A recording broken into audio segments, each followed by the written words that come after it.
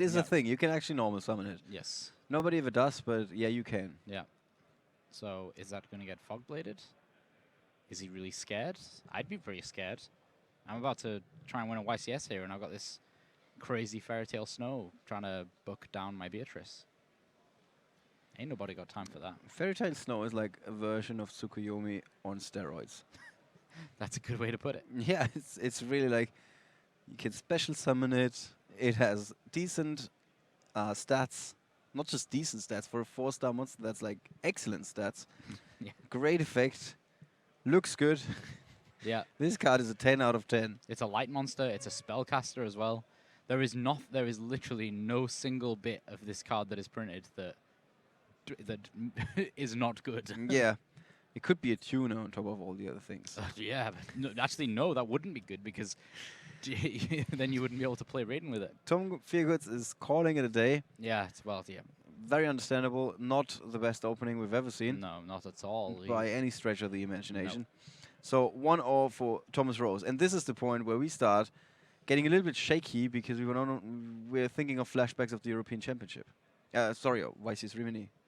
Yeah, neither of the players look too happy about that. Yeah, I guess well, they're both so focused right now. Thomas Rose, I mean, you got to cut him some slack after that semi-final against Niccolo Mazzolini. At first, I thought, why is he so stressed? There's no way that he sees the line of plays that leads to his demise because nobody's playing these cards. His opponent needs to have a Book of Eclipse. His opponent needs to have the Utopia Prime. Nobody's thinking of all of that. Yeah. And he told me, actually, prior to this match, he said, no, I knew that he had all of that. I knew that he could actually turn things around. And I was I was scared for my life, so to speak.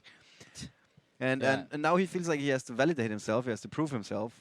Because some people are going to call him, hey, you just got lucky that you ended up in the finals because your opponent fluked. And so he wants to show us that he deserves to be in the finals. Yeah. Although actually he did that in the other feature matches, in my opinion. Yeah. He already showed why he's here. Yeah. Yeah, the fact that he's here and he's been playing a 50-card deck still just confuses me. Yeah. Because you try to erase your memory of that Long Dao victory. Yeah.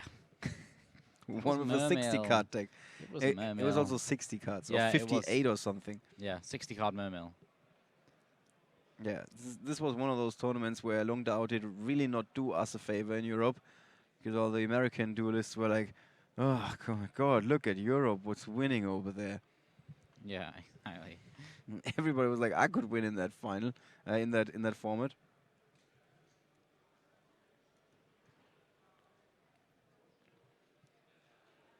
So we've talked about the side decks a whole lot. Yeah. What do we see here? Or what will we see here? So Flying Seas definitely going in. Book of Eclipses as well. I think that's it for Tom. And for Thomas, Rose. Probably Tom is not very helpful this year. Maxi and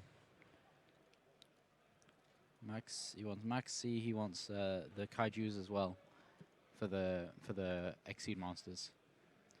Okay, so Thomas Rose going second. I can only assume. I wouldn't be surprised. Let's take a quick look at Thomas Rose's hand. Oh dear. Oh my. He's playing the wrong card game. You don't want to have three copies of Speedroid Terratop. No. Twintis and Mask Change too. Okay. Okay. Tom Figos, on the other hand, he's got a Foolish Burial, Pot of Desires, which he just activated, Solar Recharge, Unizombie. Interesting. Don't you usually play something like Foolish before you activate the Pot of Desires, or? I think he played that correct in that fashion because Foolish can be many different things in the Light Swan deck. So it's not like you always go for the same card like in other decks. No, it's not like you go for a single card that you don't want to banish from Desires. You just go for the thing that's suiting the situation. Right. So he's got a Snow in hand. Yeah. And we learned he can normal summon that card. Yeah. And an Eclipse. He does have a Book of Eclipse. That's the card that was crucial in that semi-final that we have been talking about so much. Yeah, so I think Foolish. What is the trap card? I have absolutely no idea what that is. It's this, but it's in German. What is it? Phantom Knights of Shadow Brigade. What's the exact name? Shadow something.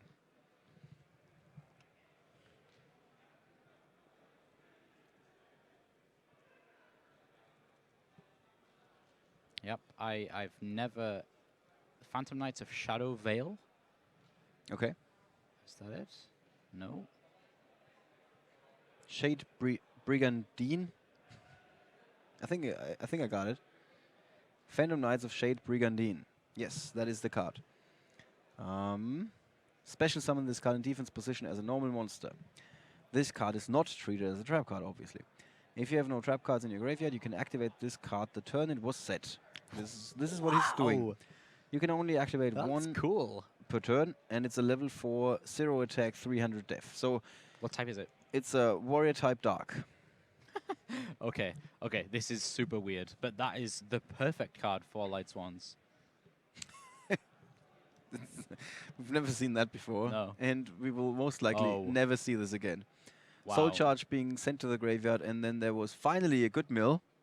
Yeah, I got the Clown. So this is where I was saying, like, if he'd have milled something else and he'd have drawn into more, Foolish Burial now is probably going to turn into a wolf or something to help that trick Clown, if he wants to continue with any plays this turn. Probably wolf, yeah. He's only playing 1 Minerva, so he's going to have to go into something else, most likely an Abyss Dweller. So suddenly his hand is live. I just need to get over that fact, because just a second ago we were like, this is not a good hand, and I just had no idea what that trap card was. yeah, I mean it wasn't in the app because I think our judge was also, I've never seen this before. What is this? Yeah, it's from Premium Gold. And now everything is different. Of course, there's a Minerva on the field, there's an Abyss Dweller on the field. Talk about a good hand. Yeah, he's got a Book of Eclipse. Or a good field. He's just gonna play that Abyss Dweller right away. And now Thomas Rose has been put on the spot with that interesting hand. Yeah. 3 copies of Terror Top, Twin Twisters, Mask Change 2, and a Chaos Hunter. That's one of his 10 hate cards. And the Mask Change 2, of course. And I think he's got a good hand here. If he Terror Tops, get takes Tomberg, turn that into some Dark level 3 that can do something. Maybe I don't think they even play that anymore. He needs to play a Dark level 3 so he can mass change to it and then attack over the Minerva. Obviously, he's got Book of Eclipse face down there. So at some point, he's going to want to play that. But I think he needs to make a Dark rank 3 that's threatening enough for him to want to play Eclipse. Then he can chain. No, because if he chains the Master, yeah, ignore me. I'm just having a conversation with myself. Oh, he has Twin Twisters as well. I didn't see Twin Twisters. No, I didn't either. I think his hand just changed. Yeah, I think one of the Terror Tops was actually a Twin Twisters. Yeah, and another one was a Taki Tomborg. Is that correct? Yes, because he got that from Terror Top. All right. Okay. Now it's all making sense. Yes. Starting to make sense. Yes. However, then I now think he misplayed. He should have Twin Twisted, then played the Terror Top.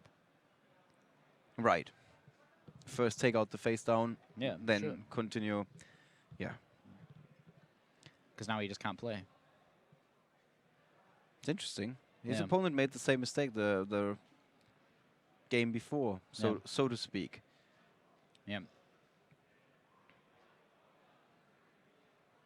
Oh no, he started his normal summon, so he can normal summon that Take Tomborg.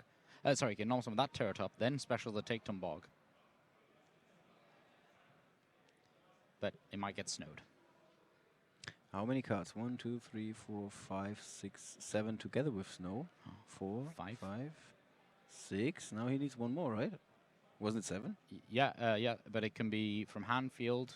It can be anywhere. Okay, so he's just thinking about the 7th card. There we go. Yeah. Snow can be from anywhere. Absolutely anywhere. All right. Is that worth the price? Oh! Yes. So he can discard Take Tomborg for Chaos Hunter. And then Chaos Hunter is going to be able to... Oh, wow. Chaos Hunter is going to start doing some serious damage here. Because Chaos Hunter is going to go over the... okay, no, he's not going to have enough cards to mass change 2. But still, he's going to have a Chaos Hunter.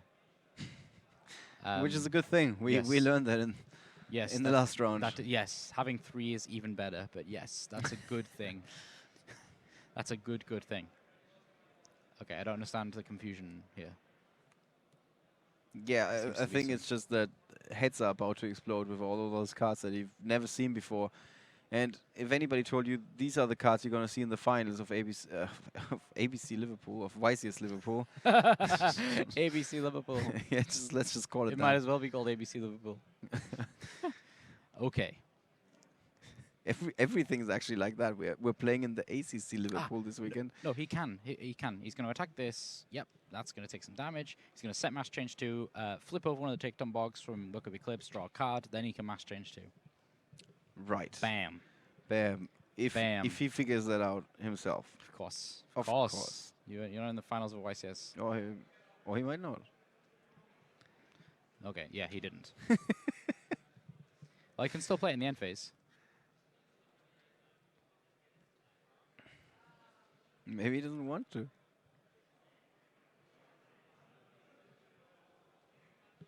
Yeah, well, he got to draw 2 cards anyway.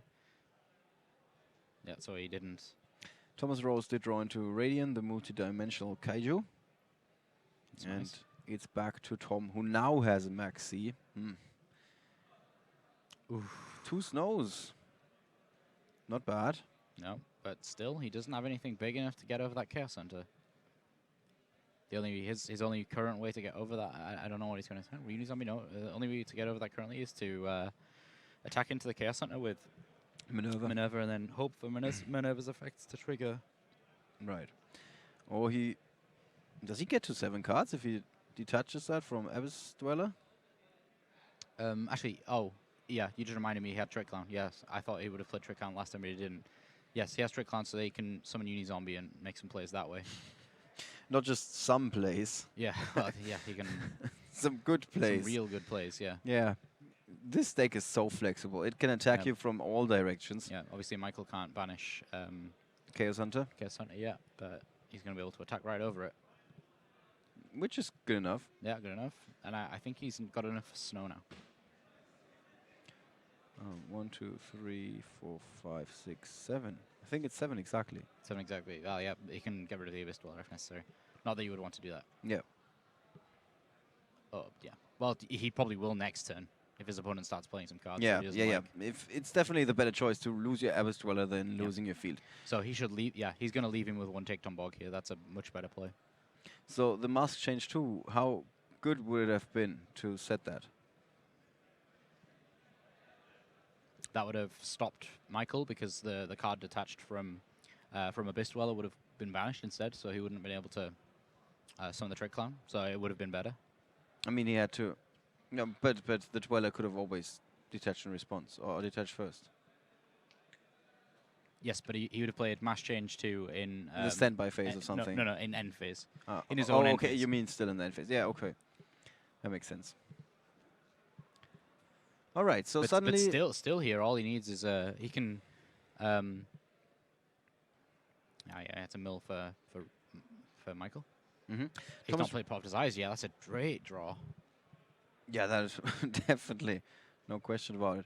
He needs somewhere to deal with his own Radiant though if he's going to put it on his opponent's side of the field. I think Dark Claw is going to be a pretty good card, but there's a lot of monsters he's banished there. So stacking the cards in the banished zone. Yeah. That's like the one exceptions of this no changing the contents of your zone rule, I think. Well, yeah, you shouldn't really, because it does matter. It can, yeah. Yeah, it absolutely can matter. It's that card that says return the top 3 banished cards to the graveyard or something like that. There was somebody who said to me, "Oh, can I rearrange them?" And I spent the time to look it up. But yeah, there is. I can't remember the exact situation, but there is a situation. Okay, interesting. Tom's got a Max C in hand, and that is pretty much it. But since he's got a field, he doesn't have to worry Okay, so as much. he can Foolish Graph. Or not, because he got banished.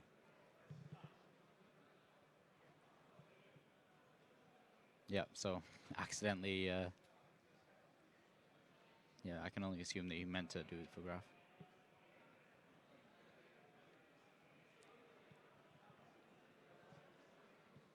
So just double checking the card for Tom Feargoods. It's looking good for Tom, Yeah. but we've seen Thomas Rose come back before. Yeah, I mean, he's 1-up at the moment. Yeah, of course. It's not like he's completely out of it. Actually, yeah, this is a good point. I think if he uses the mash change to... Oh, okay, he's got 2 silent boots. He's going to be able to go boots, make a... There's Maxi. Was that too late to draw? Yeah. No, it's just a normal summon. Normal. Okay, yeah. Just confused. Still, you may want to chain mass change 2 now. Before the opponent can draw off Maxi. Yeah, I'd chain mass change 2, attack over the Minerva so it gets banished, and then from deck set Fogblade to stop the opponent. Oh, okay, he's still playing through it. To stop the opponent from being able to play Michael's effect. Right. Like you said, he's playing through instead. Yeah, I think Thomas Rose earlier was the one who said, yeah, Dark Claw is like the best thing in the whole world since sliced bread. So, yeah, he's probably just going to play through this and then be like, hey, look, here's a Dark Claw. Well, if your opponent is not playing Foolish Burial into the Shiranui. Yeah, that was so funny. So yeah, break Sword the Michael, bring back Dark Rebellion, Exceed Dragon, steal some of Minerva's attack, or steal some of Minerva's attack over Abyss Dweller, mash change 2 into Dark Law, attack over Minerva, bam. This is all assuming that he doesn't snow it right now. Even if he does snow it, he can then play mash change 2 and do the play that I said before. Well, it does look like he's going to snow. Yeah, they can still do the play that I said before. He's going to make it snow. Yeah.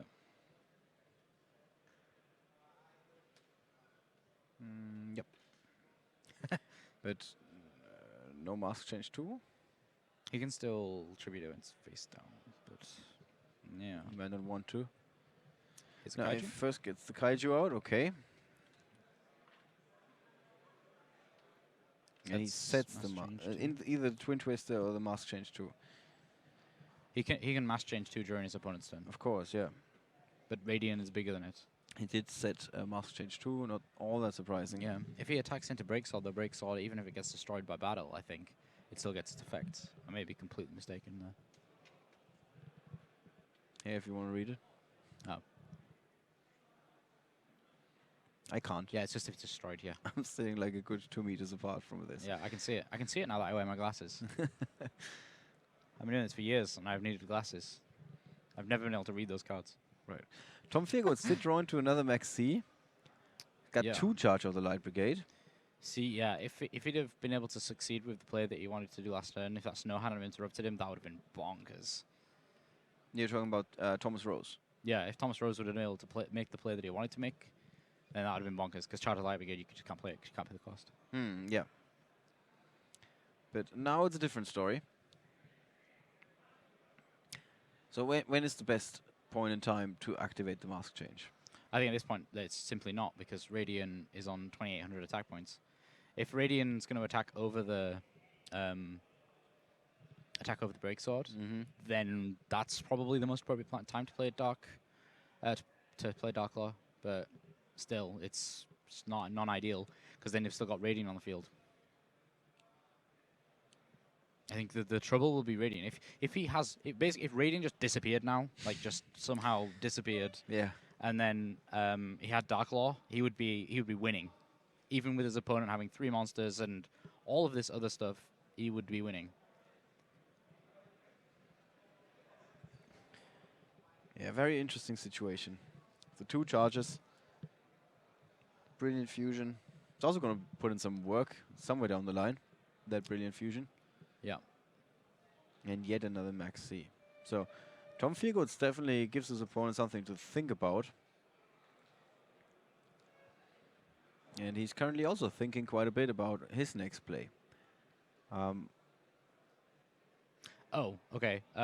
Apparently one of the players has found a random extra Castell in their deck. Okay. So they're looking, I think, yeah, basically one of them's taken it from their last opponent by accident.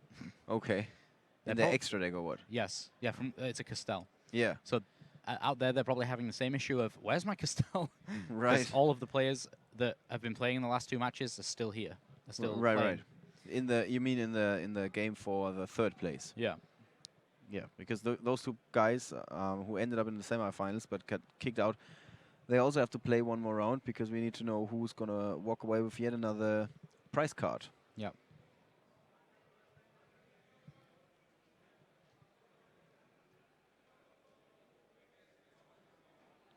Yeah, and just being corrected that Master Change 2 on an XYZ doesn't work, or an Exceed Monster. Does it not? I just assumed it does because you've been sounding so... Yeah, I thought it did.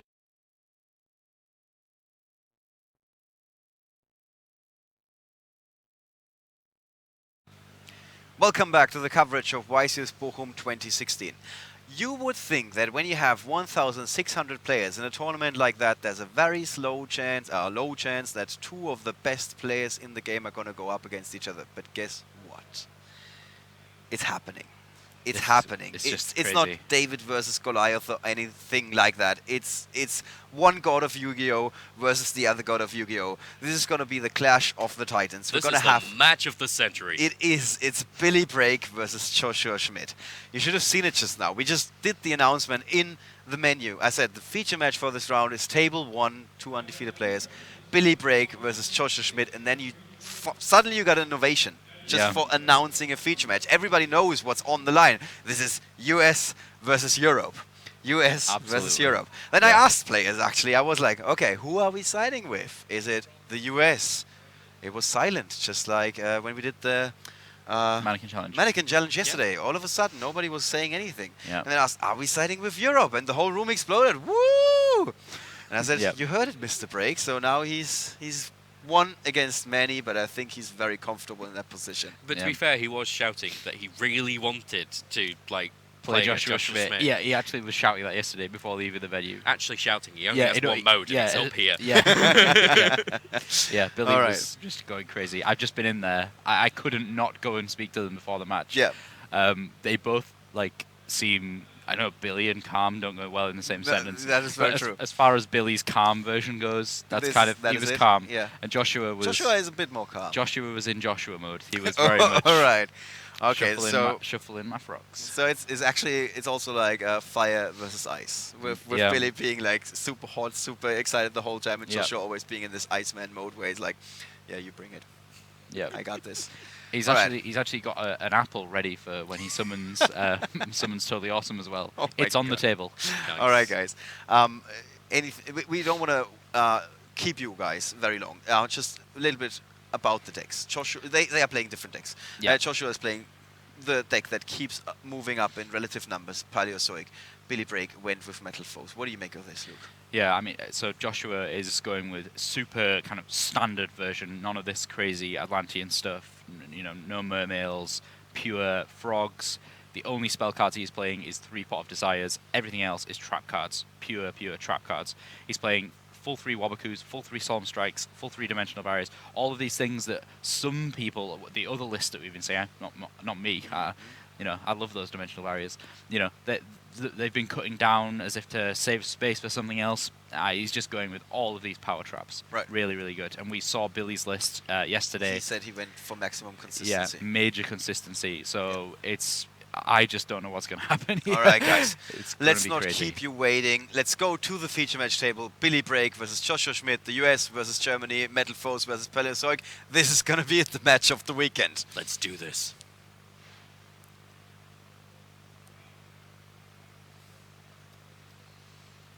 Again, guys, we got a straw poll going, so you can cast your vote and let us know who you think is going to win this match. I posted the link a couple of times on the Twitch chat. I actually should do the same thing in the YouTube chat, I guess. And so you can cast your vote and let us know who you think was winning at the moment with just 9 votes cast, so that doesn't mean much.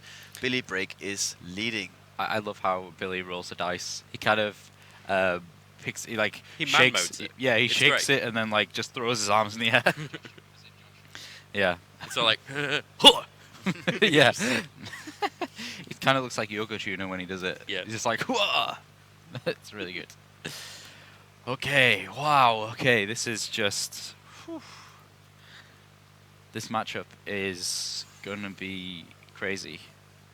Okay, so we're seeing the opening hands coming in here. So Billy opening double Bismugear. That's okay. It's not necessarily too much of a good thing, but they can always be too much of a good thing. Opening Kieran is nice, and Joshua here just set all the cards. I wonder what he kept in hand. Yeah, that's curious as to what he would keep in hand.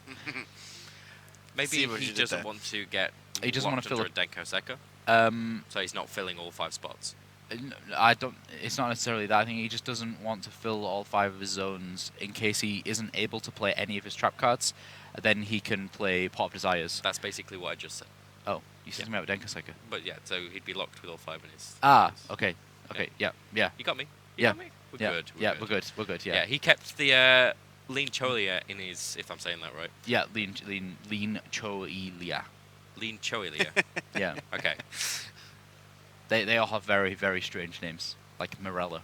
Okay, so Bismugear, getting rid of Bismugear. Bismugear, so good. This is the new card from Invasion Vengeance.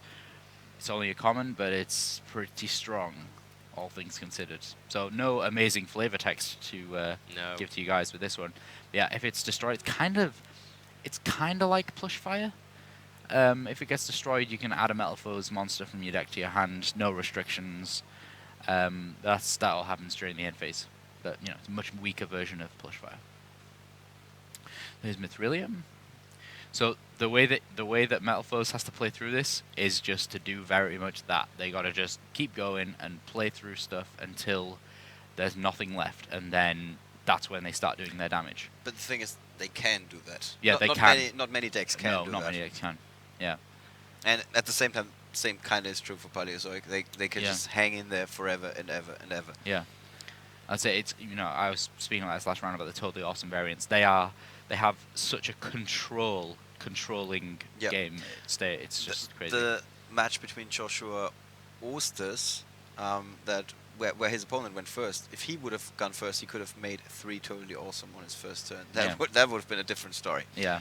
But let's forget about all these other matches. Let's just focus on this one because this is it. Kieran is the big one here because Kieran is untargetable, completely indestructible. It's just such a good card against Paleozoics here. I think this is the kind of the MVP of the matchup. So to deal with Kieran, you have to summon an extra deck monster. There's no way to deal with it with any of the back row cards. Such a good card. Yeah, it really is. And we learned yesterday it's basically better now than it was when it was a 3. What you said, right?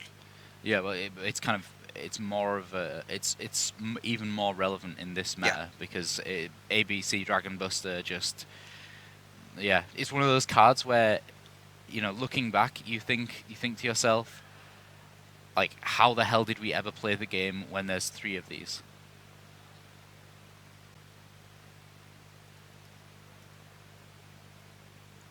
So, yeah. So Morella sends Morella. Yeah, I don't know how many Morellas is he playing. He's just playing 2 Morellas. We actually have not seen. So the second place from the LLDS stage 2. I'm trying to remember his name now. Do you remember the name of the second place? The player who played Paleozoics? Yeah, he wasn't playing any Morellas. He said to me, "Oh, it's it's really bad. You don't really want to play Morellas." But we've seen now both Joshua Schmidt and Jake Quincy as well earlier. Jake was actually playing 3 Morellas. I think it's for the mirror match. If just putting your trap cards in the graveyard as soon as possible is just so good. Both are able to issue the Max C challenge as well. Yeah. Just looking there, Billy and Joshua both with Max C in hand. Yeah. In this matchup, if you're interested in this matchup, who's got the more effective Max C? It probably is Billy, because as in Joshua playing it's more effective against Billy, right? Because Joshua can kind of limit his summons very easily, whereas Billy's kind of got to, he's got to do those. Whereas Joshua with a more control deck can kind of reel it in a little and just let those let that Max C play it out. Yeah, I have so many players asking me about why Max C got put to 2 and not like banned or why why it's not at 3. And yeah, it's a very, very long explanation. It's we just didn't like the way that people felt when they were being Max C'd 2 or 3 times in a game. Yeah. But 2 kind of reduced its consistency, and yeah, I think Max C's in a good place at the minute. I think it's one of those cards that's needed. Yeah. Yeah, Like to keep some if you decks got in check. if Yeah. you got rid of it completely, then That's these right. decks, If we put it at 1, yeah, it would like those kinds of decks. Just it would be really bad. Right, here we see a compulsory evacuation device Yeah. on So the fusion monster. That's a Billy good choice. at least gets a 1 for draw. 1 from his Max C. Yep. Is what I was saying here. Like his Max C kind of can end there if Joshua chooses so. But Both of these guys, they didn't start with a bad opening hand. no, both players reasonable openings. Nothing crazy good, but reasonable. That's the way we like it. Yeah. Yeah. So Joshua's got 1 Morella on the field here. Billy, it just feels like something explosive's about to happen. I mean, Billy's setting up here. This is always terrifying when you're seeing your opponent ping pong these scales with the Metal Foes effects, and you just think, where is this going to stop? We did mention that Billy said he's looking forward to playing Joshua, right? Yeah, absolutely. He's like, yeah, I came here to... This is what you came here to do. Yeah. This is basically... Oh, he's like, this big trip strike. paid out right now. Yeah. That's a big strike. That yeah, is a big strike. 2 monsters. It's less effective now than it was before we had Mithrilium. At least now, Mithrilium kind of provides you with that, you can reuse those Metal Foes monsters by putting them back in the deck, but, it's... Okay, that's... I mean, yeah, so Waboku here, that's... Joshua is really on the back foot, to be honest. Okay, this is what he got in his hand. Is there anywhere he could go? Not with that hand at the moment. Not with just that. No, he needs to draw a frog to be able to get into one of his Exceed monsters here.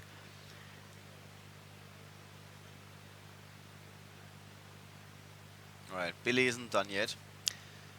He can go places. Yeah. Talking about consistency. Absolutely. So far, it's really paying out for him. Both of these guys have something, but he can just keep going. Yeah. So versatile. It's the consistency of the Metal Foes engine, because they all do the same thing. They all just go and get you more card advantage. How likely is it that we're going to see a misplay in this match? what are the odds? That was the best joke of the weekend. I was actually about to say, because a lot of players that have been on here kind of in the late rounds have been so tired and they keep making misplays because they're so tired. And Billy just seems to never sleep. Yeah. When he does. When he was shouting about wanting to play Joshua. Ooh, look at Joshua. Ooh, that is a top deck What a if top I've ever deck. seen No. one. What a top deck. He needs something, Pot of Desires. Yeah. That is something. That is the best something. That is Yeah. the best kind of something. It really is Yu-Gi-Oh! So he doesn't want it. He So quickly glances over the cards, but yeah, I just saw 1 swap frog there. That's really not what you want to see in your banished pile after a Pot of Desires. Yeah. You want to see those in your hand. I wonder what he's got. What's he Here got you in his go. hand? there's a breakthrough skill. And a Professor And- Frog. It is a Professor Frog. Yeah, so, this again comes down to he already knows what Billy's got face down because he searched it all with Metal Foes cards. What is Joshua going to go for here? Does he go for the Paleozoic Exceed monster to then be able to continue with more Paleozoic trap cards, or does he just go for the totally awesome? No, he's So gone he for the goes Paleozoic. he goes for it. Opabinia, I think it's the one. I always get mixed up with the 2.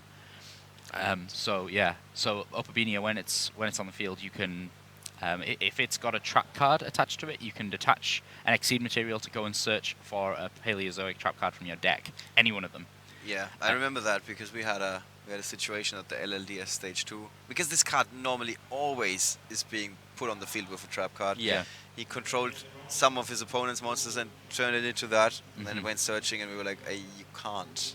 Yeah, I know this is like a once-in-a-lifetime thing, but this is the one scenario where you can't search. yeah, and its other effect, which is really kind of gets overlooked in some ways, but you can just play trap cards from your hand, Right. as long as they are Paleozoic trap cards. And when you do that, look at this. This is exactly what's going to happen now. He can just keep on playing these trap cards from Seems his like a hand. good card. They go to the graveyard, and then they get revived. So he's then going to play Lean Choilia. Nailed it. Lean Choilia. And then... You're just like Lego Batman when he's like, first attempt. yeah. So, yeah. Nailed it. Yeah. So he can go and put back one of his banished cards, and then get that Olanodes that he just sent to the graveyard by destroying his scale. I'm a little bit excited about this turn. Can you tell? Yes, and that's fine. That's fair. Don't worry. I support your excitedness.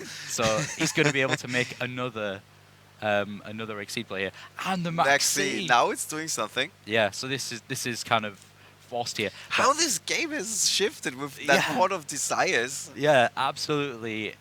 You know, Yu-Gi-Oh! At shifted its into best. turbo. Absolutely at Yeah. its best. Billy said that yesterday. Well, sometimes you just draw one card and then it's a Desires, and then you draw two cards, and then you come back and he's like, why is this happening to me? Oh, another Olanodes for the look at fusion. this. Joshua He's Schmidt is completely going cleaned his big. board. He's completely cleaned his board out here. Oh my. And he's going to be able to make Totally Awesome. Well, he needs some way to deal with that Mithrilium. I think Mithrilium's on 2,500.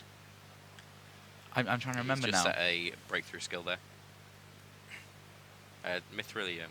Let's have a look. What is but- the attack of Mithrilium? 26. 26, yeah. 2600, yeah.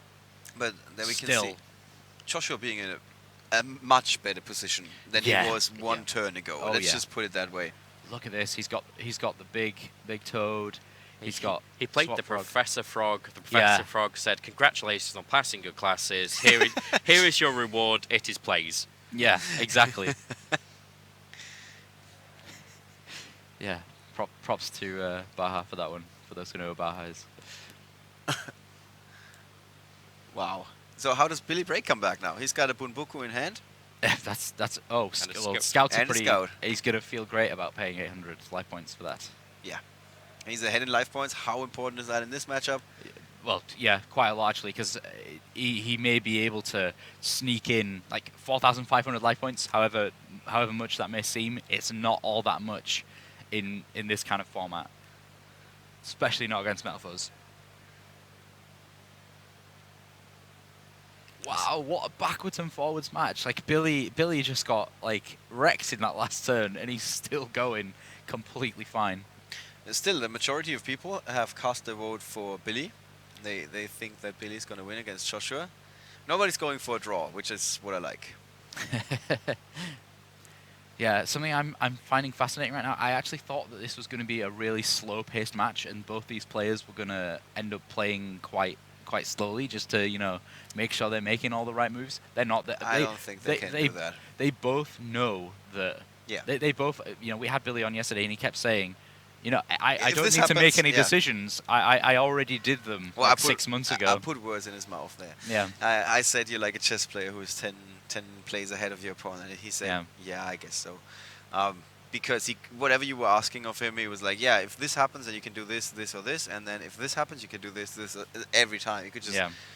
If you would have like drawn it like a diagram, you would have needed a lot of paper. Oh, okay, the here we breakthrough. go. So it's a big deal here, because if he'd have been able to bait out that Totally Awesome, then he would have had Scout, Monolith, and been able to just pendulum with someone like crazy. But now he's still got the Totally Awesome negate. Doesn't Scout and Monolith say that you can only special summon Clean monsters? That's a good point. It does. It does say that, doesn't Yep. it? Oh, okay. It's one of That's- the reasons why you don't play as a scale. Yeah, because you usually destroy it with Metal Foes. Yep. Oh, well, I was really excited for no reason. Still. Yeah. Yeah. it Except does. Clean Monsters. It's been a Still. while. Yeah, it's It's been a been a long while time. since I saw Good catch. Yeah. Still, that breakthrough skill was was big. big. It was Yeah. a big Yep. breakthrough skill, because now he's still got his Totally Awesome, and he was able to get another frog from his deck using its effect in standby phase. Here's another Paleozoic here, and he's going to be able to go and search even more. You can tell Joshua is... He's just- on a roll here. He's shifted gears again. Yeah. He went one up again. Does he have any cards in his hand? Yeah. There's a chance that he's got this here. Yeah, because he could Dionychus to get rid of the Morelia. He could Dionychus to get rid of the Mithrilium. Here we go. Yeah. Damn it, he did it before I said it. That's what I was trying to say. And then, yeah, he's got another Exceed Summon here if he wants to go into another Toad. I guess that's fair to assume. Is there anything else he'll go to, do you think? Pardon? Is there anything else he'd go to, do you think? Um, To try and push this for a game? No. I don't think there's much he can do. To be fair, he's got quite a few frogs. He could potentially go into the other Paleozoic Extra Deck monster, Anomalocaris. Anomalocaris, that's the one. Yeah, he could go The into... heavy hitter. Yeah, exactly. It's quite interesting. They only Okay. got 2, but they For the both totals. serve Nice. a very distinct purpose. Yeah, Either they're defense or offense. Yeah, they're completely different cards, to be honest. Yeah. Really completely different. So he can't go into Anomalocaris now, but he's, made his choice. He wants a second Toad. The first one was Lonely. And Okay, the third. There we And go. Billy That's Brake it. starts picking up his cards. Oof. Europe 1, Whoa. US 0. Yeah, wow. I feel like... This was a good match. Yeah, this like- was a good game. Yeah, if this was like a world championship, this would, you wouldn't be surprised. Really, you If wouldn't this was be. the final pairing. Yeah, Yeah. you just wouldn't be At surprised. least nobody in the Western world would be. Yeah. I think the Japanese would have to say something about that. Yeah. Yeah. They tend to be really good at the Yeah. World Championship. You would have Shinsuke Hiyama stood behind them, Yeah. just tapping his foot, saying, "Come on, when do I get to play?" Yeah. He's so good. All right, So let's good. It's very good. Of course, we're going to the side decks now. Both of these guys know exactly what's going to go Yeah. in, what's going to go out. Yeah. But do you? It's the question, Yeah. Luke. So Joshua Schmidt, Mischief of the Gnomes. That's actually a really cool card. I love Mischief of the Gnomes. Yeah, I played in Necros format. It was amazing. Great. So Cosmic Cyclones definitely going in. Board wipe cards definitely going in. That warning's probably going to go in. So many great ones. Right. So Billy as well. Yeah. Oh, he actually plays the third Morello in his side deck. Yeah. He does play 3 Morello. Yeah. So he does play 3 in the end. So Billy, we've kind of seen his already. Dimensional Barriers definitely going to go in here. What else? Cyblocker potentially, and I think our favorite young apprentice Denko Seka is going to be seeing some play. Yeah. Yesterday we had a situation where it looked like it was the perfect opening for Denko Seka, and both the player from another match, Chawad, and Imran, who won without playing it, agreed that it was the correct play not to play it. Right. Okay. Yeah, because he could get more draws out of his maxi that way. Yeah. Very interesting. So Yeah. even when it appears like this is straightforward, Mhm. opponent has 2 face downs, you don't have any face downs obviously. You play Denko Seka, this is it, and you win the game. He was like, nope, better choice is not to play it. Yeah. I think in this matchup, it's going to be much like that. That was a much more complicated game that we had with those two players. I think in this matchup, it's going to be far more clean cut. If your opponent's got 5 Paleozoic back rows, Denko Seka's going to have a field day. Yeah, Absolutely. it's very fair to assume. Okay. They both seem calm, cool, collected. Yeah. Yeah. They both seem Let's completely just say fine. they've been here before. Yeah. Yeah. Maybe not in this particular match, but they have been in these matches where it's go big or go home. Yeah. Yeah. You can see the apple that Joshua actually has. Yeah. Now, Brian is actually a very, very big fan of Billy Brake. And Yeah, he is. When we had Billy Brake as on here doing the interview, he really wanted to go and get his camera so he could go and take a photo with him. By the time that he come back, Billy Brake had just gone. Like he's Yeah. as soon as Ryan he was sitting ready. there for 10 minutes. Ryan was going for half a minute to get something to eat or something. And those 30 seconds, Billy was exiting because he really had to leave. Yeah. Like, yeah, I have to go to the loo. Ryan comes back, he's like, really? I just sat here for 10 minutes. I was gone for 30 seconds and then I missed him. I was like, He Yeah. literally went to go and get his camera.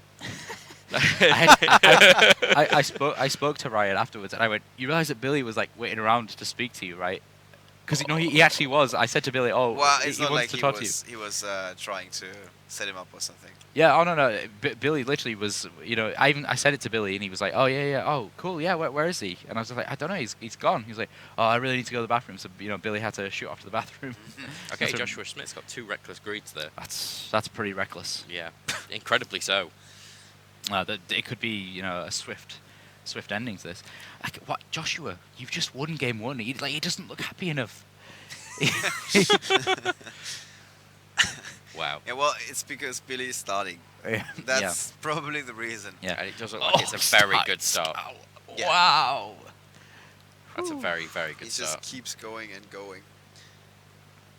Yeah. That's pretty crazy. I mean, does he have Max C or anything? No. Ooh, this could be a very short game. He could. You think it's going to end in the early game? Yeah, gonna end in the early game.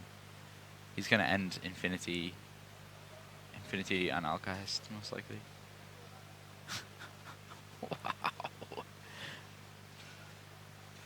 All right, so there's a chance that Billy Brake is going to tie the scores. There is Infinity. No reason not to go for it No. since there was no Maxi. No Maxi. Going into the second game, Billy Brake is still a favourite. Yeah, I In don't a think poll. any more votes have been cast, to be honest. I think maybe one vote has been casted. It was actually for Billy Brake, despite him losing the first game. Yeah. Which is really strong confidence right there. It's like, yeah, I still think he's got this.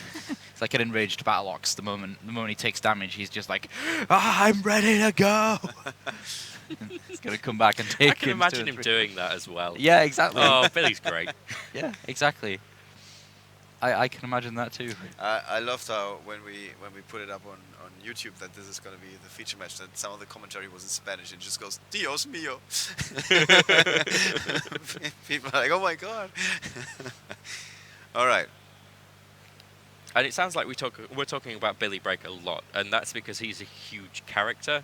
It's not necessarily that we're not giving Joshua his due, because we know that no way. he is pretty much one of the best players Yeah, in Joshua Europe. Schmidt won, of course, YSS Madrid 2014. He was in the semi-finals 3 times, among them 1 or 2 European Championships. So he went to Worlds once or even twice, I think twice.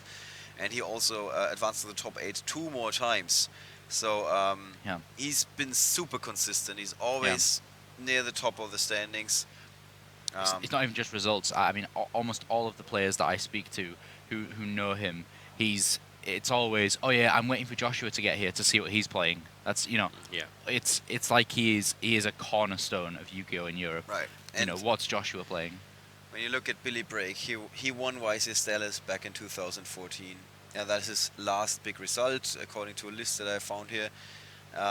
He had back-to-back YCS wins as well. Third YCS San Mateo in 2013, third in YCS Miami 2013, top 8 YCS Indianapolis 2012, third YCS Chicago in 2012, first in YCS Columbus and Toronto back-to-back, that was in 2011, fourth in Anaheim, fourth in Charlotte, top 16 in Dallas. So it just goes on and on. There's like 5 more events or 6 more events here where he either advanced to the top 8 or top 16. He is one of the very best. If there was going to be a player that the US kind of sent as their representative, this is the one. Right. Okay, so set 5. I like how Joshua is perfectly covering the spell and trap squares. Yeah. Chemist. Okay.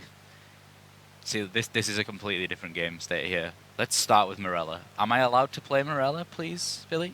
The answer is yes. I will allow it. Sorry, the way you said that, he was like, Billy was going, I'm your god now. Fear me. Well, I Infinity. will allow it. Infinity allows the play of that. So then you could tell with the way that Billy was gesturing there, you know, am I allowed to enter an open game state? The answer is yes. So here we see a Bunboku.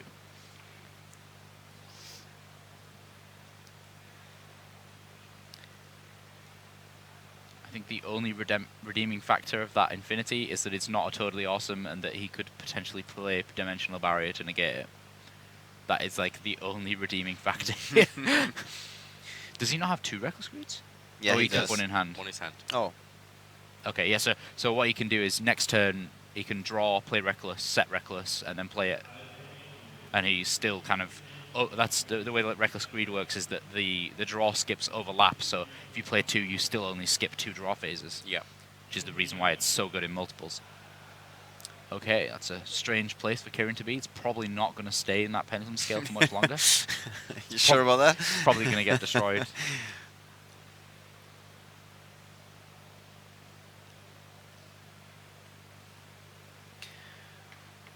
All right. This is so interesting. I can- Even when nothing is happening, you're excited. You're like, oh. I can hear the cogs just turning in Billy's brain here. Like, Right. okay, can you put that infinity face down? That'd be nice. Please. The answer is No. No. no. I will not allow it. Dim barrier for the Exceeds. I think he has to play through this. Yeah. That's the swift version of skill drain here, just to stop that infinity. Oh wow, there's a okay. max C. What he's also able to do here is, because that's that dimensional barrier. Okay, change the It Wabaku. just goes on. This is chain burn right there. Yeah, Yep. the reason this Wabaku is being changed is so that he needs to get the Paleozoic monster out. So he's Before gonna, max C resolves. Yeah. Yeah, Really good play. yeah, Yeah. It's just a chain, but it's a really good play. yeah. Full Metal Foes fusion.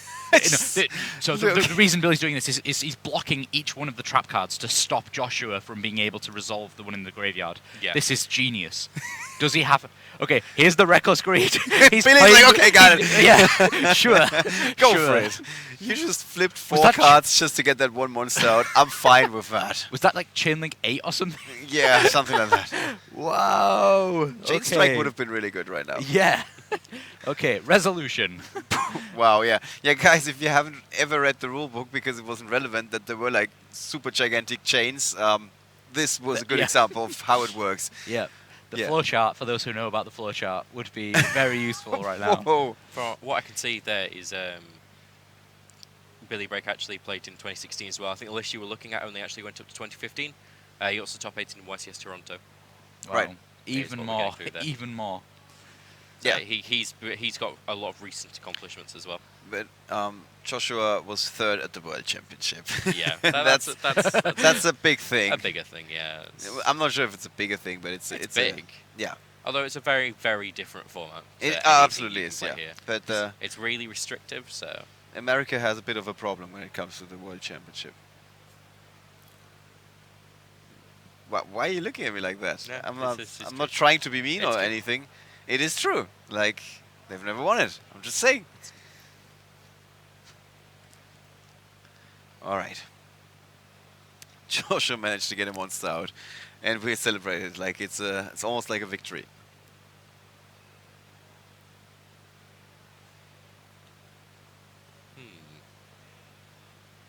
Oh, okay. We just triggered the chat. It's like Trigger.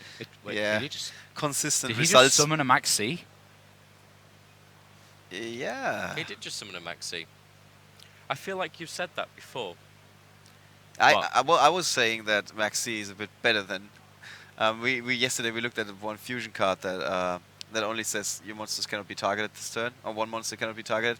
And I said, well, it's like Luke said, it's like a hand trap, and I said, well, Maxi is better because you can also play it. Oh, And then we I had a long, remember this. We had a long discussion I about remember this. you're never gonna play Maxi. Yeah. Look There at you this. go. There you go. Yeah. Okay, that's It's so actually useful. relevant right now. Yeah.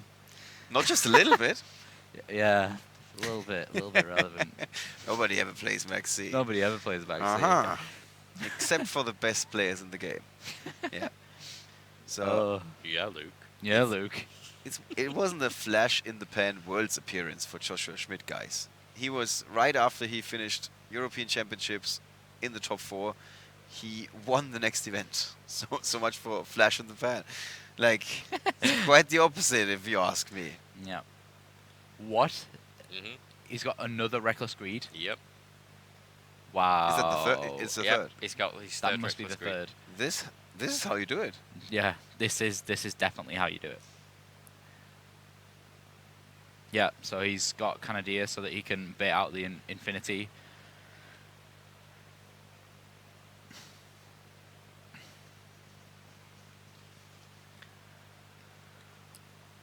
And again, we see Paleozoic hanging in there. Yeah, absolutely. I mean, of course, you could argue, is it a bit lucky that he did find the third Reckless Greed, for example? But then again, he didn't have some other very good cards that could have helped him. Yeah, So this is what the deck is designed to do. It's yeah.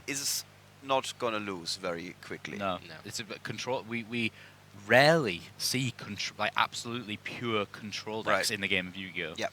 I think that it's really, really close to being that.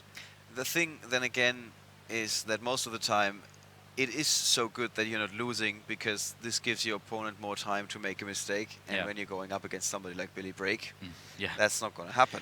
So the real key thing here is that he's like this Upanoia, yeah, that one. It's Opabinia. Upanoia is going to cause real issues here. He needs to double Reckless Greed and then draw into some super strong Paleozoic cards, because otherwise he's going to get taken out by this Mithrilium. And he needs to be able to play those trap cards that he draws off Reckless from his hand straight away. Yeah. I feel like Joshua should have done things sooner, as in, you know, because this Mithrilia is gonna just, yeah, that's it. Okay. Yeah, Mithrilium.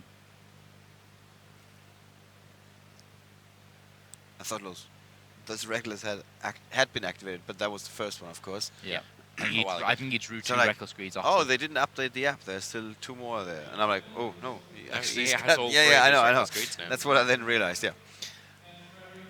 Interesting, to say the least. Can we bring up Openovia? I think it has another effect that I'm completely not mentioning. Yeah, we're trying to bring it up. Yeah, there we go. This is a chain again. Yeah, okay, I completely forgot this is the one that has that. It's just unaffected by monster effect, so Mithrilium is not going to help. Not going to help you. Oh, Cyber Dragon Infinity is negating. Reckless Negating one of the Greed? Reckless Greeds. Yeah. Obviously not It's the like no perfect situation for Yeah. Joshua.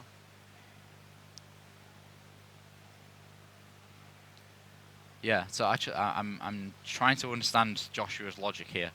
I thought that the best play would have been to try and bait out Infinity with the Canadia from hand, then be able to double Reckless to draw lots of cards, and then potentially have more trap cards to go with. Right. He's not seemed to have gone with that line of play. So he's decided that, you know, keeping that Canadia in hand is, you know, more useful, and then just having one Reckless Greed is the better line of plays. No, I'm not going to argue with him here. Let's see how it plays out for him. Because at the moment, Billy's just amassing a number of monsters that are able to just straight up attack over this. Yeah, if you're just tuning in right now and you see this board, you're kind of like, oh. Isn't this over? Yeah.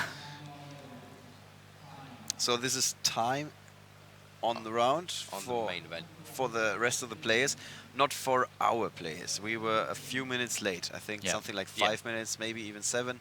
So they are slowly but steadily getting closer to the timeout, and Yeah. they need to, of course, watch this so they are not in between games, which would mean it actually ends in a draw. Yeah. Which they really don't want at this point. Yeah. I mean, they'd be although- fine anyway. Yeah, I was about to say, it doesn't really matter, to be honest. I think you don't want to go undefeated, because as we all know, the Curse of Anubis is going to get you. Yeah. You're going to That's get true. kicked out of the top 32 in the very first round. So one of these guys really wants to lose here, I think. Okay, Of Whenever all the you- people to lose against, you'd be happy to lose against either of these. I guess. But I think this is like honors on the line. Yeah. And I don't want to lose this. Whenever you talk about the Curse of Anubis, and I'm sorry, Jake, but I always think of you. And the reason being is that there's been so many times that I've gone, yeah, Jake's done really, really well. Oh, he got knocked out in the top 32. Oh, And last Jake. time we decided to feature him in the top 8, I think, or top 16. yeah, And I was like, I don't want to pick him because he's going to play me if he gets knocked out now. yeah. We picked him, he got knocked out. He didn't play me, though. I got to give him credit. He did Oh, not. just because Jake's a really nice guy. He is. I got to give him a lot of credit for that. Weaker duelists would have jumped to the conclusion that it's the coverage's fault for picking them for the feature match. All right. Billy Brake continues Yeah. to More Mithriliums. yeah, extend his field, make it bigger and bigger.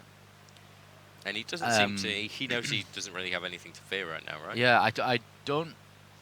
I'm trying to understand where Joshua is going with this.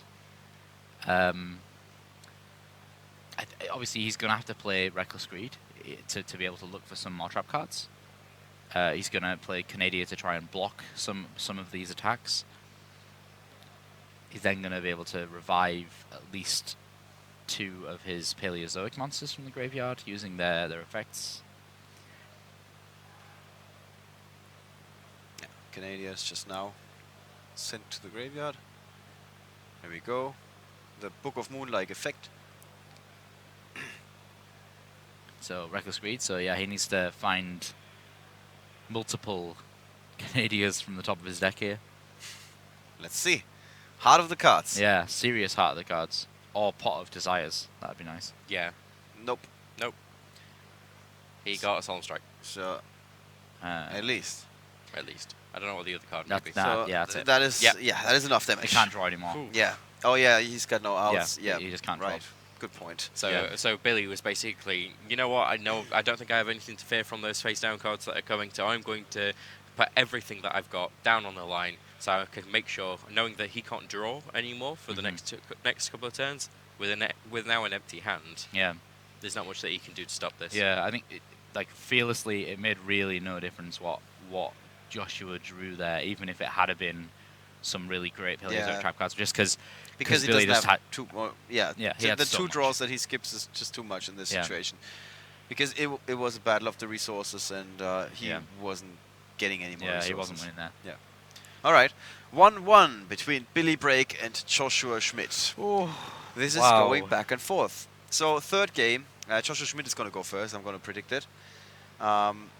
This is going to be a big advantage, of course. Now, if this was an episode of Yu-Gi-Oh, we'd cut here for the next episode. Yeah. Next time on YCS Bochum 2016. Next time on Yu-Gi-Oh. See, my awesome commentator voice is nowhere near as good as yours. Years of practice.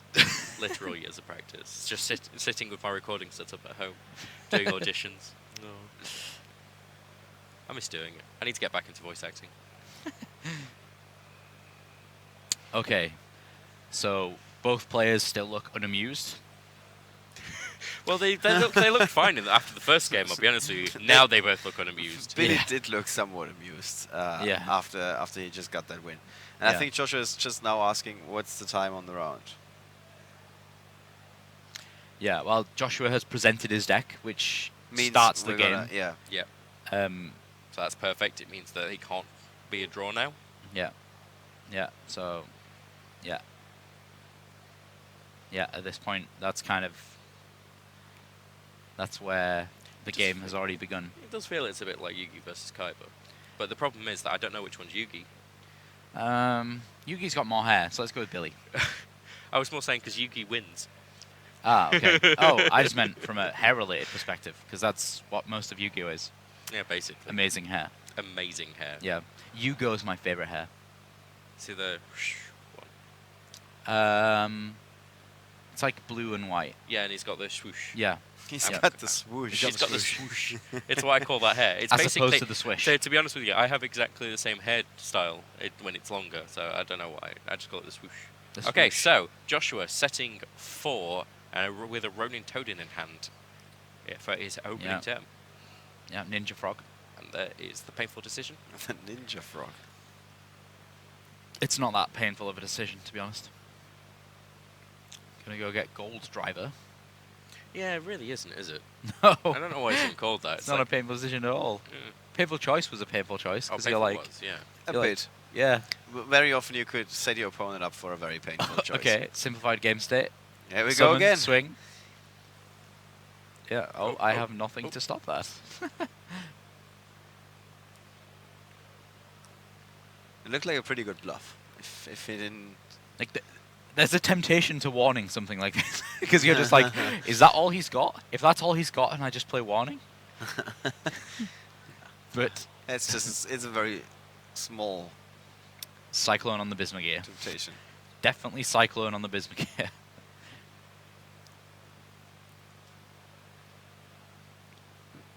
Like, yeah. Okay. Glad we got past that. My heart was kind of Oh. like, really? You're not going to Cyclone it? Okay. There's a... There was just a judge question. There wasn't the judge telling them we're in time. Or maybe. No, it was No, just that the judge was telling him where to put the vanish pile. Oh, okay. Okay. Okay, big 3 sets. Don't worry, we're still good. Okay. Yeah. Still good. I mean, yeah. I think either way we're gonna be good. Yeah, we're good. Even if we go to time now, it's gonna be okay. Yeah. That's going to be the most epic 5 turns you're ever going to see in your life. The game of Yu-Gi-Oh! Changes so much when you hit time.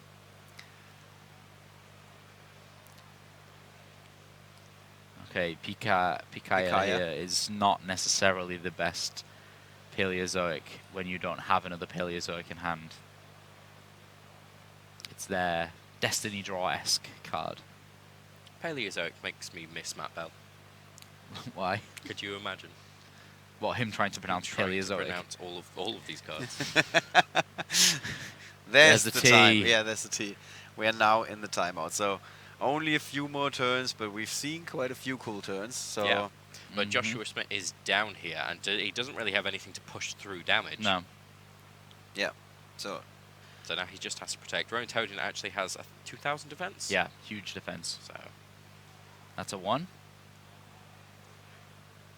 and that's very cool. I'm not sure who it is that actually drew the numbers, but all of them are styled in number monsters, Yeah. which is very cool. yeah, That's it was. nice. See, it's it was Ninja Peter, Frog. I think. I think it was, yeah. It's Ninja Frog. It's more of a samurai. Yeah. Hence the Ronin. Yeah. Samurai frog takes longer to say though, so I assume that's why. He's also Yeah. a toad. Yeah. Wow, just like breaking my dreams apart live on stream. Thanks for that. Anyway, to what's at hand. What is Billy Break doing? Billy Break is choosing to not lose life points right now. That's what he's doing. He needs to figure out a way. Oh, that's Neko. How many people play Neko? Yeah, he's just at this point. It's kind of, there's various modes you can go into here. Do I just wait and hope that I'm just I winning can with more win in life. time here, Yeah. or what's the deal here? Do I try and attack through these cards? There's always a potential that's a dupe frog, and then Yeah. he's going to be able to get more advantage. So yeah, the mindset here for Billy is probably, I need to figure out a way to put my opponent in a position where I can't lose the game. Yeah. So, worst case scenario, what does my opponent have here? That's a dupe frog. If I attack it, he's going to get another frog. If he's got a swap frog in hand, then he's going to make it totally awesome. He's all of those scenarios. I'm not going to go through every single one, but that's all of the scenarios that he's going to make in his head now. He's going to be thinking, what is possibly going to lose me this game? And that is a lot of cards on the table for That is Billy a Break. lot. So somebody just said in the Twitch chat, tribute summon for Jinzo, pass. Unfortunately, Billy doesn't actually play Jinzo Yeah. in his deck, That would be so pretty you wouldn't funny, be though. seeing that. Yeah. So that's really kind of putting Joshua in a state of, he's not going to be able to come back from this 6,000 life point deficit very quickly. The thing is, it's a control deck. You don't really do that much damage. It's not a good dig in timeout. If this was Mermail frogs, then we would think, a couple of hits from Megalo, that's going to take him down. But What is the best dig in timeout? It used to be Burning Abyss. yeah, Burning Abyss because you got Baba. Yeah. Probably still is. Yeah, I think so. Even of now. of the current meta, probably Burning Abyss. Yeah. If you don't get Winter Chariot, then Dante's Yeah. just gonna make sure you're gonna hang in there forever and Yeah. ever. Until you see Baba, and Yeah. then I remember Can he actually What just was end the that game here? potentially. Well, no, he's already attacked this turn. I think he's Yeah. just Yeah. setting up. He's setting up to not die himself here.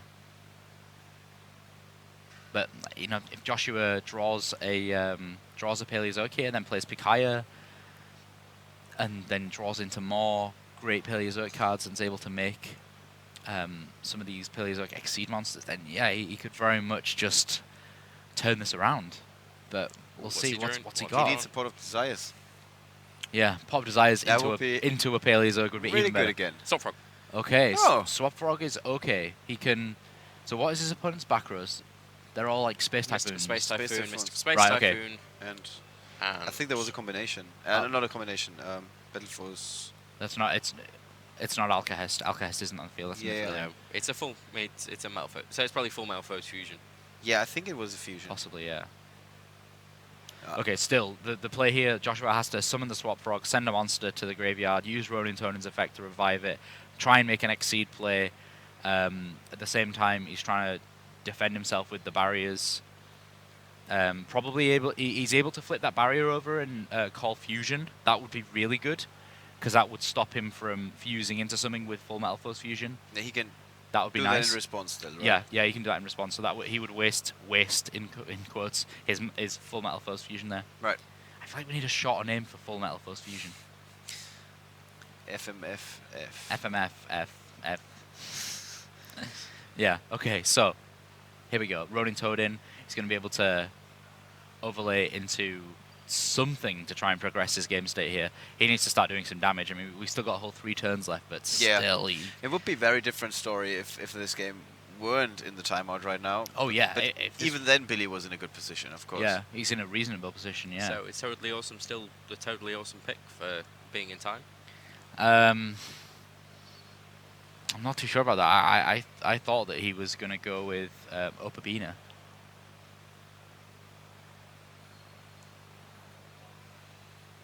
So Billy still has no responses, I guess. No, it's his turn. Yeah.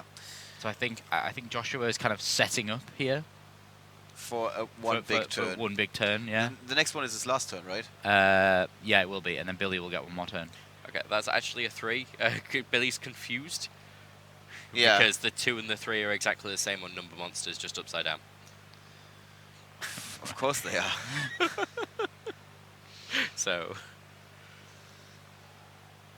So basically, he just showed Billy another 2. Yeah. Yeah, that's confusing. That is quite confusing. As cool as it is, it can also be a bit confusing, to be honest. Yeah. Maybe it is turn 2. Maybe we went back in time. Maybe someone played Time Seal. Let's hope no one played Time Seal. Wizard. Yeah, someone with Time Wizard. Time Wizard usually leaps a little further than just one turn, though. No, I can do one Just turn. thousands of He years. can do whatever he wants. He's a wizard. Yeah. You're a wizard, Yugi. Okay, so Billy here probably just going to wall up.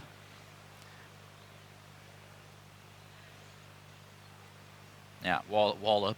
Yep. Show me your moves. That is What you got. that is a good option. Yeah. Oh when yeah. And Mithrilium you're in floats. timeout. Mithrilium floats as well. Okay, It's the 4. 4 is slightly different. Slightly. All of these look like yoga poses or something. It's always like a person. What kind of yoga have you been doing?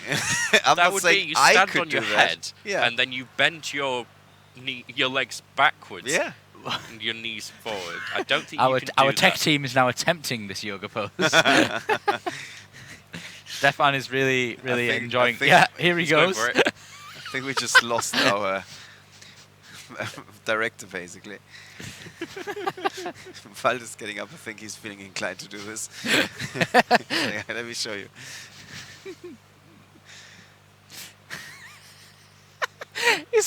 Okay. We triggered something Yeah. there. Sorry. Okay. Sorry for hijacking the conversation.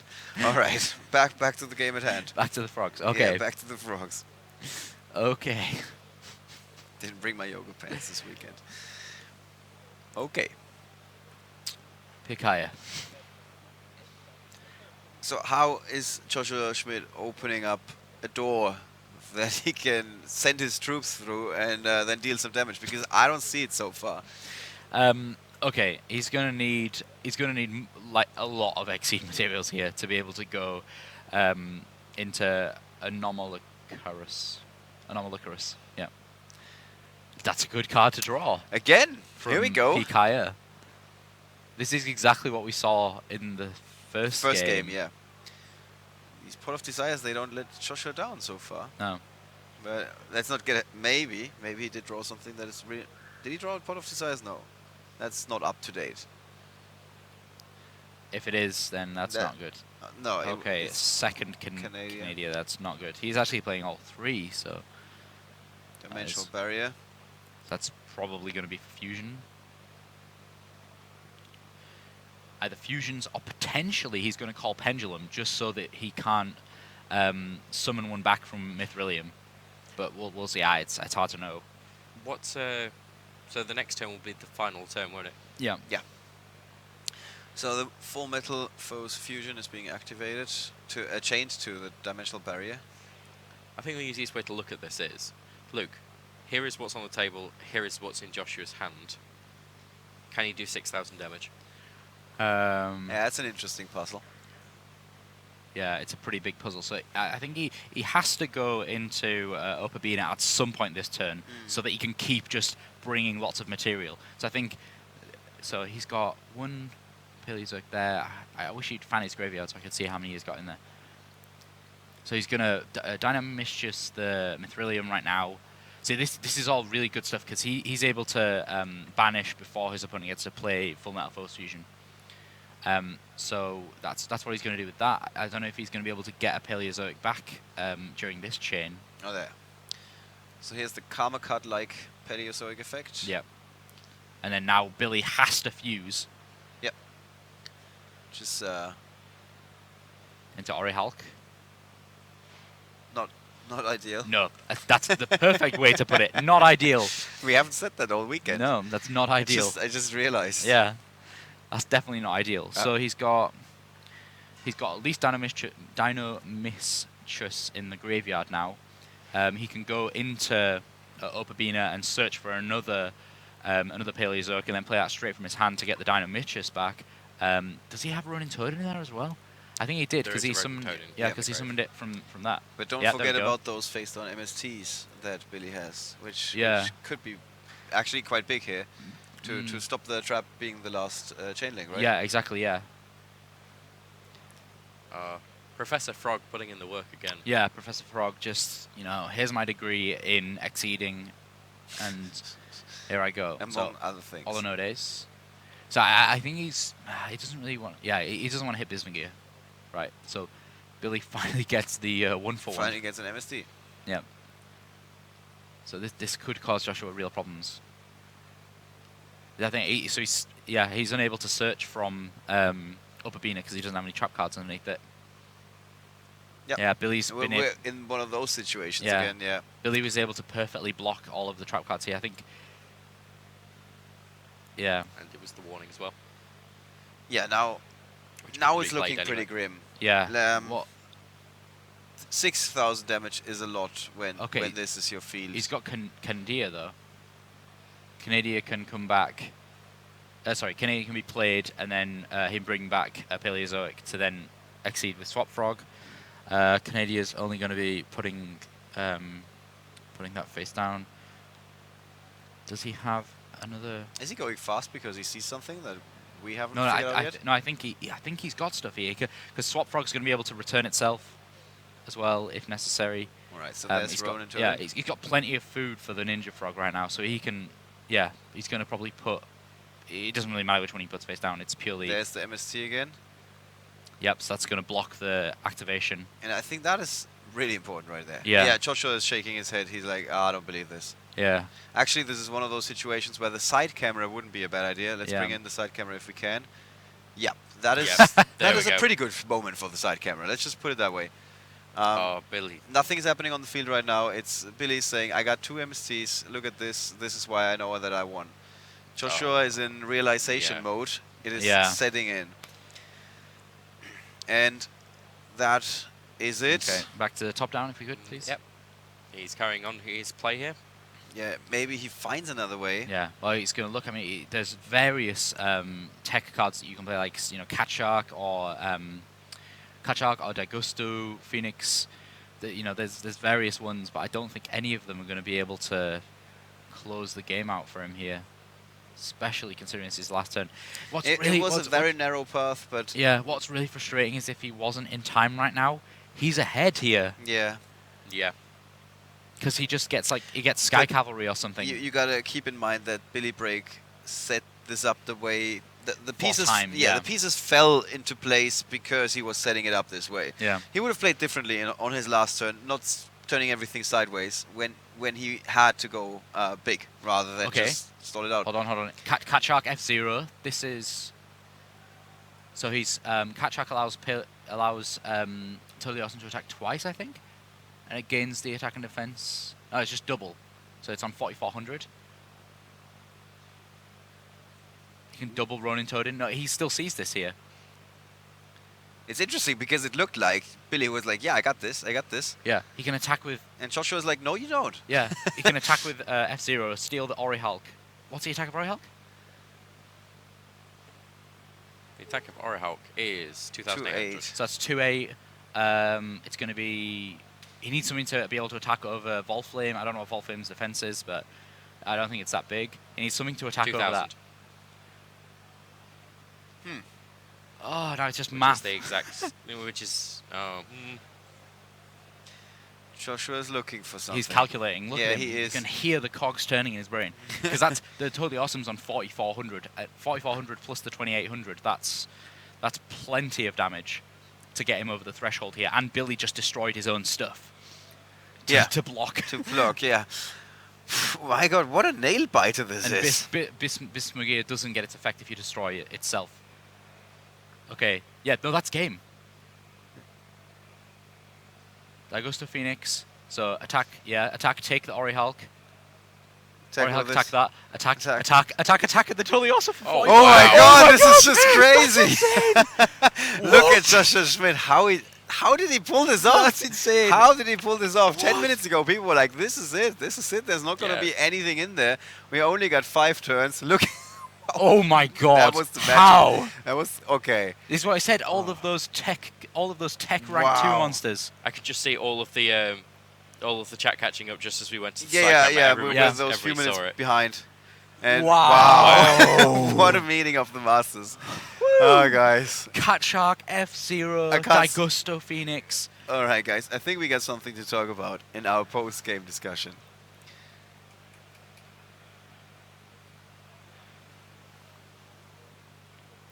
And we got a little bit of a delay.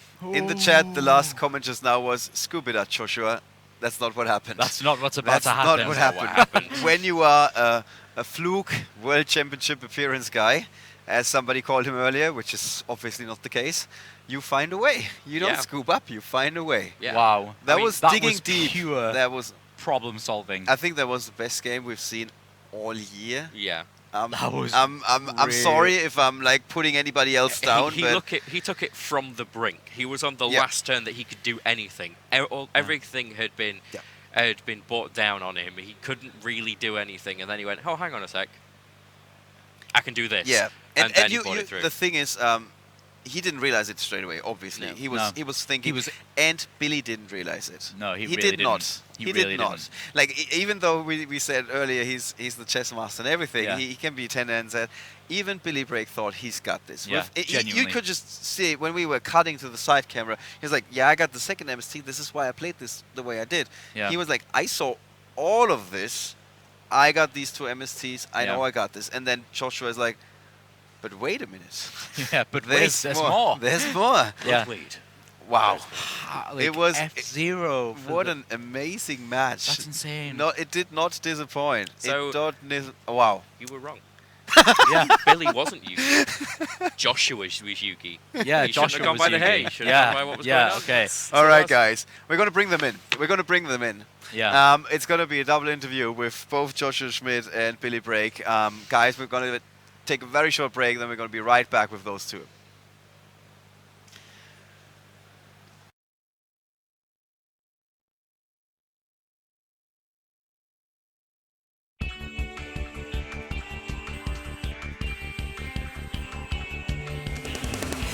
Disappeared out of here. It was time to pay my dues. Never guessed that you'd be dressed in my clothes and in my shoes. You couldn't wait to move right in. If I were you, I'd be concerned. Ain't no way you're gonna win. Bet you didn't count on my return. Thought you were so tough. You had it all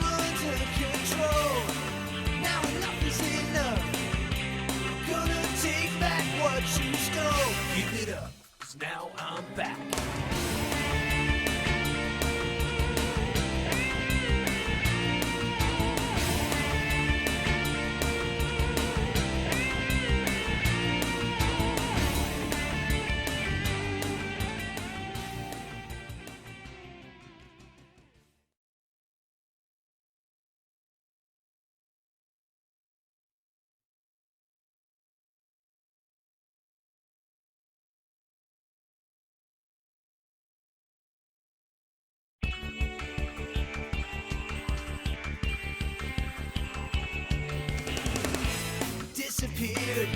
Out of here, it was time to pay my dues. Never guessed that you'd be dressed in my clothes and in my shoes. You couldn't wait to move right in. If I were you, I'd be concerned. Ain't no way you're gonna win. Bet you didn't count on my return. Thought you were so tough. You had it all under control. Now enough is enough. I'm gonna take back what you stole. Give it up, 'cause now I'm back.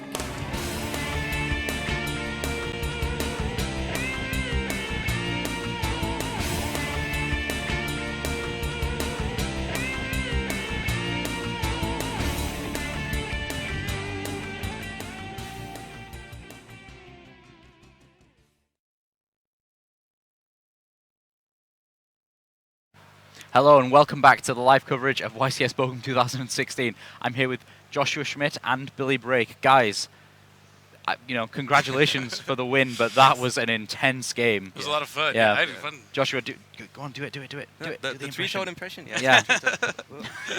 I think it's an orange, but I couldn't find an orange, so No, I had to I go with thought the it was an apple. apple as No, I don't well. think so. I don't Someone At least told it's me like the right color, kind of. Yeah, Yeah. someone told me it was an orange. I was It like, works, what? it works. Yeah, it works. It's a tasty treat. Yeah. It's a tasty treat. It's like, acceptable. Right. Okay. So I don't know where to start. So like that last turn, you're both in time. Oh yeah. That was really intense. You saw like. I'm sure you'll be okay with me saying like you were visibly upset when you were kind of like, where do I go with this? I've lost. Where do I go with this? No, I mean, I did have a plan, but it didn't involve like everything being chainable. I was like, okay, if I can bring back one trap, just one trap, then I can get through this. Yeah, you thought that as long as he doesn't have all chainable things. Yeah, and especially the counter from the grave was something Yeah.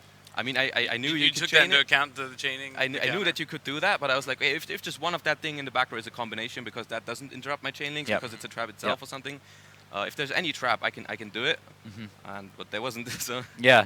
Did you like you're known for kind of knowing all of the pathways to the end of the game. Did you see that? I mean, I didn't. I couldn't read like every back row was going to be exactly like that way in order, and everything is going to like happen. But no, I knew that there was still potential for him to be able to do enough damage in one turn. That's why I was trying Yeah. to just play it defensively as best I could. And I knew I had the MSTs to make sure no traps would be coming back Yeah. from the grave. But You conserved those MSTs so well. But Yeah. that's was what you have to do against the deck. MSTs Yeah. against the deck as back row removal is not good, because the deck's No, made to have just- like everything chainable. chainable. Yeah. you use it to like chain to get rid of the strike. The and way you do it is either you hit the strike if it's the last back row, or you just interrupt the chain links. Yeah. So Yep. it was definitely right how he did it. In that Yeah. one.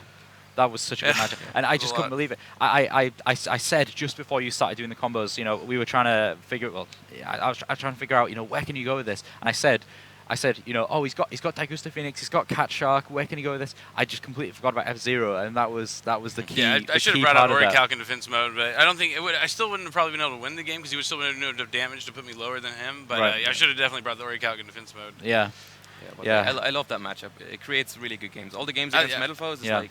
I love playing against Paleos because you play real Yu-Gi-Oh! Yeah, it's Like really it's a lot of Yeah. back and forth Yeah. interaction and stuff. Yeah. That exact word.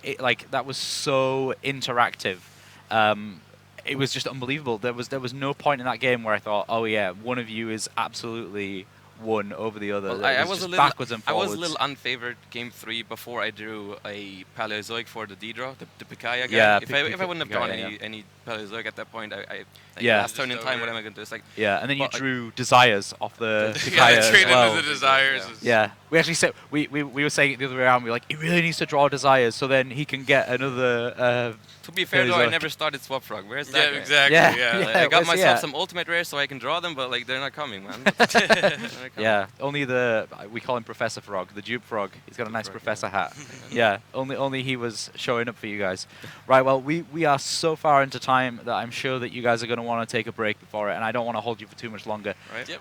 Everyone in the chat was saying how absolutely amazing that game was, and I'm sure you guys at home will It was a say great it game. even more. Last 200 feet is, duking Yeah, it out. it was- I'm glad it was. I love playing good Yu-Gi-Oh! Like, It the a whole great game was match. like Can we play next round? Can we play next round? Like, we had to force them to pair us. So, like, Eventually, yeah. It had to be the last Eventually, it was two going to left. happen. Well, Maybe we'll do it again in the finals. Yeah, see, I'd well, love to yeah, see that. exactly, yeah. Thank you so much, guys. You know, congratulations Yep, that was yet a great again match. for showing us such amazing Yu-Gi-Oh there. That's Yep, the, had a lot you know, of fun. it was nothing to do with the victory. It was that was some really amazing Yu-Gi-Oh. Really, really good. Thank you, Okay, thank Good game. Thank you. right. Well, I can't promise anything quite as epic as that, but maybe maybe we can come pretty close. Hopefully. Yeah, we'll be right back with even more live coverage of YCS Bochum 2016. We'll catch you guys soon.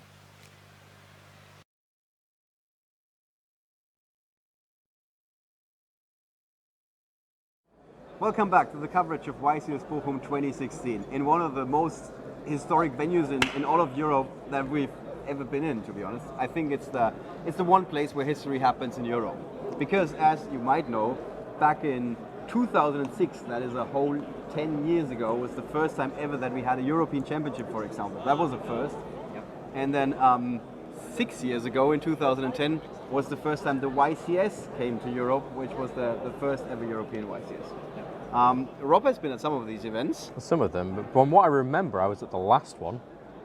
I can't remember the others. It's been a long time. That's the big problem with Bochum. Yeah. All of them. They kind of merge into one. Yeah. You just think, I've been in Bochum, and then suddenly you think, oh, hang on, which year was that? It's just was one that the mega same? tournament, Because yeah. we're always in the same venue as well, which is Right. absolutely fantastic. But when you think about it a little bit more, you actually are going to be able to take it apart. Starting with the European Championship, where Michael Gruner became the European champion. You know something about the format back then, Luke? Yeah, That was Plan Synchro. Plan Synchro, yeah. Okay, I was right. There's so many formats in my head from all the different Bochums that you confused. I couldn't remember. Okay, yeah, Plan Synchro. I remember Plan Synchro. I talked about this with Billy Break actually earlier. Okay. Yeah, Reborn Tengu was kind of A thing. really defining. Let's put it that way. Right. Yeah, it just made it so that you constantly had that monster you needed to combine with your tuna monster. Back then, we didn't really have these, low-level tuna monsters like Global and things like that. Yeah. Well, we had Global, but you had things like Rose Didn't have- Warrior yeah, and things any like that. targets, yeah. You didn't have those kinds of ones, and it was As yeah, a it was good. perspective, looking at somebody who's working for Konami, how crucial was it, in your opinion, that the first ever YCS in Bochum attracted more than 1,200 players? That we were That's- kicking things off with a bang, so to speak. Yeah, that's a really good number, I think. Yeah. Yeah, And something anything that's, over about 1,000 is seen as a pretty a success. Right. And you've been around I back have. at that time already, 2010. Do you have any memories of this event? Not the 2010 event, because I wasn't there. Okay, maybe not this one. Okay, the next one was in 2013. 2013. 13. That was another YCS again. It Yeah. was always the YCS. The European Championship hasn't been taking place in Bochum Yeah, and that ever was since 2010, as far Yeah, as 2006. 6. Yeah. And there was Alpay Engin who won at the third largest European tournament. Yeah. Anything we can add there? Wind-ups. Wind-ups. Wind-ups. Yeah. So a lot of people big fan of wind-ups. That's because they're all cool little toy little things. You're Yeah. one of them. Yeah, I like wind-ups. I think that it's just the hand loop thing with wind-ups was just so kind of. It was the first real time where it wasn't really. I wouldn't say it was the first time that it was seen as like the FTK deck was the best deck. We saw that right at the start with things like Exchange of the Spirit, whatever. We saw that kind of stuff, but I think it was the first time that a deck could do the FTK, but it also had so much more. yeah, it had a plan B. It had a plan B. Yeah. Right. Usually with decks like that, it's kind of, oh, my combo didn't work. What Well, do I you guess think it's your about this turn now. particular format? So yeah. This is what, wind-ups? In the wind-up format. I didn't play during wind-up format. Yeah, basically when I came back in was just when Dragon Rulers started kicking off. It was basically this big space where I kind of stopped playing around 2009. Okay. And then I came back in around 2013, That 2012. makes 2 strikes for Rob. Yep. I was here for Last 2015. YCS Bochum. Yes, I was here for Last chance. 2015. Okay, what we got there? We had Necros mostly. Luca Cittoni, right? Yes, Luca Cittoni won with Necros. The final was actually a mirror match for Necros as well, because we saw basically everybody playing Necros. You were either playing Necros or you weren't playing. And there were so many, a lot of the decks were extremely similar, basically the same deck, but it always depended on how you were going to play it, especially, I believe, was that post the Forbidden Limited list? I think not. Or was that just That before? happened, I think, at the start With of the year. with the Jin. Yeah, we still had the Jin at that point. We still had the Jin at that because point. everyone was main decking Book of Eclipse to try and stop the Right. Jin lock. Stop the Jin lock. So Yeah. yeah, you had that to kind of consider, and then it felt like the long game. A lot of people always said to me, it's like you're definitely playing Yu-Gi-Oh! And it's one of the most skillful formats because everybody has the same deck. Right. It's just how you're going to play it. Absolutely. Not always super fun to watch, to be honest, but this particular match was quite cool. It was It's really also, skillful. Like we said, so much history. Luca Cittoni has been playing this game basically since the first European Championship in Yeah. Bochum. At least 10 years, I think even longer than that, and he finally went all the way and won a big event. I actually remember being stood just over there. I was playing at the event. It was the first time that I did the coverage. Okay. And I came on for a couple of rounds, and I remember standing at the end of the event. I was talking to some of my friends. I was like, "Oh, the final's going on." I think where we are right now was where the big screen was for the for the coverage at the Feature time. match, Yeah, for the feature match, and just behind the camera there was the feature match area, and I just remember watching the feature match kind of on the screen, and I saw what he had in his hand, and I was like, yeah, he's got this. He's totally got this. And then you just saw the curtain just burst open, and suddenly Luca Cittoni was just running towards the feature match area, and the entire of his team was running towards Pretty him. much all of It was just Italy. like bam, and Yeah. it was really kind of That was the it moment was to remember. it was really an emotional moment for him because Right. he was so close for such a long time. Yeah. And then finally he sealed the deal. Yeah. Yeah. And what was it like for you doing, looking back, first time you did coverage, you said? Yeah, it seems like ages ago. a long time ago, a Yeah. very long time ago. All right, guys. Yeah.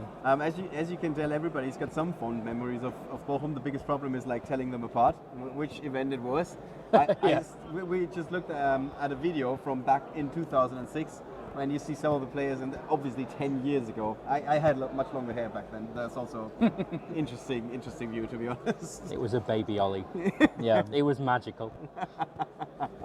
Right. So this weekend, of course, history is going to be made.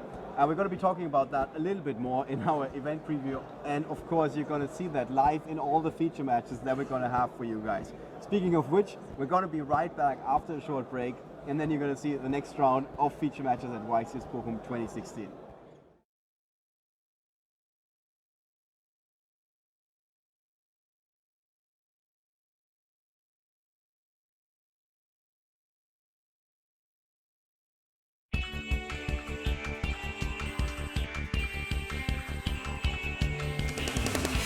Disappeared out of here. It was time to pay my dues. Never guessed that you'd be dressed in my clothes and in my shoes. You couldn't wait to move right in. If I were you, I'd be concerned. Ain't no way you're gonna win. Bet you didn't count on my return. Thought you were so tough. You had it all under control. Now enough is enough. Gonna take back what you stole. Give it up, 'cause now I'm back.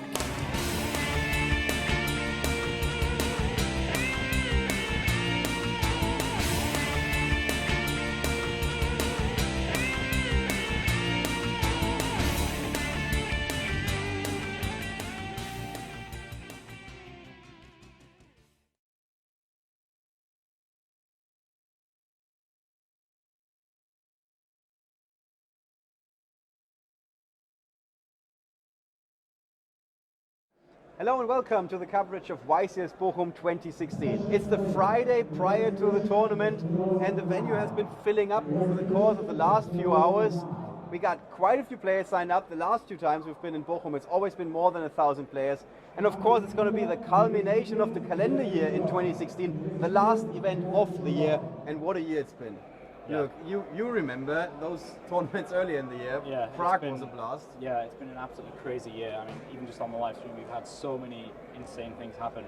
The Battle Fader moment, I'm sure that everyone remembers that. Yeah, just Oh, saying yes. that, yeah. I did not know what year it was. It was just crazy. That was really kind of, when it got to that point, it was just, yeah, I had no idea what was going to happen. Right. And it happened. It was just like, what? Yeah. I and was then- actually playing in that event as well, which was absolutely fantastic. What was that like? It's been a very long time since I've actually played in any sort of competitive play, and it was nice to be able to play one because I'm not allowed to play one in any regions that I work in. Right. So it was nice to come over to Prague, actually experience it from a player's perspective for a change. Right, you were cosplaying as well. Yes, I was Now cosplaying. I remember, yes. Yes. I have memories of that. Yeah. Yeah, later in the year, of course, one of the big highlights every year, the European Championship. Yeah. You've been working that event. Yes, I've pretty much been in every single European Championship since we started live streaming, including the first Yeah. one, Right. me and Matt Bell. Yeah, Amsterdam. we were in Berlin, the Yes. last European Championship. That was a lot of fun. Yeah. I did really enjoy myself there. It changed quite a bit for me because every time I take the Circle Line in Berlin now and I'm at that particular stop where this event took place, I'm always like looking at the hotel and I'm like, oh yeah, this is where this tournament went down. So you got, and this is like the third tournament in Berlin, so there are now depending on which way I go in Berlin, I'm always going to be like, oh yeah, there was this event. It's fun. We can just put little flags in the city map. Yeah, I have real fond memories of that event because it was that moment where it was the first big event I went to when I first started working for Konami, and I remember one very specific moment where I turned to our organized player lead and said, this is the reason why we get up every day. And that was just as Samir Bachar had finished the last game, he'd won, he was so ecstatic, crazy guy. He loves every minute, and all of the French players were on their feet, singing the French national anthem to him. Yeah. Oh, it was fantastic. To this day, I remember that so much. We had them So do it good. again for the camera, but it wasn't as convincing the second No, time no, around. no. Even though I got to give it to the French, even the second time they felt like they were really feeling it. Yeah, it was a really great event. Because late in the year we had YC Streaming, just like last year, excellent event. Yep. And then back to back basically, went to Liverpool, to the UK. Yep.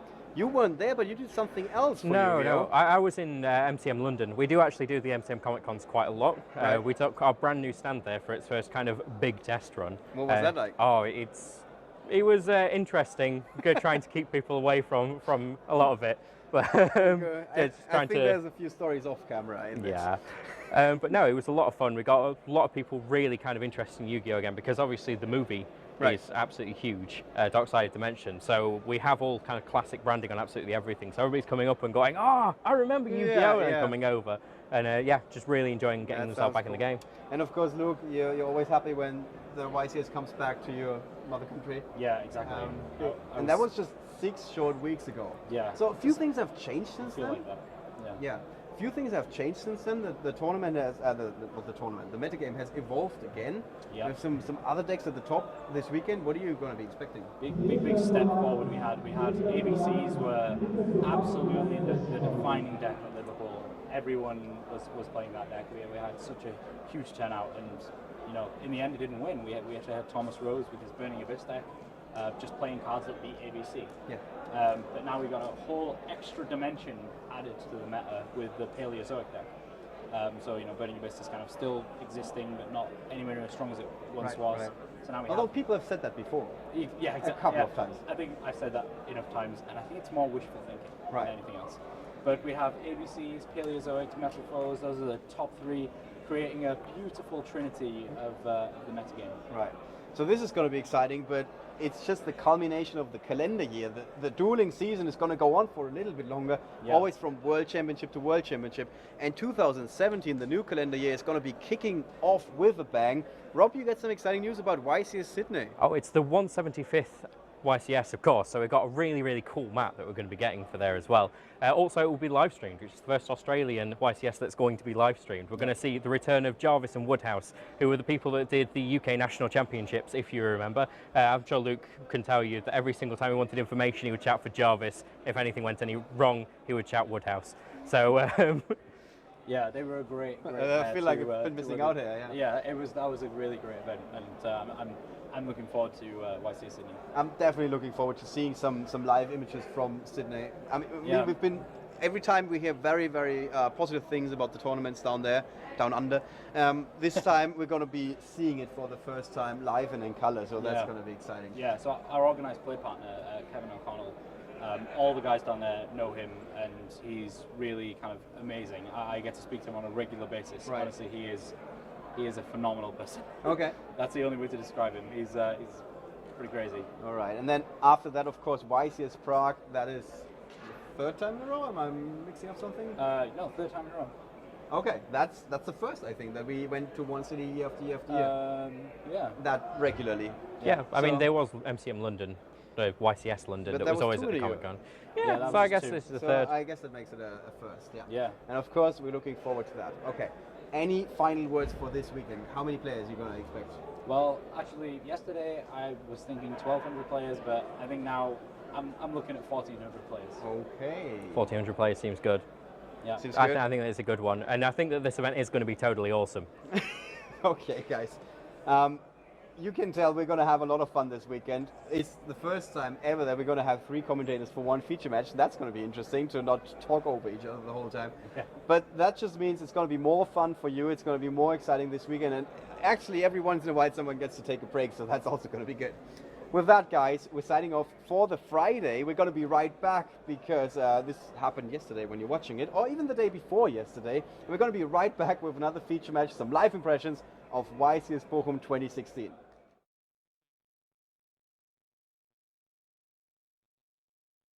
Let's take you guys Get it on. to the table. Yeah, let's get Let's it do it. on. Let's do it. All right, guys, you see them there. Marvin Weber on the left, Ur Kovacic on the right. Germany versus...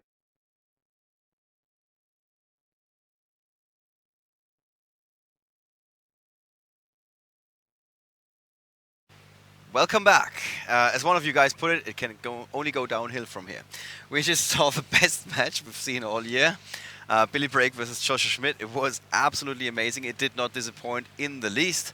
Thanks to that little delay we got in the Twitch chat, somebody was saying, Joshua, just scoop it up already. There's nothing you can do. And we were like 2, 3, 4 minutes ahead when he just won the game. So we were like, you have no idea what's going to happen next. And your mind is going to be blown. Yeah. So, yeah, that was something. Yeah. And we're going to see both of these guys again in the top 32. So Yeah. there is a chance it's going to happen for a second time. Yeah.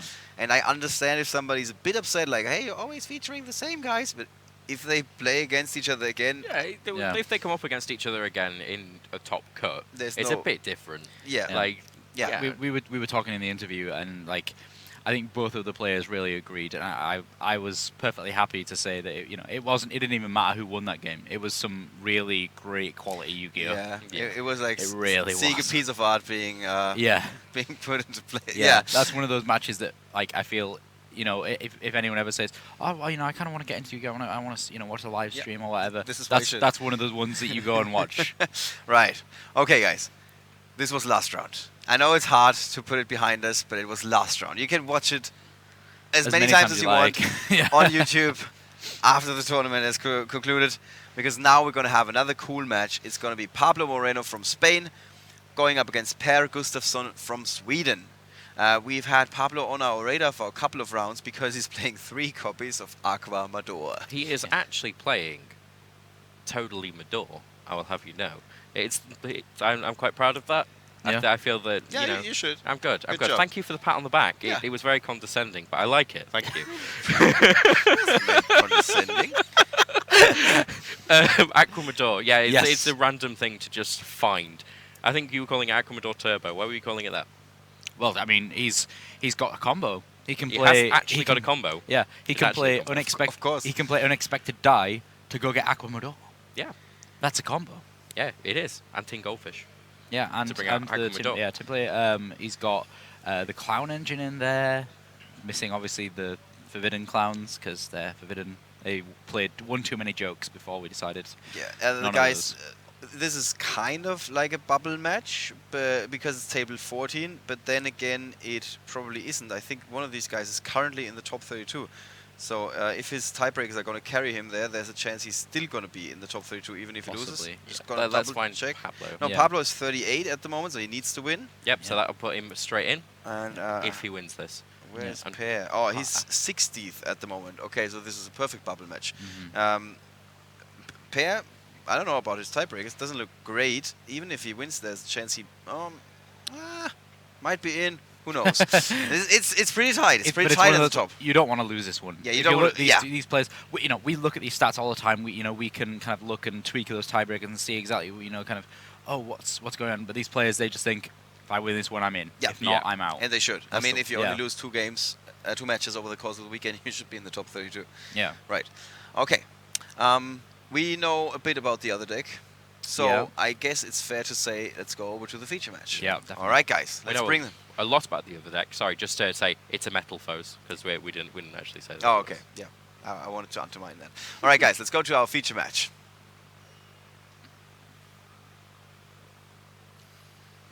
Okay, so players ready. Here we have Pablo on the left, Per Gustafsson on the right. We do have a backup feature, but I don't want to make empty promises, so I'll tell you more about it when we get there. Yeah, so yeah, Pablo is playing kind of like a water turbo kind of thing. Yeah, I don't, yeah, totally. Let's see how it works because he's got to the bubble playing it. Yeah, I mean, So I really just want to see how it works. yeah, it looks like he's, it's kind of a rank 4 centric engine with Bahamut Shark being the access to Totally Awesome. He has the ability to side into triple barrier statues. He's playing Chocolate Magician Girl. As Yeah, well. Chocolate Magician Girl, really, really good. So in Pear's deck there, I'm assuming that's how you say his name. What? Ollie? Per Pa- Gustafsson? Pa? Per. Per. Just basically like it would be an E Yeah. in Okay. English. In English. Okay. Per. Yeah. Per. Yeah, Swedish and German for some reason they have a bit of an overlap. Okay. When I was in Stockholm once, I developed Stockholm. No, I did not. No, I read some signs. It was quite interesting because I could make out Make what the out, signs were yeah. saying. Yeah, even though I obviously never learned Swedish. Okay. It's got lots of counters.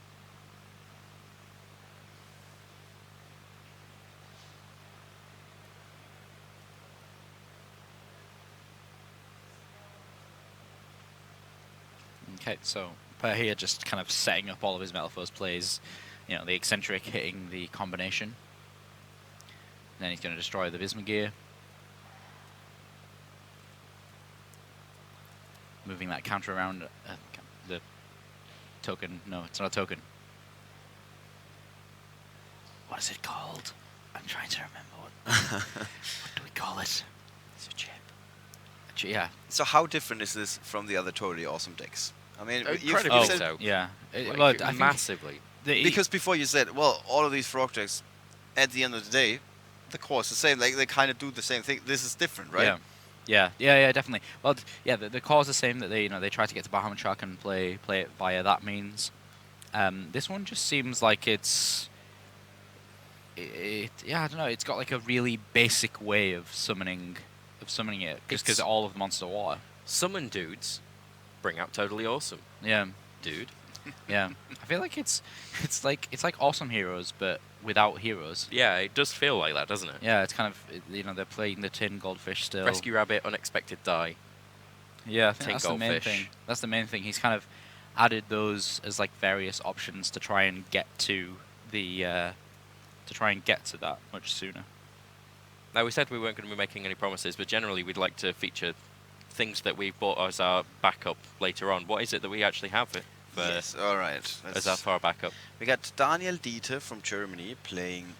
He just wrote Kröte on his deck list, which is Toad. Which is like, I'm playing a Toad. Paleozoic. His opponent is Irnes Mujic from Germany, and he is playing Cosmo. Cool. And they are also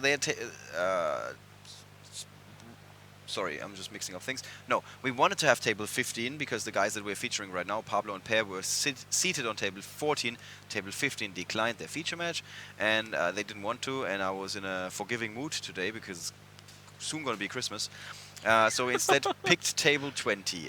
Those guys are on table 20, so they also should be 6. Sorry, not 6-2, X2 basically, 8-2 right now. So they could also make it in.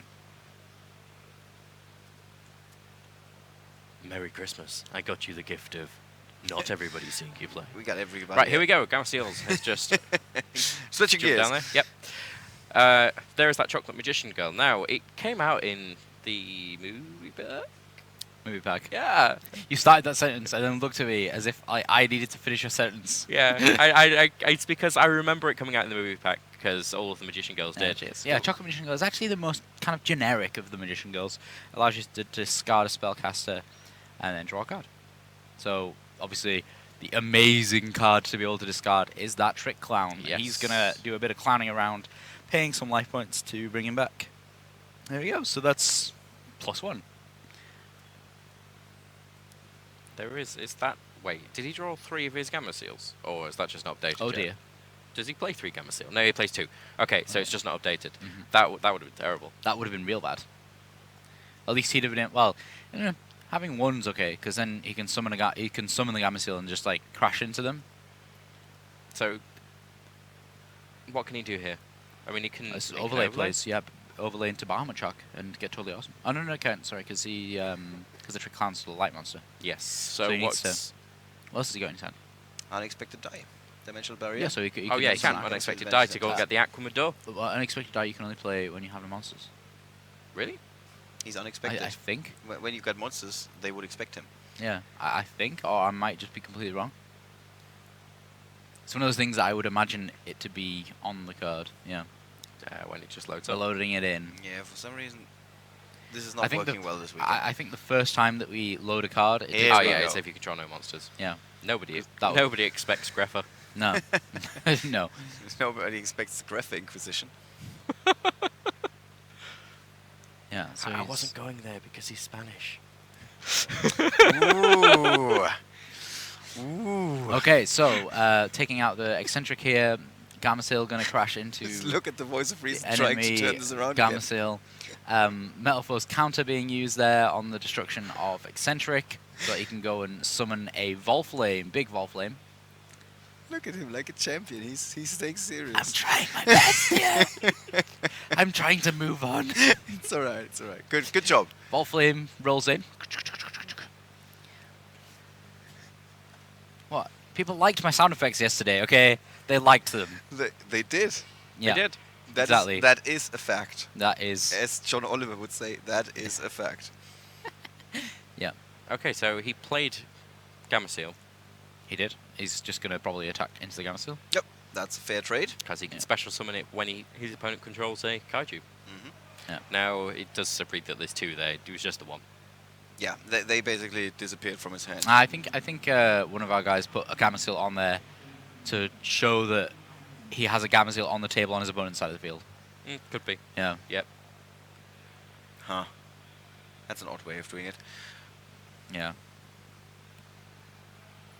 Just a Volflame in hand for pair. Yeah, maybe he's got pendulum scales. He's in business. Yeah. Although there is a Vanity's Emptiness waiting in Pablo's hand. Yeah, that's. I think he should probably overlay it into like some kind of scary Exceed monster and then set emptiness. Yeah. We all know build a field, Yeah. put a Vanity's Emptiness, and behind it, that's Yeah. a winning strategy. Yeah, he needs to build something that's bigger than Volflame though, because that's just Yeah. gonna he's just gonna attack over it and then. Yeah, that's just gonna be issues upon issues. Volflame is a big guy. He is. Look at him. Yeah, see, look. Pew pew. So that's Reflesher? I Looks like believe it Reflesher. is. I think it is. Does look like it. It's either that or Ptolemaeus, and we know what would happen if it's Ptolemaeus. Yep, okay, Reflesher. Okay. 1 set, 2 set, 3 set, 4, 5 set, 6 set, 7 set. No. Are you okay? No. Clearly not. Okay, Gofu.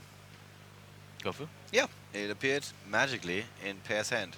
Okay. I think it's called the draw phase that's responsible for that. Yeah, something like it's, that, it's yeah. pretty strong, that. Pretty strong. Yeah, the draw phase is the strongest phase. Of the 5 phases. yeah. Yeah. As legend has it. Yeah, the others are supporting phases. The draw phase is the head of the pack. In the game of Yu-Gi-Oh, there is 5 phases, but there is one legendary phase, the draw phase. Exactly. Okay, It gives you +1. Always. yeah, unless your opponent plays Time Seal. Yeah, and then you can't. Yeah, I'll drop off. I'll drastic drop off. Or Hinakatakuchi. Just kill it. It's fine. Okay, so Rafflesia using the effect there. Yeah. Probably gonna have a treacherous trapple. He's just reading his Reading own some card there. cards. Okay, we're good. At least he didn't ask for a translation of his own card. That's one of my pet hates. Why play a German card? You don't understand German. Just it doesn't make sense. I like German cards.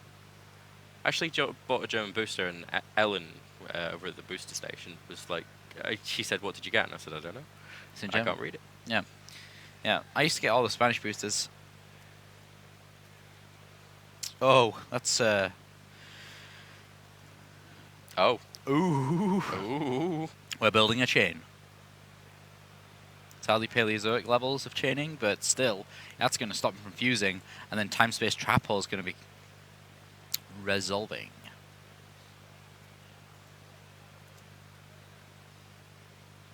Both of those are going to go back to deck. He's going to have to be charged 1,000 life points per monster that was sent into the time-space trap hole. This little man stood there going, "Hey, you got to pay me money." I'm sure this is how the card came to be. Yeah. Somebody was like, okay, I want to have a card that says, hey man, you gotta pay me money. And then they came up with the effect and Yeah. turned it into a card. It's kind of like So hot sometimes, bridge. Luke, just the insight into how your mind works is amazing. Because yeah, a lot of the time you come across as super hyper professional, and all of a sudden it's like, and then there was a little man on the table, and he said, "Hey, you got to pay me money." Like, This is how I remember cards. I remember cards by those like various means. The fight that the brain cells are fighting every round in his head. It's like professional mode, little man, professional mode, little man. Yeah, that's it. That's his guy. Sorry, I'm playing with the microphone cable. Yeah, I'm being told off for playing with the microphone cable. Like a 5-year-old. Yeah. Don't play with the candy. Yeah. All right, let's get serious about this. Yes. Okay. what's happening? So Reflesher was able to resolve there. Yep. Really, really, really good. He's not got a complete pendulum scale here, but that's his own doing. So yeah, but I mean, Reflesher's gonna be able to just sit there and cause a wall for a while. I mean, you know, Volflame can get over Reflesher because it's only got 2,500 defense or something. I can't remember exactly how much it's got, but it's pretty sure it's. I'm pretty sure it's less than 2,500. Yeah, it's less than Volflame. Yeah. Oh no, Volflame's 24. Okay, so it's not less.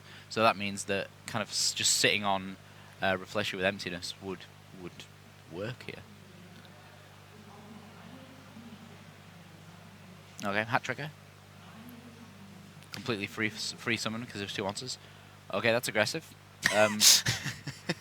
Yeah. He's going all in. He just attacked With a 300 with a attack. 300 monster. attacker.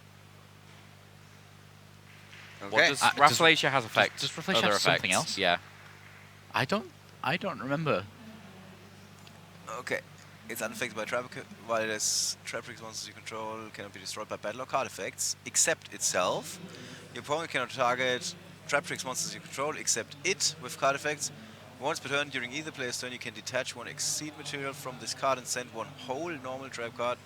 That means its activation conditions from your deck to the graveyard. This effect and so on and so on and so on. So you can activate it. Yeah.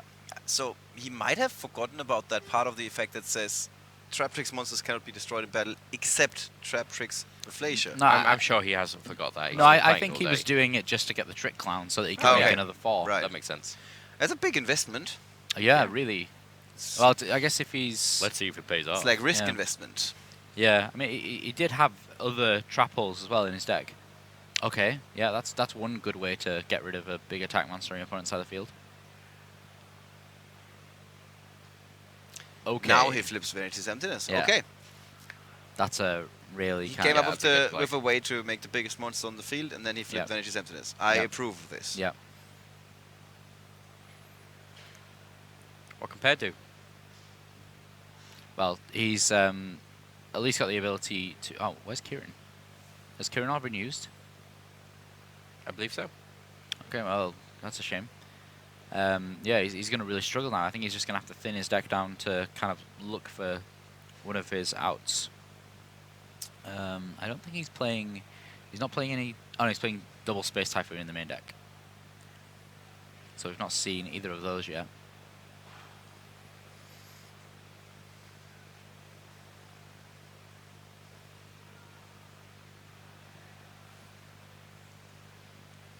So Pablo is standing on the brink of defeat. We haven't seen Aquamador yet. Gotta say, I'm No. a bit disappointed. Yeah. This just kind of looks like Shadow Clowns, but without any shadows. Right Yeah. now. Speaking of shadows, we saw those earlier. Yeah. Yeah. To our all own- of the interviews that I've done, all of the people have just gone, yeah, I play my deck because I really like it. That's all. Right. And that's what he said. He said, oh, I just really like zombies, and I decided to put shadows in it. Of Nice. course. Yeah. Nice. I like this. great, yeah. We need more of this. Yeah, I like it when people just play the. This is why this format is so great. You can play the deck that you like to play, and you got a real shot. See, that's people. I was having a chat with about this last night with all of the judges as they came off, and they were saying, you know what, this format I don't really want to play in it because there isn't any one good deck that I know that I can play in. You can't prepare for every single deck. There's no way that you can do it. Your side deck isn't big enough, and the counter argument is, play whatever you want. Yeah. You can now. Just Yeah. do it. Yeah. This is Yu-Gi-Oh. In 2016. So big pot of desires.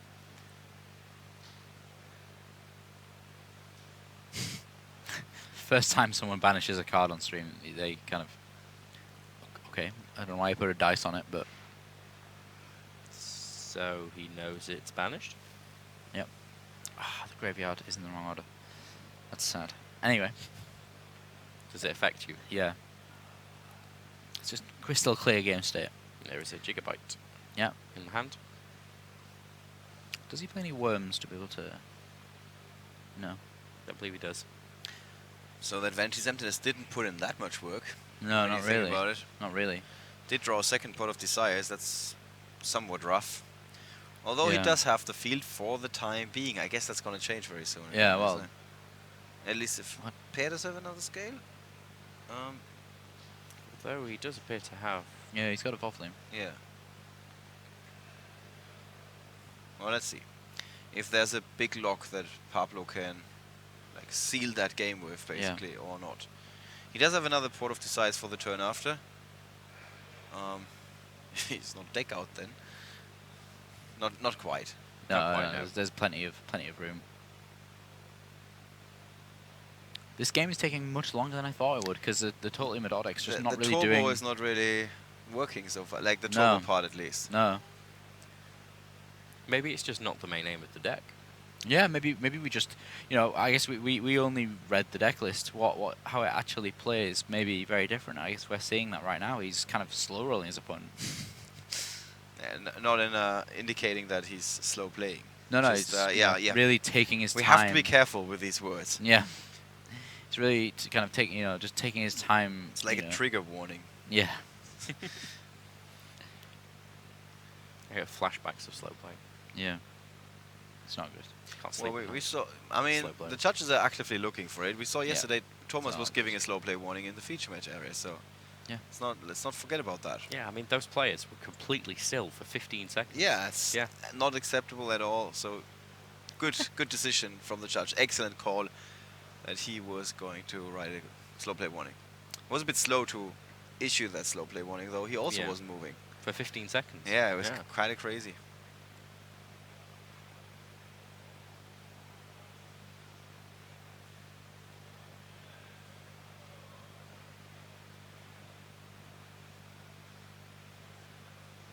Okay, so now he's managed to clear his field up. He's able to use Gofu to its full potential.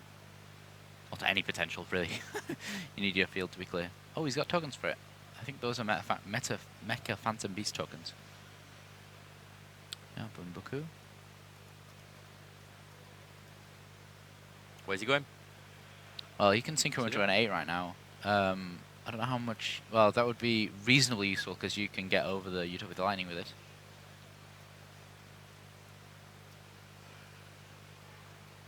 Ooh, pair draws into a painful decision as well. Don't know if he actually has enough cards to use that right now. Yeah, so there's Nista.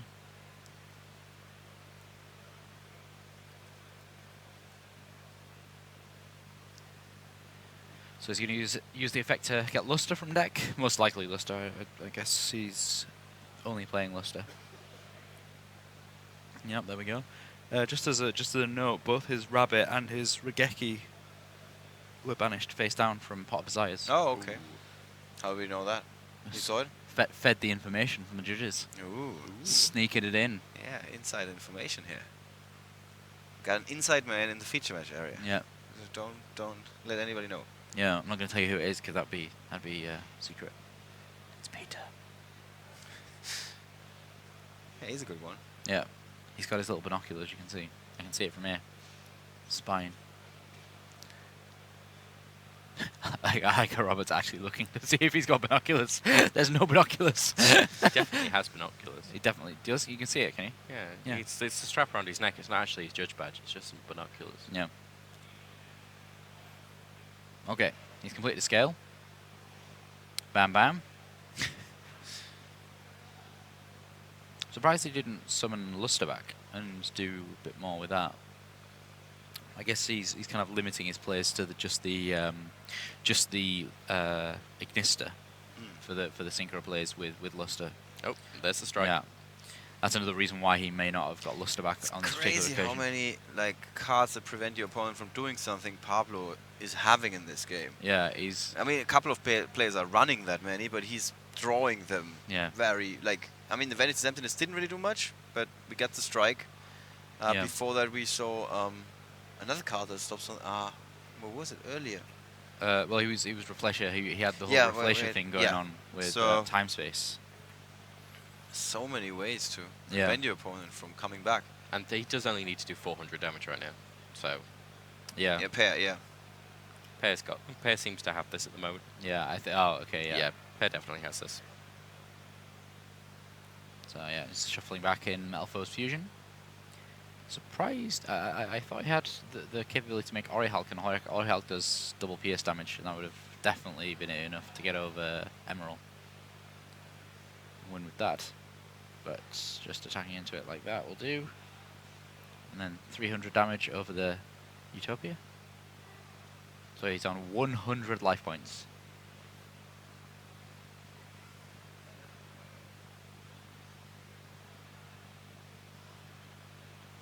And now we seem to have some kind of discretion about life points. Okay, he's on 50 life points. It's 2850, yeah, sorry. So he's on 50 life points. Okay. yeah, and he's calling it a day. Yeah, Yeah. That makes sense. it does. It Yeah. does. I'm on 50 life points. I'm not coming Really, back from this. final string of his life here. Really, really good. All right, Per Gustafsson gets the lead. He's 1-0'd Pablo Moreno. Yeah. Can he come back? What does he have in his side deck? So the barrier statues are going to make waves. Yeah, that Ding, was ding, funny. ding. Ding, ding, ding. Bonus I'm round. gonna put a piggy bank in front of us next time. Yeah, bonus round. I think we should have like Luke's a joke jar. Yeah, joke jar. Yeah, jump jar is okay. Yeah. And we can donate the money Yeah. to a local dealer. To everyone who had to listen Card to my dealer, jokes. card dealer. God deal. Just making sure. Or charity. Yeah. That works out. Yeah. Exactly. So barrier statue with Torrents, really good in this matchup. Anti-spell fragrance is, we all know how that works with pendulum monsters. Twin Twisters, again, pretty good. He saw Gofu, so he may want to put in the Book of Eclipse and, another dimensional barrier. He's basically everything apart from System Down and Denko Sekka is good in this matchup. Yeah. So he's got a bunch of stuff for this matchup. He's really prepared just for this matchup. Yeah. And I think that's favoured him quite well because it was the biggest deck showing Yeah. in the meta.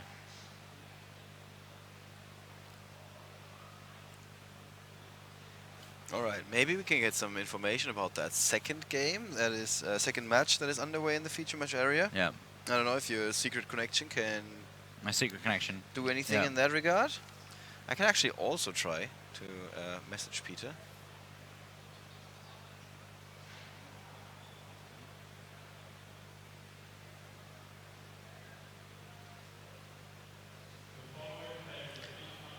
So who do you think is the favorite going into the second match?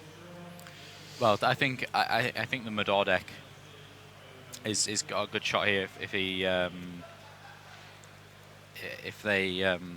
I just got really distracted because I said to Peter, "How's the second game going?" And they said they've just started. They're siding. Yeah, That's it's Okay, correct. I think he. I Yeah. think he needs to Yeah, have this- I this- know he's talking about this. Yeah. But yeah, Pablo has a lot of side deck against this matchup, so it'd be nice to see, what he can do with that. Okay, Daniel Dieter and his Totally deck is leading 1-0 against Ernest Mujic and his Cosmo deck. Okay, so turns out Peter was actually knew what I meant, and Oh, they are okay, also okay. going Yeah, into the second yeah. game.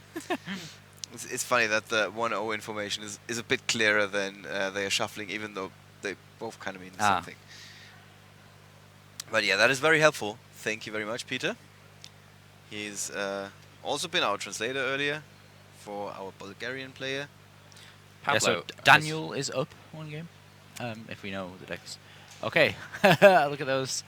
It's like a Pablo's going school with of goldfish. literally 3 tin goldfish in his opening hand. Full It's like school of goldfish. he robbed a pet store or something. Yeah, wearing a clown suit. What? Yeah, look what I found. I don't know. Yeah, so Do you have something to tell us? he's got a trick clown in his hand as well. He's the one who Okay. robbed the cosmic fish shop. There we go. Managed to get all of the cards in his hand Yep. into one hilarious joke. Yeah, the cosmic fish shop that is in a cyclone Yeah. of tin Yeah, and yeah, tricks. he pulled a trick to be able to steal all the fish. Anyway, so Bahamut Shark probably going to come out here, but doesn't really go much further than that. Yeah, there is a max C there, so I don't think he really wants to even try. Yeah, it's not a great opening here for the totally mid-or deck.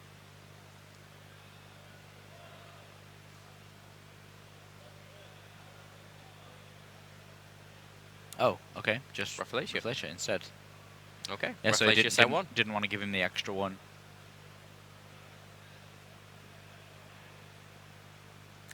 See, they even thought that it was going to be Bahamut Shark.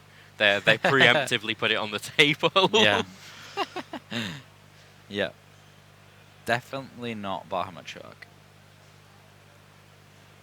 Let's have a look at Pear's hand. Oh wow, big There's the big Gofu. plays here. He's got a Gofu, got Bunbuku.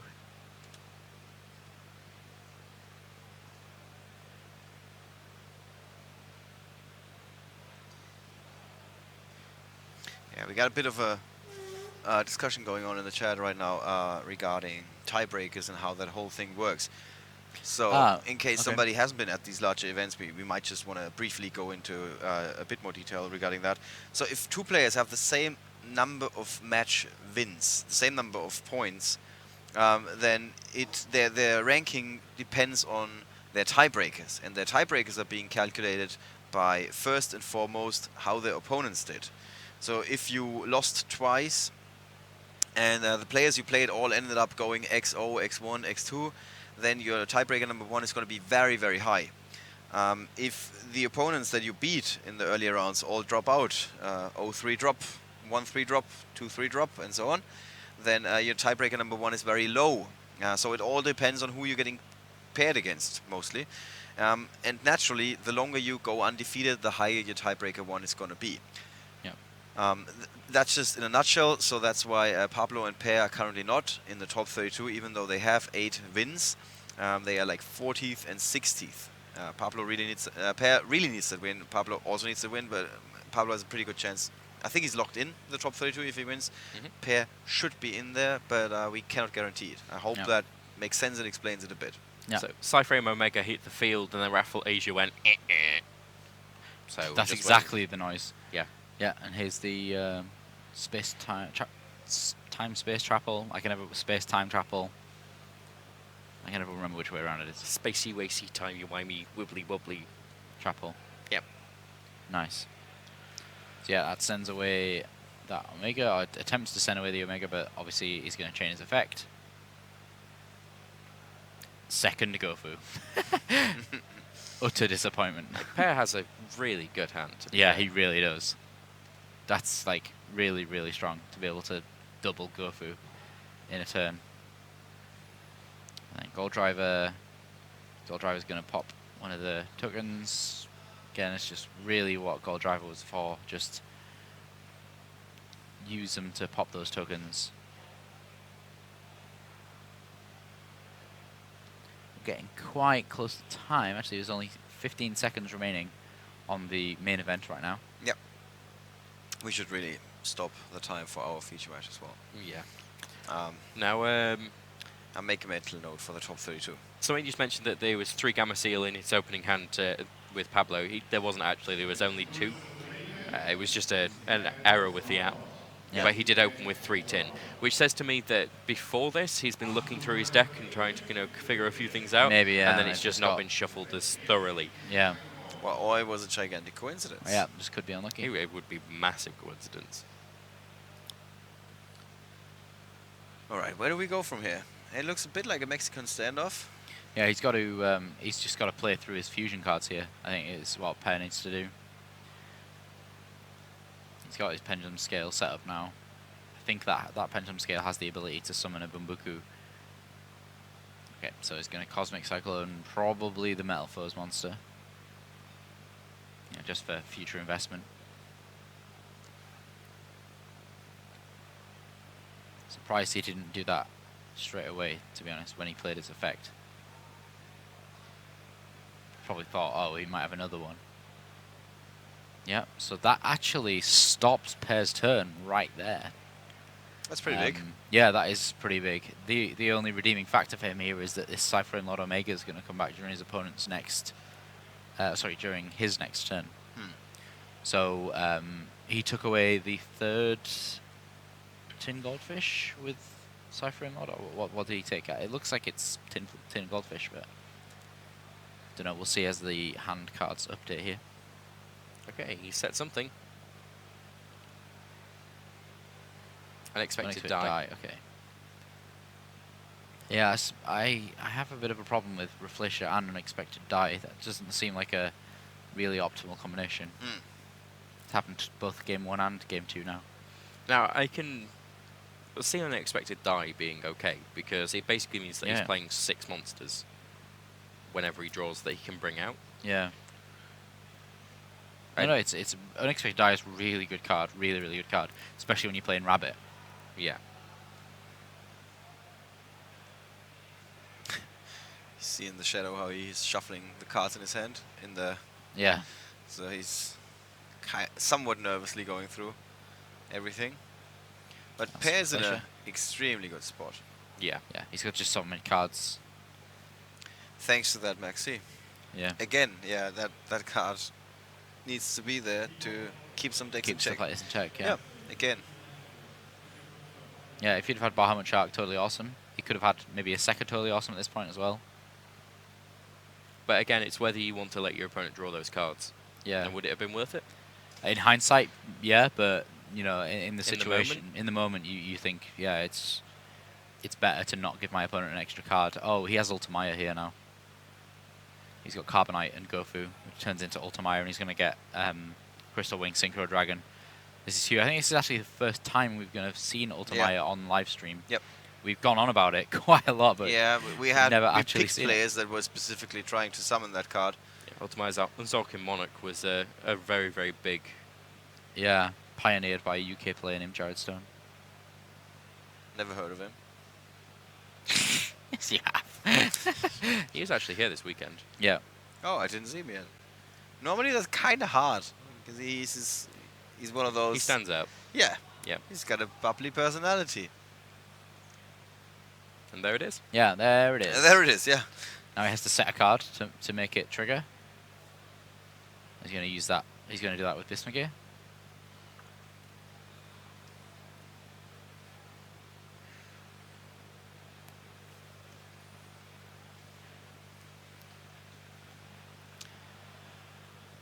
It's like adding insult to injury, isn't it?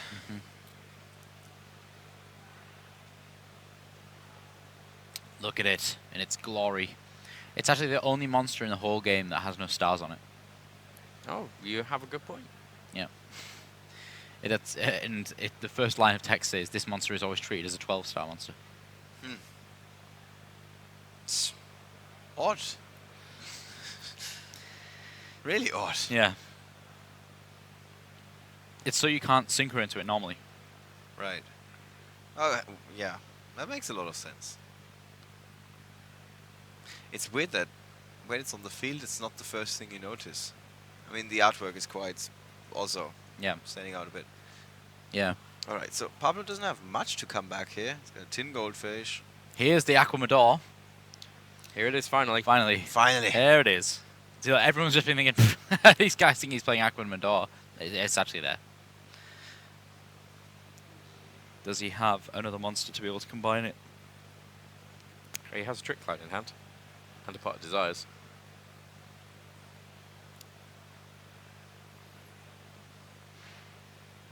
In defense position. Of course, he does build a wall of water. Yeah, to crush his enemies.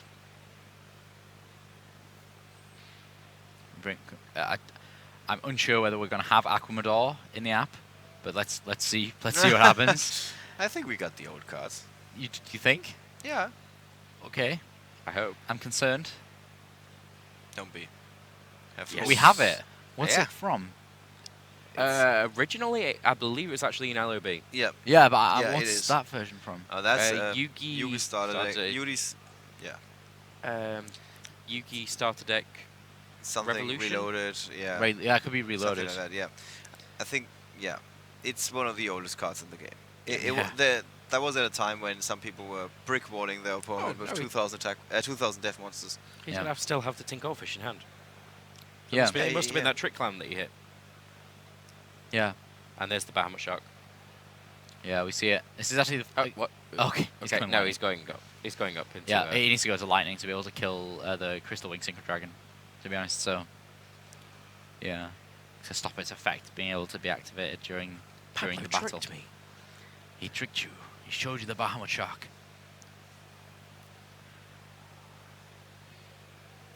Do you think that Totally Awesome and Apple Magician Girl would get on really well? Yeah, I think. Yeah. I think Yeah. they would. Yeah. Just a question. It's a pretty good question. Yeah. Or maybe he would just like maybe we should make a fusion monster. We could call it Chocolate Orange Toad with Chocolate Magician Girl and Totally Awesome. Well, chocolate orange is just a kind of thing in the UK, though. Is it? Terry's chocolate. Ollie, do you have Chocolate Orange? Chocolate orange. Yeah, Oh, I think okay. it's Okay, in it. that joke was lost on every Yeah. single Okay, basically, non-UK and person. in the UK we have something called a Terry's chocolate orange, and essentially it's a big ball of chocolate that's segmented but then sealed together, and it's shaped. It's like an orange. It's got orange segments. It's orange flavored chocolate, and to open it you have to bang it onto a desk so that it cracks open, Okay. and then I it's have just so many segments of questions. chocolate. I have so many Okay. follow-up questions, Okay. but I want to watch this match. Okay. Okay, so Zolkin gets striked. Strike out. Striked. Look See, at there that field. goes that English thing again. It gets striked. Just look at it. Look at that field. Yeah. I'm not sure. Well, I was about to say I'm not sure filling all 5 of your zones is a good idea, but then again, he can just play them. Like, Yeah. although Boomer would put in the Denko Sekka, Yeah. but that would be perfect for now. Yeah, it would be. So, all he's got right now is Utopia the Lightning. I think that pair here is in a really great shape because Omega can just attack over that Utopia. But Pablo does have a really good deck. I think that's something that we need to say here. Yeah. Yeah, he's got so far in the tournament here. Yeah, it's always interesting when you say something like the format is somewhat open and so on. Then you immediately have a discussion going, of course. And there's a difference between opinion and fact. Yeah. You can have the opinion that the format is not wide open. I get that. It's fine. You're entitled to your opinion. But the fact that a deck like this Totally Medor deck, or a Lightsworn player who we have in our other backup feature match, or a Cosmo player who was playing on table 15, and so on and so on and so on, are having a shot at the top 32. The fact that these decks exist and the they at the handshake very just top happened there. shows that the format is somewhat wide open. Yeah. So All right. pair with the massive field, Pablo, with unfortunately just not able to come up against that. So I think we have quite a bit to say in our post-match discussion.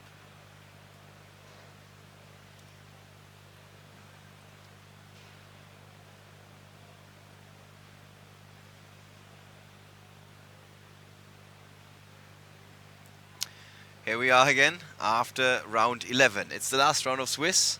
Yeah. You can tell we're a bit burned out, just Yeah, a bit a little after that Billy Break versus Joshua Schmidt Yeah. marathon match. It was interesting to see, like you just said, you made a great point, Rob, that Pablo, even despite him losing that, he was bringing a super creative deck to the table. Yeah, it is really good. People in the Twitch chat were saying, you know what, this is a good deck. They were even thinking, you know, how could I actually improve on this idea? Because they really they really like the idea because Yeah. it's a great rank 4 deck, even if it's not just for totally awesome. Right. Yeah. So it does have a lot of potential. And he was also a bit unlucky. I mean, Yeah. with the Yeah, triple he tin was. goldfish, that could have gotten him to some places, but Mhm. Max C was obviously the perfect answer. Yeah, I can see so many combos in this deck. You know, Unexpected Die, Gigabyte, the Chocolate Magician Girl, Gigabyte. Just those kind of. There's lots of different ways that he can utilize his combos here to get to that totally awesome. And it's a real shame that we didn't see it really just kind of go off this time. We did get to see. All right, we just heard some cool news for you guys. I'm gonna switch those 2 deck lists for Yeah. those who are raised you by 2 deck lists. I'm not sure whether what we've just been told there is that they're already actually playing the third game. No. Oh, They've already started the third okay, game. sorry. Thank you. So unfortunately, we wouldn't be able to bring the backup match to you, but we will be able to find out kind of what happened there, and possibly even bring the winner over to tell you what happened. Yeah, Yeah. afterwards. There would have been Daniel Dieter versus Irnes Mujic, Cosmo versus another Paleozoic deck. Yeah, actually, I got a bit of information from Peter a minute ago. I didn't know it was 1-1, but the Cosmo player just FTK'd in one of the games, like in game 2. All right. So was it Metal Foes? Yeah, Metal Foes. Metal Foes won game 1. Yeah. And then game 2, the Cosmo player FTK'd him with Saw Troopers and Dark Lady or something. I can't remember exactly what I said. Yeah, it's okay. But yeah, big damage, and that's probably why they're already in the third game. Yeah, that makes perfect sense. Yeah. Yeah, because they were like head to head with the other match. Yeah. When it was 1-0 and we asked for the Yeah. other match, and they were like, yeah, they're also shuffling just now. Yeah. All right, guys. So cool deck in the end didn't quite make it into the top 32. Yeah. I guess he could have gone a lot deeper if he would have reached the top 32. Yeah, it's Because his deck big was surprise. Yeah, big surprise. Element of surprise working for him, of course. Yeah. All right, guys, you can of course check out the written coverage of this tournament. I know sometimes people tend to forget about that. There's also written coverage. Rudy is writing quite a few articles. Yeah. He's later going to be busy typing up the top 8 profiles. Sorry. And he's also doing deck profiles with players that are in the tournament. Maybe he's going to look at something like what Pablo was playing, or the Cosmo deck that is doing well today. So if you need a fix in terms of deck lists, there's your chance.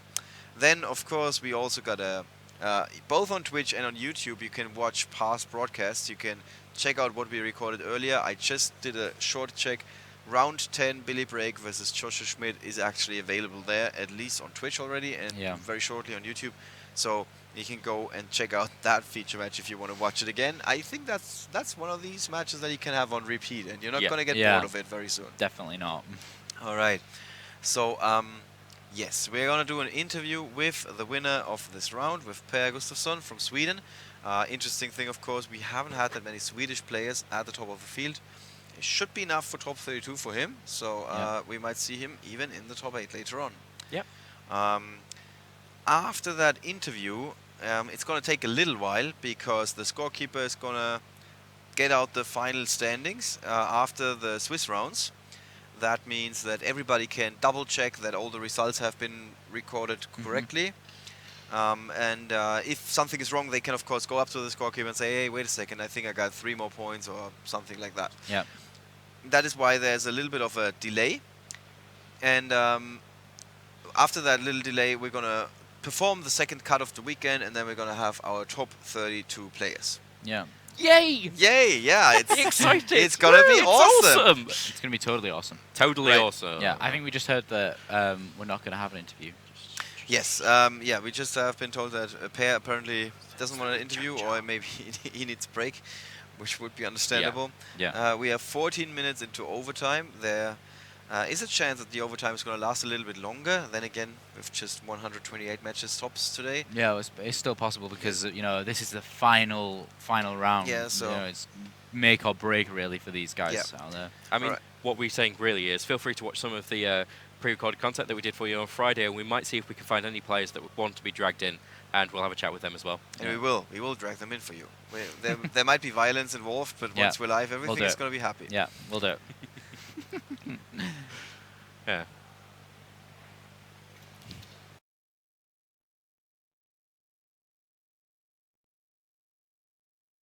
Hello guys, welcome back to YCS Bochum 2016.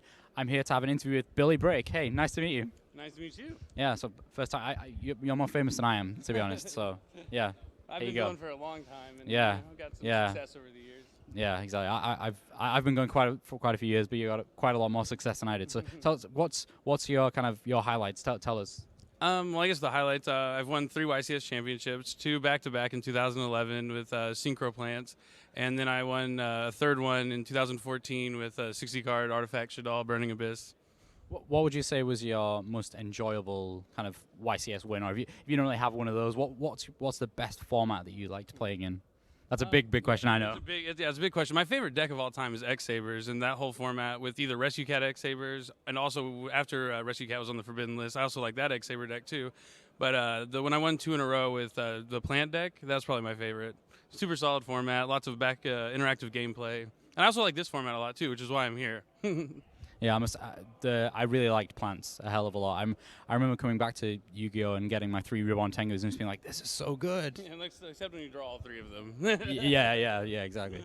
So obviously you're from the USA. Is there any kind of big differences that you think between playing in the US and playing in Europe? Because you've played in Europe before. You played at YCS Brighton 5 years ago.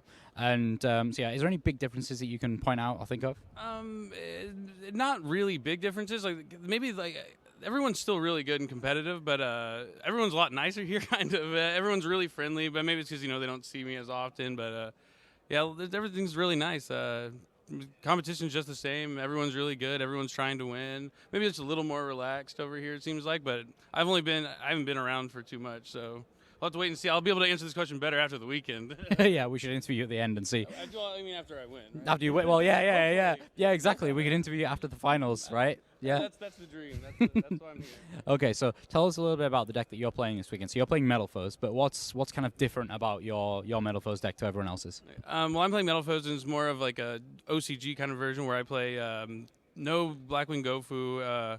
I play 3 Summoner Arts, Clifford, Monolith, and Scout, so I can make Infinity, and they're normal Pendulum monsters, so not only can you make Infinity with them, you can fuse with them to make Mithrilium or Alkahist, and you can get value out of just Scout being a +1 and getting the Metal Foe spell and trap right at the beginning. I'm trying to make the deck as consistent as possible, not necessarily the most powerful version of the Metal Foes, but it's where I'll be able to consistently open with a solid board every time.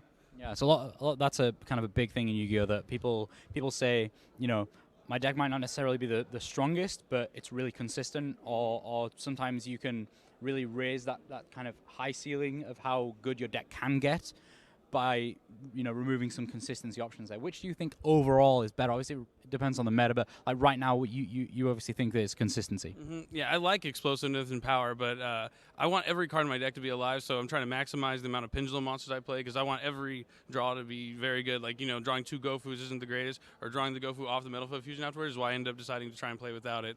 And so far, I liked it. Hopefully, brings me success this weekend. Yeah, I do think that Gofu is really, really strong when it works out, but if you draw multiples, then it's not that great. Yeah, exactly. Yeah. Okay, well, how long did it take you to get all the way over here? And did you leave some days before and after the event, or what's your travel plans? Well, I had to fly from Dallas to Philadelphia on Wednesday, and then we flew on Thursday from Philadelphia to Atlanta. I had a layover there for a few hours, and then arrived here, flew from Atlanta to here this morning, and still awake for the past couple of days. A lot of travel. I haven't really got to do much yet, but I'm happy to be here. Yeah, you're still just going at it. I thought you like just woke up or something because you're super hyperactive, but you know, I'm always that way. I always got a lot of energy, but yeah, I'm definitely operating on fumes right now. well, it's pretty good fumes because you're pretty awake. Well, you know, there's a lot of cool little restaurants around the venue here in Bochum, so you should you should try those out. Okay, so that was Billy Brake. We wish him all the best of luck. Best of luck, Billy. Hopefully next time you see me, I'll be winning in a feature match or, winning the whole tournament. Hopefully. Yeah, let's hope so. Right, we're going to be back with even more live coverage of YCS Bochum 2016. Catch you guys soon.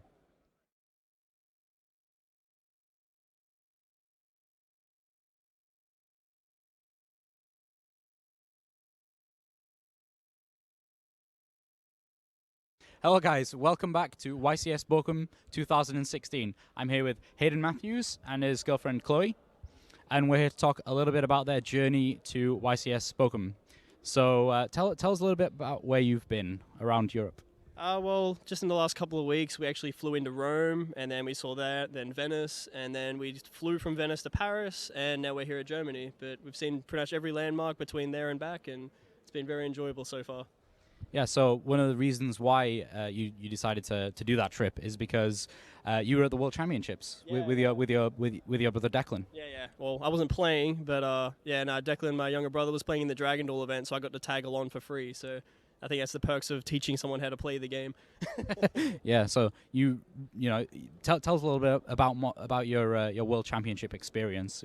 Everyone who I've spoken to about the World Championships kind of, they always tell us so many good things about it. What was your favorite bit? And, tell us a little bit about it. I think my favorite part was the fact that everyone was so accepting from every country. Like, I wasn't even in the event yet. Everyone was still happy to let me join in, and just everyone was very friendly. And I was very surprised that everyone got along from Europe and America. I thought there'd be more of a rivalry, but everyone just hung out anyway and went to dinner. And considering I wasn't a part of the event, I think I got made more out of the experience as well, just being there. Just being a part of all of it. So yeah, I must say this year in particular was really kind of unique in the fact that everyone was just kind of banding together, and usually you see the separations of the groups. Everyone was just really getting along. It was really great. I actually heard about that as well, that would actually happen. So to see everyone get together was a bit strange, considering I've been told from other people that have been that they actually just separate and you'll probably be just with the Australians and that sort of stuff. But no, it was very enjoyable. Yeah. Okay, so Chloe, tell us a little bit about. So you guys both play Yu-Gi-Oh. Yes. And you're both playing the same deck this weekend. So tell us a little bit about that. Well, you're playing different variants of the same deck. So tell us a little bit about the deck that you're playing this weekend. My deck's Metal Foes, and the main object of it is to summon Zulkan Crystal Wing and set a strike and just helmet your way through it. That sounds like a great strategy. So you're not going to play any Metal Foes cards. You just want to make Ultimaya and summon Crystal Wing and hope your opponent can't do anything. Yeah, maybe put a Mithril up there. Alkahi, steal some stuff.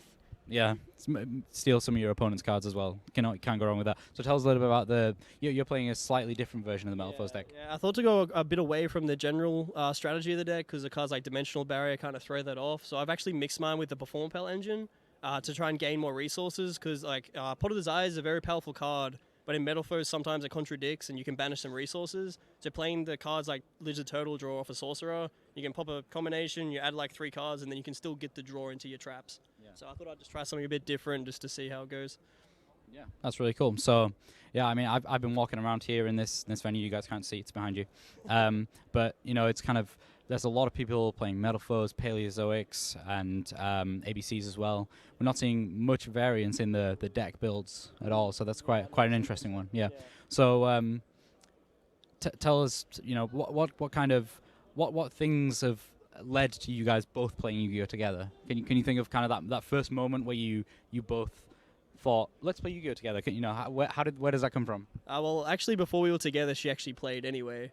So yeah, and then when we've obviously come together and now we're in a relationship, it makes it a bit easier to play the same decks and learn other things. We can test against each other now, so I don't need to just rely on my brothers anymore. Yeah. So yeah.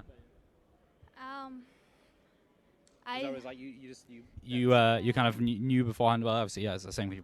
But so what decks did you play before you just started playing what he played? I started off in Cliffort format, so my whole main play was summon towers, set a skill drain, pass my turn, and then I went into Cosmo, and then Dark Destroyer combos, and then now I'm doing Aki's combos with Kieran, so pretty helmet decks. Right, okay. Yeah, well, simple decks, sometimes really strong strategy. Okay, so thank you guys so much, and good luck in the event, and we're going to be right back with even more live coverage of YCS Bochum 2016. See you guys soon.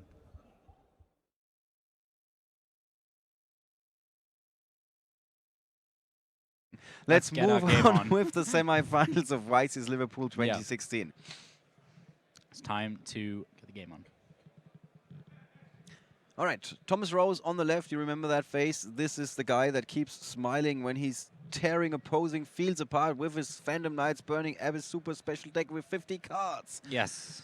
On And the other side, Niccolò Mazzoleni from former Italy. World Championship competitor. Yes, we should not forget about that, of course. No. He's got only 40 cards in his deck. That's something that we have to point out this weekend. Yep.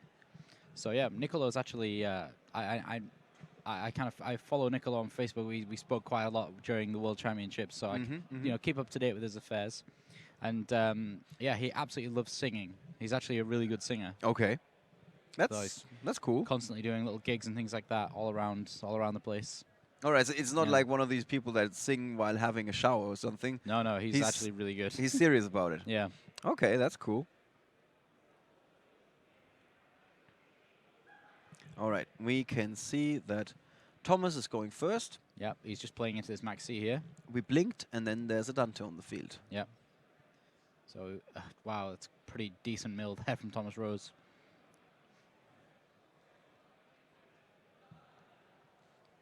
So his hand is not bad, although it's a bit monster heavy, I would say. Yeah. He does play some traps, but not that many. He's got 2 Fork Blades, 1 Phantom Knight Sword. That's it. No strikes to be found here in this particular deck. And it's interesting when you think about how many iterations this Burning Abyss deck has gone through. Yeah, there was many. a time when you were playing 15 trap cards in Burning Abyss. Now we're down to 3, and those are all Phantom Knights trap cards. Those were the days. And playing Fire Lake. Yeah. And also he's playing 50 cards. It's not like he didn't have the room. No. Actually, in an interview after the match we had with him earlier, was very interesting. He said, yeah, I built the best version of Phantom Knights Burning Abyss. That was 40 cards. And then I added 10 cards that are all good against ABC. We've seen that in action as well, with his Ghost Reaper and Winter Cherries, stealing the ABC monster from the Dragon Buster, of course, from Jake Quincy in the feature match that we had in the top 32. Okay, so Niccolò has plenty of cards here. Yes. Let's see what he can do with them. And there's going to be more. Yep, so he's got... Thanks to that Max C He's drop. opened both sites. That's hardly good. Yeah, but on the other hand, it should increase the chances of him drawing something that is really useful now. Can we make out what he's losing? 3 trap cards. Gold Gadget, 2 Artifact Sanctums, I think. Yeah, I think it was 3 trap cards. He's only playing 4. Probably only has 1 more Sanctum. Yeah.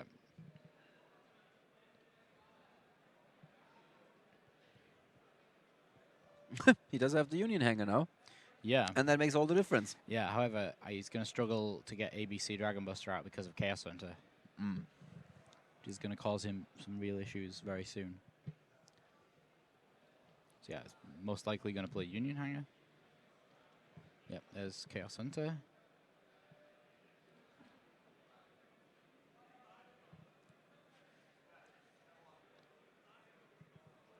Let's see if that card's gonna have an effect.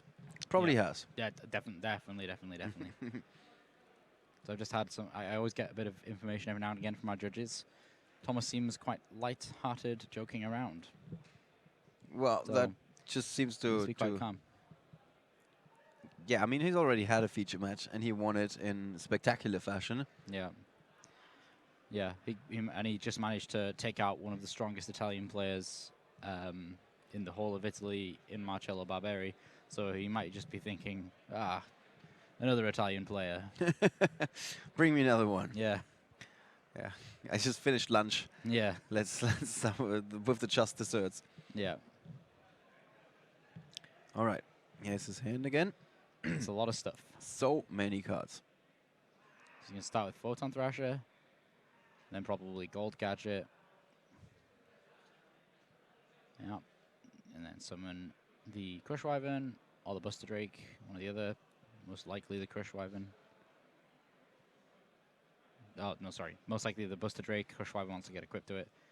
Yeah, the wrong way around. Yeah. So far, so good. Yeah. And then around about when the... Okay. Let's see. Yeah, shuffling your deck.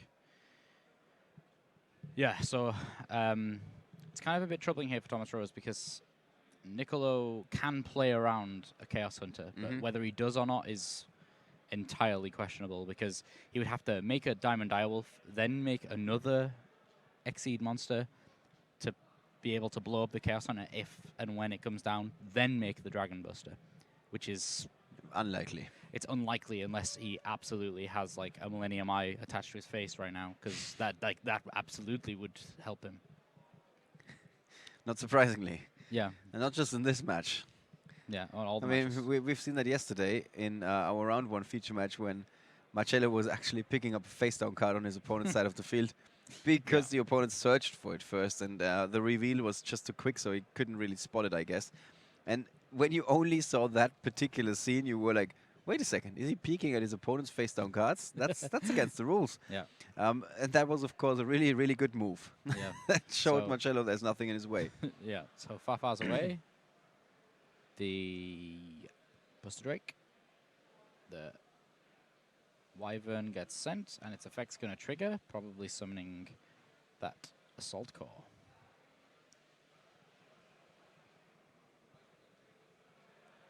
Yeah, first we need to deal with the issue of Shuffle. shuffling some more. Yep. Of course. Yep. Funnily enough, if you'd have attached a Assault Core from his deck instead, then that Farfar wouldn't have been able to target that. I think at this point, he needs to really dig deep to find the other B Buster Drakes from his deck to be able to make a Buster Dragon. The other question is maybe it was banished with those 20 cards from the Port of... Possibly. Port of Desires, yeah. Hard to know. Okay, yeah, he's thinking about Utopia the Lightning to stop the Dante's effect. That's a great move. Great move.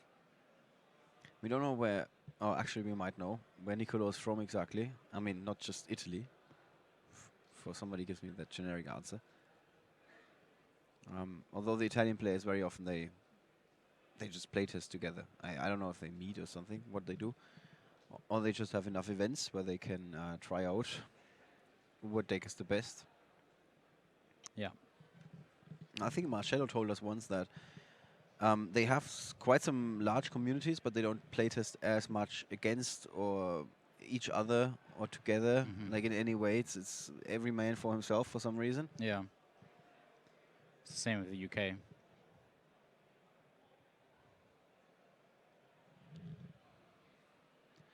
And on the written coverage, there's also the deck breakdowns and country breakdowns, as well as, of course, the top 8 profiles. So you can check those out if you want. You can find out more about your favorite player in the top 8. Niccolo, for example, is 20 and from Venice in Italy. Yep.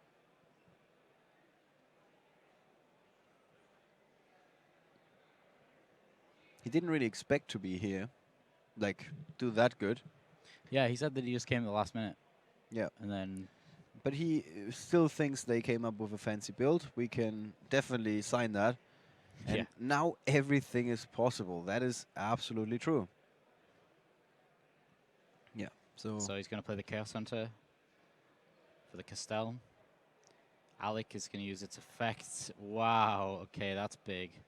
Alex used its effect on Castell, which means Castell is going to have no value here. we haven't seen that many times before. No, Chaos Hunter is quite a unique card to play. But again, Thomas Rose said he's just going to pick the 10 best cards that he's going to beat ABC with, and this is one of them. Yeah, it can be argued. Yeah. It can't be argued in this situation. I mean, he can still detach if he wants, but I don't think that's going to be all that useful. Probably he's not going to go for it. Nope.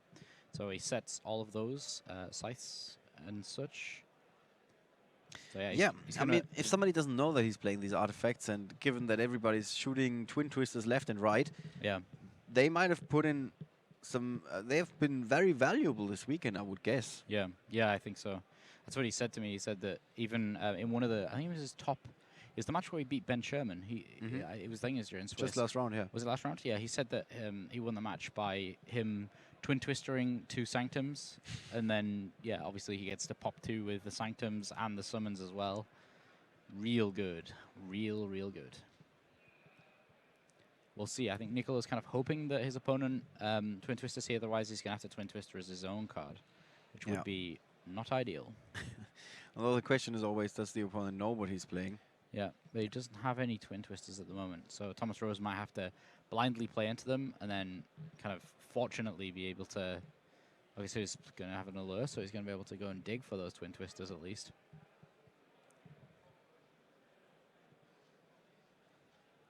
I'm just going to quickly take a look at the player match history of Nicolo Mazzolini, who started day 1 with 6 victories in a row before he took the first loss. That was against Victor Kioi with his Metal Foes deck, another Bulgarian player that ended up in our top 32. Not that surprising, after he was also 6-0.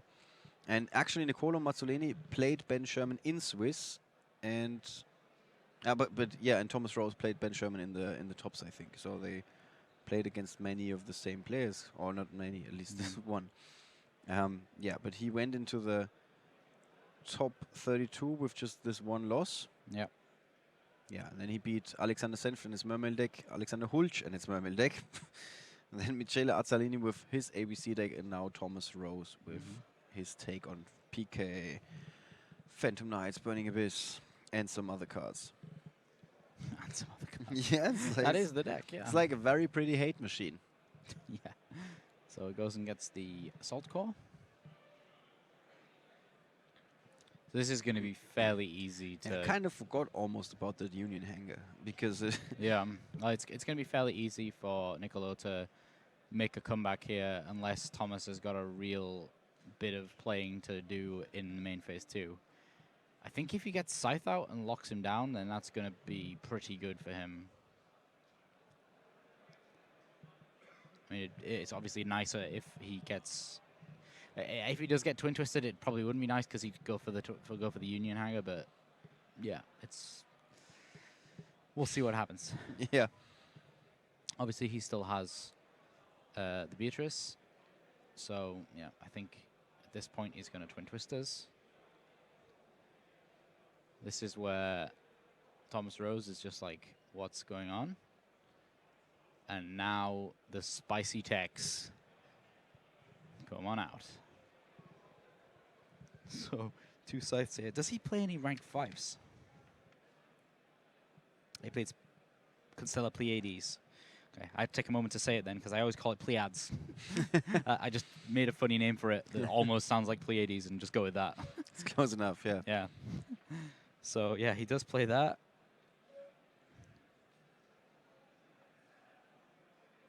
That's the only 5, but still, it's a... If you're going to have a 5, that's a great one to play. That's one of them that you want to have. Yeah, exactly. So he's used his normal summon. He's definitely got places to go here. Depends how many Farfars Thomas Rose plays. So he's playing 3. Yeah, and we've already seen 1 banished. 1's in his hand. So I can't remember if he's seen the 3rd one.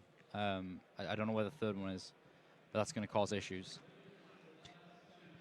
Here we see the hand of Nicolo Mazzolini. Yeah. Another Crush Wyvern and an Assault Core. It's Yeah. interesting. It's such a Mexican standoff of monsters here. That's Silver Gadget, though. So I think right now is where he goes into Pleiades and deals.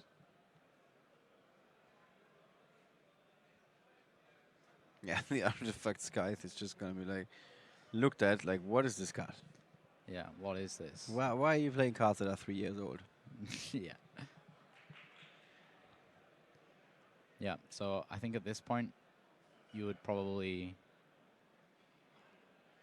make. I mean, it looked like he just passed there, but I absolutely didn't. No, I don't No think so. way. Yeah, I think he's trying to figure out how do I get rid of this Chaos Hunter while still playing around Farfar. So we don't know which 10 cards he banished with Pot of Desires, but we know what his options are here. There's Pleiades. Yeah, I think you play Pleiades, safely get rid of the Beatrice, then make a rank 4 to deal with Chaos Hunter, then go Dragon Buster and start causing some havoc. Yeah. I think that's the line of plays. He has to deal with the Beatrice right now with the Pleiades, then deal with the Chaos Hunter, because Farfar is available. So even, yeah, ideal scenario, he plays Pleiades on Beatrice. Beatrice, Farfar is the gold gadget. That's ideal scenario. He kind of wants to keep Pleiades because it's got a big attack points, and it's going to be useful next turn with some material on it. Then, either way, he's going to summon a silver gadget and summon one of his Union monsters, equip something with Union Hanger, make an Exceed play, potentially make another Exceed play because he's got a Crush Wyvern there, and he's got another monster in hand. It all depends on what he banished from Desires, so he could have 1 to 2 more rank 4 plays, which will easily deal with the Chaos Hunter. And then at that point, Dragon Buster, Dragon Buster, Dragon Buster. And that's going to be a way to victory. Yeah, definitely. Question is he going to identify that way? Most of the time, I think these guys know about those plays. Yeah, it absolutely depends on what Thomas Rose banishes with Farfar here. Optimally, it would be Pleiades, because Pleiades is going to cause him a real headache next turn if he doesn't get rid of it now. Like a real big headache. Yeah.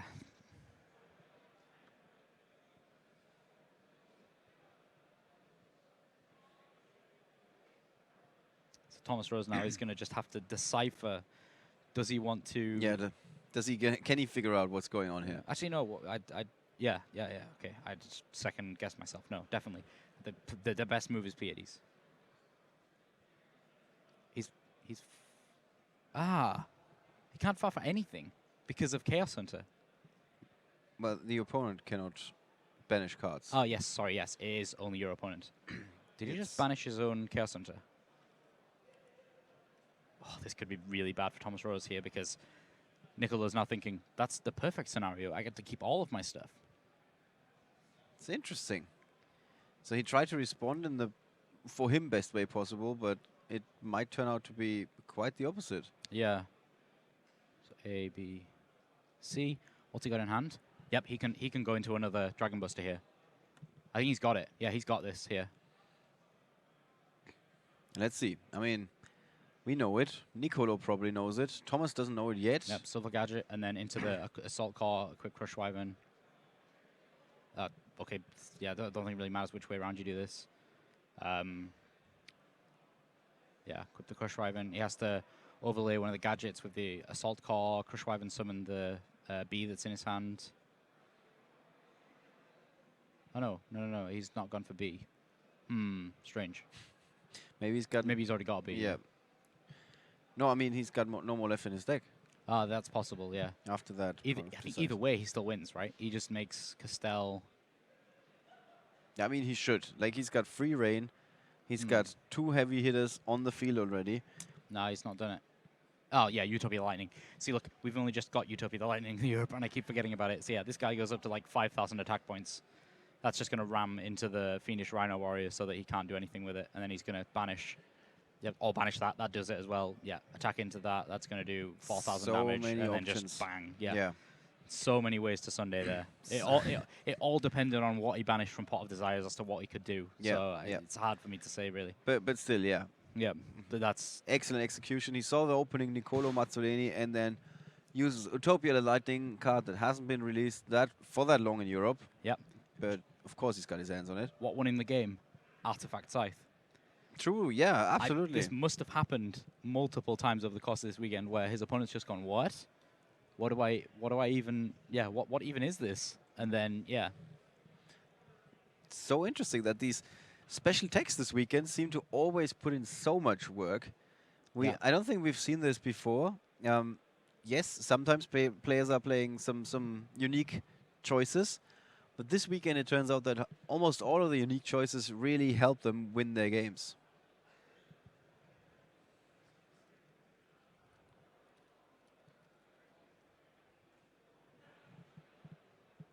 So which cards are we going to be seeing introduced from the side decks here?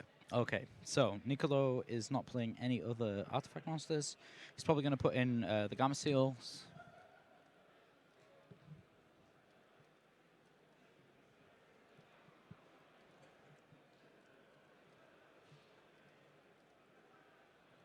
That's one card. What else do we have? Those kaijus, of course, are going to be really useful. Nicolo, other cards that Nicolo has, he's also playing a Union Scramble in his side deck. Yeah. Probably not that useful. Yeah, sorry, I got distracted looking at the side decks. I just got some information from the judges saying, so a lot of people questioning exactly what monster to Farfar there. Yeah, Thomas Rose said, the only way I win this game is if I keep Chaos Hunter alive. So if he thought to himself, and I do agree. If Chaos Hunter would have been alive next turn, he'd have been really far ahead. Yeah, in a really great spot. Yeah. So he didn't play to not lose, he played to win. Yeah, so to exactly. speak. He took a gamble. Yeah. Backfired in a way. Yeah, but I think still it was the best play. Yeah. No need to regret that. No, from the information that he has, that was the best play. Okay, so let's have a look even more. So there's 3 system downs going in. That is for Thomas Rose, of course. This is a problem where Thomas Rose is going to be thinking, I'm playing against artifacts. And he's going to have to have some nice flashbacks to Shadow artifact format. Like what happened with the back row removal in that format? How does that even work? It makes that deck so much harder to combat when you don't know what they might be having in their back row. Like if you have the entire deck list, it's kind of easy because the only card that can really wreck your day is Vanity's Emptiness, and the other 3 cards, the other 3 traps that he's playing are, of course, the Artifact Sanctums. Yeah. Or maybe he's going to side out all of these cards, I don't know. No, I think he's going to keep the Artifact Engine in. It's just helped so much there.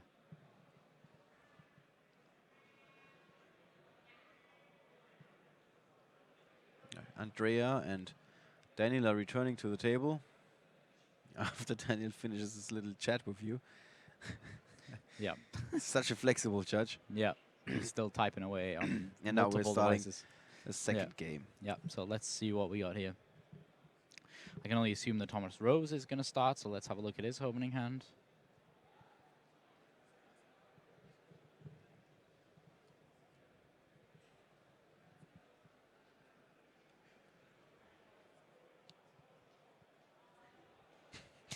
Some players are saying that Sanctum are suddenly a lot more popular at the traders table. Just over the course of this match. Yeah, I bet they are. Well, they came out in a mega pack. Okay, Thomas Rose has opened the nuts. You've just seen 3 cards. Yeah, well, Teratop Taketumborg, that's 1 Dante, and then Torguide's another Dante. He's got Fogblade anyway. Oh, Desires as well. Yeah. So you're saying he's in pretty bad shape? Yeah. No, good shape. Thomas. Yeah, I know. Yeah. It's just Stop trolling me, Ollie. I was Too just late trying to see whether you're paying attention to what I'm saying. It's too late in the day. His I always listen to you, Ollie. His opponent, Nicolo, has 2 copies of Terraforming, Vanity's Emptiness, Sea Crush Wyvern, and Photon Thrasher. That means he cannot do anything on his opponent's turn. And like you just pointed out, Thomas is going to go to places. Yes. Yep. Just going to draw some cards. Banish a couple of cards. Yeah, I just saw a Mass Change 2 at the top of that small deck of cards that he's got. Oof, that's not what you want. You don't want a Lure of Darkness without any Dark Monsters. But it's not too bad to blind the Lure in the second, I think.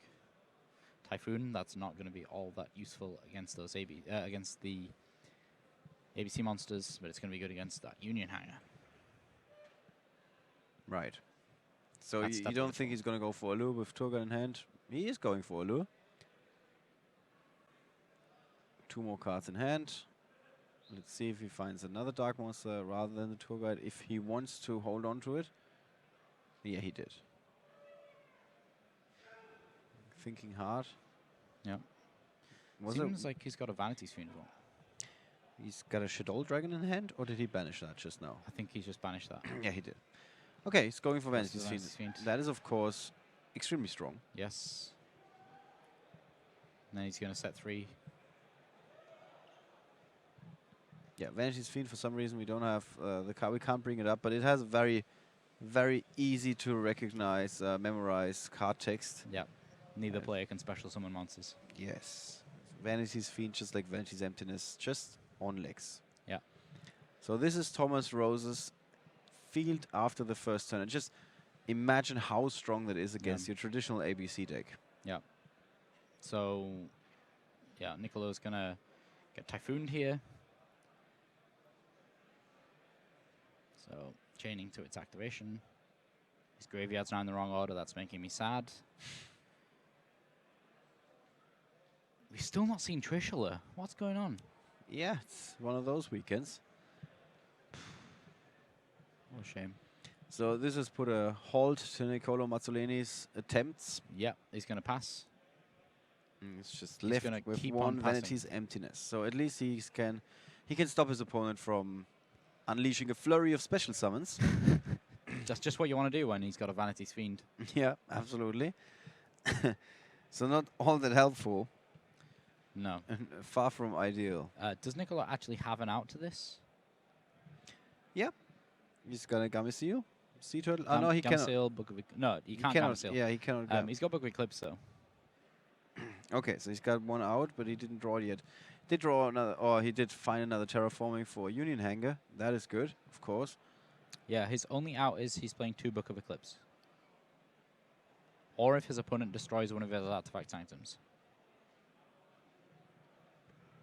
That's his only out. That's rough. Are we going to see that? Ugh. No, I wouldn't. You wouldn't put money on it? Well, I wouldn't. As Thomas Rose right now, I would just not. Just rely on that one card. Yeah. Keep poking. Yeah, exactly. So It has worked before for quite a few guys. Mm-hmm. So a Assault Core, Union Hanger triggers. Yeah, I mean, you can still do all of this stuff, just not special summoning the Buster.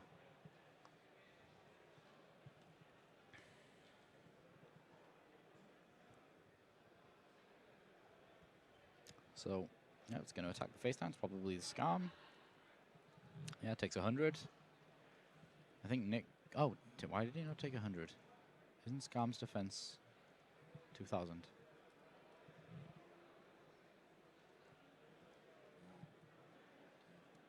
Oh, yeah, I'm being stupid.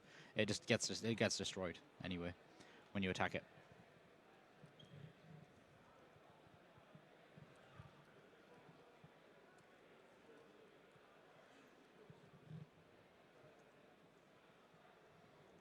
Is this already over? I think so. You do or you don't? Yes, I do.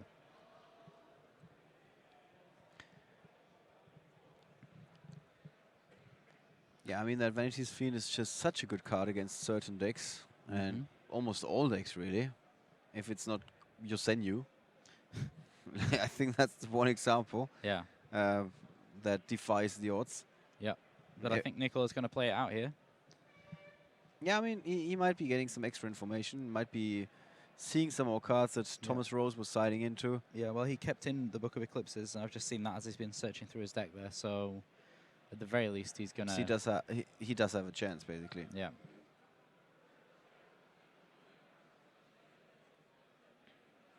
Yeah, and you can tell every card he draws, he's like... Please be Book of Eclipse. Yeah, can you please be... Yeah. It's throwing me back to Necros format. But even if he gets rid of the field, Thomas has so many more cards all waiting to make an impression on the field. Yeah. It's not like he's going to be out of options. So if Nicolo fights through this Vanity's Fiend, he still has to... But if he does manage to get through this Vanity's Fiend, I don't know what the back rows are. Yeah, okay, they're still good stuff. But if he does, he can just, like... by the time he gets to this Book of Eclipse, he's going to be able to just triple Dragon Buster. Right. Because he's slowly but he's rolling through all of his. So he might be winning unions. the game in this one turn then. Yeah, you if think. possible, That's maybe. basically his only hope. Yeah, exactly. So he needs to do something about those back rows and then deal with. Yeah, I mean, this is a super slow roll game here. He's able to just keep that because his union monsters are protecting each other. Yep. Whenever whenever A gets destroyed, he gets back B. Whenever B gets destroyed, he goes searches an A from deck. And he's going to start searching for Crush Wyverns at this point. Yeah, he's hanging in there so far. And of course, he's also got 1,000,000 cards in hand. So yeah, if he's ever going to be able to unload, he's going to unload big time. He uses the other effect of Cloak. Which I'm going to read to you in just a moment. Yeah, you can target one dark monster on the field and change its card to defense position. If you do, it gains 800 attack and defense till the end of your opponent's turn. So, Vanity's Fiend is currently on 3,200. That's bigger than a Buster Drake. Not that it really matters right now. Yeah, as long as the Vanity's Fiend is on the field, we're probably not going to see a Buster Drake. Yeah. Key thing about Assault Core is that it can search for itself back from the graveyard. So you can infinitely just do that. Right. So the Assault Core has been switched to defense position, giving Nicola Mazzolini some more protection, basically. He's not going to take any damage. That's good. Yeah, and I think he's going to struggle because obviously Thomas can't play any of his Burning Abyss monsters. He's got a Master Change too now. Yeah, the Phantom, he can't play that either. Phantom Knight's monsters all have quite low attack points. So none of them are going to be able to really get over that Assault Core. So he's basically under a Dark Door here. He's going to be attacking just once per turn. Which means, yeah, I mean, Phantom Knight's regulars got the highest attack points.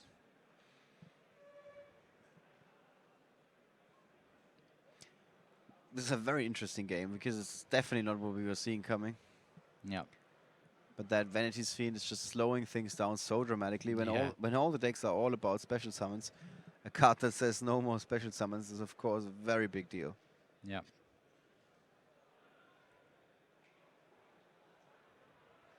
All right. So Nicolo's little wall of defensive monsters has been disassembled. Yep.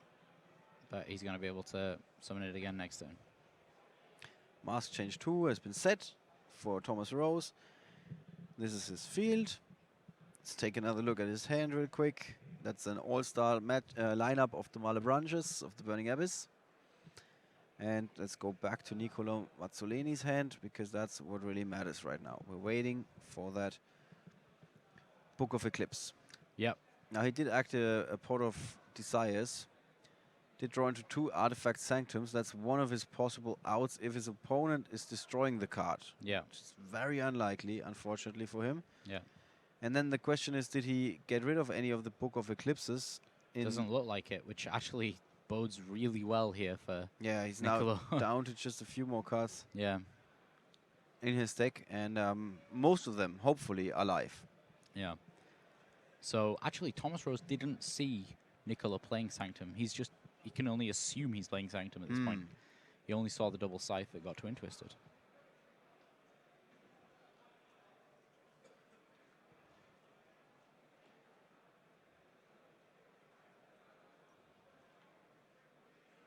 Yep, again, just small amounts of damage here. Yeah. Slowly but surely, Thomas Rose is taking down Niccolo's life points.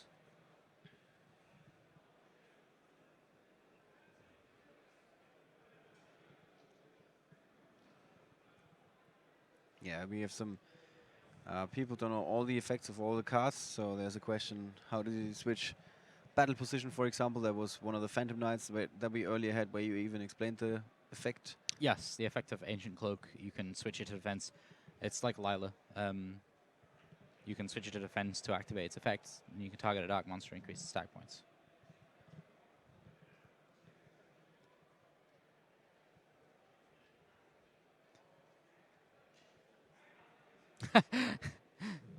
adding the Book of Eclipse with Terraforming, that would have been really strong. Obviously. I wonder how many cards he's got left in his deck right now. Can't be that many. No. 2, 3, 4, 5. That was like roughly 10 cards in his graveyard. He's banished. Did he activate 2 Pots of Desires? No. No, just one. Just one. Okay, so he's got 20 cards are gone. Just with the graveyard and with the banished pile.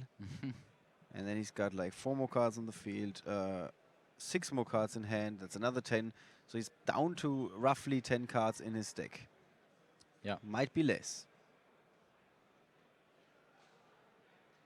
Yep, so the assault got destroyed, but he just literally set it immediately and added it back straight away. So he's actually adding a different assault core back. Just, yeah, it can't add itself, but he's obviously got another assault core in there that he's adding back. Right. Okay, tour guide. Yep, tour guide.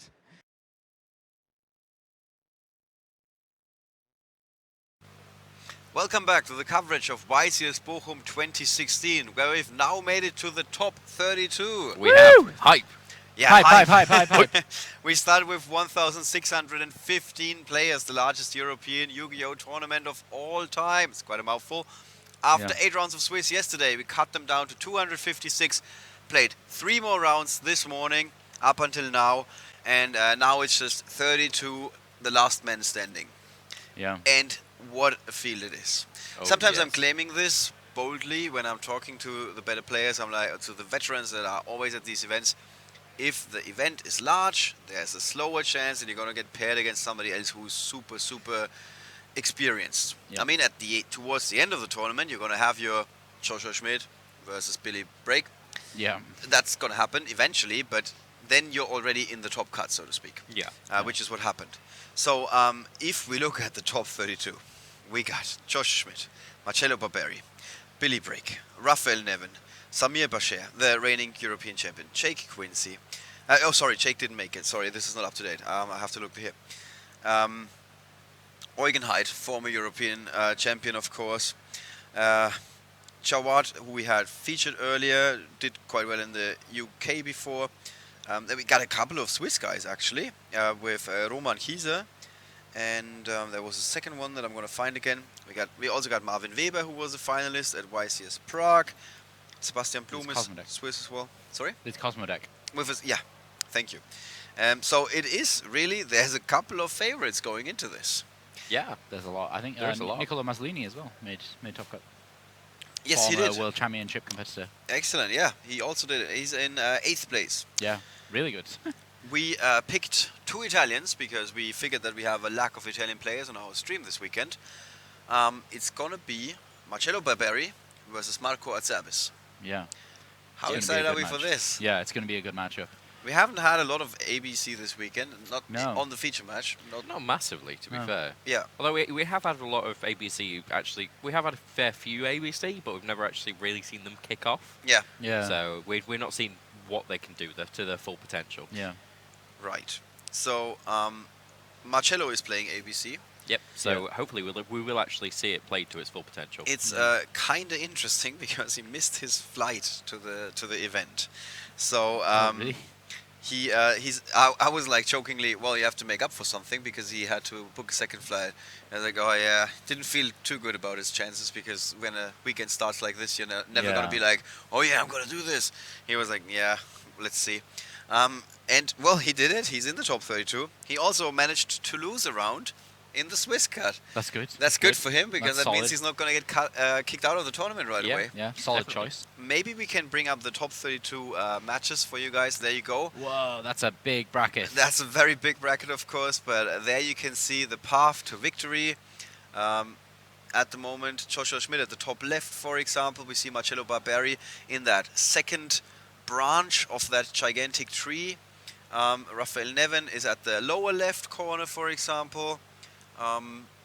Billy Brake is on the far right, so there is a chance that in the finals it's going to be Billy Brake against either Joshua Schmidt or against Marcello Barberi or Raphael Nevin. So all of these are possible matches for the finals. Eugen Heid, for example, is in the upper right corner. So many of these favorites are actually in different branches So there's a very good chance that as the tournament keeps progressing, Yeah. we're gonna have some really memorable feature matches. We could have a Joshua Smith versus Billy Brake final. And we would be totally feature insane. that. Yeah, we would. Totally would. How do you feel? Like, I don't want to sound too biased here at all, but like we've seen what Billy Brake is capable of. So, what would you feel like being on that end of the bracket? You just see Billy Brake and you think to yourself, he's on my side of the bracket. He's closer than I would like him to be. You know, what do you feel? Well, we have had a couple of players that just sat down in front of him and they were like, "You're Billy Brake." And we asked him about this, how important it is, and he's like, "Yeah, I never go advertise it or anything. I just sit down. I just want to have a good duel, and most of the time it's my opponent doing it for me, really." So yeah, I guess that's what happens most of the time for him. Yeah, it's really cool because he has that same outlook on Yu-Gi-Oh. You know, you don't meet many people who have that complete outlook of just, you know, I don't really mind if I win or lose. I just want to have a good game. That's one of Yugi's taglines. I just want to see some good Yu-Gi-Oh. Easy to say when you're more likely to win. Yeah. All right, guys, let's take you to the table for our top 32 feature match. It's going to be Marcello Barberi versus Marco Acerbis.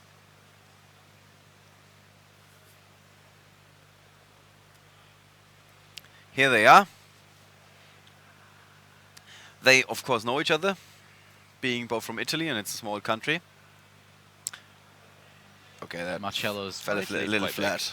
No, it's basically what I was hinting at is that those same 70, 80, 90 Italian players are at every event, so they actually do know each other. True. I think group of 90 players is manageable. Yeah. So Marcello's amazing beard. I don't know what I would do if Marcello ever shaved. It's true. I wouldn't recognise it. Yeah, I wouldn't be able to tell it was him. Can you imagine if he got contacts, shaved his beard? I can't even fathom. I would first check some police records. that there's not a good reason for that. That he's like, I need to go undercover now. And I just need to disappear. yeah, it's basically my due diligence before I pick him for a feature match would be making sure he didn't murder somebody. So, so Marco has played A Hero Lives, already cutting his life points in half. Yeah, so he actually has Dark Law plus a rank 4 here, at the very least, is what I see to myself. Let's see if that comes true.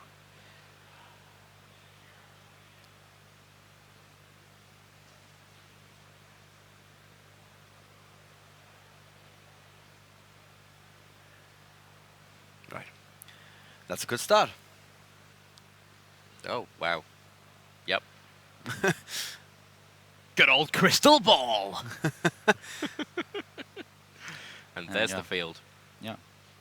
It was in his hand a second ago, so not much has changed on the screen. Yeah. All right, we didn't really talk about those decks, but we've of course seen them a couple of times this weekend. It's a very, very straightforward, awesome heroes build. Shadow Mist Bobbleman, Tingoldfish, Summon a Monk. I'd be very surprised if we saw any decks that we've not already seen now, to be honest. Oh, there's a Lightsworn player in the top 32, for example. Yeah, we did see a Lightsworn though. Yeah. Round one. Not really well. We didn't really. I think see it's it. a different build, but oh, is it? that might be. I'm not 100%. We still have Blue Eyes in the top 32 as well, which is quite nice to see. And it's not the only awesome hero player in the top 32. There's at least 2 more. And also Fotios Papadoliakos with his Burning Abyss deck, with his straight Burning Abyss deck, old school, also made it to the top 32. Yeah, so Marcello here up in double terraforming. Not ideal, but still.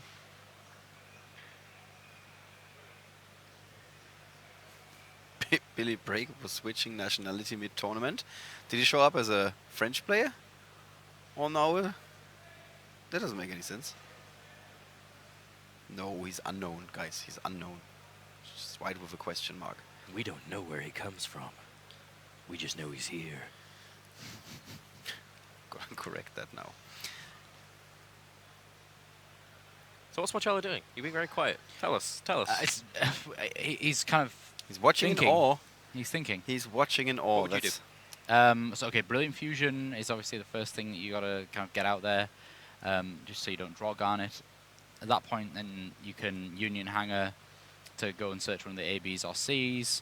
Gold Gadget with that monster you got from Union Hanger over into Tsukiyomi, discard the third piece that you got from the Bee Buster Drake that you equipped from Union Hanger after you summoned the monster with Gold Gadget, and then go into ABC Dragon Buster, set all of your cards, and that's it. But first, Dark Law. Boom, what's got hit? So with Terraforming, that'd be ideal. Oh, it's Twin Twister. That's fine. That must mean that set card is the Terraforming or the Pot of Desires. Yep. So now he's free to play away whatever he wants. I'm sorry, guys. I think that there may just be a little bit of lag with our app at the moment. Because there is very little changing. Right. Although there's stuff happening on the field, obviously. Yep. So Terraforming into the Union Hanger now. I think it'd been better if he'd have.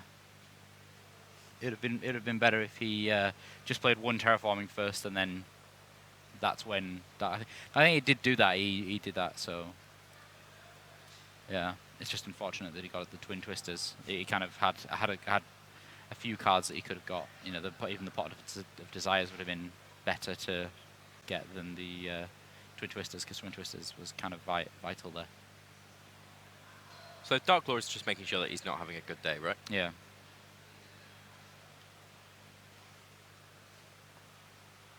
Yeah.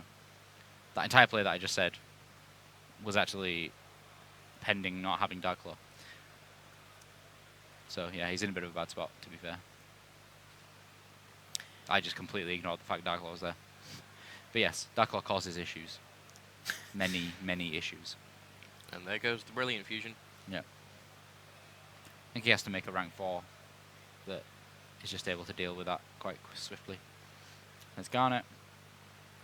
Probably going to send just like a Photon Thrasher or something. You can see by the speed that Marcello's going through his deck again that he knows exactly what he's going for. Yeah. Always very interesting. And the funniest thing is when somebody takes a little time and then suddenly they shift Speed gears. up, yeah. And you know, okay, something's coming. Something's coming. Just wonder what that set card is. It's a mystery. Oh, Desires. So that's he decided to was play the that. Desires. Yeah, he decided He's to just play played it. that before Dark Law got it. Stole it away. So yeah, he could do with a silver gadget. If he managed to get a silver gadget, that would be actually really amazing. Then he could go gold, silver, plus a Union monster.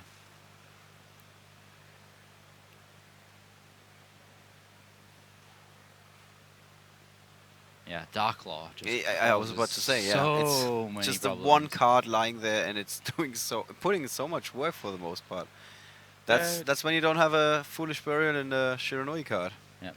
And does anybody remember what event we were at? I believe it was actually Prague with Valence Tertre, where I basically just said, and the YCS has been won by Dark Law. Because that was basically all he did for the entire game. It was the first Prague. Yeah. The first First Prague was Prague, all yeah. about Mass Change 2 with Burning Abyss. The first of 3 in a row. Prague's a good city. It is. I'm not arguing that. I've been making the case for Prague for ages. So Treacherous Travel. Yeah, I think Marcello's just kind of really done here. Reflecia and yeah, he's shuffling very rapidly. I mean, yeah, all of that play that I said before was assuming that his opponent didn't play anything else, but he did. So this is looking quite good for Marco. Yeah, very, very good. And what ways are there for Marcello to get out of this? Is he main decking any board wipes? Yeah, he's main decking double Darko. That's strange that he's main decking double Darko and not playing Rigeki. Yeah. Must be a reason for that, obviously. Yeah. I remember once we asked somebody that, and the answer was, I couldn't find a Rigeki.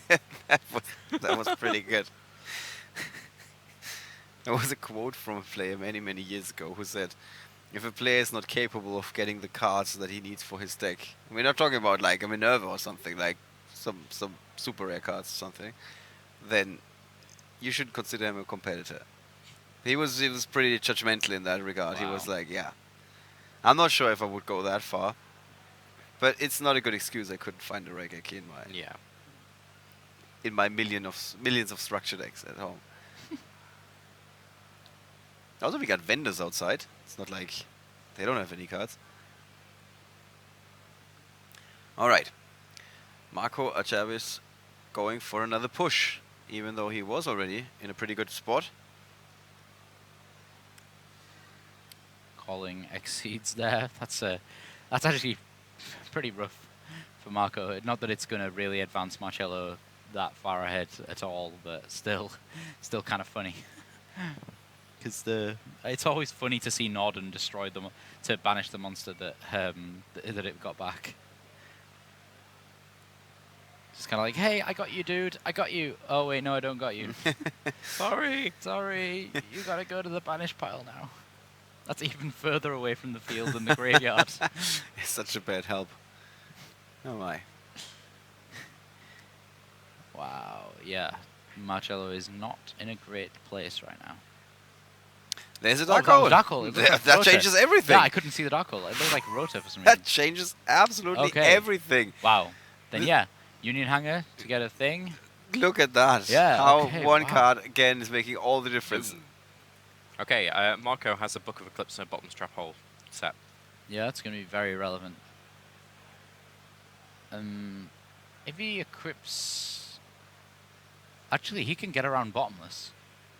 If he summons A on... No, because Chainlink 1's going to be Union Hanger, then Bottomless. Well, too bad.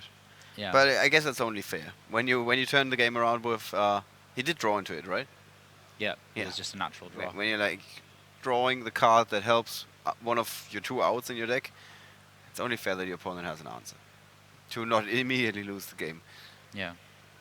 Alright, so now talk about a simplified game state. Very simple. With Marcello.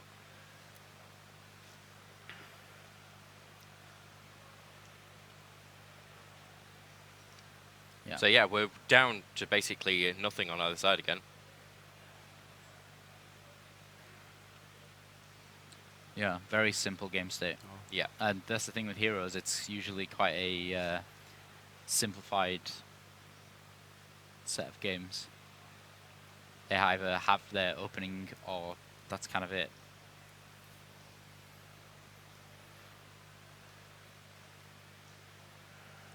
Sorry about that, we were just having a quick chat with the tech team there. Make sure that everything's working for you.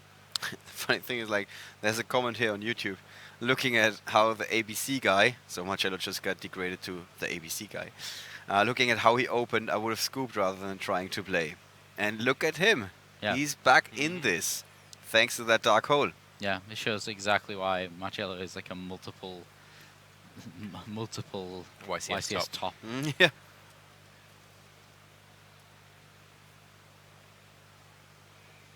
There's a spoiler warning for you guys.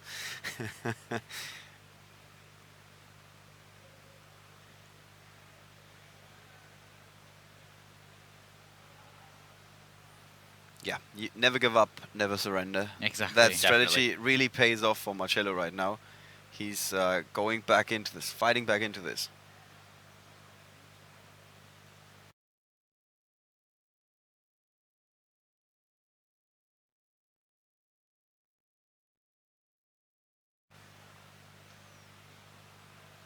Okay, so he does in fact have A, B, and C, and we know what that means. That means only one thing. He It's gets the Dragon spelling Buster time.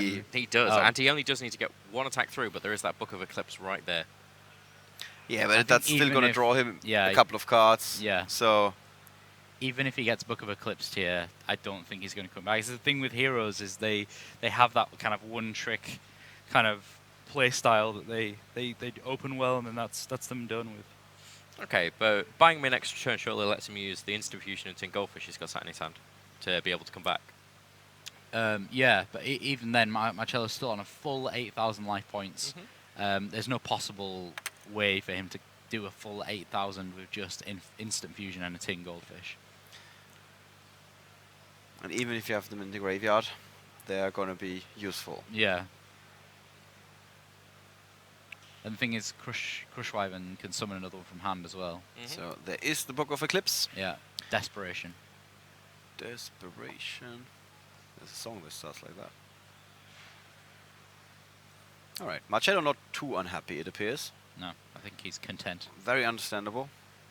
It's almost better like as in Maxi, because your opponent is not about to perform a million special summons and assemble a gigantic field. It's only, well, you're not going to attack this turn, but next turn you can come back. And in the meantime, draw a few cards. Sounds really fair. Yeah, and it's just, I think Marcello's not necessarily going to be too displeased with this. He can flip one of those up, if I remember correctly, because, Because he hasn't attacked with it. Yeah. Oh, he's being told to flip it back face down. You Is play there a Dark reason? Hole over Raigeki to help make a Buster turn 1 if you don't have a Tsukuyomi play. Okay. Okay. Acknowledged. Well,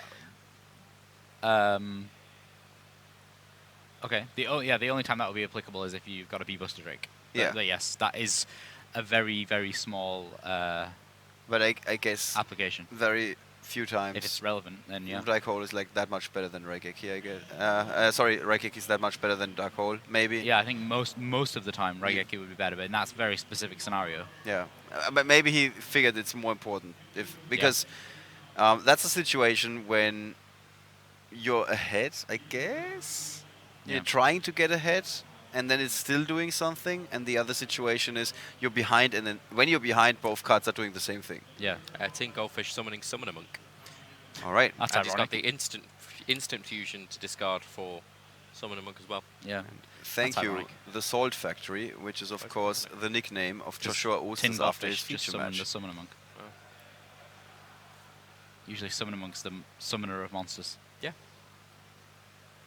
He's going to go into Ouroboros here. No, he's not. I just really wanted him to go into Ouroboros because that's a fake version of Trishula. I can hope.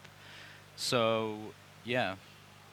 He's got the possibility of getting Dark Law now.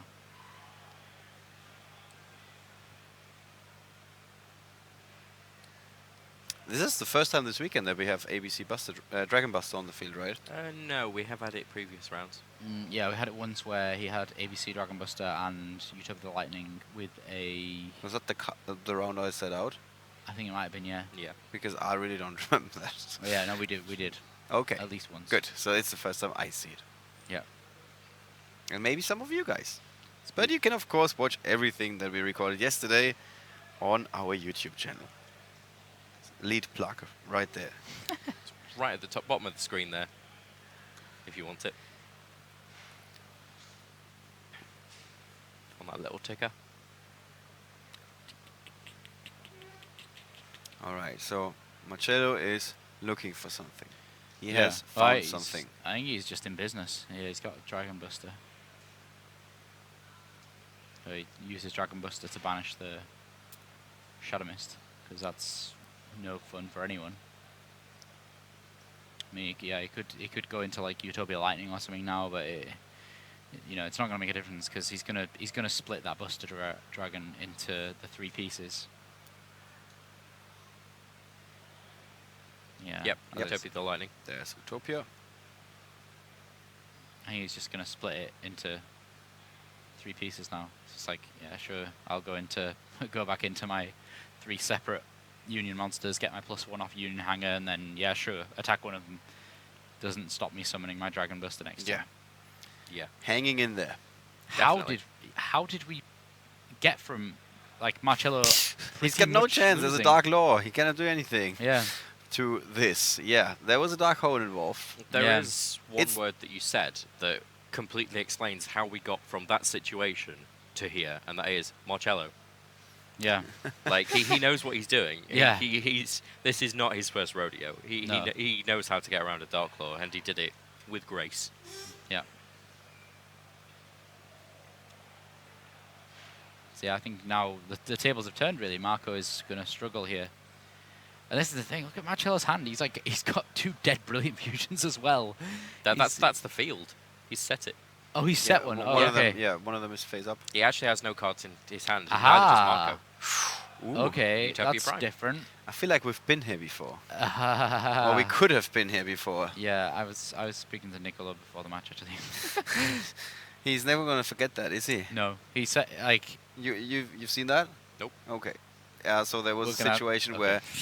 where it seemed like an impossible situation with like 4 or 5 monsters on the other side of the field, and it was three in three the Chaos timeout. Hunters, a Dragon Bust. No, three Chaos Hunters. I think it was Dante and something else. Yeah. And it looked like, okay, he can never win this. And then there was an opening for him to play Utopia Prime and get rid He of won. all the special summoned monsters at once and just attack. And it was a timeout situation, I think. So he would have been ahead in life points. Yeah, and all he had won. to do is activate Book of Eclipse first. And he was going through that turn like a million times in his head. He Yeah. was like, is there something that I'm missing? I need to flip them face down because otherwise I cannot do this. And then he played his Photon Thrasher. And then he played Book of Eclipse, and he immediately was like, "Oh Jesus, why didn't I do it the other way around?" And well, and then he really was angry with himself, Yeah. of course. So yeah, there would have been the weirdest comeback we've ever seen, the biggest comeback, I guess. Yeah, definitely, 100%. Yeah. It was something out of the anime. Really was. Well, Marco's currently on 10 life points. Yeah, that's what Utopia Prime does. You have to pay all of your life points down to 10. And yeah. This is one of the lowest life point scores we've ever had. Yeah. It could only get worse if I you I started remember playing in Solemn the Judgment. solemn judgment format, Yeah. where you could play 3 of those. We both thought the same thing just then. There was a match that ended with one player on 13 life points, because actually when you're at 0.5, when you half them, it's rounded up. So Yeah. even if you have 1 life point, you can still pay for solemn judgment. In case you were wondering. Yep. Oh, there Yeah, was you actually can. There was actually a whole thing about that. Somebody once asked me, "Can you only have 1 life point?" And they didn't believe me, and they didn't understand how you could get to 1 life point. When So you Dragon of Ra. I came up with a situation. This was like a long time ago, Before where you got Utopia hit. Prime. You had to get attacked by Bolt Penguin 3 times, and then you had to use Swords of Revealing Light to make sure you didn't die in the meantime, and then you had to play the card that summons. It's like a Karibo.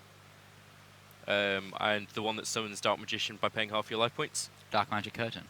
And there's also one that was involving a Karibo, and you had to do that to half your life points constantly Oh, until you got to 1. Transcending Wings That's to the one. summon Wing Crew level 10. Yep.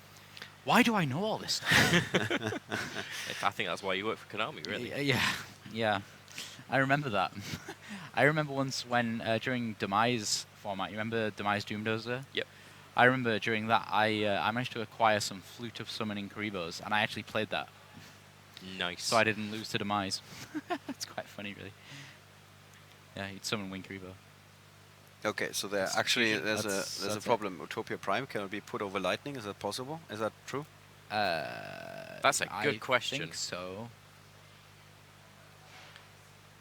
By using a Oh, number? it's got to be It has exactly to a actually be Utopia. a Utopia. Ah, there you go. Dear. Well, there we go. I mean, Still, the end result of the match was as it should have been.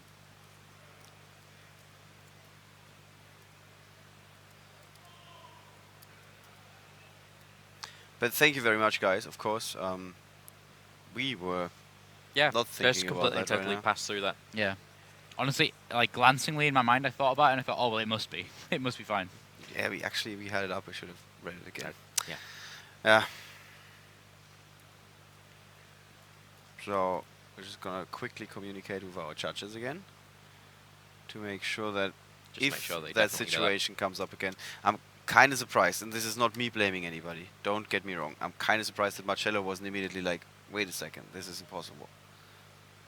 But maybe he hasn't seen that card too many times before. No, probably not. It's one of those cards that people play, but probably summon like once every couple of tournaments, not even once a tournament.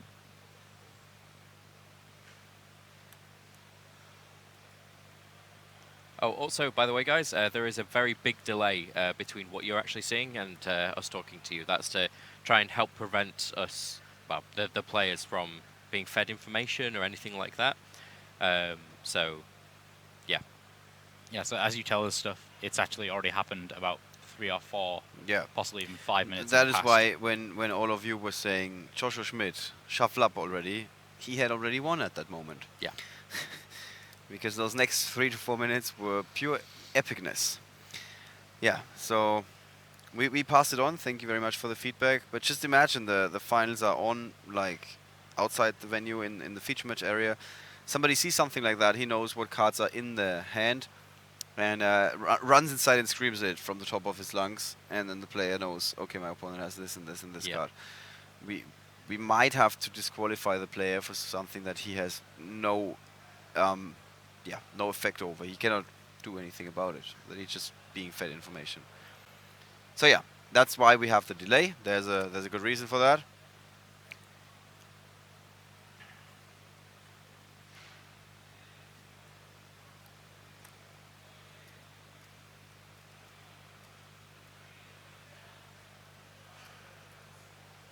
Marcello here is really struggling to keep that card in his deck or not. Like, should I put it in? Should I not put it in? Should I spin it around some more? No, you put it in. You put it in? Okay. Good.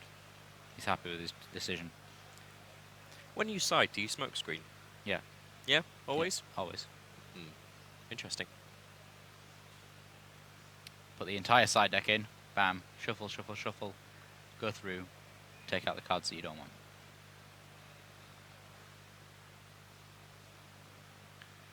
Alright, game 2.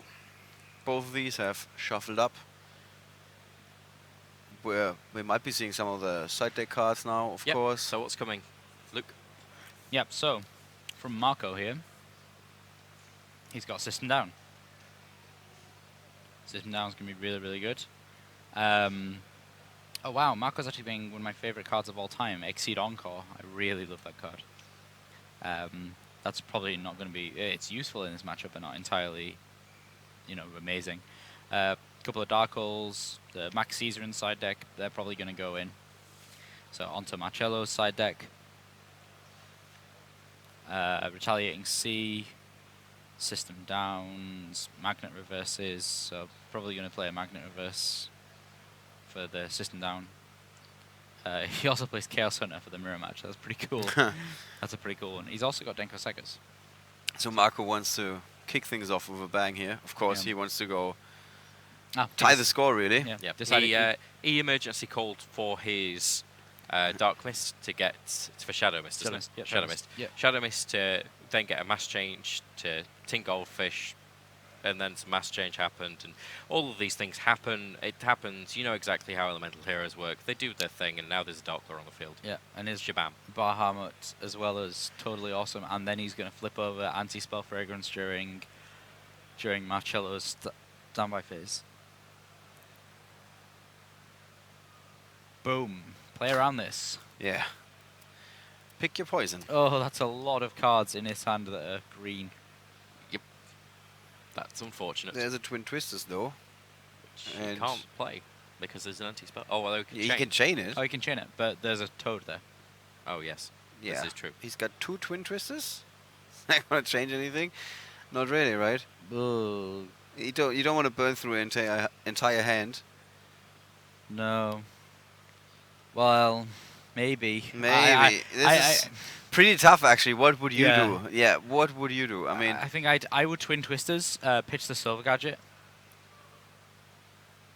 I think maybe even pitch the other Twin Twisters. no, I don't think so. You think? I don't think the second Twin Twisters. Yeah, okay, Went for the the Sea Crush. Crush? Yeah, the Crush Wyvern. Okay. Yeah, so he's got to totally awesome this, I think. Yeah, of course.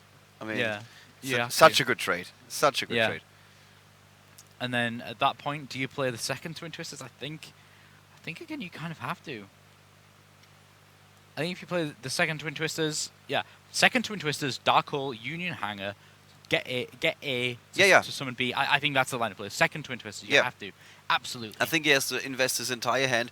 I mean, basically, Marco did the same thing. Marco's hand is on the field. And if he plays the second Twin Twisters, Marcello is out with... He's got 100%. only a monster on the field, Yeah. but he's got everything... 100%. Okay, so Second Marcello is Twin just... Twisters, discard the gadget, Dark Hole, Union Hanger. Such has an to be the odd play. situation, right? Yeah. You're set up with anti-spell fragrance and totally awesome, and you're like, I got this, and then, no, you don't. You have to play it. Come on, Marcello. Do it. Do it. Do it now. Okay. Yay! Yes. Discard the gadget. Yeah, he's doing the play. He's doing the play. He knows. Look at that. And now the Dark Hole. Look at that. Talk about a 1-2 punch if you've ever seen Yeah. one. Yes. First, get rid of your back row, then I get rid of your monsters. Yeah, Now I'm going to play my monster, and I'm in the game. He's going to get to take that Twin Twisters, actually. That's so rough. That was what, a 10 out of 10 opening for Marco? Maybe an 8 out of 10? I don't know. Yeah, It was really it was good. pretty good. Yeah. And Marcello's Now, got Twin Twister's gone to Yeah. Marco's side of the field, Yeah, so 'cause Union it's totally Hanger, Because it was set this turn, he can't he play can't play it. Yeah. But Oh still, my like he God. can, like he has to. I think he has to get A and B in whatever order he wants to go with. He has to go with A and B. I would put A in the monster zone. This is one of the rare times where you play that. Generally, A you don't want to put in the monster zone because it's just it's not that great. It's not the best one. The other two are really good. But in this situation where it is like simplified game Yeah, state, nothing against 1900 monster, equip it with something that's going to give me advantage in case it dies. Yeah, absolutely. This is absolutely the play. I think it's A, equip B, and then just attack. Simplified game state time. And then if he does manage to, if he twin twisters, then he's at least got B to get C. okay. And then You should never ever show this voice recording to anybody who has never played Yu-Gi-Oh. You Yeah. should get A, then you do B, then you do C. It sounds like a board meeting at a big bang or something. Yeah. It's like plan I A, heard- plan B, right, I plan heard- C. I did hear that C is profit, Yeah. but I don't really know what you do in the middle of that. B's question marks. Yeah. Okay, what did he go for? He's. I was about to say he's still going for it, but he's not. Yeah. Unless it's like imprinted in his mind to never ever get A. Yeah, look, he's trying to decide. Okay, there's A. Yeah, equip B. Yes. Okay. Okay. Good. Good. Yes. yes. Very good. Oh, it's just updated. Okay. Mega crystal ball time. That was. Yeah.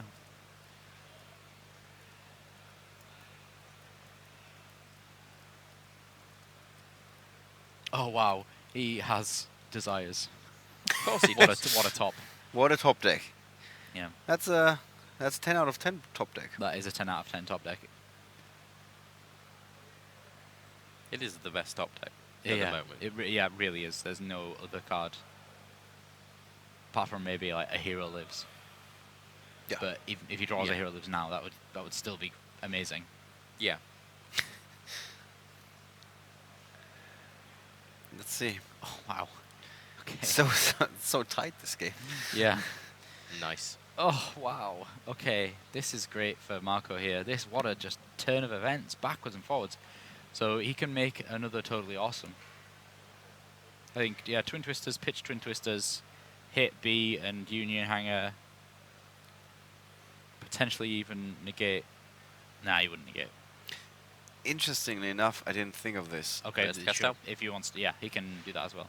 There was an excellent comment on the chat. If Marco wouldn't have negated the Twin Twisters, he would have won. Because he can just negate the Dark Hole, of course. Something to consider. Yeah. I guess you only see that when you're... Well, no, he wouldn't have been able to negate the Dark Hole because he wouldn't have been able to play it because he had anti-spell fragrance. Yeah. Marco Yeah, would have not won. right away, not right away, Marco yeah. would have won anyway. Yeah, that's what they were saying, yeah. Okay, Marcello Oh, yeah. has drawn into He's a card. It really doesn't matter what card, to be honest. Because, well, it's got to be... Twin Twisters. Twin Okay, Twisters. it's useless. That's a dimensional barrier. That's not much good. So back to simplified game states. Yeah. Super simplified. I think setting Twin Twisters is more correct. I think setting Twin Twisters is more correct. And then... Damn it. Yeah. Yeah, wait. Yeah. Choices. Nope. He goes for with the barrier. But he No, knows it's his 'cause- opponent has a Twin Twister Yeah. because it's his. Yeah. Yeah.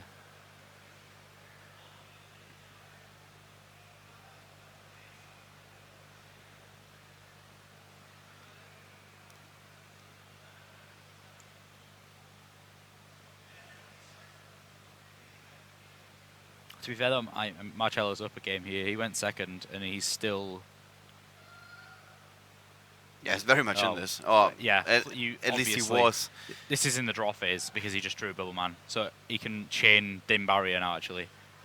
I think chaining Dim Barrier would be the correct thing. Call Fusion. Yeah, he called Fusion, otherwise he would have instant fusioned into an order. Yep. That's smart. Yeah, the choice between Exceed or Fusion. I think Fusion was the correct. Oh, whoa! Terraforming. Tops the terraforming. There we go. Wow. Okay, wait. Doesn't he have A in Graveyard already? I believe he does. This. We know what this means. He's gonna come back. Oh wait, he had Twin Twisters. Oh, he set the Twin Twisters. Oh, okay, we didn't see that. Oh, excitement. All the momentum. Yeah, just Slow down. round to a Billy break. Wow. Put the brakes on. This game is going back and forth Yeah. like crazy. But this Castell is huge. He's just gonna keep sniping away at Marcello's life points. But the thing is, Marco just drew into an emergency call, so he does have this game. Well, he can't put enough damage on the board with just a single monster. Well, they have 2 monsters. No, but as in with the emergency call. There's no monster he can get that has greater than 2,000 attack points. So he gets at least one more turn. So maybe one more top deck for Marcello. Yeah, one more terraforming would do it. He drew a monster. I didn't see the monster. Yeah, it's a silver gadget. Okay, he can set that and still be alive because silver gadget can get gold gadget. Oh wait, no, it's Denko. It's Denko. Huh? Okay, still Alright. he's Sure, alive. sure. Why not? Yeah. Why not? That would have been good a turn ago. Yeah. Yeah. That then into Marco Union just Hanger. drew Yeah. instant fusion, Okay. and that's it. That I believe, maybe, possibly. we went from What's happening, I'm Marcello? 100% to yes, I'm 70%. Yeah, he's picked up. Definitely. Yeah. Oof. This What game. a back and forth. Yeah. And both of them like drawing some of their cards in like the least opportune moments, really, with their Twin Twisters when you don't really want to see it, and then it Yeah. actually did something because Marcello was drawing the Union Hanger. Oof. This we've had so many matches during this YCS where both players have just kind of gone bush and collided their engines, and then they've both been running on like no resources. Yeah. Yeah. And it then This just is the becomes a bit of a this grind game. is absolutely Yu-Gi-Oh at its best. It's like when a race between two scrapped cars or something. yeah. Yeah. We call that banger racing, by the way. Yeah. You Because, have, because you have the- an actual word Yeah, for that. Basically, it's a racing series in the UK where you get a really kind of old car, you fit a roll cage to it, and then you just crash into each other. Yeah, I don't know. We have that at the Destruction Derby. It's not quite Destruction Derby, because Destruction Derby is literally just about destroying cars. Ours is actually just racing, and we don't care if we crash into each other. Yeah, It's well, a little. It's a strange. violent sport. Yeah, it is. It's a little strange. yeah, sounds like a very British thing to do. Yeah, it Yeah, is. it is. A violent sport. We also have caravan racing, which is where we race, but we have caravans attached to the cars. So Marcello doesn't look all that happy here. Yeah, I know. But to be fair, there's a spot where people chase cheese down a hill. So you know. People, people die doing that. Like, seriously. Yeah. If they win, they get the cheese. Like, It's called Cheese wheeling. participating in the Darwin Awards. So Marcello really doesn't look happy. Marco, on the other hand, I mean, there's a lot of hair in the way, so it's hard to tell what his face is going to say. well, I don't know whether it's just because we got things inverted. Like, the hair on Marcello goes down and the hair for Marco goes up. So I don't know whether we've got kind of a thing going on there, but Yeah, Marcello chooses to have gravity on his side.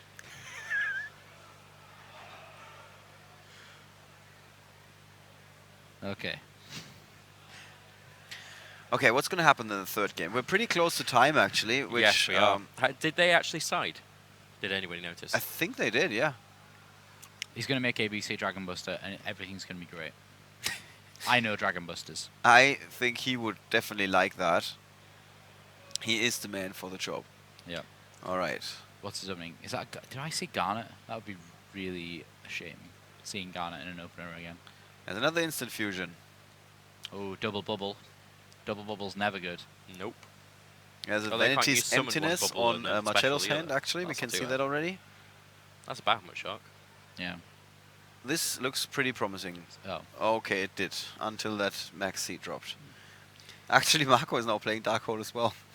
Marcello's just going for it. Yeah, oh no, it's still correct to make Tsukiyomi in Yeah. the case of being Maxed. Depending on what you have in your set cards as well, it's sometimes also correct to then go into Dragon Buster. Yeah, I mean he does have the Vanity's Emptiness. So again, we're looking at assemble a field, prevent your opponent from doing the same, win the game. That's the game plan at least. Yeah. Looks that way. So we got Marco's hand filling up. Yeah.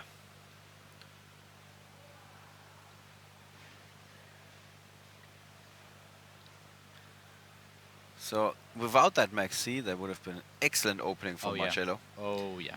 Like, really no reason to complain. He would play Pot of Desires and continued on. He might still play Pot of Desires to look for some dimensional barriers, but yeah, he's got A and C right now. So let's play Magnet Reverse. Yeah. Can we bring up Magnet Reverse? Yes. I roughly know what it does, but I need to try and remember. I think it's something like you can target 3 of your light machine monsters or union monsters that are banished, and special summon them. Oh, No, target one of your this machine. is not one of what I thought it was. Target one of your machine or rock type monsters that is banished or in your graveyard. It cannot.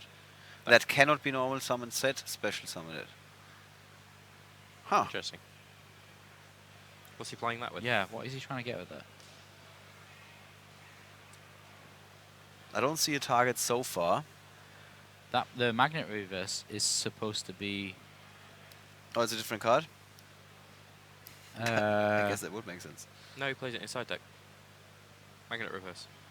Magnet Reverse is for the electromagnetic warriors, Unless unless it's in Italian. And in then Italian and it means something different. Okay, well we'll see. We'll see. Trying to think of what it's called. Still pushing on through the Max C. Massing a big field though. Yeah, I think the thing with heroes though is they have like a cap of how good one of their turns can be.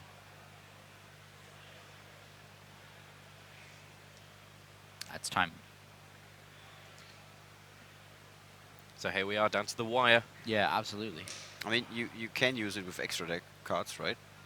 I'm pretty sure you don't can. think so. I think it's a card that it has to say that it cannot be normal summon a set. I'm not too sure, in all honesty. Oh, hello. It can, however, special summon ABC Dragon Buster as long as it was normal summoned. Okay, there you go. So yeah, it's used Oh, to it's get a just- Dragon Buster back from the graveyard. Sounds like a pretty good use of Yeah. that card. Yeah, I must be wrong about that. I think yeah. No, it just needs to be summoned first. Yeah. Like, correctly first. Yeah. Yeah. Well, thank you very much for pointing that out, guys. What am I thinking of? It's their trap card. I can't remember what it's called. So Marco is up on 7 cards. 7. He's going to get to about 8 before we stop here.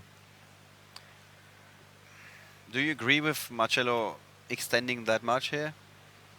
Thanks to Vanity's Emptiness? Honestly, yeah. I think Emptiness, as well as the fact that heroes are kind of a one-trick kind of deck, so it doesn't matter how much you give them. If anything, it's going to help Marcello here, because Marco's going to struggle to summon all the monsters out of his hand to take advantage of Bubble Man. Yeah. you handicap your opponent by Giving throwing him too cards in many his cards. hand? Yeah. Like, oh, you cannot hold those. Your arm is going to get tired. Why can't I hold all these cards? Okay. Yeah, Twin Twisters would be really good. That is, that's a 1. That's not a T with a dot next to it. That is a 1 for first extra turn. There's a Dark Hole. That's troubling for Marcello here. I guess he's going to chain. Yeah, he will chain the Dragon Buster. Oh, he's also got Magnet Reverse. So he can just Magnet Reverse back the ABC Dragon Buster. Yep. That's quite good. That's what it's for. Yeah. That's actually really, really, really cool. Now he does actually have set there the Vanity's Emptiness, which he's going to be able to play.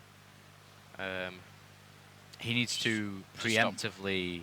He needs to preemptively reverse now, though. Otherwise, if his opponent plays like Hero Lives or something, then he can't. He can't then play Emptiness and Reverse in the same chain. So Well, isn't reverse a normal spell card? no, it's quick No, play. it's It's quick play. Wow, I quite crazy, completely actually. missed that.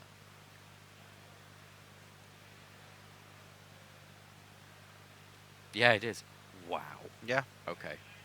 That's kind of ridiculous. In Yeah. this deck, it's really good, obviously. That comes in the Yugi structure deck. For those who want to know where you get that from, feel free to go buy a Yugi structure deck. Please go buy a Yugi structure deck Yeah, if you want some Magnet Reverses. and a Kyber structure deck if you want ABC Dragon Buster.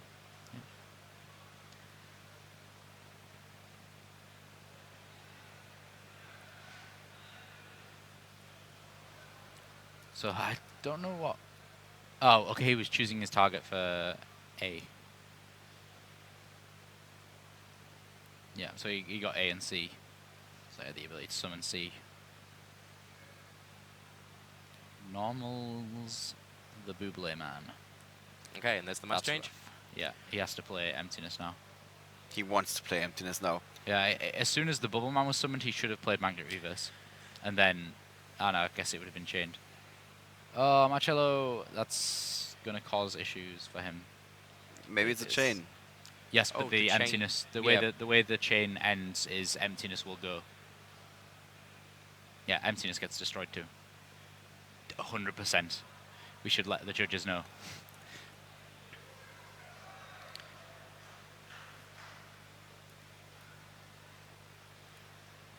I'm not sure if Peter's paying attention to the chat. To the. Maybe we can get the tech crew to stop the judges for a second. Okay, no, they got it. They got it. They got it. Okay, there we go. Thank you. So we're good.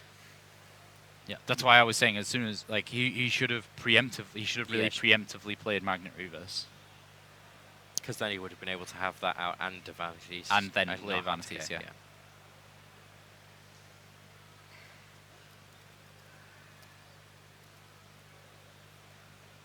Yeah, but now Marco is just going to be able to absolutely go to town here. Really, really go to town. Time Space Trap Hole not going to do something. Yeah, but still, he's got so much stuff. He really does. Don't know. He does run out of spell cards after this, though. Such an odd duel, the way it came down. Like, Yeah. I don't think Marcello was expecting that dark hole Yeah. from his opponent, even though he kind of performed that trick first. Yeah. Okay, yeah, he's used all of his spell cards now in his hand, so that's kind of it. Well, so good news for Marcello. Yeah, great Didn't news for take any Marcello. damage, despite his opponent having quite a few good cards to equalize the early advantage, so to speak. Yep. Now it's time to deal some damage, and I think Marcello is content on doing that. Yeah.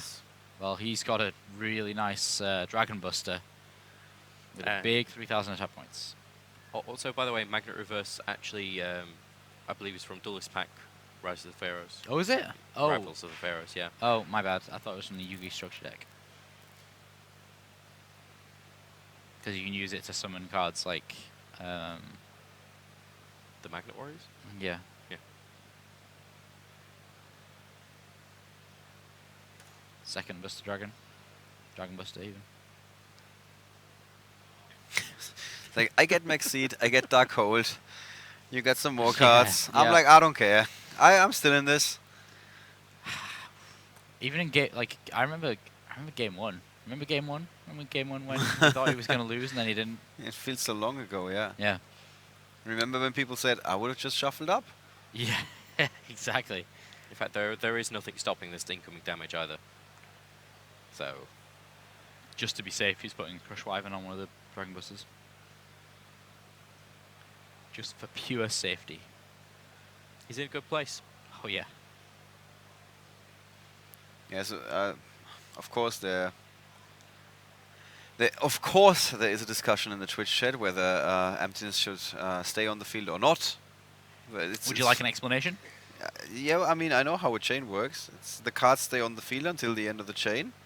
Then basically Vanity's Emptiness has resolved, so now it's looking for a card being sent to the graveyard, and then since the chain resolved, all the cards that are not continuous are going to be sent to the graveyard, so it triggers right away again. Boom. And I felt like a ventriloquist just then. that was, I think that's pretty easy, but it's fun that we're always getting called out when we don't know something immediately. And then it's like, I don't know how a chain works, but I'm going to accuse you of not knowing how Magnet Reverse works. Yep. It's like, okay, didn't pass first class. First grade was too hard for you, man, but you're going to blame me for not passing my final exams. There we go. Yeah. Yeah. That's very, very true. Yeah.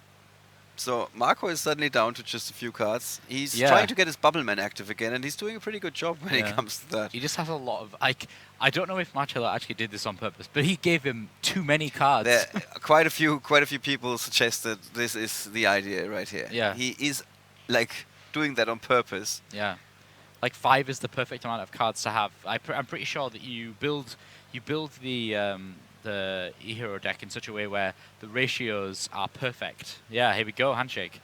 There we Wow. go. You build it. Marcello Barberi did hang in there Yeah. when some other people were like, oh my, I would have scooped this. Yeah. Call it a day. Let's talk about that in our post-match analysis.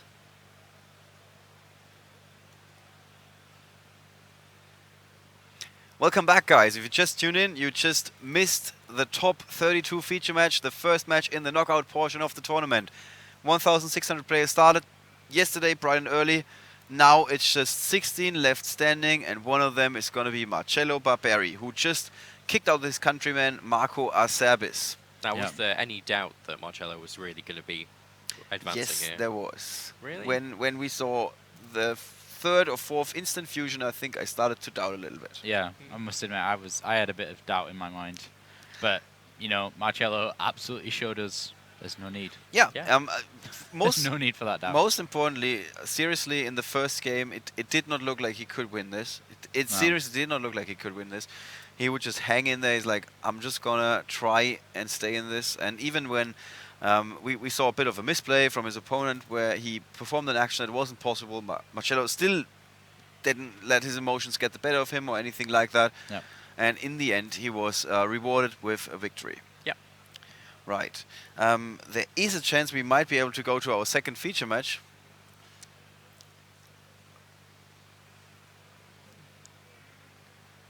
All right. So, the second feature match is currently tied at 1-1. There is a judge call involving the head judge, so there's an appeal as well. That's going to be resolved, taking a few minutes. And then after that, we're going to move them, well, if they're both still in the tournament, but I think it's fair to assume that is the case. After that, we're going to move them over to the feature match table and continue with our second feature match. And I can produce those deck lists from right here, where we got Torben Wahl from Germany, playing Shiranui Zombie, going up against Eugen Heid, European champion 2014, 14, 15, 14. 1 or 2 years ago. I think 15. Why do you think 15? We're going to look it up. Who is playing was Paleozoic? It was 14. All right. Last year was Dublin. Quickly, the second game. Yeah. Marcello was fighting Marcello. back, hanging in there, winning the first game. Yes. Second game. Very different. Yeah, but still, I don't think it was. It wasn't necessarily kind of over and done with right away. You know, there was still a bit of backwards and forwards. Yes, absolutely. But yeah, that was a really, really great game. They both just had that kind of backwards and forwards, and yeah, we keep seeing this. I've said it so many times. They just keep kind of clashing all of their resources and then running on. The second game the was, of fumes. course, where Marco started with an anti-spell fragrance Yeah. and a Dark Law on the field, and you think, like, in many cases, this is like, okay, Yeah. game over. And Double twin twin twisters. Yeah. First one got negated by Totally Awesome. Second one resolves. Then a Dark Hole. It's just left with one card in hand. Union Yeah, Hanger. that's correct. That is Union Hanger, and Marcello is back in this. So suddenly he's back in this, but then Marco turned it around. Again, it was quite cool actually to see this going back and forth like this. Real pendulum of resources. Of there. emotions. Yeah, of emotions. It was a real Right. pendulum of emotions. Right, guys. I've just seen the question. I don't know exactly when we're going to move to the second feature match, so there's a chance we have to cut this short. But for the time being, we can try and start this for a second, because somebody asked about the top 32 deck breakdown. So let's quickly bring up the deck breakdown. This is at the start of day 1. Just a second. Okay, we try again. There we go. Okay, second attempt.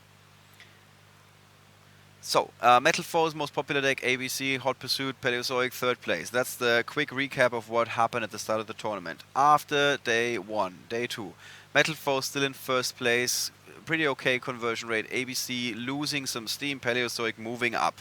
That's enough, that's all you need to know. And now this is what the top 32 looks like. We predicted this, that Paleozoic was going up in relative numbers, but creeping up a bit. So now it's the Holy Trinity again at the top of the field. Metal Foes, ABC, Paleozoic going toe-to-toe, and Awesome Hero, I think, is the most successful deck in terms of conversion rate. Yes. With 5 in the top 32, very good conversion rate. Blue Eyes White Dragon, 2 of them there, and then Lightsworn Mermaid, and 5 players actually went with other decks. So one of them, I was about to say Lightsworn, but that's not true, of course. I'm not 100% sure what we got there. Maybe we can see that when we go to our top 32 matches again. Okay, you guys cannot see it. We have one unknown deck here, so we haven't checked the deck list yet. Fotios Papadoliakos from Greece is playing Burning Abyss. We have a second player with an unknown deck, so we have to check the deck list again. Did we have Mermaid? Did we mention that?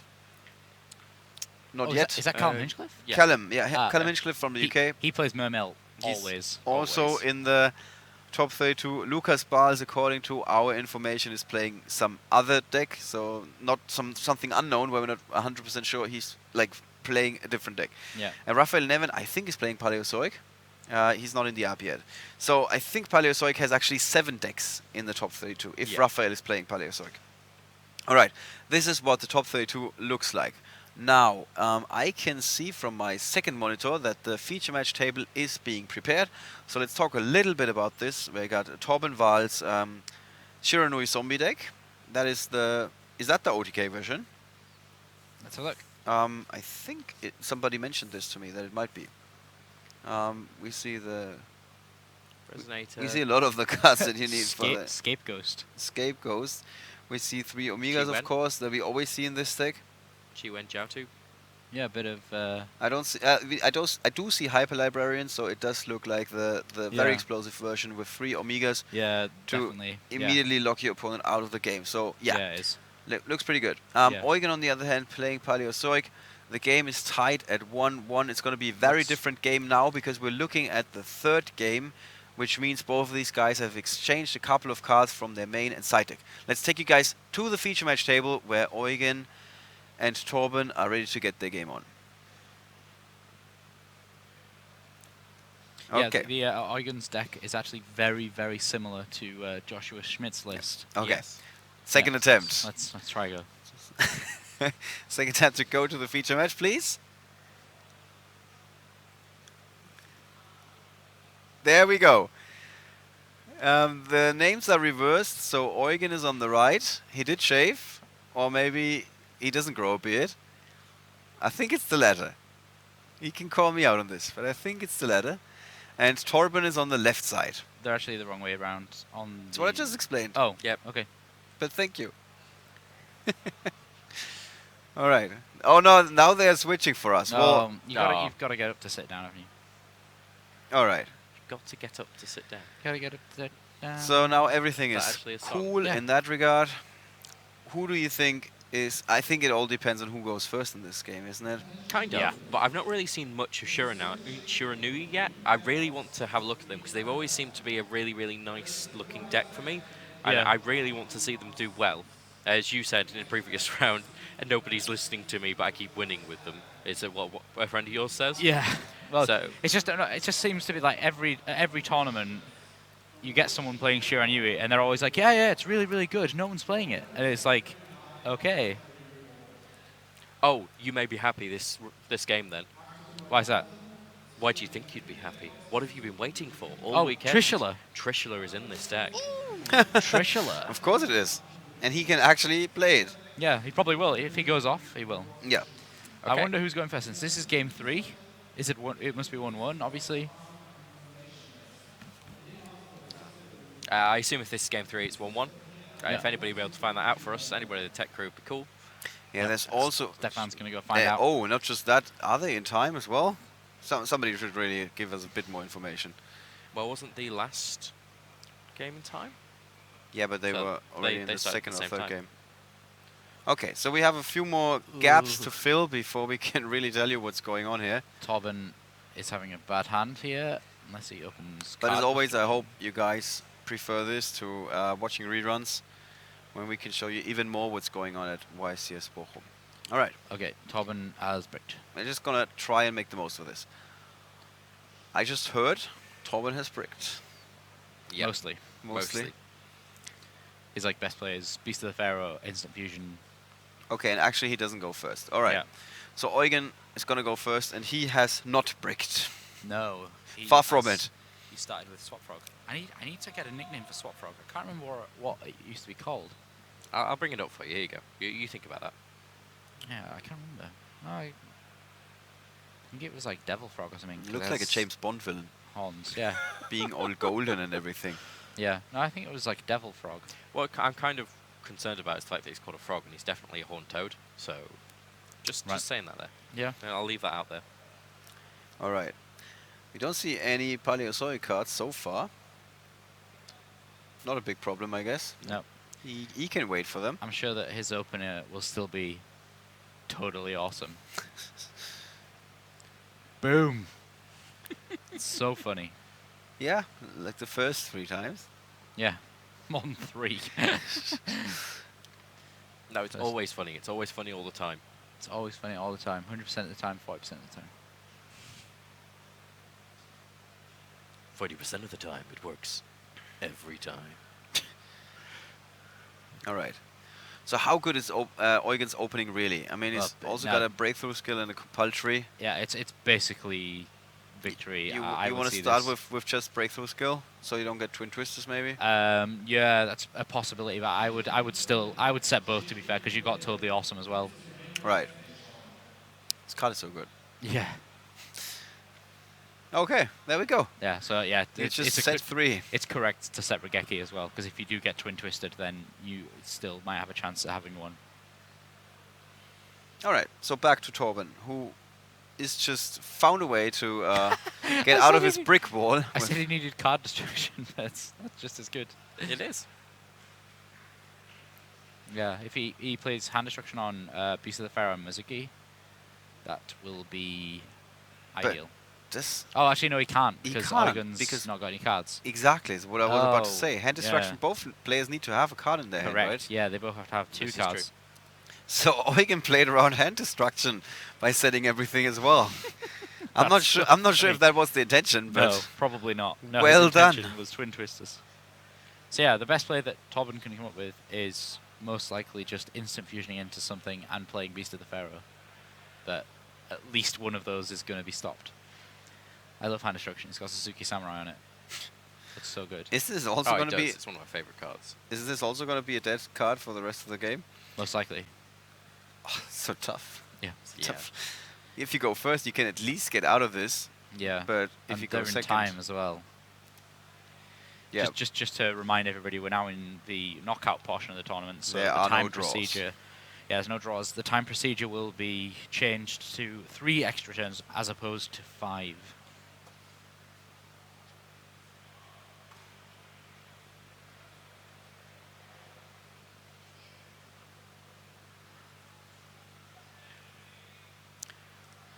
all right. So during his standby phase, he's going to go get another frog. Just more fuel for the toad. Yeah, Swap frog's effect. would have been odd if you said fuel for the fire, since they're all water monsters. Yeah, that would have been pretty strange. Yeah, that would have been weird. First time we would have said something weird on this stream this weekend. Yeah, it would be. Yeah, definitely.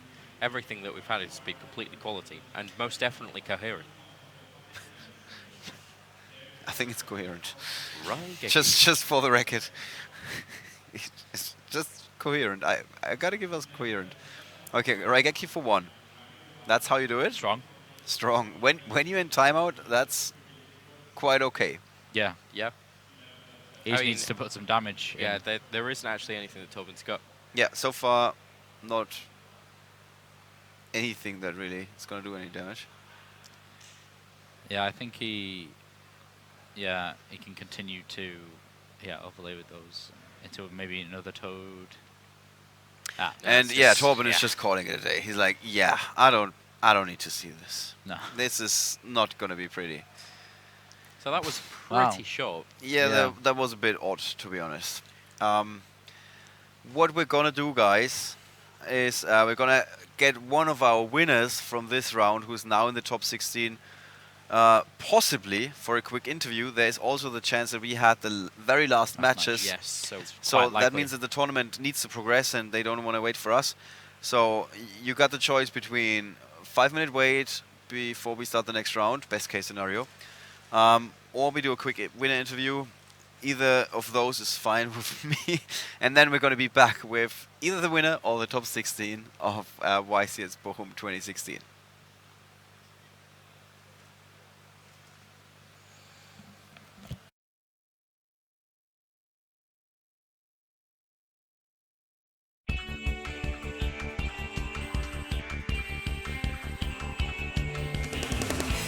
Disappeared out of here. It was time to pay my dues. Never guessed that you'd be dressed in my clothes and in my shoes. You couldn't wait to move right in. If I were you, I'd be concerned. Ain't no way you're gonna win. Bet you didn't count on my return. Thought you were so tough.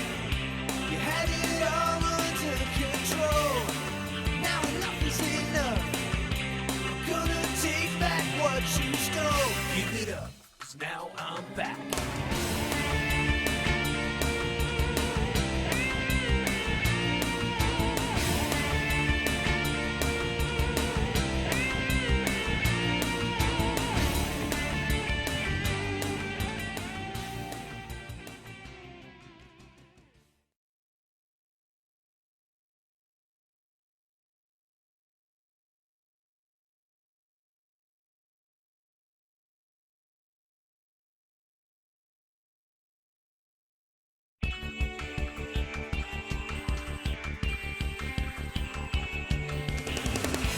Disappeared out of here. It was time to pay my dues. Never guessed that you'd be dressed in my clothes and in my shoes.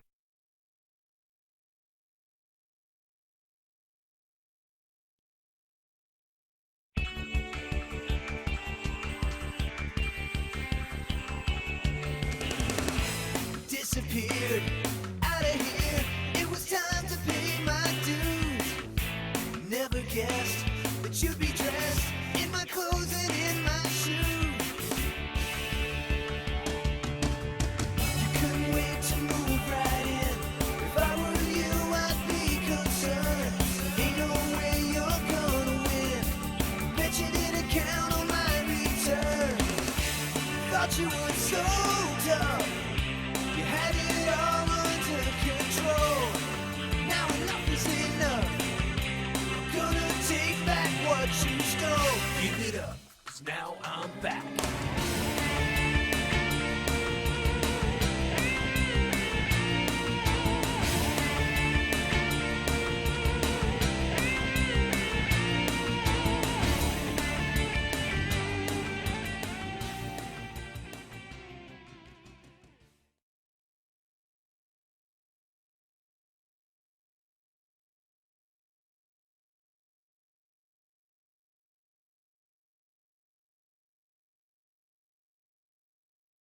Hello, everybody, and welcome to the Yu-Gi-Oh! Championship Series Bochum 2016. I'm Rob Pooley, and with me is Mushtop. Mushtop.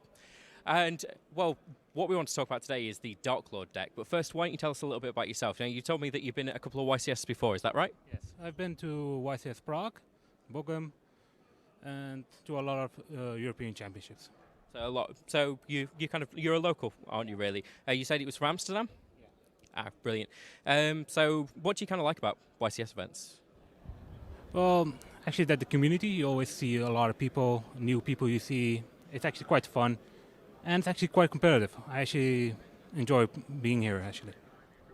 Now, you're playing one of the new archetypes that came out, which is the Dark Lords. They came out in Destiny Soldiers. Okay. Now, you said that you've kind of liked the idea for a very long time. You were following it in the OCG as well. Now, what's kind of the best thing about this deck? Why do you like this deck so much? Well, actually, the thing I actually liked about the deck is that you actually now have a Rhoda for the entire deck, Yeah. and a Destiny draw, which helps with when you have Superbia and immediately Rhoda and they actually even got a Monster Reborn, which is now at +1 in one turn. Yeah, it's absolutely fantastic. I mean, they've got a lot of draw. They've got a lot of, well, just toolbox, basically. Reminds me of Warrior Toolbox, but it's just a little bit stronger, if that makes sense. You know. In a way. It's actually stronger and faster, because now you can also use Allure of Darkness and trade into the entire deck, which actually speeds up the deck and allows you actually to unbreak your hand quite fast. Now, they're all Dark Fairies, which is absolutely fantastic, because you were even saying to me just a bit earlier that you've just noticed that Christia says just Fairies, not Light Fairies, because so you can use Christia in this deck, and Christia is just a massive powerhouse. Now, just tell us a little bit, kind of, how does this deck work? Well, you actually, the first card you actually search for is actually X-Step. If you open with it, it's actually perfect, then you try to get your Superbia, and with that, then you open that to draw into the cards you have and go further to like alt to contact and go from there on. And the better thing is about the new Dark Lords is that they can reuse all the cards twice and makes it so that you don't need actually to run multiples of certain cards like the traps. And the traps are pretty good, that allows you to interrupt your opponent and improve your play to continue the play into the game for and going for the OTK if needed. Okay. So you've got big attack monsters, you can reuse all of your spells because they return them to the deck once they use them whilst they're in the graveyard, that's correct, isn't it? So they're kind of a little bit like Dark World, they like to filter stuff into the graveyard so they can special summon monsters, use cards that are in the graveyard already. And in fact, you were telling me earlier that Grapha. Yeah. I think Grapha is, in my opinion, one of the strongest boss monsters in the thing. It also has the nickname the Immortal Grapha. Grapha's just great. That's just what I take from that. So how do you think you're going to do in the tournament? Well, I'm hoping to get day 2, and after that, I'm going to see if I can get into top 32. Now, your deck, do you have many kind of weak matchups at all? Actually, the main problem of the deck is itself. You don't actually have a weak, a weak matchup, but you don't also have the strong matchup. So, and against almost all the meta, I actually now main deck also Ghost Reapers and Winter Cherries, because you actually rarely use your extra deck. So you can have the boss monsters of each deck in your extra deck just to counter them. Okay, so it's kind of it's a good deck. It's just that its own defeat is kind of itself sometimes. I mean, you were talking to me earlier that you don't actually play Valhalla, which is for fairy type monsters, because sometimes it can just be a bit of a dead draw.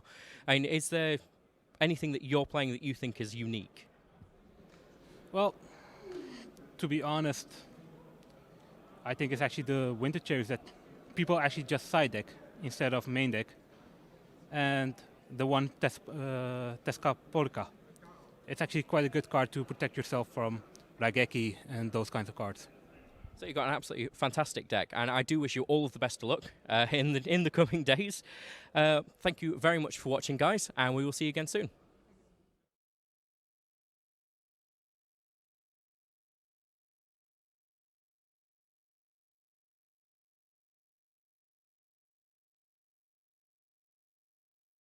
Hello everybody and welcome back to YCS Bochum 2016. My name is Rob and joining me is the legendary Jake Quincy. Now, you are quite, I'd say, a pro player. You've been about for quite a while. How many YCSs have you topped? Since Liverpool, that would be my 11th, and then and the last 6 European YCSs I've competed in. I missed out both Rimini's. I've topped the last 6 in Europe. So, yeah, he knows his stuff. Now, we're going to be talking about one of the meta decks at the moment, which I'm really excited about because everybody knows that I'm old school and I was excited for Monarchs. So, we're going to be talking about Frogs. Now, Frogs, back when I was playing, was Des croaking OTK, and that isn't as viable anymore. So, what we're going to be talking about is mostly Totally Awesome, and the deck is totally awesome, so we're good with that. Now, can you give us a quick overview of how the new deck works? Okay, so basically the new deck resolves around trap cards and using the previous cool cards of like Swat Frog, Jute Frog, and Ronin Toadin. So to really go into the cards and how they work, they're trap cards that can special summon themselves from the graveyard in response to a trap card being activated on the field. And they're the Paleozoic cards that came out recently, yes. In the most recent 2 sets of the Dark Illusion and Invasion of Vengeance, that's the one. So in the most 2 recent sets, and the good thing about them are they are commons as well, so they are quite easy to get in a pack, so you can get multiple in one booster pack. So, and to real go into the deck, and the main aim of the deck is as well, these trap cards are level 2. So with the level 2s as well, the waters, so they are exceed, basically great materials to make with exceeds.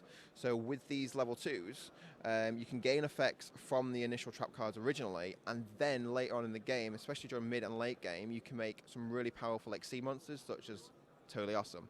And what Totally Awesome does is it's an exceed that you can detach a material during either player's standby phase, summon a really good monster from the deck that's a frog, such as Jute Frog, so only attacks then can be directed to Jute Frog, or Swat Frog to then send the initial Ronin Tonin, and the next turn you can then bring out another Swat from the deck, and then you can banish your Ronin Tonin and make more exceeds. But the main cool thing about Totally Awesome and what it does is you contribute a water monster on your side of the field to negate an activation of a spell, monster, or trap effect, negate the effect, and then you can actually set it to your side of the field. So some really cool things. If your opponent tries to set up with Pot of Desires and they activate Pot of Desires, they pay the cost and banish the first initial 10 cards, and then you contribute to negate it, take it and set it on your side of the field ready for your next turn, and then you can banish 10 of your own cards and draw 2 new cards and negating theirs.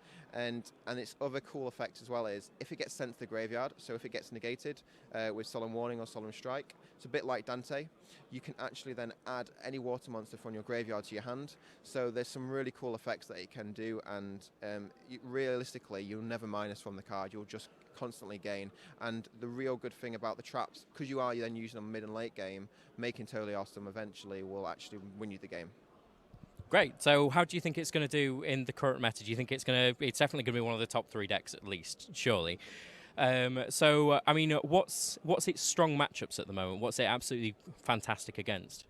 Right now, from testing all week, against Metal Foes, which has become a real true attender, especially with the new set, it's really actually beating that deck quite consistently. So Metal Foes are struggling against this matchup, and we're kind of in a triangle this format now, where ABC is 50-50 against this Frog deck, and where Frogs then beat Metal Foes, then Metal Foes kind of beat ABC as well. So we've got that little triangle going on.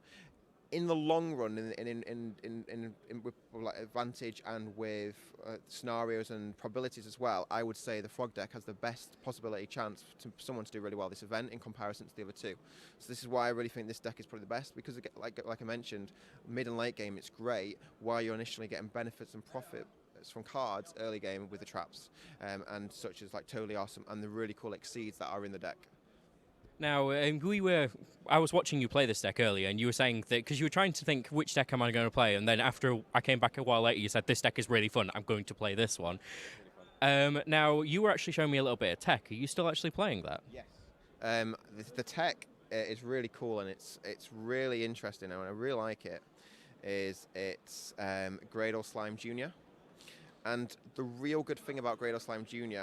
is that it's basically a card that you can keep recycling, especially through Totally Awesome, for bringing it back to itself, and you can get an initial setup. So, for instance, if you open these 2 and either a Ronin Toadin, a Frog, or really another water monster in your hand, you can go discard the water monster, send it to graveyard to special summon your Swat Frog. You can then summon your Swat Frog, then send another one of these to the graveyard, and by sending another one to the graveyard, you can then bounce your Swap Frog to your hand by its effect without additional summoning, because you don't need to do that. Then normal summon the original slime from your hand, special summon the one you've just sent from Swap Frog and special summon it to the field. And then by special summon it to the field, then you can special summon a level 2 Water Monster from your hand to the field, so you summon Swap Frog again. And then you send the other missing piece, either the Duke Frog or the Ronin Tonin, and then you can now make 2 Totally Awesomes in your first turn. And then by doing that as well, what's really fun and really interesting is, if you do that, you can make 2 Totally Awesomes and bring out in your standby phase 2 Duke Frogs. And by bringing out 2 Duke Frogs with 2 Totally Awesomes as well, you can then stop your opponent from attacking your Totally Awesomes, because they have to attack a Duke Frog, but because there's 2 on the board, they can't actually attack in general, because one's trying to be attacked to 1, but the other actually is trying to make you attack that one, so you cannot attack in general. And then once you negate with Totally Awesome in their turn, you contribute it, add back this to your hand, and then next turn, because the other one will be in the graveyard because you detached it to summon the Swap Frog, you can go again. And initially, if you don't have a Swap Frog in hand, you can still summon it from the graveyard and make any rank 2 that you want to. And at that point, you probably won't want to make... Hello everybody, welcome back to YCS Bochum 2016. Now we are in the top 16. It's been an absolutely massive day, the largest European tournament that we've ever had. And it's now coming down to just the top 16 players. Now, who we have for you is Roman Kaiser, who is playing, well, it's Awesome Heroes, from what I can see. And also Tao Nguyen Hong.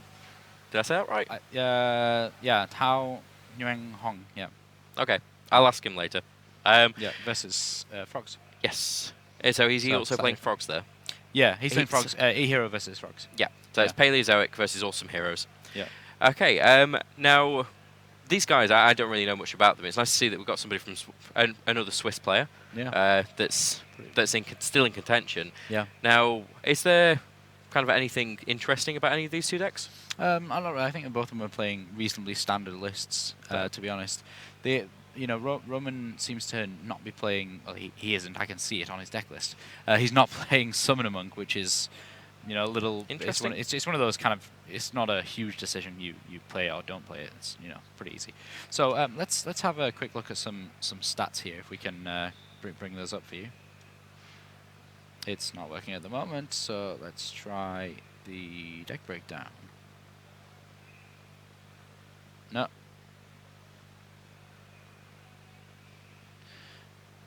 Okay, if you just give me one moment. Technical challenges.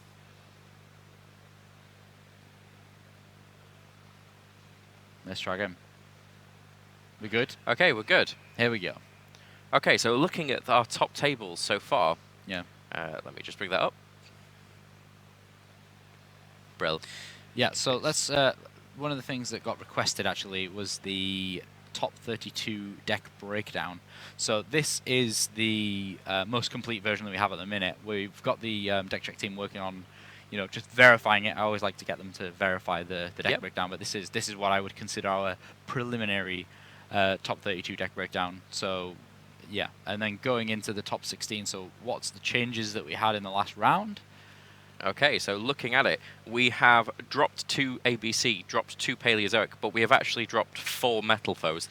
So Metal Foes, again, are dropping down there, which is interesting because that's completely kind of the opposite of what Ollie was saying. Because Ollie was saying that ABC was going to be dropping down. Yeah, no, I thought that ABC was going to be dropping down as well, but I'm quite surprised. I'm not surprised that Paleozoic has, if we look at round 1, it's completely different to what we see here. So look, this is the round 1 deck breakdown, and then if we go flip straight back to the current top 16. Yeah, big changes on the ordering of this. And in the top 32, we have lost Lightsworn going into the top 16. Yeah. So Lightsworn is no longer in contention, and as you can see, Burning Abyss has moved out of that other category. Not sure what the other 2 others are there, so we'll be seeing it. Maybe it's that Blue Eyes White Dragon, which would be nice to see. Yeah. Now, we are actually quite into the round here in the main event. Yeah. So what we're going to do is we're going to go straight over to the match now, and we can watch that game. Okay, here they are, and as you can see, it's Tao on the left there and Roman on the right.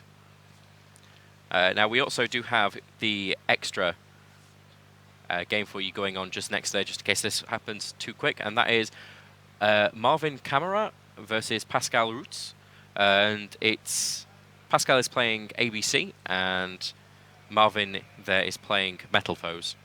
Yeah, so that's our backup match. That's our backup but match. The one that is on your screens right here is Paleozoics versus Awesome Heroes. So Roman actually seems really familiar. I feel like I've seen him before. I don't know if we've had him. I'm pretty sure we must have had him at some point. Yeah. Now, starting up there, we have Tao. He's playing his Swap Frog. Yeah, that's not what you want to see as the opposing player here. Swap Nice. Frog is very good. It's a nice opening hand with 2 solemn strikes. It's very, very disruptive. Wow. Wow, that is actually a really great opening hand. Yeah. Yeah, that's pretty crazy. He's just going to be able to set all of those and recover the Swap Frog as well from the field. Now, looking at the back here, we can see that those 2 solemn strikes are going to be countered pretty quickly by the 2 twin twisters that we got there. Yeah. And there's Pot Desires there for some extra reinforcements of the army. Go and get the Shadow Mist. Yep. Oh, is he? Yeah. And then there's the Bubble Man there as well. Yeah. So yeah, probably just set. He's probably just going to set the rest of these cards here, these Paleozoic, and bring back that Swap Frog, return him to the hand, back to safety, and then off we go onto Roman's hand. Doesn't this kind of remind you of Artifact format? Yeah, I don't know. It does with the Paleozoics. Yeah, kind of like Hat. Yeah. It's really skillful, the mirror match. So we've not actually seen the mirror match at all yet. It's so crazy. Okay, so Pot Desires. 10 for you and 2 for me. Yeah, 10 for you, 2 for me. Sounds like a pretty good deal. One side. As soon as at least one card gets banished when someone's not been in the feature match, they don't know where to put it. they always kind of get confused. Okay, there's also any emergency call in there as well, so lots of search. And he drew a mass change. Ooh. That could be deadly. Because there's the Bubble Man and the mass change there. Yeah, into acid. I doubt that's going to get through though, because it's just going to get striked. Acid, as in the acid effect, going to get striked. So he may play the Twin Twisters first, but there is 2 solemn strikes that he'd have to hit with it for that to go through. Yeah, that would be pretty fortunate. I think he would preferably end with. I think he's going to use the Twin Twisters to deal with the. It's a platinum rare reinforcement in the army. It's really cool. I like platinum rares. You like platinum rares? No one likes platinum rares. No one likes I like platinum rares. They look pretty enough. Yeah, they do. Just because they look so different to all the other all the other rarities, I like them. Yeah. Anyway, back to the hand. Yeah. So he's he wants to kind of clear these back rows out and end with Dark Law is the kind of ideal. So yeah, he made Twin Twisters. Yeah, there we go. Discarding the Shadow Mist. Ooh, what's he hit? What's he hit? If he hits double strike here, that's really. You don't put them next to each other, surely. Oh, he hit one of them and Dionysus. Yeah. Yeah, Dionysus and strike. Still pretty good. So there is a strike. He's not done. He's gonna the second Twin Twisters. He's got the on the other 2. That is really, really deadly. It's a bit interesting. I don't know. He kind of changed that after he saw what was set. Yeah. So I don't really. I think there may have been a bit of miscommunication there because Tao may have just picked the cards up and off he went with them. But normal summon set. Oh wow. Normal summon the Bubble Man, special summon the Bubble Man, mass change set. Bubble. Bahamut Shark, I believe. Yeah. Attack first, then main phase 2 is going to get the totally awesome. That's something a lot of people forget about Bahamut Shark. It only can not attack for the rest of the turn. It's not just that it can't attack. Yeah, it's not the same as say Pot Duality or anything like that says you cannot summon. Yeah. It's just the rest of the turn. Yeah. Yep. This is really, really good here. I mean, his cards are only going to get more effective next turn if that Bahamut Shark sticks around. That's actually a German Bahamut Shark. Yeah, that's it. Oh, they've just. Oh wow, they've just gone to the next game. I was about to say the mass change isn't live, but that seemed to not matter. No. He drew into a solemn warning. Yeah. So nothing he can do with that. The field is already established at that point. Wow, that was a pretty swift game. That was really, really quick. Awesome Hero just doing what it does best. Summon. Yeah. Wow. But that 2 Twin Twister into the 4 back row is just Yeah. that was beautiful. Yeah, that was pretty good. Now we have some side decks here. Yeah, we do. So, what is Wiretap? Oh, good old Tayo app. It's so good. And also we got a trap stun in there. Yeah, Which so is- that could be helpful. No Jinzo though, but that's, you know, I don't think Jinzo in E-Heroes is correct by any means because it's not easy to get out. No. That's why I think the Melfos deck's got a pretty decent matchup against Paleozoic, just because it can just pendulum summon lots of monsters and tack that Jinzo on the end. What about for Tau? Tau. Let me just read these because they're in German, so I'll read them to you. We got Shadow and Light Imprisoning Mirror, Anti-Spell Fragrance. I think that's Dark Hole. Yeah, that's Dark Hole. Twin Twister and Effect Veiler. Nice. And a Raigeki there as well. Yeah. So System down, but System down's irrelevant in this yeah. matchup. So definitely going to be putting that Raigeki and Dark Holes in because he needs those for the board heroes. player, yeah. Yeah, just for the Dark Law and friends. Oh, would you put in? No, you wouldn't. There'd be no point. What's that? I was thinking Shadow Imprisoning Mirror just for the Shadow Mist, but I don't. I think that's just a bit overkill to try and counter that one card. Yeah, no, it's not effective to do that. I think it's good. It's good if it's more like a Destiny Hero type build, but you know, no one really plays those. It's kind of ineffective. You more want stuff like Chalice and just general skill drain type things. Now, what's pretty obvious is that Totally Awesome has completely defined this format. Yeah, yeah, it really has. You just build a deck that can get Totally Awesome out. Yeah, that's what both of these players are going with here. Which is why I quite like this format, because Totally Awesome, you can get it out with so many decks that every deck becomes viable. Yeah, it's Bahamut Shark that really shines. Yeah. So good. Both of these players looking just completely unfazed by that first game. It happens. Yeah. But to be honest with you, the first game for a lot of players is just a way of seeing your opponent's deck. Yeah. Before you then side. Yeah, exactly. If you're gonna win, if you need to win 2, you win the last 2. Yeah. Thing is though, I've not something I always mention at all the YCSs, but I have not yet mentioned it this time around.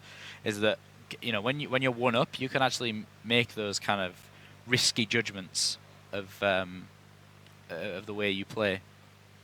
So putting in anti-spell fragrance when you're going second, for example, is one of those things.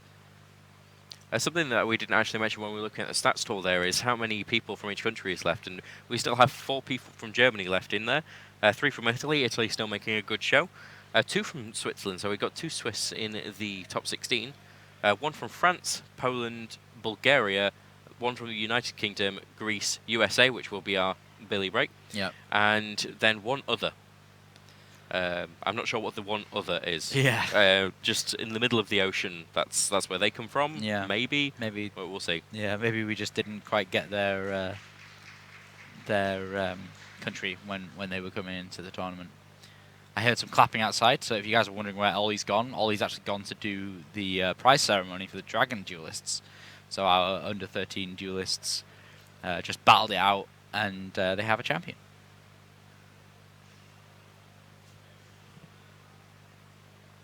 Okay, so we're loading in the hands now. Yeah, Tower's probably going to go first. You'd hope with this kind of thing. And into the void, a hero lives. Ooh, they're both filtering through so slowly. I'm on the edge of my seat. Not literally, because I'd fall off.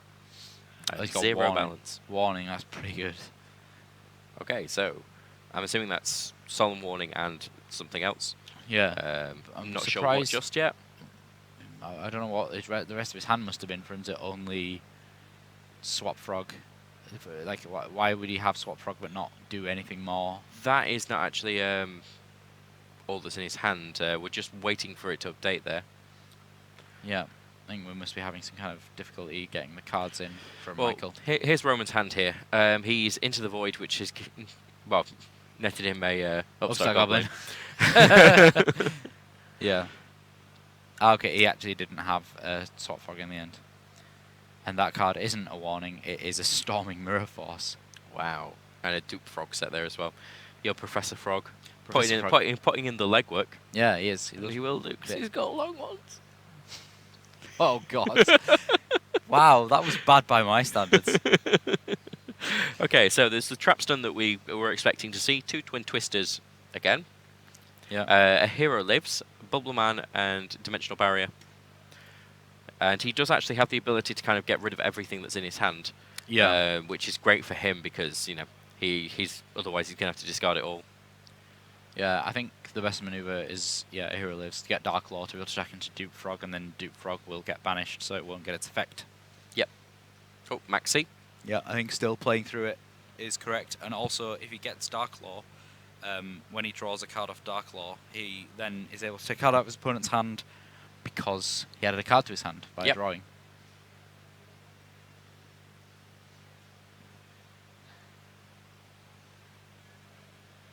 He isn't going to be able to use the twin twisters, though.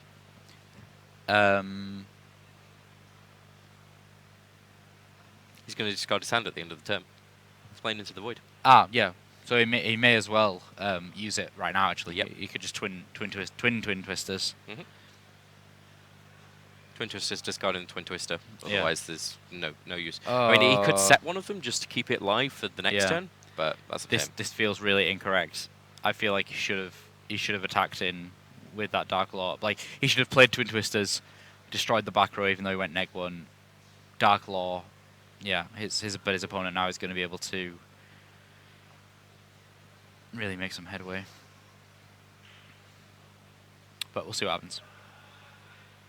You know, obviously with perfect information, we can kind of, say all these magnificent things, but not always. And there's the Dark Hole.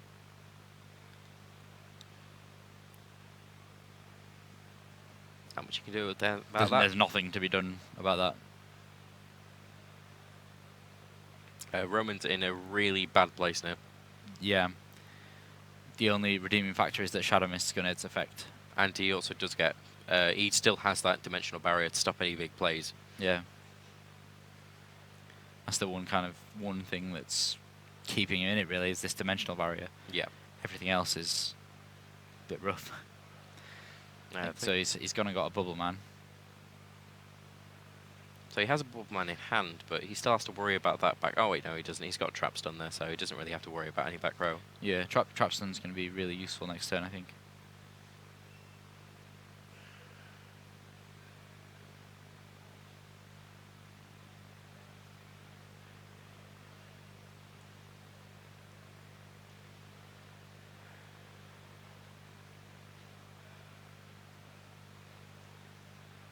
There's the Swap Frog that you got from Professor Frog.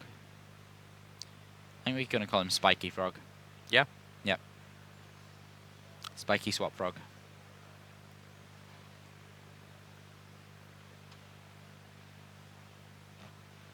Yep, send the Ninja Frog.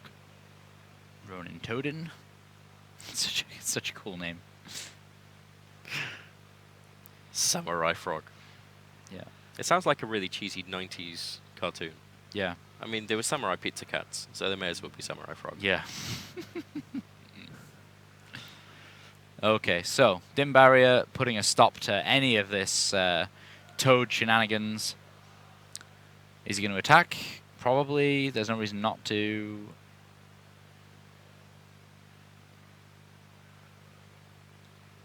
Bit of shuffling. Anybody who watches the World Championships. Is he going to attack? Ribbit.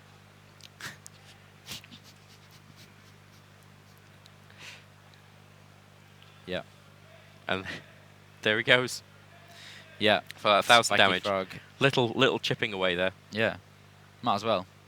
There's no reason not to there, I think. Oh, and he's bouncing back. Like, why would you not? He's leaping from the field. Yep. Like any good frog would. Okay. It looks Roman like he's here. not setting his lean Cholia. He's actually going to wait just in case. Yeah, I think it's because of Twin Twisters. But he has another Storming Mirror Force in hand. Okay, that's... Yeah, that's quite tough, really. So, let's see where Roman decides to go with this. I mean, he's got He's still got Mass Change. He's still got Bubble Man. He's got Wire Tap. Setting Wire Tap might be a little bit risky. Yeah, I would agree. Yeah. Setting Wire Tap here just wouldn't... I mean, special summoning the Bubble Man and then just going into a Mass Change? Well, yeah. You just normal summon the Bubble Man, but because you can't, because you got Wire Tap. But Oh, yeah, Mass no, that's what I mean, set the Wire Tap. All right, yeah. And then... Yeah, if that's how you were going to do it, then...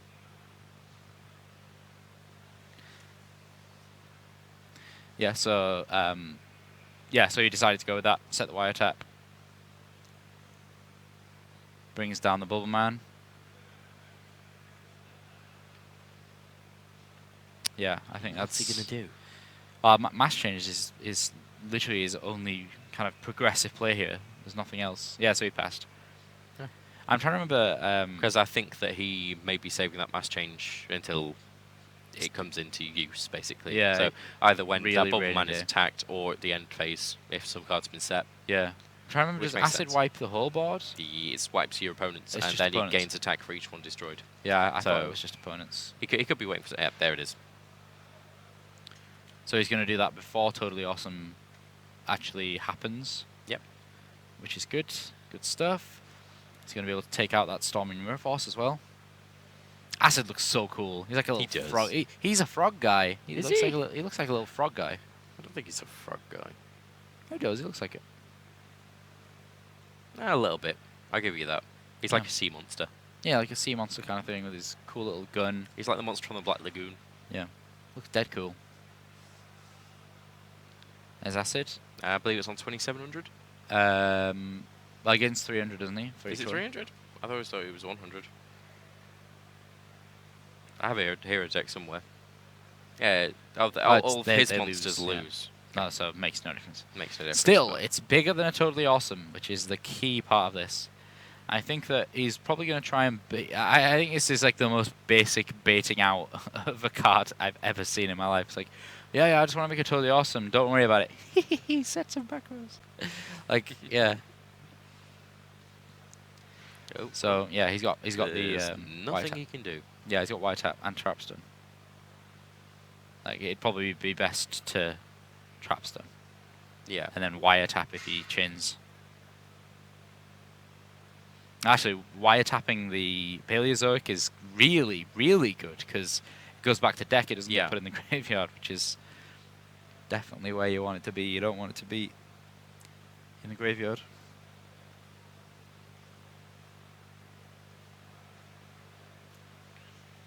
This Acid now is just literally storming the field and just saying, I'm here, you can't do anything about me because I'm really big. And also the benefit of White Tap is that it's a counter trap as well. Yeah, so that just shuts down the whole chain. Yeah. He has to attack Doomfrog. Yeah. Always got to get the Professor first. Effect of the Professor. Always protects his students. Yeah. Yes.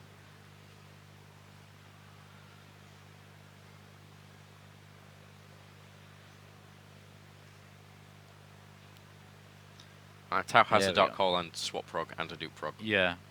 So yeah, even if kind of anything happens here, he can always rely on Dark Hole. Oh. Nope. Maybe. I can't really tell who won there. I think it may be Neither. Roman. It could have been Tau? No. Yeah, Oh, it's Tau. it was Tau. Okay. Okay. I felt that he actually had some plays there, but I don't know about you. Well, Roman had the biggest monster on the board. Yeah, and also had the means to stop it.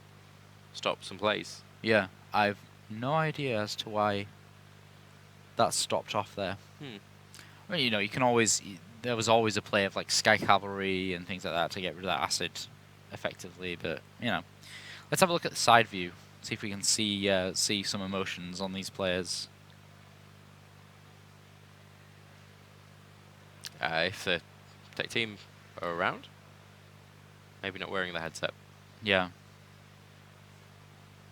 Can we see the side view?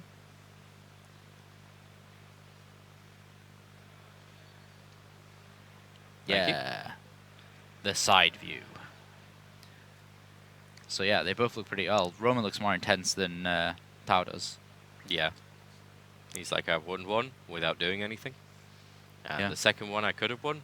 And the third one I'm going to win. Yeah, he's going to do it. Wow, he's like looking over into the corner as if it's like some real philosophical stuff. I wonder what's going on in our secondary feature match, actually. That's Maybe a someone, good someone can question. tell I us. wonder if we can find out what's happening with our secondary feature match there. I think a member of our tech team is they're currently playing rock paper scissors to decide who has to get up and go and find out. Welder has lost.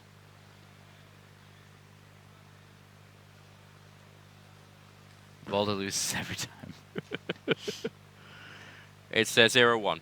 That's Yeah. good. So we're Cool. we're in the second game. So Yeah, we might get get a third a, game. Yeah. a third game after this one, depending on how long this goes on for.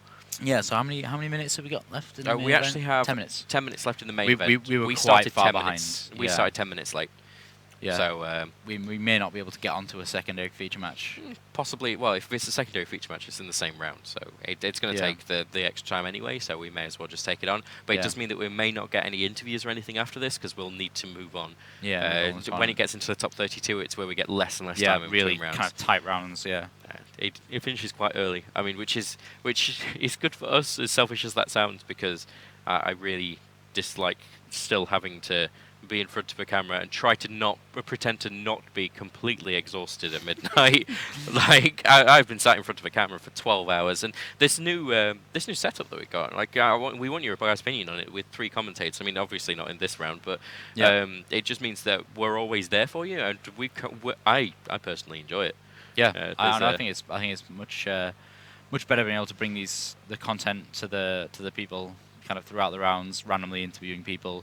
We've had a bit less of that this time. You know, people don't really want to be bothered when they're into this top cut portion, so we're trying to be a bit more considerate with the stealing away of people from the main event. But yeah, hopefully you guys enjoyed it. So Ryan's sideburns are famous. Yeah. He has fan clubs. There is even somebody that cosplays as Ryan.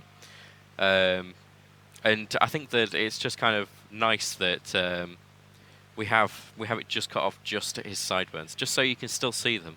Yeah. That's great. And also Michael Wichlow is back. Yeah. And some hardcore fans of the stream will remember Michael Wichlow from a long time ago. Yeah. Well, these are the aerobics. Yes.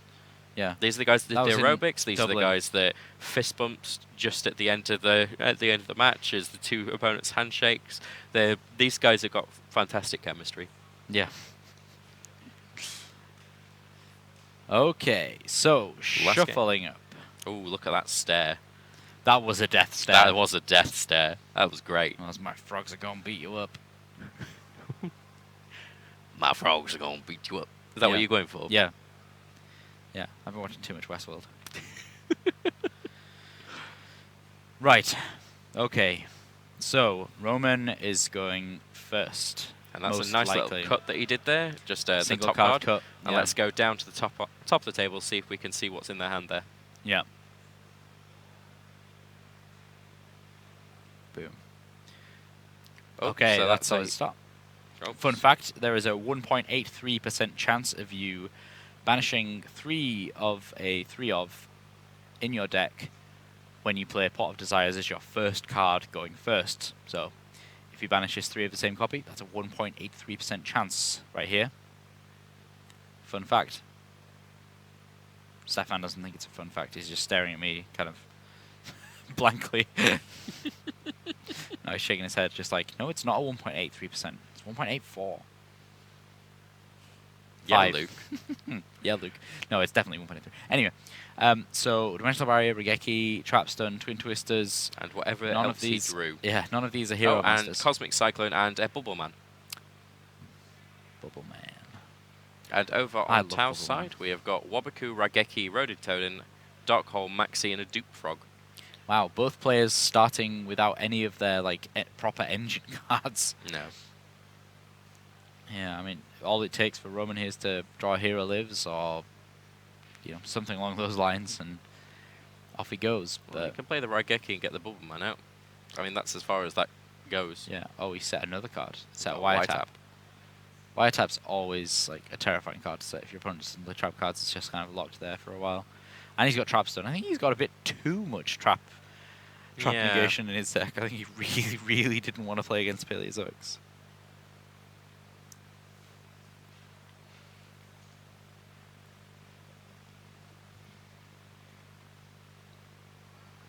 So the Ronin Toad and the Duke Frog set, I assume, with that Wobbuku.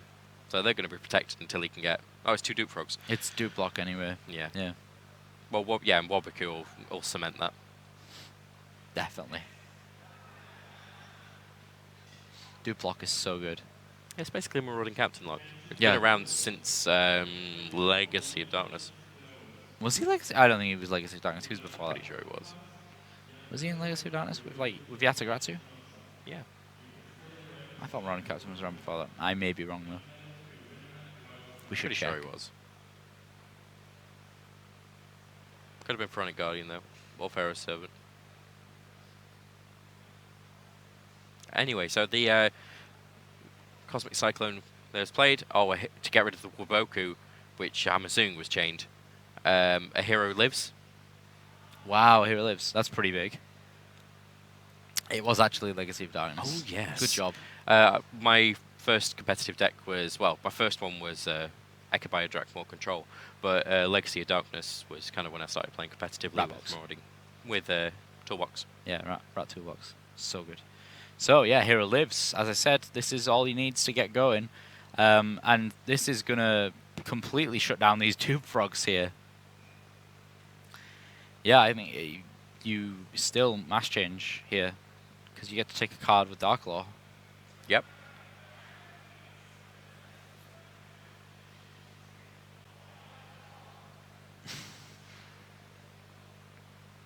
No? No? No mass change. Okay, maybe he feels Interesting. that he needs the +1 from Shadow Mist going to the graveyard. So yeah, he decides to go with just conserving that and waiting until his opponent's turn. So Shadow Mist only one effect once per turn. So A Hero Lives is a scary card for me. yeah, it's so good. It's the fact that I have to pay half my life points, and I need to really consider. I definitely want to do this, but I really hope that it goes somewhere. Yeah. But at the moment, there is going to be a totally awesome at least. Yeah, I think he's got to do it now. Okay, Dim Barrier on Exceeds, most likely. That's great. Yeah, fantastic. He's probably going to flip up that next Dupe Frog, though, just to make sure that he can't attack over them with Dark Law. I think that would make sense. Yeah, definitely. Does he play Ankh? Anki? Mm-hmm. No. Yes, just one. We're struggling with updates on our Field of Tau.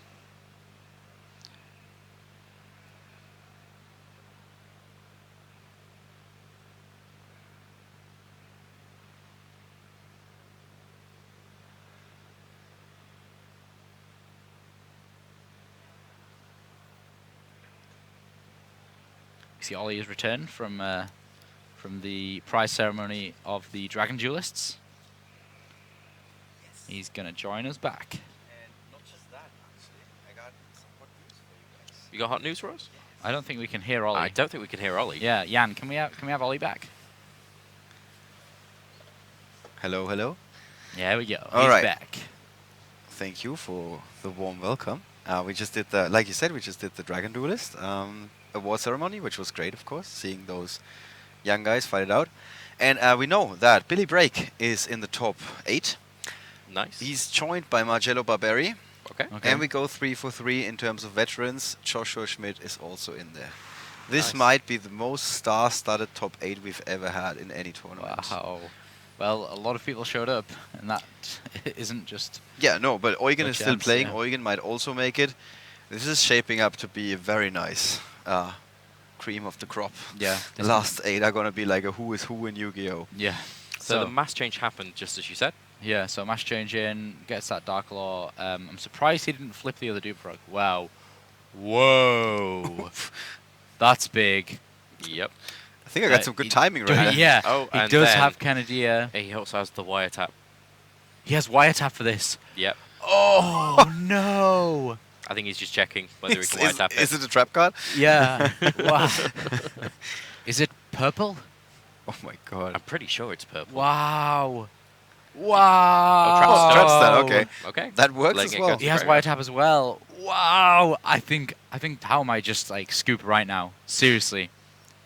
That is It's like telling your opponent, hey, okay, you just win the award for the coolest move. wow. Yeah, you joined just at the right moment. Ollie. You got to see all of this excitement, all of those frogs getting banished.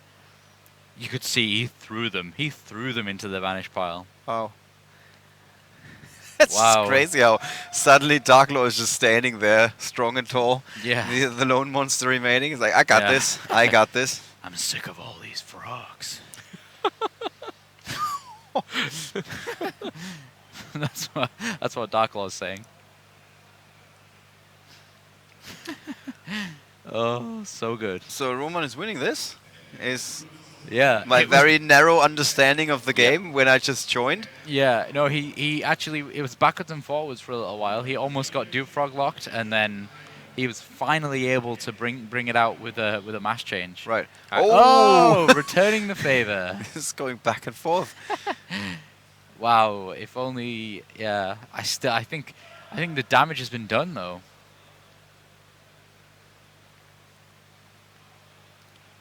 So he's still got a swap frog. He's also got 2 Bubble Man in hand, so if depending on what he draws, Roman can make a comeback from this.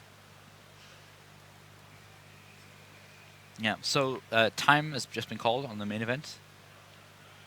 Out in the world. So we have actually about 10 minutes left on this match, but I don't think we're going to need it. Although, if we're not in game 3 of our second feature match, we might be able to get over to that as well. Yeah.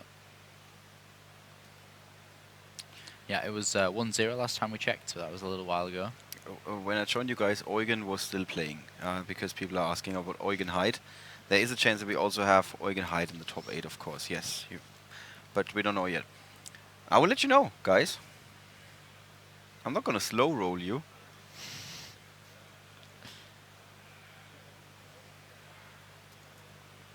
Okay, Bubble Man.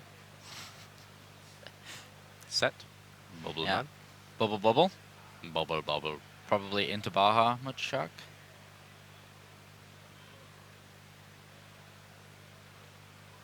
And then the totally awesome. Well, obviously after an attack. Okay, our second feature match has just finished, and Marvin actually won. So that is Marvin Metal Weaver. Foes taking out ABC, piloted by Pascal. Yeah, I'm just double checking here because which Marvin is it? Top 16. Just give me another second just to double check this. No, it is Marvin Kammerer from Switzerland Ah, sorry. with Metal Foes. We're Sorry, I'm remembering Marvin Weaver. good. Marvin Weber is playing Light Swarm, but he's no longer in the tournament. He got kicked out in the top 32. Sorry. Ah, apologies. Which means that if Roman wins this, he is representing Switzerland Yeah, it's the in the last top Swiss 8. player. Yeah, he lost to Pascal Rutz in the top 32. Marvin Weber lost to Pascal Rutz, who's now playing against Marvin Kammerer. This is why it's so confusing. Here's Pikaya. I would wiretap that, yeah. Oh my god, wiretap is so good. So good. I love wiretap.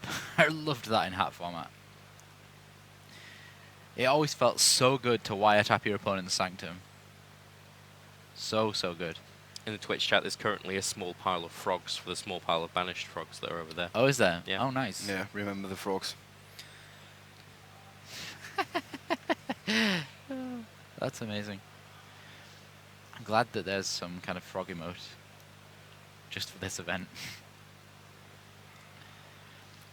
Actually, now I think about it, we will still be in this meta when we get to YCS Sydney. In fact, Yes.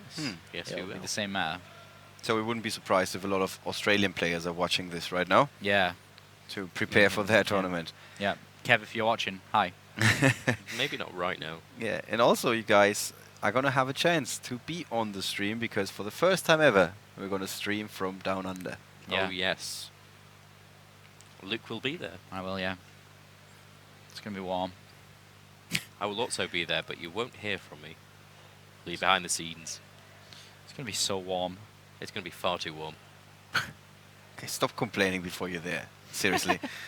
It's the middle of summer in Australia. I know. I don't leave the house usually. Like, I'm gonna die. But that's your choice, man.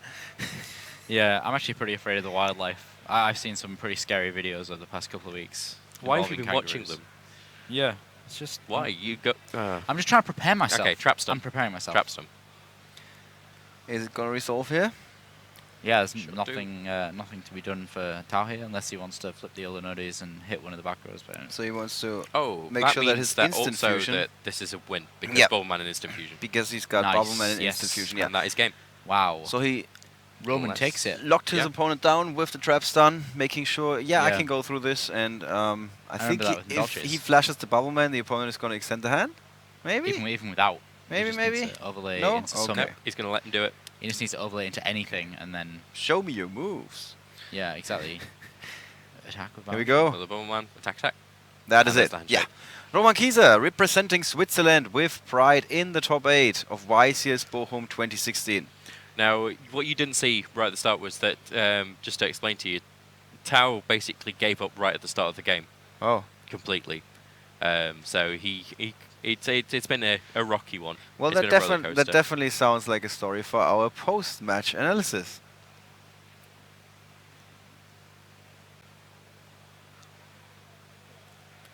Welcome back to the coverage of YCS Bochum 2016. You just missed the Dragon Duel Award ceremony, but we recorded that outside so we can show it in between rounds.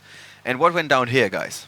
So, as I was saying, the first match was basically... the first game was just give up. There's nothing that I can do. I can't really see anything. Game was decided in the early game. Now, game 2, actually, Yeah. we felt that it should have probably gone to Roman in the end, but because Roman had a lot of cards set that was going to be able to deal with Yeah. anything that Tao was going to do, but then Roman kind of just seemed to give up. It was one of those situations where both players had like loads of stuff, and then they were just like, "Oh yeah, it's over." Okay. You know, it's one of those moments where you think, "Oh, they maybe had a chat." You know, "Oh yeah, I'm gonna do this, and then you're gonna do this, and then I'm gonna win." So normally we're used to having perfect information, but this is one of those examples where the opposite was the case. Yeah, it was Yeah. kind of backwards and forwards between. It was a them. bit weird. Yeah, that we they didn't, suddenly we didn't just really gave know what up. happened. All right, and then third game we just saw. Yep. Went a big back and forth with Dark Holes and Raigekis on both sides of the field. Yeah. Quite entertaining to watch, at least from when I joined you guys. Don't know what it was like before that. Yeah, it was good. It was a good It was match. a really good match. Yeah, and so in the end it is Roman Kieser. He did well on the national level. I'm pretty certain of that. Think I recognize him somehow. yeah, he was near the top tables before. Yeah. So we can try and bring him in. We're gonna check with the judges if this is the last match in progress. That would be unfortunate because then we cannot do a interview. If it isn't, then we're gonna have him here and he's gonna run us through it. What happened in that second game and why did he give up? With that, guys, we're gonna be right back.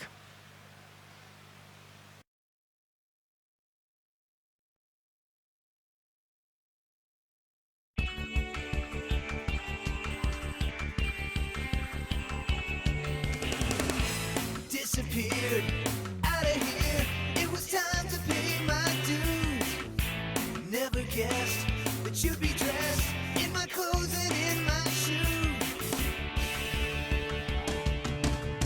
You couldn't wait to move right in. If I were you, I'd be concerned. Ain't no way you're gonna win. Bet you didn't count on my return. Thought you were so tough. You had it all under control. Now enough is enough. Gonna take back what you stole. Give it up, 'cause now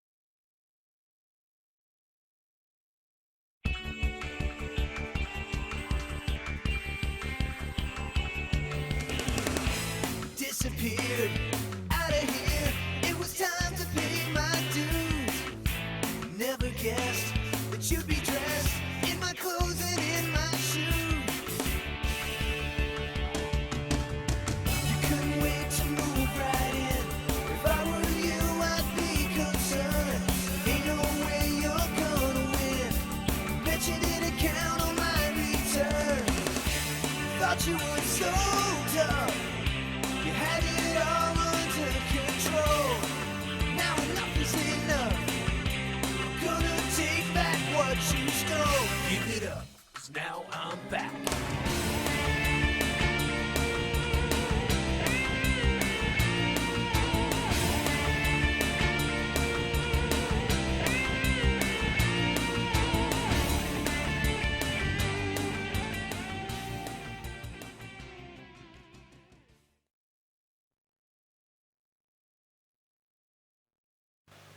Hello everybody and welcome back to YCS Bochum 2016. Joining me is Roman, the winner of our latest feature match. Now, we're back as promised because we have a little bit of time while the top 8 deck profiles are being done on our written coverage, so you can go and check that out later as well.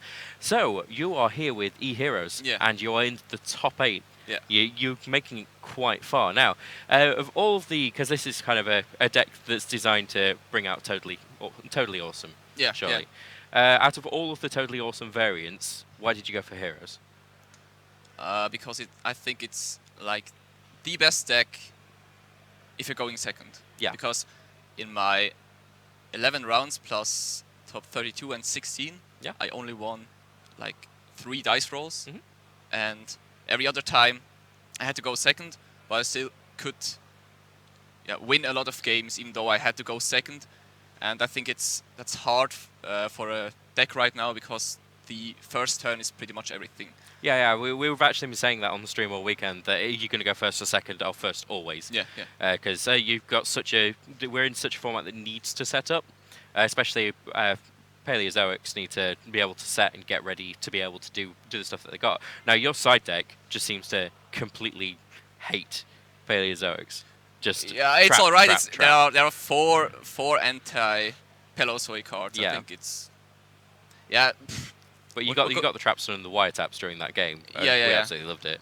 Yeah, they are really great if they don't open with Swap Frog, because Trapstone is kind of slow wiretap too. As soon as they have a Toad out before I can resolve my Trapstone, it's pretty much game. I was really lucky through the whole 2 days that my Paleozoic opponents didn't open with Swap Frog a lot. Right, so you just had a bit of an easier time to be able to get around them. Yeah. Now, during game 2, you kind of just gave up. Yeah. We're not quite sure why, because we were looking at what you had, and we felt that you could probably take it for a few more turns with what you had set in your back row. I mean, is there any reason why you just stopped the match? I didn't see how I could win. I think my back row was like 2 Twin Twisters and 1 Trapstone. Yeah, but you had the Trapstone, and you had the Trapstone. You were able to kind of stop, and he didn't really have much on the field either. So he had his Toad plus his Dew Frog. I believe that you had the Acid on the field, which is the biggest monster. So you would have been able to stop him from kind of. You wouldn't have been attacked. But Paleozoic is like this. As soon as they have the advantage over the game, they steamroll you. You don't have any chance. So I thought Paleozoic is stronger in the time up than Heroes. So I thought I don't see any chance of winning, because next turn he would have gone into the guy that starts his traps. He removes my acid, maybe goes into a second totally awesome, and then we're like, well, I have spell trap removals, but I face three toads. That there's no way to be coming back from that. Okay, that's brilliant. Yeah, that makes complete sense. Absolutely. So, with you been playing this all weekend, is there any big plays that you can remember that you thought, wow, that was awesome? It's hard to think back because you were here for like 11 hours It's pretty much standard. I don't think I have done something world-changing. I had an interesting game against Monarchs where I first went into Enki to get out his Stormforth into Ether. So pretty much I went with a Sound Shadow Mist to went into the battle phase. In the battle phase I went into Mask Change for Enki to run over his monster and to search for another Mask Change. Because it was in the battle phase, he couldn't summon his Ether. And then I set everything in the back row, and then I knew, okay, now he would summon his trap, he would summon his monsters, and then I could really turn the board around with my face down. Hero leaves, instant fusion. I drew good, but he also, he opened with the nuts, but I could actually turn it around. Yeah. But it's nothing that really exciting, I have to say. No, that's fair. That's fair. So when you were kind of building your choices, you got your a bit of trap 8 in there for your Paleozoics, but what were you kind of expecting to come up against, and what were you testing for? Can you repeat that? So what were you expecting to come up against, and what were you testing for, and when you were pretty much ABC, Paleozoic mirror matches, and the metal foes. Yeah, of course. Now, out of all of those, which would you say do you feel is the strongest at the moment? If you win the dice roll or overall? Overall. Well, I think heroes. Yeah. Otherwise, I wouldn't have chosen this deck. Of course. Yeah, of course. The heroes have been kind of huge for a long time now anyway, because mass change and Dark Law and everything is just completely awesome. Anyway, and now you've got Totally Awesome, which you can bring out with Bahamut Shark. Yeah. So you've got a really, really strong deck type that's just been given something even better. And Totally Awesome has kind of changed the format completely, I feel. Yeah, because it's a dumb card. It's a dumb card. You can put it in anything. Yeah, pretty much. Pretty much. Yeah. Because as long as you can get a Bahamut Shark out, you can play it. Yeah. So I feel like what I like about this meta now is that I feel you can play anything as long as you can get Totally Awesome into it. Yeah, it's kind of Pretty true, much. but still, I don't think that cards that negate something else are good for the game itself. Okay. No, that's fair. No, fair enough. I mean, yeah. How long have you been playing? If you don't mind me asking. That's a good question. I'm guessing like I joined when there was the Chaos format where they played Skelangles and the 3 Chaos Sorcerers and the Mystic Tomatoes. There I showed way back when. That's like 9 or 10 years probably. So what would you say was your favorite format? It was Tengu Plant. Tengu Plant. Yeah, I loved that. Back in around 2009. Yeah, it was great. Yeah. Like Foolish into Dandelion into Debris Dragon into Trish. It was great. Yeah. See, I had to stop around that time during university, so I'm kind of upset that I missed out. Oh on that no, format. you missed the best format. So much, because before that I played back in Chaos format, like proper Chaos Dragon, Yatagarasu, Priority. Yeah. Just absolutely, that was my format, and then Monarchs after that, and Warrior Toolbox, which is why when we were talking about Duke Frog, we were talking about Marauding Captain and all sorts of things. So it's good to beat something that's been playing kind of as long as I have as well. That really kind of looks at a deck that I think personally is really good as well, and then they're playing it as well. So I'm really, really happy with that. Now we're gonna kind of go back to some pre-recorded content for now. We'll see if we can drag anybody else in. But as I say, the top 8 profiles are going to be happening very soon, which means that you're going to be getting yours as well. So congratulations on winning. Thank you very much. Congratulations on getting into the top 8 so far, and best of luck for the rest of your games. Thank you very much.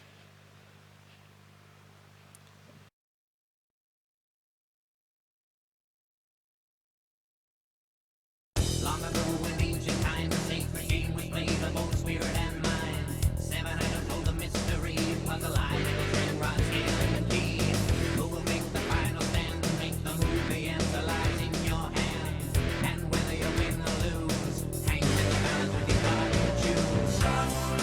Trust in the heart. The heart of the card battlefield. Remember to trust in the heart of the card.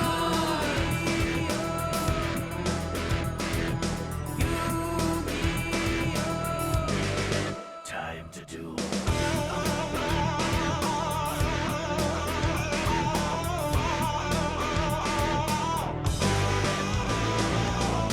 Long ago in ancient times, a sacred game was played on both spirit and mind. 7 items hold the mystery. Just trust in the heart of the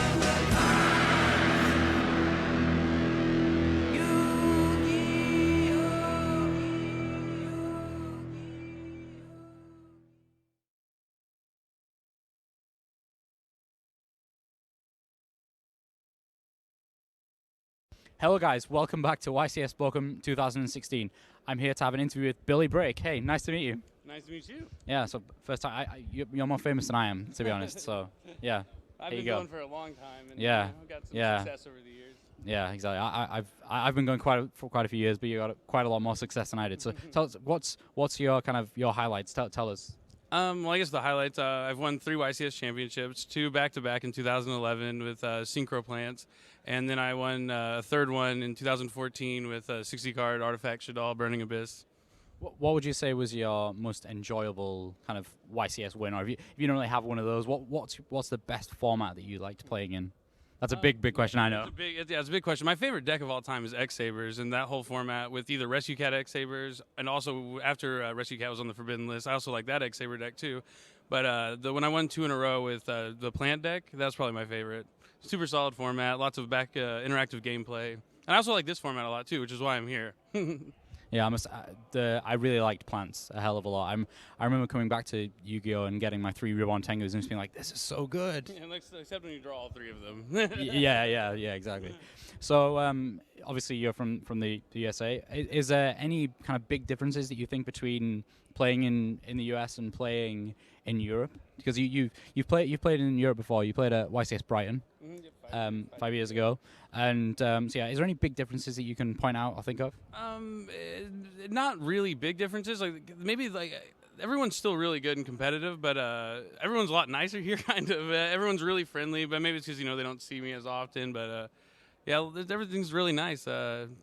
Competition's just the same. Everyone's really good. Everyone's trying to win. Maybe it's a little more relaxed over here, it seems like, but I haven't been around for too much, so I'll have to wait and see. I'll be able to answer this question better after the weekend. Yeah, we should interview you at the end and see. I mean, after I win. Right? After you win? Well, yeah, exactly. We could interview you after the finals, right? Yeah. That's the dream. That's why I'm here. Okay, so tell us a little bit about the deck that you're playing this weekend. So you're playing Metal Foes, but what's kind of different about your Metal Foes deck to everyone else's? Well, I'm playing Metal Foes, and it's more of like a OCG kind of version where I play no Blackwing Gofu.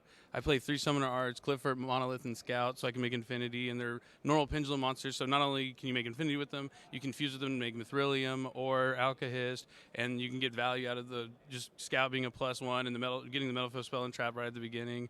I'm trying to make the deck as consistent as possible, not necessarily the most powerful version of the Metal Foes, but it's where I'll be able to consistently open with a solid board every time. Yeah, it's a lot. That's a kind of a big thing in Yu-Gi-Oh! That people say, my deck might not necessarily be the strongest, but it's really consistent, or sometimes you can really raise that kind of high ceiling of how good your deck can get by removing some consistency options there. Which do you think overall is better? Obviously, it depends on the meta, but like right now, you obviously think that it's consistency. Yeah, I like explosiveness and power, but I want every card in my deck to be alive, so I'm trying to maximize the amount of Pendulum monsters I play because I want every draw to be very good. Like, drawing 2 Gofus isn't the greatest, or drawing the Gofu off the Metal Foe fusion afterwards is why I end up deciding to try and play without it. And so far, I liked it. Hopefully, brings me success this weekend. Yeah, I do think that Gofu is really, really strong when it works out, but if you draw multiples, then it's not that great. Yeah. Exactly. Yeah.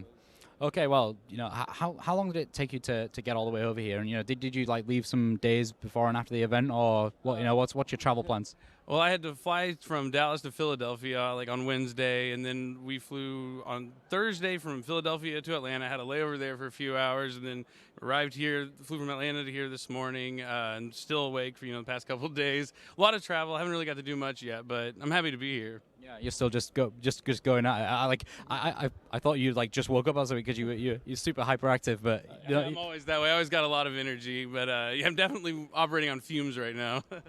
Well, it's pretty good fumes because you're pretty awake. Well, there's a lot of cool little restaurants around the venue here in Bochum, so you should you should try those out. Okay, so that was Billy Break. We wish him all the best of luck. Best of luck with it. Hopefully next time you see me, I'll be winning in a feature match or, winning the whole tournament. Hopefully. Yeah, let's hope so. Right, we're going to be back with even more live coverage of YCS Bochum 2016. Catch you guys soon.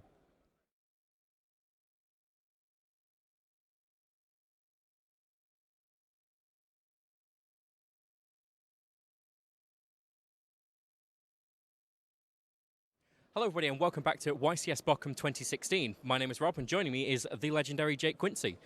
Now, you are quite, I'd say, a pro player. You've been about for quite a while. How many YCSs have you topped? Since Liverpool, that would be my 11th. And then and the last 6 European YCSs I've competed in. I missed out both Rimini's. I've topped the last 6 in Europe. So, yeah, He knows his stuff. Now, we're going to be talking about one of the meta decks at the moment, which I'm really excited about because everybody knows that I'm old school and I was excited for Monarchs. So we're going to be talking about Frogs. Now, Frogs, back when I was playing, was Des croaking OTK, and that isn't as viable anymore. So what we're going to be talking about is mostly Totally Awesome, and the deck is Totally Awesome, so we're good with that. Now, can you give us a quick overview of how the new deck works? Okay, so basically the new deck resolves around trap cards and using the previous cool cards of like Swat Frog, Jute Frog, and Ronin Toadin. So to really go into the cards and how they work, they're trap cards that can special summon themselves from the graveyard in response to a trap card being activated on the field. And they're the Paleozoic cards that came out recently, yes. In the most recent 2 sets of the Dark Illusion and Invasion of Vengeance, that's the one. So in the most 2 recent sets, and the good thing about them are they are commons as well, so they are quite easy to get in the pack, so you can get multiple in one booster pack. So, and to real go into the deck, and the main aim of the deck is as well, these trap cards are level 2. So with the level 2s as well, the waters, so they are Exceed, basically great materials to make with Exceeds. So with these level 2s, you can gain effects from the initial trap cards originally, and then later on in the game, especially during mid and late game, you can make some really powerful Exceed monsters, such as Totally Awesome. And what Totally Awesome does is it's an Exceed that you can detach a material during either player's standby phase, summon a really good monster from the deck that's a frog, such as Jute Frog, so only attacks then can be directed to Jute Frog, or Swat Frog to then send your initial Ronin Tonin, and the next turn you can then bring out another Swat from the deck, and then you can banish your Ronin Tonin and make more Exceeds.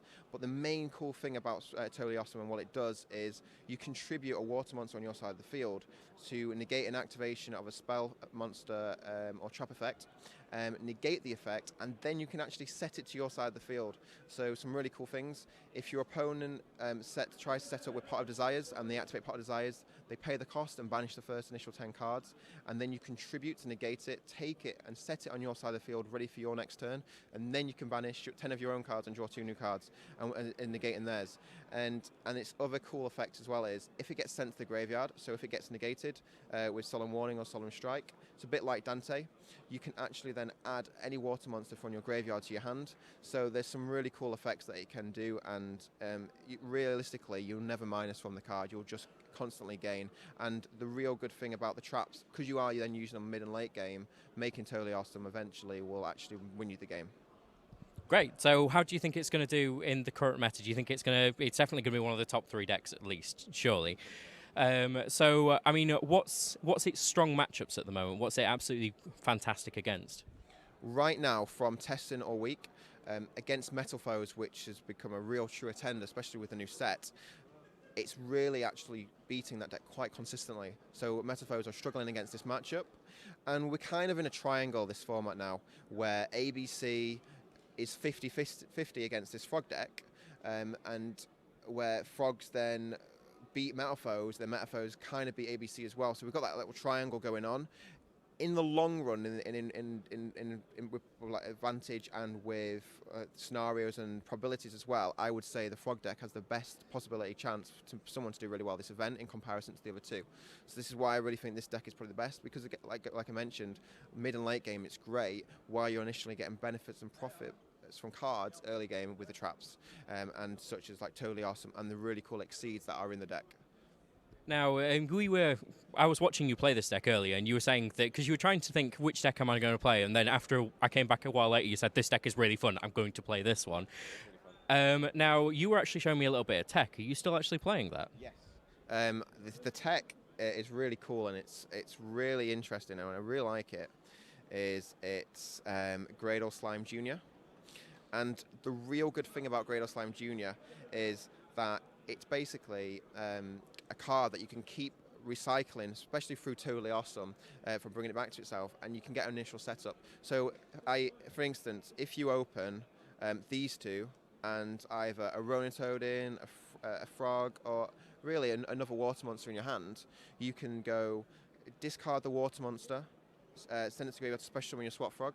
You can then summon your Swat Frog, then send another one of these to the graveyard, and by sending another one to the graveyard, you can then bounce your Swat Frog to your hand by its effect, without additional summoning, because you don't need to do that, then normal summon the original slime from your hand, special summon the one you've just sent from Swap Frog and special summon it to the field. And then by special summon it to the field, then you can special summon a level 2 water monster from your hand to the field, so you summon Swap Frog again. And then you send the other missing piece, either the Duke Frog or the Ronin Tonin, and then you can now make 2 totally awesomes in your first turn.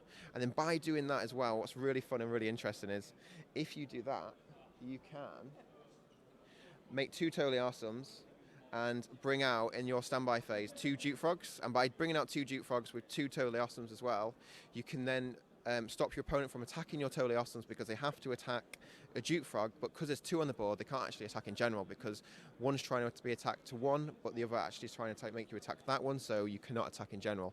And then once you negate with totally awesome in their turn, you contribute it, add back this to your hand, and then next turn, because the other one will be in the graveyard because you detached it to summon the Swap Frog, you can go again. And initially, if you don't have a Swap Frog in hand, you can still summon it from the graveyard and make any rank 2 that you want to. And at that point, you probably won't want to make a totally awesome, because there's so many really cool Exceeds in the deck. And going into it more, the other Exceeds in the deck are really good and really powerful. We've got this Prozoic and this one here. I can't really pronounce the names. We have got Paleozoic Anomalocaris and Paleozoic Opabinia. Yeah, never got that. But the real good thing about this is, because while you're initially setting up with the totally awesome play, you should then, with the odds the deck have having 40 in the deck with all these trap cards, is you should initially draw one of the trap cards as well.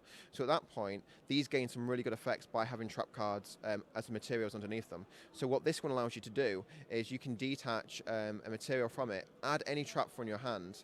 That's Paleozoic, and then in your turn as well, you can actually activate these from your hand. So doing that is, while you detach the trap that's a material underneath it to add, let's say you'll add the Mystical Space Typhoon Paleozoic, you can then activate this from your hand, destroy the threat your opponent has face down, and if they activate their threat, you can then special summon the one you detach from the graveyard because they're activating it, or if they don't respond, because you're activating a trap itself, you can then summon it from the graveyard as a monster in that turn, and then you can then even make some even more cool Exceeds. And then we could even go into this one, and what this one really does is, if you activate a trap card and it's sent from your side of the field to the graveyard, or if a trap card is sent from your side of the field to the graveyard, so if they destroy it, you can then reveal the top card of your deck once the chain resolves. And if it's a trap card, you can add it to your hand. And it doesn't have to be Paleozoic. You can add any really cool trap cards, such as like Solemn Strike, Solemn Warning, and even the new one, Dimensional Barrier, which actually locks out a lot of opponents, which we'll get to in a second. And another thing, it's a quick effect. So with it being a quick effect, you can detach a material as long as you've got a trap card underneath it as a Paleozoic, and destroy a card on the field during another player's turn. So it can actually really block out and clear out a lot of your opponent's threats in that turn, and then you can deal a lot of damage because you have Totally Awesome and this on board, and then next turn you can destroy their key threat to try and come back to your field while you have a Totally Awesome to negate what other card you can. So realistically, this deck actually takes a lot of control of the game while gaining advantage early on, and then late and mid game you actually can just keep winning because you have all the trap cards in the graveyard while your opponent's trying to come back to the game. And like going back into that with Dimensional Barrier, the reason why this is really good as well is if you play the mirror match and because you go into more control as well, you can stop their initial threat because you need a turn realistically to set up if you don't open any of the monsters. And if you need a turn, you can play this card, stop their turn with either Exceeds or XYZs, Pendulum Monsters, Synchros, and Fusions as well. You stop their initial key play, and because it's a trap card, you can actually activate your traps in the graveyard to summon it, stop what they're doing, and then next turn then you can actually recover or even just initially make your key play of Totally Awesome and then actually win the game because you made that card. So I can already, lots and lots of strategy there. I can tell you're really, really enthusiastic about this deck. One last thing, because I think we're going to be running low on time for this segment. No, it's cool. It's really nice to see that you're really, really enthusiastic about it. Now, one last thing that you told me that you're thinking about siding was a mass change in there, mass change 2. And that's to be able to play, Acid here. Basically, so in your own phase, you'll be able to just wipe your opponent's board, and then they don't have to, they don't have anything really, do they? So you have a lot of strategy there. So do you think this time round you may get a YCS win out of it? One thing, I would love a YCS win, and so I'm really thinking about this time, and I'm gonna, my chances are there, but there's a lot of really good players here this weekend, and I think, anyone's good enough to win. Okay, brilliant. Well, thank you very much for coming on. It's absolutely great. Well, have fun in the next 2 days. Wish you the best of luck. And, well, we'll be right back.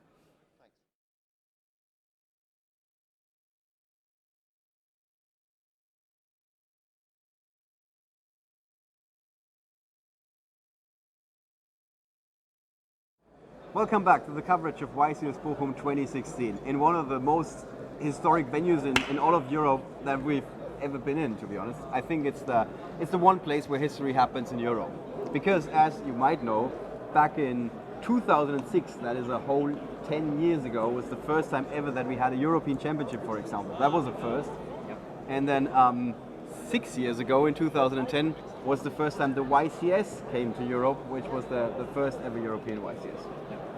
Rob has been at some of these events. Some of them, but from what I remember, I was at the last one.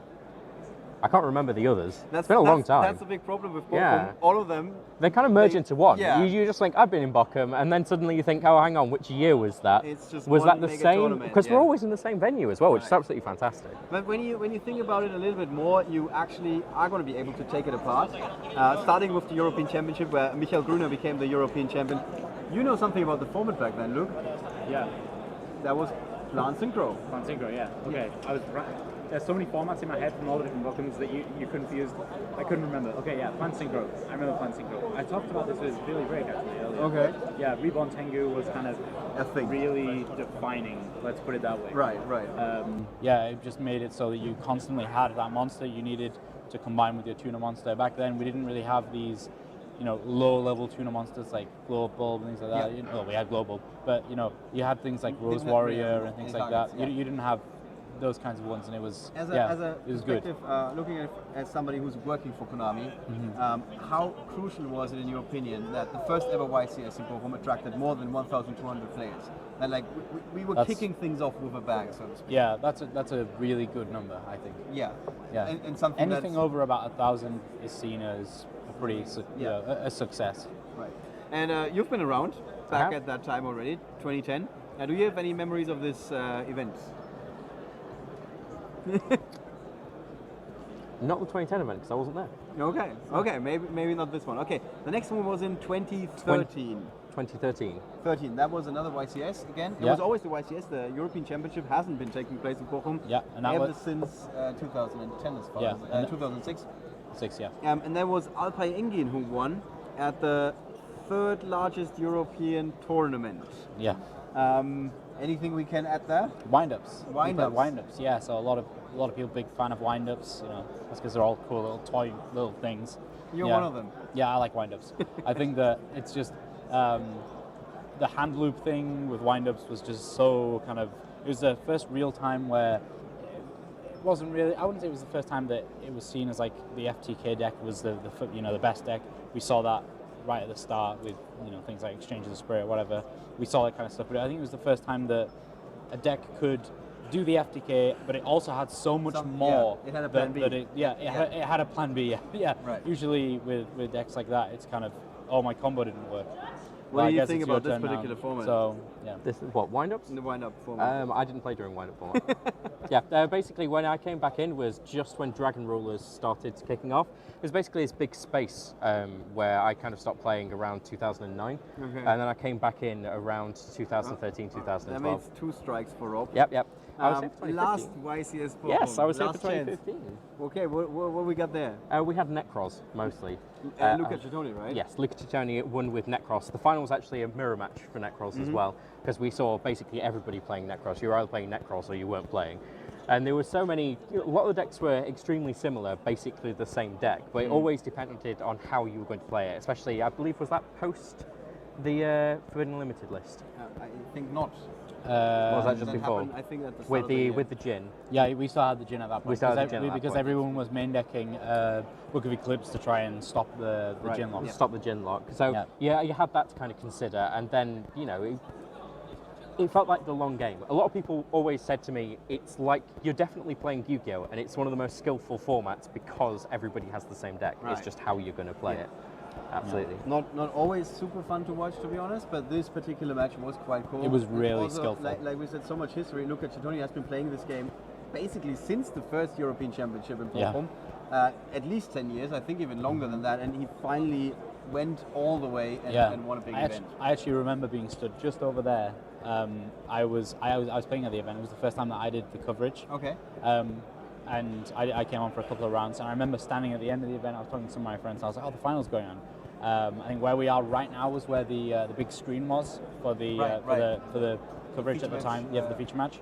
And just behind the camera there was the feature match area, and I just remember watching the feature match kind of on the screen, and I saw what he had in his hand, and I was like, yeah, he's got this. He's totally got this. And then you just saw the curtain just burst open, and suddenly Luca Cioni was just running towards the feature match area, and the entire of his team was running towards him. And it was just like bam, and it was really kind of it was really an emotional moment for him, because he was so close for such a long time. Yeah.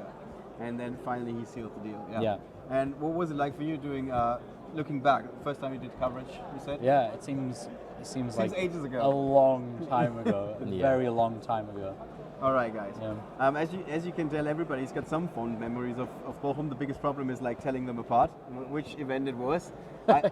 We just looked at a video from back in 2006, when you see some of the players, and obviously 10 years ago. I had much longer hair back then. That's also interesting view, to be honest. It was a baby Ollie. Yeah, it was magical. Right. So this weekend, of course, history is going to be made.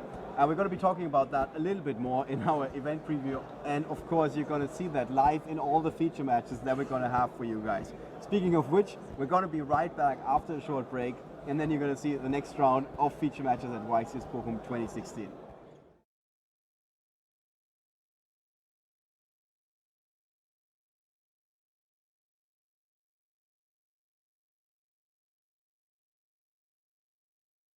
Hello guys, welcome back to YCS Bochum 2016. I'm here with Hayden Matthews and his girlfriend Chloe, and we're here to talk a little bit about their journey to YCS Bochum. So tell us a little bit about where you've been around Europe. Well, just in the last couple of weeks, we actually flew into Rome, and then we saw that, then Venice, and then we flew from Venice to Paris, and now we're here at Germany. But we've seen pretty much every landmark between there and back, and it's been very enjoyable so far. Yeah, so one of the reasons why you decided to do that trip is because you were at the World Championships with your brother Declan. Yeah. Well, I wasn't playing, but Declan, my younger brother, was playing in the Dragon Duel event, so I got to tag along for free. So I think that's the perks of teaching someone how to play the game. Yeah, so you tell us a little bit about your World Championship experience. Everyone who I've spoken to about the World Championships kind of, they always tell us so many good things about it. What was your favorite bit? And, tell us a little bit about it. I think my favorite part was the fact that everyone was so accepting from every country. Like, I wasn't even in the event, yet everyone was still happy to let me join in, and just everyone was very friendly. And I was very surprised that everyone got along from Europe and America. I thought there'd be more of a rivalry, but everyone just hung out anyway and went to dinner. And considering I wasn't a part of the event, I think I got made more out of the experience as well, just being there. Just being a part of all of it. So I must say this year in particular was really kind of unique in the fact that everyone was just kind of banding together, and usually see the separations of the groups. Everyone was just really getting along. It was really great. I actually heard about that as well, that would actually happen. So to see everyone get together was a bit strange, considering I've been told from other people that have been that they actually just separate, and you'll probably be just with the Australians and that sort of stuff. But no, it was very enjoyable. Yeah. Okay, so Chloe, tell us a little bit about. So you guys both play Yu-Gi-Oh. Yes. And you're both playing the same deck this weekend. So tell us a little bit about that. Well, you're playing different variants of the same deck. So tell us a little bit about the deck that you're playing this weekend. My deck's Metal Foes, and the main object of it is to summon Zulkan Crystal Wing and set a strike and just helmet your way through it. That sounds like a great strategy. So you're not going to play any Metal Foes cards. You just want to make Ultimaya and summon Crystal Wing and hope your opponent can't do anything. Yeah, maybe put a Mithril up there. Alkahi, steal some stuff. Yeah, steal some of your opponent's cards as well. Can't go wrong with that. So tell us a little bit about you're playing a slightly different version of the Metal Foes deck. Yeah, I thought to go a bit away from the general strategy of the deck, because the cards like Dimensional Barrier kind of throw that off. So I've actually mixed mine with the Perform Pel engine to try and gain more resources, because Pot of Desire is a very powerful card, But in Metalfoes, sometimes it contradicts, and you can banish some resources. So playing the cards like Lizard Turtle draw off a Sorcerer, you can pop a combination, you add like 3 cards, and then you can still get the draw into your traps. Yeah. So I thought I'd just try something a bit different just to see how it goes. Yeah, that's really cool. So, yeah, I mean, I've been walking around here in this venue. You guys can't see; it's behind you. But you know, it's kind of there's a lot of people playing Metalfoes, Paleozoics, and ABCs as well. We're not seeing much variance in the deck builds at all. So that's quite an interesting one. Yeah. So tell us, you know, what kind of what things have led to you guys both playing Yu-Gi-Oh together? Can you think of kind of that first moment where you both thought, let's play Yu-Gi-Oh together? You know, where does that come from? Well, actually, before we were together, she actually played anyway. So yeah, and then when we've obviously come together and now we're in a relationship, it makes it a bit easier to play the same decks and learn other things. We can test against each other now, so I don't need to just rely on my brothers anymore. Yeah. So yeah. You kind of knew beforehand. Well, obviously, yeah, it's the same. But so what decks did you play before you just started playing what he played? I started off in Clifford format, so my whole main play was summon towers, set a skill drain, pass my turn, and then I went into Cosmo, and then Dark Destroyer combos, and then now I'm doing Aki's combos with Kieran, so pretty helmet decks. Right, okay. Yeah, well, simple decks, sometimes really strong strategy. Okay, so thank you guys so much, and good luck in the event, and we're going to be right back with even more live coverage of YCS Bochum 2016. See you guys soon.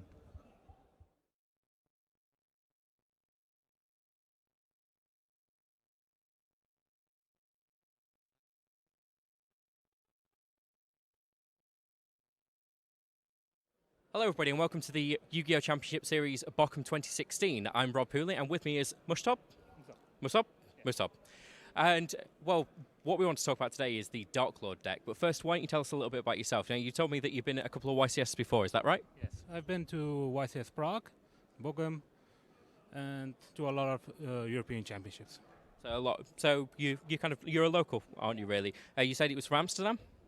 Yeah. Brilliant. So what do you kind of like about YCS events?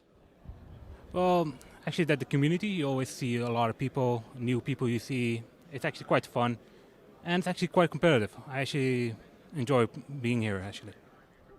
Now, you're playing one of the new archetypes that came out, which is the Dark Lords. They came out in Destiny Soldiers. Okay. Now, you said that you've kind of liked the idea for a very long time. You were following it in the OCG as well. Now, what's kind of the best thing about this deck? Why do you like this deck so much? Well, actually, the thing I actually liked about the deck is that you actually now have a Rhoda for the entire deck. Yeah. And a Destiny draw, which helps with when you have Superbia and immediately Rhoda and they actually even got a Monster Reborn, which is now at +1 in one turn. Yeah, it's absolutely fantastic. I mean, they've got a lot of draw. They've got a lot of, well, just toolbox, basically. Reminds me of Warrior Toolbox, but it's just a little bit stronger, if that makes sense. You know. In a way. It's actually stronger and faster, because now you can also use Allure of Darkness and trade into the entire deck, which actually speeds up the deck and allows you actually to unbreak your hand quite fast. Now, they're all Dark Fairies, which is absolutely fantastic, because you were even saying to me just a bit earlier that you've just noticed that Christia says just Fairies, not Light Fairies, because...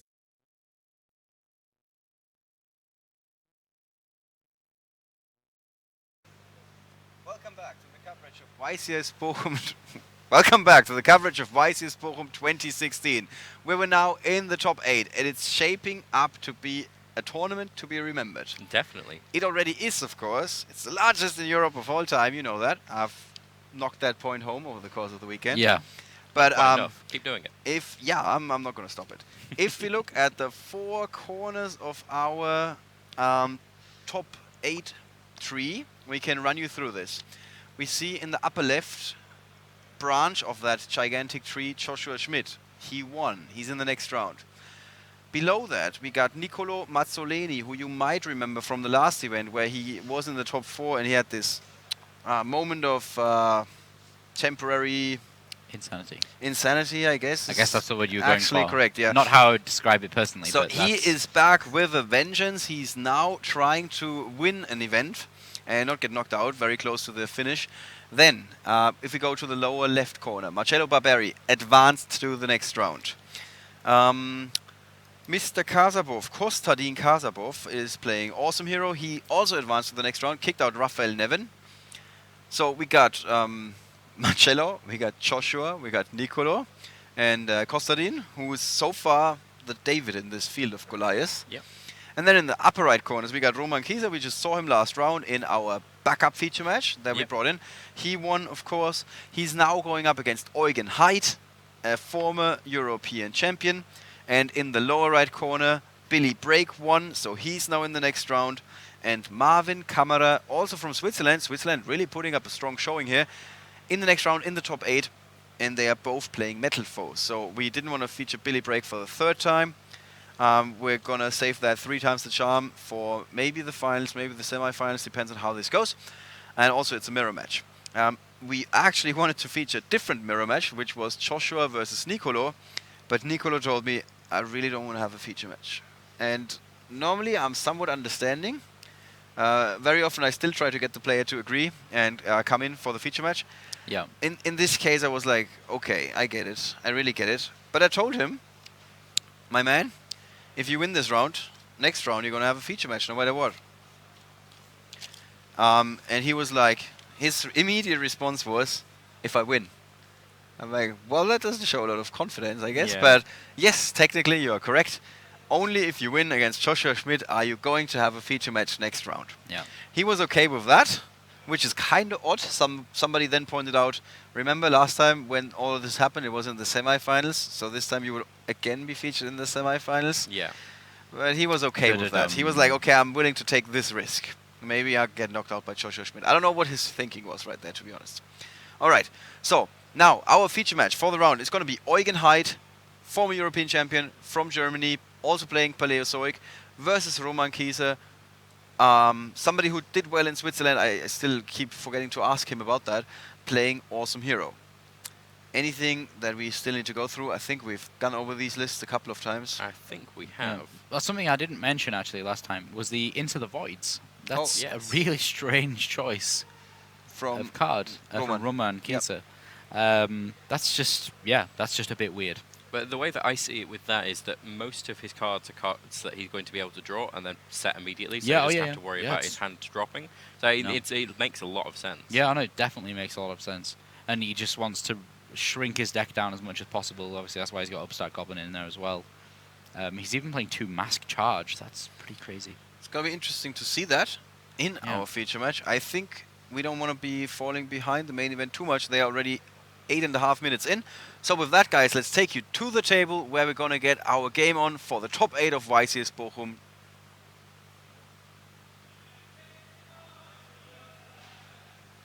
We see Eugen on the left and Roman on the right. We just saw Roman, like we said. He was sat there even. Yeah, we also had Eugen before in our backup feature match, but we never got the chance to get him on the... Oh, actually, did we get the 3rd game? Yeah, that was the 3rd game where the opponent basically just scooped. Is that correct? No. No, that was Roman's. Yeah, okay. Roman was actually our actual feature match. Our backup feature match didn't get... It had finished by the time that we'd finished. Yeah, we didn't get a chance to move over to our backup. So, we have... On Roman's side of the field, we've got Bullman, A Hero Lives, Upstart Goblin, Into the Void, Mass Change. He's kind of got a really, really good hand there. Yeah. Now, over on Eugen's side... Eugen is starting, though. Dimensional Barrier, which could mess that up. And Max C. Yeah. Wow, okay, Eugen has a really, really good opening hand here. In my interview with Roman, he said that this deck that he has is actually built to go second. Wow, really? Yes, he says that this is the best deck to go second with because it can still pull back. Wow, okay. You still want to go first if you can, right? Yeah, well, yeah, pretty much. But he was saying that you can go second with this deck. I had a friend once. He still exists. Yeah. It's good to know. Yeah. I had a friend. He built a Cosmo deck that was purely designed to go second. It's because in a format where everybody wants to go first, if you build a deck that can win going second, then you're going to be good. Yeah. So, Pot of Desires is the first thing to see. He was also saying that he does really, really well against Paleozoic as long as his opponent doesn't open a Swap Frog. Yeah. Which in this case, he indeed did. Yeah. But he wasn't he was unable to produce a totally awesome, however. This is true. This is true. 4,000 life points, first action of the game. Yeah. Yep. Talk about a big investment. That's expensive.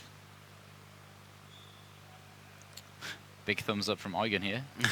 Eugen's like, yeah, 4K, I can live with that, and here's a maxi. It's like 4,000 life points and a card for your opponent, in a way. I mean, I think... if he goes through with the mass change, if he doesn't get Dimensional Barrier, maxi still allows him to banish a card from the hand. Yeah, it's very, very likely that he's going to be... going for that. Yeah, dim barriered. He's going to get dim barriered. Yeah, definitely. Dimensional Barrier is so good. or do you want to have him go through with it so he can draw more cards for maxi? But then he'll get one taken away immediately with Dark Law, so no. In this case, not a good idea. No, not a good idea. Maybe you Twin Twister before? Yeah, definitely. But, well... You can still chain it. The thing is, against Paleozoics, a lot of them are chainable. But I guess in this particular situation you would, because even if they do chain something to target the Shadow Mist, then you would then chain Mass Change. So, yeah, it's probably correct to Twin Twisters first. And he's got 2 mass changes. Does that not mean he'd be able to... Oh, yeah. Chain, and then chain again? So he drew a second... still get it across. Yeah, you can do that. He won't then be able to take a card from Eugen's hand, though, because its effect won't be able to activate. There's a question, a pretty good question. Is Eugen and Joshua playing the same deck card for card? They look very... unless I have both lists in front of me, I wouldn't be able to say exactly. But from my photographic kind of memory, as far as good as it is, Joshua was also playing just the 3 Pot of Desires. I think the same monster setup with 3 swap, 3 dupe, 2 Ronin Totem, 2 maxi. Yeah, and it would make sense. Maxing out on cards. Don't we actually have Joshua Schlitt's deck list? No, he's... Oh yeah, right here. Actually we still have it. Yeah, sorry, because we were going to be featuring we them. wanted to feature him. Pretty much. The order is a bit different. I see the breakthroughs. Yeah. Oh, yeah, they also both have a breakthrough. They both have compulsory. No, they are exactly the same. I think they are exactly the same deck. Yes. Glasgow Yu-Gi-Oh already knew that. Apparently, he said yes. Well, he's part of the same team as them both, so you would expect so. Ah, okay. See, I didn't know that. Didn't know the entire city of Glasgow was part of that team. The entirety of Glasgow. The whole of them. All of them. So yeah, Acid. He's letting all this go through. Interesting.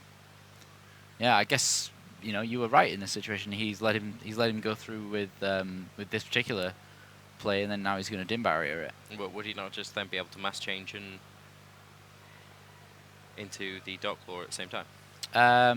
Nah, I guess at this point he's kind of accepted. Okay, this turn's not getting too far, so he's going to set that other mass change and then use it on Shadow Mist next turn. Now Eugen has drawn a couple of cards from the Max C, one of them being Waboku, which is a pretty great card to have against this matchup because this one likes to kill you in one turn. Yep. It's all about big investment and big damage. Yeah. Roman Kisa here is probably just going to set... No, okay, yeah, Twin Twisters. And then set Mass Change. Okay, and Waboku. Yeah. Not much is going to happen in terms of damage. Nope. Nothing at all. Still attacks.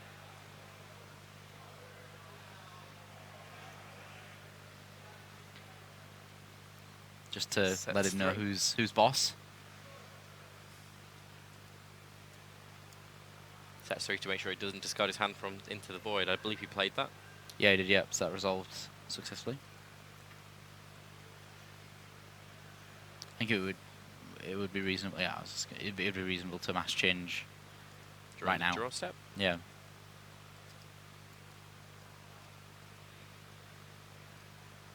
So like, I'm just gonna put this here. Anything else you can do? Bubble Man. It's a pretty good opening from Roman, isn't it? Yeah. Yeah.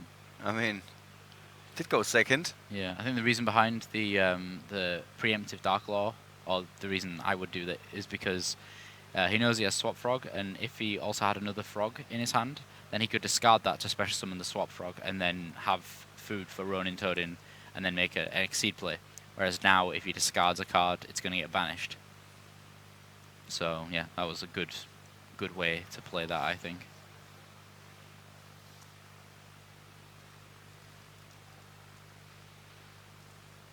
So we got a couple of questions here that we already answered in the chat, but in case you're not reading the chat or you're watching this day after the tournament or something, we got who is Billy Brake playing against at the moment? That is Marvin Kamara from Switzerland, both playing Metal Foes. The other question was, is Eugen gonna go? Was he going undefeated in Swiss? No, he was not. Joshua Schmidt was the only player who was undefeated in Swiss, so we wouldn't be surprised if you get knocked out right now. Sorry for that. No, he might go all the way. So who knows? Responds with the Dinochus.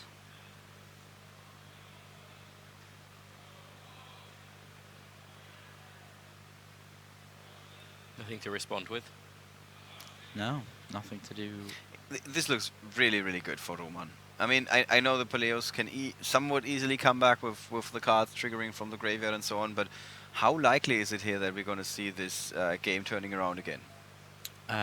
Both players are on quite low resources at this point, and all Eugen really has is that Swap Frog. That is enough though to do the combo that I said last turn. So he's able to send a frog, probably a dupe frog, yeah, to then use that as food for the Ronin Toadin, and then be able to special summon a Totally Awesome. So there is actually a treacherous trap hole sat on the field there, and it's actually legal as well, as there's no trap cards in the graveyard. Yeah, bam. Bam. That's That's where it gonna is. be, and he's activating in response. Yep. So yeah, he can still make his play with banishing the Swap Frog for Ronin Toadin. It's actually a better play because then he could go with the Paleozoic monster if you wanted to. The one that I continue to forget its name. Which one? There's two. Opabina. Okay. As opposed to Anomalocorus. As opposed to I think it's Anomalocorus. Opabinia. Opabinia. There's a second I in there. Okay. We'll just call it Bina. That's okay. I think everybody's aware which card you mean. Yeah. Which is the most important thing for most people. Yeah. Totally awesome, dude. It's just hit the field. Yeah. Okay, so. Seeing that card spelled out every time still triggers something here. What is its name in German? Krötelig umwerfend. Is that a direct translation of Totally Awesome? Pretty much, yeah. It wasn't possible to like do a word for word. Obviously the wordplay doesn't work unless you go a lot freer, but you need to have Kröte in there because Toad and those are searchable sometimes. Or yeah. So if you have a Toad card, you need a Kröte card. Okay. Okay. Roman Kieser wins game. Not. He doesn't. Ooh, Yeah. Sorry, I missed Eugen. the last part when I was talking about the translator. Everybody was going on about how big his opening was, Roman's, but Eugen did find a way in the end. Just played through it. So I totally missed that last turn. Can you run us through it again? Either of you? So that last turn there, yeah, he just played Totally Awesome, and Yeah. Roman didn't really have any Yeah. sort of resources left. That's to be Okay, able so to there do wasn't anything. like a big attack that I No, was no, missing no. or It something. was literally just Because I was like, I didn't see a big monster that attacked or something. Roman tends to realize that Oh, yeah, time is a shot. factor. I actually talked to him about his second game where we said there is stuff that you could do, and he said no, there was, but there was no point because I was playing against Paleozoics, and Paleozoics can then just start ramping up again, make another Totally Awesome, and I'm not going to be able to go anywhere. Yeah. And then he said the magical words, which I wish everybody would think about. There isn't much time in a round. Yeah. And I wanted to move to the next game. Yeah. Not many people He was saying, can appreciate that. Yeah, Paleozoic has the better matchup in time against heroes, so I just want this to be done. Yeah. I think it makes sense that he's really aware of the time and everything, with the Swiss being the world famous watchmakers. Just had to get that out there. Yeah, both of these players actually running very strange coloured sleeves. Is that because they're not white? Yeah. Usually it's kind of like white, black, yellow. It's quite a reasonable one as well, but like red and like burgundy. It's kind of weird. It's like a burgundy brown. Bit weird. Just a little bit. Not just a little bit. Just a little bit. Just a little bit. All right, what's going to happen? What are they going to side in? Is anybody going to play Chinzo in game 2? I guess not. No. No. But there's a trap stun. No, He has 3 traps done on a wire tap, and that is his saw that actually. side decked against Paleozoics.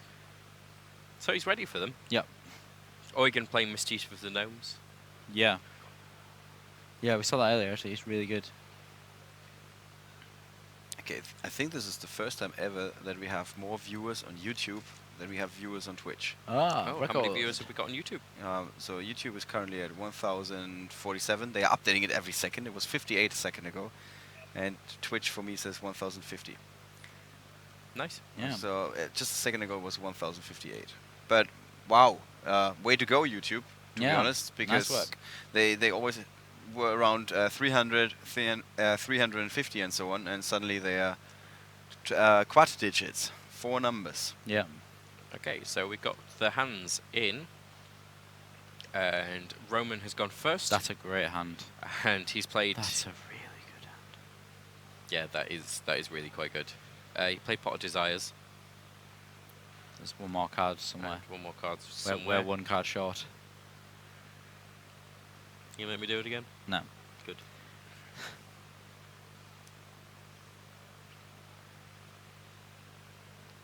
Yeah. There it Dim is. barrier as well. Ooh, nice. Whoa. This is a good opening hand. Well, but he needs those good opening hands. We just saw what Eugen is doing otherwise. Oh, you got a pretty good opening hand? I can beat you to it.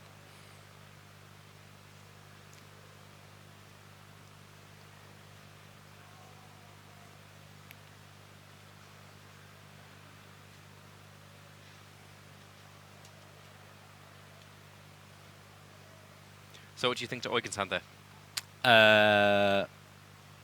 Pop Desires is good. I mean, he's got Paleozoics. He's got a big trap line up here. He's got something to out the Dark Lore as well, which is always nice. Well, sorry, it was just Luke Withington with the most obvious sweeping statement of the weekend. Pot of Desires is good. Yeah. Bam. Finally, somebody said it. I know. I'm happy. It's only a neg 9. I'm happy that we established that. I remember when it first came out and nobody wanted to play it. Oh yeah, those were the days. There's some fusion again. Wow. Double Bahamut Shark. So yeah, double totally awesome is how this is going to start. Just put the instant fusion in the graveyard. There we go. Wow. Did it. He's doing it. Oh, looks like somebody's just knocked the camera. It's that exciting. Which is odd, because it's hanging high up in the sky. Yeah. Yeah. I think someone must have hit the scaffolding. Yeah. It's a good opening. Double sharks, double toads. The understatement of the talking century. about you're talking about sweeping statements. Oh, and there's a Bubble Man. The final Bubble Man, and yeah, so that means he's going to be able to mass change into acid. He can mass change into acid, and he's got dim barrier. Wow. Whoa. And it's it's got to be a frog, hasn't it? For you to you got to tribute it. Well, he's going to be able to mass change in the end phase anyway. Yeah.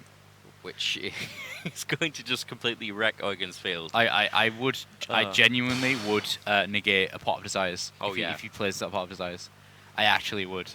Definitely. Like really.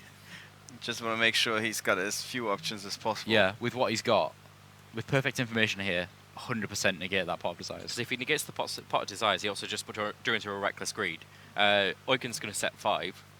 Then in the end phase, Master, he probably might not set 5, but if he does, oh wow. Yeah. Mass Change would then get Acid, which would destroy the entirety of the back row. Yeah, there's no and way. Then and then Rowan would attack for game. Yeah, there's no way he's going to settle 5 here. But to be fair, do you know what? It doesn't matter. He's still going to get play Acid, and then... Yeah, he's in a bit of a predicament here. I think it all comes down to if he negates that desires. Okay, so... Oh, maybe. No. Yeah, that's it. There That we go, is that's it. it. Wow.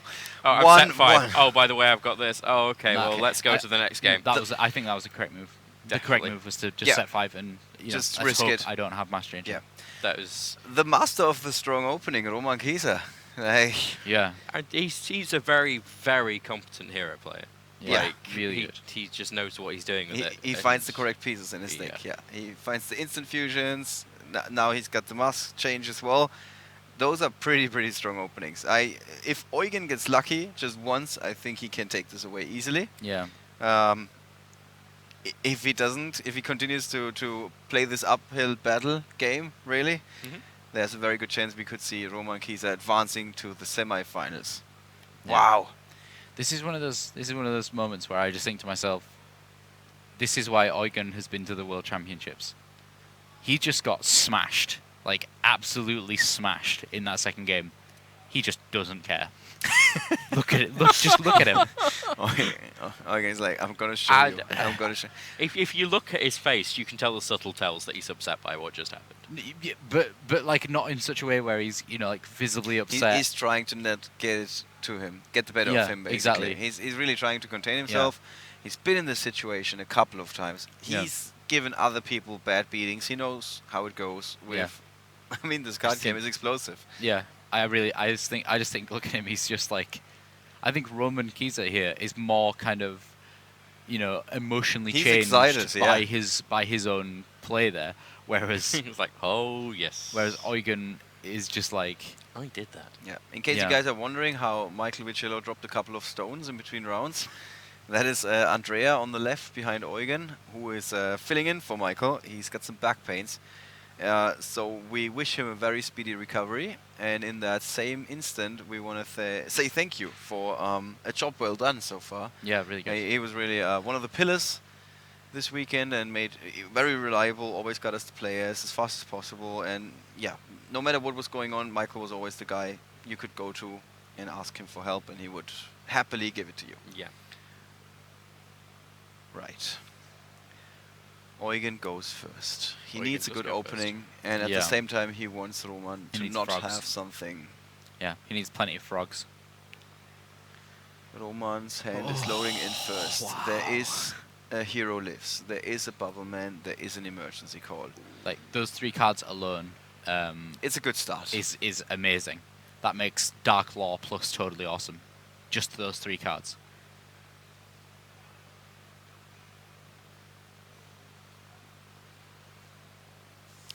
Okay, and that's a nice update. From We our tech just team. heard that ABC, which translates to Marcello Barberi, is leading 1-0 in his top 8 match against Konstantin Kazabov from Bulgaria and his awesome hero deck. So we might have ABC in the semifinals. Yeah. So Okay, so Eugen's hand, he's just set 4. Yeah, I wonder what he kept. Yeah, all the notice. And he's got Reckless, Dimensional Barrier, Pikaya, and Waboku. So that's the reason why he kept all the notice in hand. Not for the best Pikaya. opening we've ever seen. No. Far from it. And when you look at that side of the table, you know why Roman Kieser is on a roll this weekend. This is Roman Kieser actually has a really good hand here. It depends how much he wants to do, but he can do so much. He could do so much this turn. Tin into Bubble Man, try and threaten with a totally awesome that might get interrupted. Then continue with the hero lives. I think what he's probably doing is going to wait till next turn, flip up Trapstone, and then go be for like, it. Are we good? We're good. Trapstone. Okay, let's go. And then he's just going to go mental. All right, Eugen found a frog. Yeah. Finally. I guess all depends on whether Eugen is able to get out totally awesome this turn. If he is, then Roman Kieser's dream may be slowly getting crushed by some frogs. So good for all the Eugen fans. He's also drawn into a solemn warning. So he's got some back up basically. But that trap stun, is going trap to stun mean that he's not going to do anything. might really hurt him. reckless. Going for reckless greed. I genuinely don't know if you play Trapstone here. I don't think you do. I think you just don't. Yeah, you I think you would just let him wait. draw just two. yeah, Yeah, just let him go. Feel confident about Yeah. your chances. Do whatever you Yeah, want. stick to the game plan. I mean, also if he plays Trapstone, there's no way for him to stop whatever Eugen has, and Eugen No. can really go big. So Yeah, I think he just has to leave him to it, and then hope that Totally Awesome doesn't cause as much interruption next turn to his game plan as he wants. Now, we've got to remember as well that Wabaku is going to shut down any huge play that Roman wants to do, Yeah, because he can chain it to the Trapstone. Yeah. But at least he'll be able to like establish a clear board. Even Out of the size, Eugen is really coming back here. Yeah. I mean, we were like, yeah, this is not the best opening ever. Yeah, just give me another turn. I'm Yeah. going to get there. In the late game, In the late game. Eugen really starts to shine. Oh. Wow, look at that. Solemn warning, solemn strike. Jesus. Wow. Okay, that's gonna cause issues. Okay. Ooh. Still this Trapstone. Yeah. Still the same problem as before. Yeah, it's all down to this Trapstone. If the Trapstone resolves, then all hell is gonna break loose. Oh my. This is a kid show. The thing is, the Bubble Man's right there as well. He's going to be able to just wipe the back row. yeah, he needs to threaten the Totally Awesome, and then he needs to. He's not even playing. He didn't play Totally Awesome. He's played. Oh my God! Okay, Eugen clearly does not know that he plays Trapstone. This is a good point. Is insane. He just may not know. Yeah, that's a good point. Yeah, he didn't see the other match. He was in the feature match area. He was in the feature match area. Oh my gosh. Is he gonna? If he gets like Olanodes and snipes, like, why would you? He's not gonna start resting his chances of a YCS win on just sniping 4 back rows. Seriously, why would you? Wow, the last time we saw this was like some Madolce match or something. I remember they were the last ones that played Trapstone. Oh, wow, actually no, I think it was probably Infernity that was the last time that we saw this at the World Championships in Rimini. Okay, this is This very is really important. tense. Yeah, This is just so tense. this Like, everything. There's nothing more to be said. Everything is on the line for Eugen right now. He needs that Opabenia to put in some work for him. Yeah, so Pikaya is able to... But isn't that the best way he has to force his opponent to play the Trapstone on his turn? Yeah. But I think he's... Yeah. Okay. He has to, because otherwise he's going to get... yeah, he's going to get so far behind. Yeah.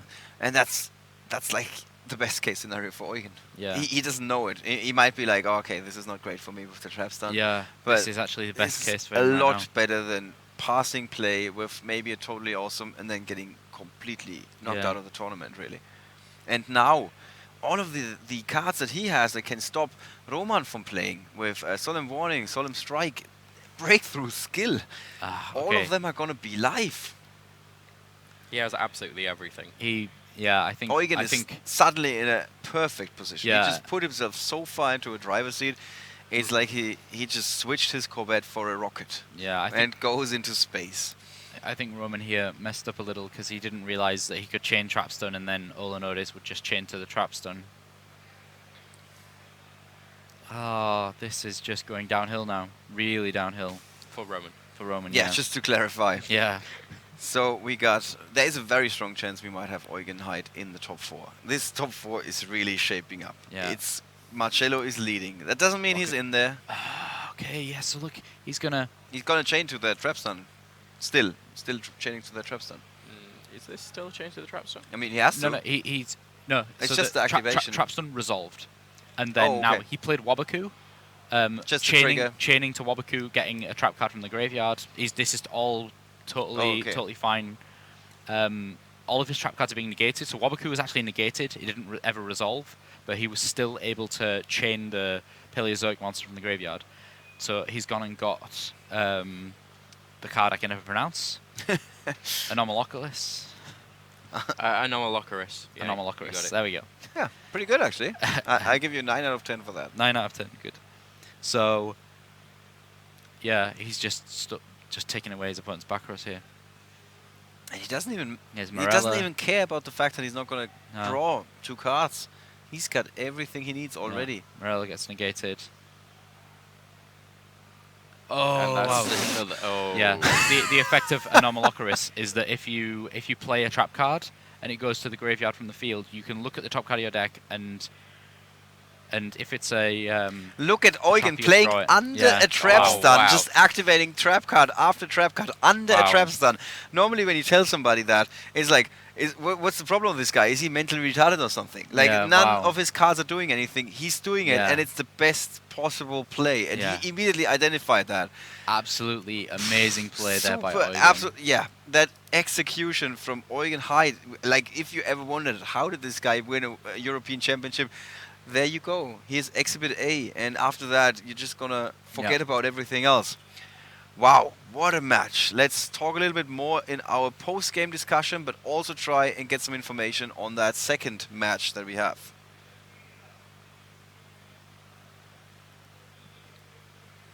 Alright guys, we're back. If you just missed this match, you really missed something. Yeah, you missed a I good cannot match. put it in a different way. I think my word processor just failed me after that. Yeah.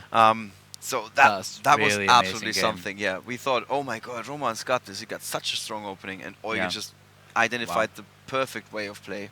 Yeah. I don't even know whether he knew that he was playing around Trap stun, yeah. I No. think he was just playing the way that he should actually have played it, and then it just happened to be that the trap stun got through. We're just being fed the information that Marcello is still leading 1-0. The second game in the other feature match that we have ready for you guys, which would be Marcello Barberi versus Kostadin Kazabov from Bulgaria, is still underway. There's a chance that Marcello wins 2-0. In that case, of course, not going to show you anything because there's no more footage to show.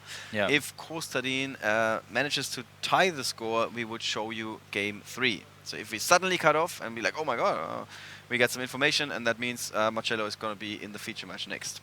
In the meantime, we saw 3 exciting matches between Roman Kieser and Eugen Hyde. Roman's openings were really strong in all 3 games. We always saw an instant fusion. He was always able to make it totally awesome. What else? Dark Law, Acid, something to stop your opponent from always, doing yeah. something. Yeah. Yeah. It was pretty much exactly what you were asking for. Yeah, multiple Bahamut Sharks. In the first game, though, Eugen was able to assemble a totally awesome at some point. Yeah. And Roman immediately shuffled up. Okay, so Billy Break won his match, and it's now 1-1 in our backup feature match. So we are going to be able to take you to game 3. Ah, okay, sorry. Oh, no. just outside. The outside match. Yeah, Okay. so Yeah, that's yeah, Joshua sorry. and Nicolo is 1-1. Yeah. Okay. So we got Eugen versus Billy Break in the next round. Wow. Wow. Talk about a thriller. Yeah, so that It's going to be interesting. Yeah. That would have been gonna Joshua. be very, he's very played interesting. Joshua and Eugen now. Yeah. Yeah. Wow.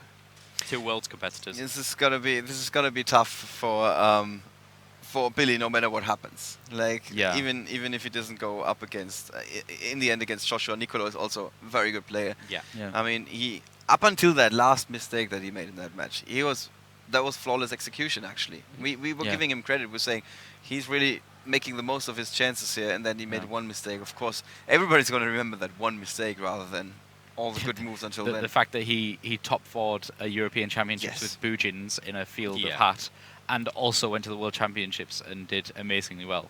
I think those out-trump a single mistake. Yeah. Yeah. That's a good way to. That's put how we remember it, but Yeah. you know, there's a lot of people out there that might not remember it. Especially, quite like that. especially if Joshua goes through at this point, it's going to be really, really cool. Right. I'm really looking forward to the top 4.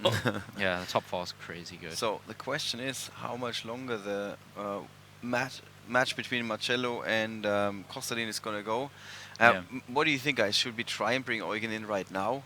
Maybe we can go to a short break and then come back with either an interview or. Okay, we just learned that okay. Marcello won. It's crazy. It's just all the veterans are winning. Yeah. Okay, so Now, there's about 30 seconds left on the main event, so we could go to an interview. yes, Yeah. let's do that, guys. We're going to be right back with an interview, definitely with Eugen Hyde, maybe also with Marcello Barberi if he was able to collect all of his cards already. I don't know how that happened. It seems like a 2-0 clean sweep victory for him against Awesome Hero. So just a quick recap: we got definitely one Paleozoic deck in the top 4. That is Eugen. Sorry, definitely 2, because Joshua and Nicolo are also both playing Paleozoic. 2 of these are in the top 4. Marcello is playing ABC, and Billy Break.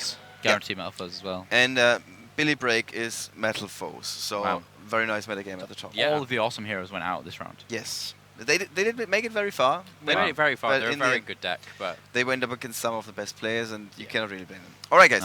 Gonna be right back with an interview.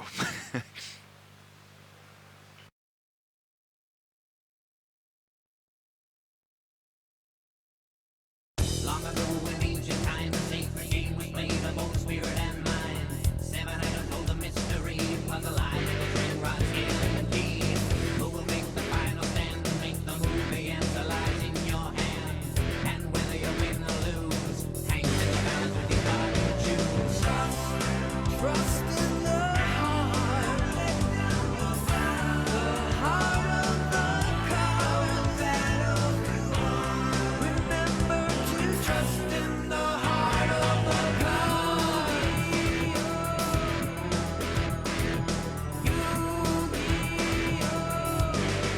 Time to do.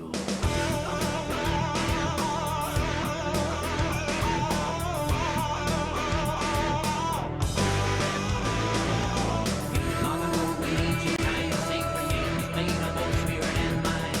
Seven items hold the mystery. Just trust in the heart of the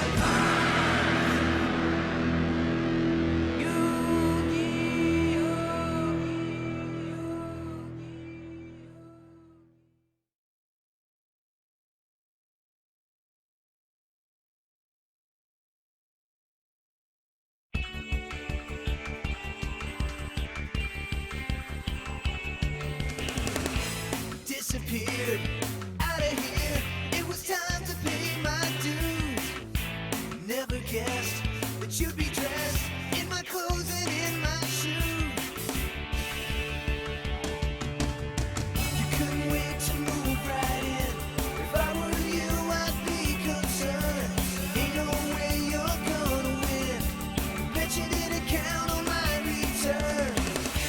Thought you were so tough. You had it all under control. Now enough is enough. Gonna take back what you stole. Give it up, 'cause now I'm back.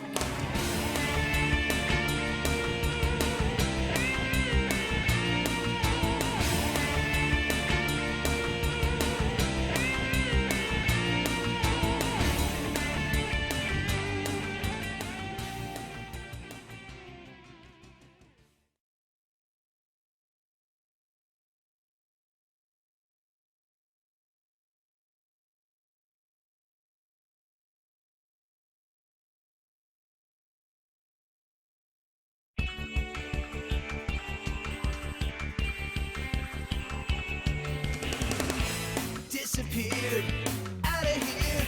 It was time to pay my dues.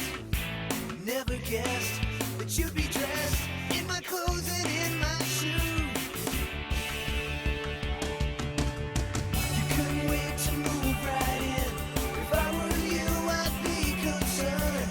Ain't no way you're gonna win. Bet you didn't count on my return. Thought you were so tough. You had it all under control. Now enough is enough. Gonna take back what you stole. Give it up, 'cause now I'm back.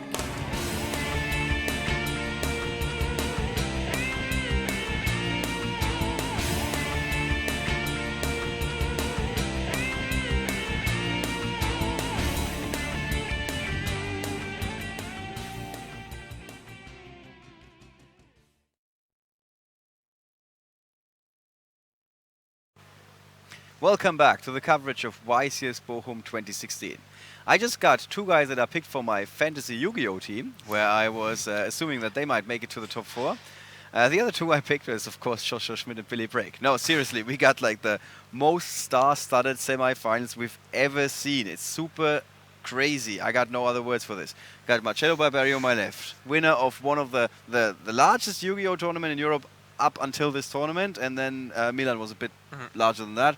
So he knows what he's doing. We got Eugen Heid on the other side, who was winning a European Championship in 2014. Yeah. Yes. And then after that, you also went to the top 4, I think, in Madrid. Yeah, Madrid and Bochum. In Madrid and Bochum, of course. Yes, there we go. So 2 guys that really know what they are doing. We just had an amazing feature match with Eugen versus Roman Kieser. And I got to ask you straight up, how hard is it to go up against somebody who's constantly having like the perfect start? It looks like, oh, here's everything that I need all the time. It's fine if you're starting the game. Yeah. If you won the dice roll. That's something that, Yeah. that actually came up because we were talking about it. We are friends, of course, and I am actually at this moment 3-14 in die roll wins. Okay. While he's something probably the opposite or so. No, it's So- not like no. that. I Yeah. won the first 6, then Mhm. I lost 5 in the row. Okay. And tops is like 50-50. Okay, okay, fair enough. Yeah. So if you could pick, I guess you would have liked to lose the first 7, then win a few, so you still make it in, and then in the tops you always win the die roll, right? Yeah. That's I'm- probably I'm- the best I'm way. 0x in die roll in tops right now, so I All right. please. So the first game, it looked like Roman was actually ahead, Mhm. and then suddenly you put together Totally Awesome, and he basically just scooped, Yeah, because he couldn't get rid of the toad. which was interesting for us at first because we thought his start was so strong, so strong. He Yeah. seemed to be ahead, and then suddenly he just scoops immediately. I mean, yeah, he activated the mask change For the acid, Yep. which was 1 for 1. Then the twin twisters for the 2 sets, which is 2 for 2, so that's fine. And yeah, like you said, then the tree toad, some dupe frog, he can only attack the dupe frog, and if he destroys this by battle, I search a frog, Mhm. and in my next standby phase, I just summon another frog. And Right. if you can get rid of frog, you lose. So you knew where this was going. I didn't know that he can't get rid of it. Okay. So the second game must be somewhat depressing. He won in the early game. Yeah. On his basically on his first turn when he just assembled everything, and then after that match, you really tried to contain your emotions. You were sitting there and you were like, I'm angry, but I'm not gonna show it. It's like shuffling like this. No, Is that a fair assessment? It's fine because you can start the third game. Okay, so you were taking it on you were looking at the positive side. Yeah. All right. And then the third game, of course, it looked a bit like a rough opening for you, but then you got reckless. You got more card draw, and in the end, Yeah, I had 4 face down cards, but I think the only card to interrupt him was Barrier. Mhm. Yeah. The other were Waboku and 2 draw cards, and yeah, so it was. Did you know that he played Trap Stun? No. Okay. I've seen his list before, but I didn't know that he Yeah. played Trap Stun. Because if you would have assembled Totally Awesome, which is what many players are sometimes doing in that situation. You mean when I you- summoned the Opabinia? Yeah. Mhm. When you would have basically gone for Totally Awesome, is what Luke said, and you pass play, you're feeling pretty secure, you probably would have lost the game right away. Yeah, I know. Because he just flips Trap Stun. So we were like, are you playing around this, or is this a bit of a lucky It's coincidence? not around to play around this. It's you play Opabinia and you detach that one material you banish for Ronin Totem, and you activate a trap for free, which you search. Then you can summon the trap, so it's a free exceed you make basically. Then he flips Trap Stun, and you knew immediately you win the game right now? Yeah, because he. I love the short answers. Yeah. Of course. He also negated his own traps, of course. Yeah. So I know there wasn't any Nothing standing in the way. strikes, any random mirror forces. Yeah. I know he played Chalice, but he didn't use it on the Swap Frog or on the Opabinia, so he couldn't have it. And yeah, then just activate everything from the hand. So it's kind of like he OTK'd himself in the end. Not OTK'd, I guess, but yeah. Well, yeah, he didn't die, but I drew so many cards. Yeah, you would be so fun. Yeah, I hit it was strike just one. so fun to watch. Like you see somebody under a trap stun. Yeah, I'm gonna activate a card, a trap card, and then another one, and then another one, and you Another see one. that, and it looks like that's like the worst play you can make normally. But in this Yeah. particular scenario, was obviously the strongest. All right, we were listening in to your match. In fact, we had live updates over our headphones. And then at some point it was like, Marcello was leading 1-0, and then we were like, oh, they're in the second game. We were like, okay, maybe we get the third game on the Yeah, camera, no. and then you won the second game beat as well. him. Man, why do you do this to us? Excuse me. No, Marcello, in all seriousness, how did it go? What was your match So like? I was also playing against the heroes. So It was actually quite similar to the top 30 shoe match you get to stream. we featured, yep. So I lost the die roll like that. He opened it pretty strong, and I basically baited out his cards. So Twister, pot, and then some dark roll here and there, and I could win the game 1. Then game 2, he opened it a little weaker with only Bahamut Shark and Totally Awesome and a card set. I saw my hand, and I saw 2 Pot of Desires, Twin Twister, and Photon Thrasher, nothing too great. Yeah. So I'm like, I'm gonna be, really courageous about this. And I play the first Pot of Desires, knowing he would get it.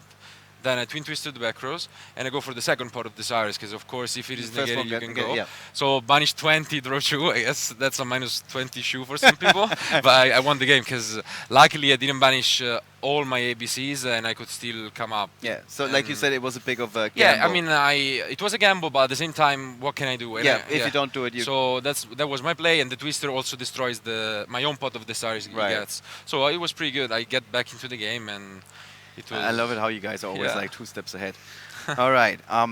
Just very briefly, because of course the head judge is already on us, and he's like, we want to continue this tournament. You're now going up against Billy Brake. Yeah. Do you feel prepared for this? Yeah, kind of. You know that Europe is looking for you now to kick the American out of the tournament.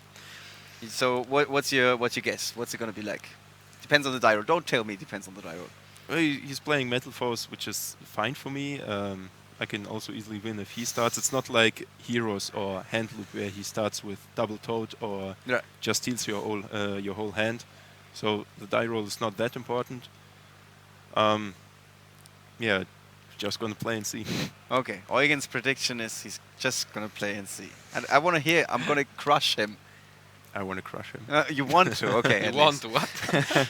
You're now playing against Yeah. Joshua. Yeah. We've had that one before. My God, and that actually crazy, because we first played back in 2012. Yeah. And we played like 4 events in a row, and we actually were 2 matches for me and 2 matches for him. We were given. okay. And we actually waited 3 years now to play the 5th To play one, and against- it's a top 4. So that's Okay. actually pretty impressive. And I still didn't talk to him, of course, but I'm sure he's excited about it Yeah. as well. And so I'm looking forward to that. The matchup is interesting. He's playing Paleozoics, of course, and Everybody knows everything. Yeah, we know at this Yeah. point. At It's this just point, the yeah. 4 of us, and we play together. So I don't think the game 1 is gonna be probably the easiest one, let's say, for any of us, and then post side we have to see. I have some special choices. Maybe he Ooh, doesn't there know we- there we about, go, so we there will we see go. if he does.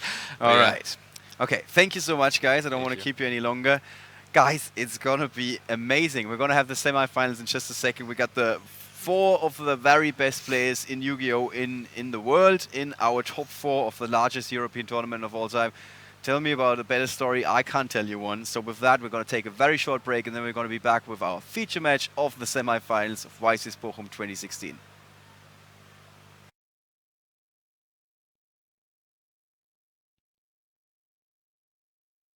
Long ago in ancient times, a sacred game was played of both spirit and mind.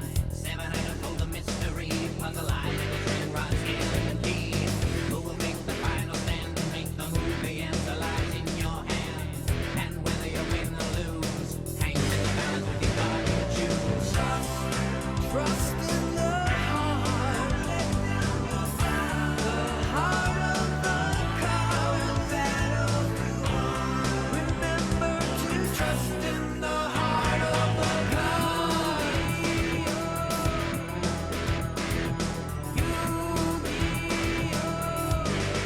Time to do.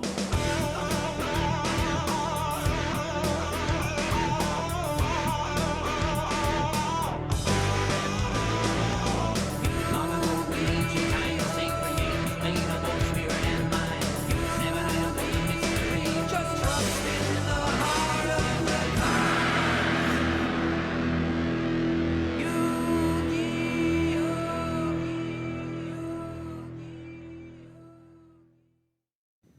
Hello guys, welcome back to YCS Rimini 2016. I'm joined again by Marcello. Hey, hello everyone. How's it going? And we're here in the semi-finals. Yeah, probably. All of those 906 duelists, and it comes down to just 4. Yeah. So we have Typhoon from Germany. That's his name. He has an amazing name. Actually, a good name. Yeah, he's siding 3 Typhoons as well, which is obviously, that's working. That's a thing. And then we have Leonard. Yeah, from Italy. I can't project. Yeah, Nena. Yeah, Leonard. Leonard Nena from Italy. Yeah. So we've not seen Burning Abyss in quite a while. Yeah. Here at YCS Rimini. After the new set, he's actually disappeared a little bit because he cannot play Pot of Desires for the most. I mean, most people don't. So we're gonna get it against Pendulum in this matchup. Yeah. So also the Pendulum deck seems really cool. It's not like the ones we saw before, I think. No, it isn't. It's very, very different to what we've seen. He's playing multiple Apex Avians. He's playing the 3 Pendulum Calls as well. Yeah, a lot of magicians like Off Dragon, Xianke, so everyone. Yeah, so we'll see. I mean, he's got this far. It must be adding that extra consistency and toolbox to it. So yeah, so let's not wait any longer. Let's get over to the table.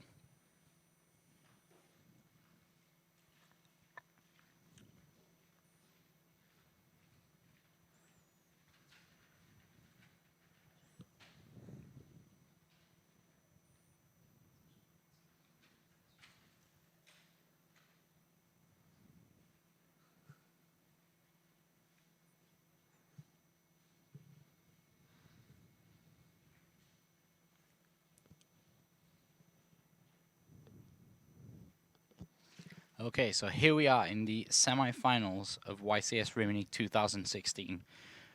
All comes down to just 2 more matches here for these 2 duelists, or just 1 for one of them.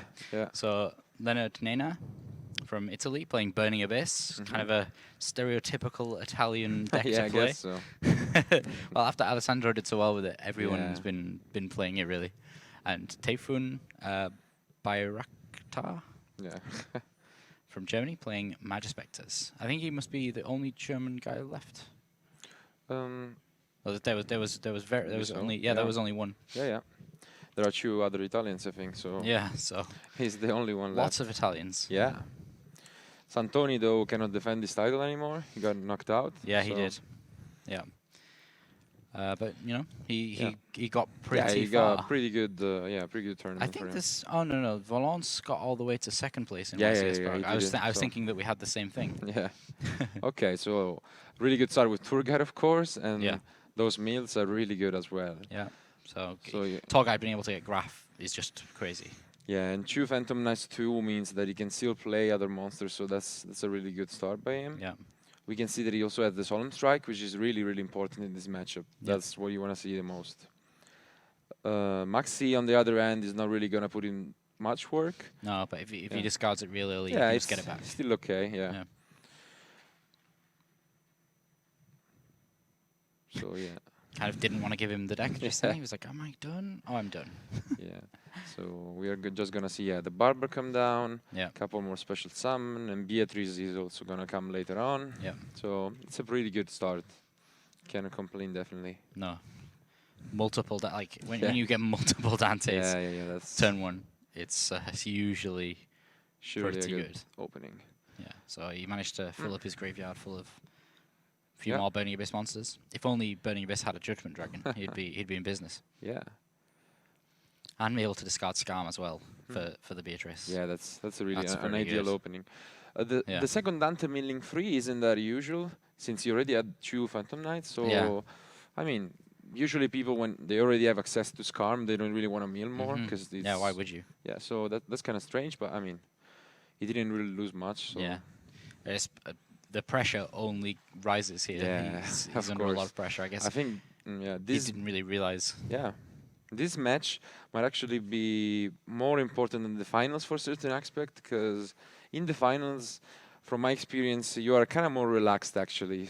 I don't know why, but that's my concern. While this is just, you're getting everything. You want to get to the final table. Yeah. So this is where, it's just like top 8 at Euros, that's really important. You need to go. Yeah, the top 8 at Euros is a huge match. Most important match of the year. So. Yeah. Yeah, unless you're sat there in the final. In the final of Worlds. 2 times in a row, I guess.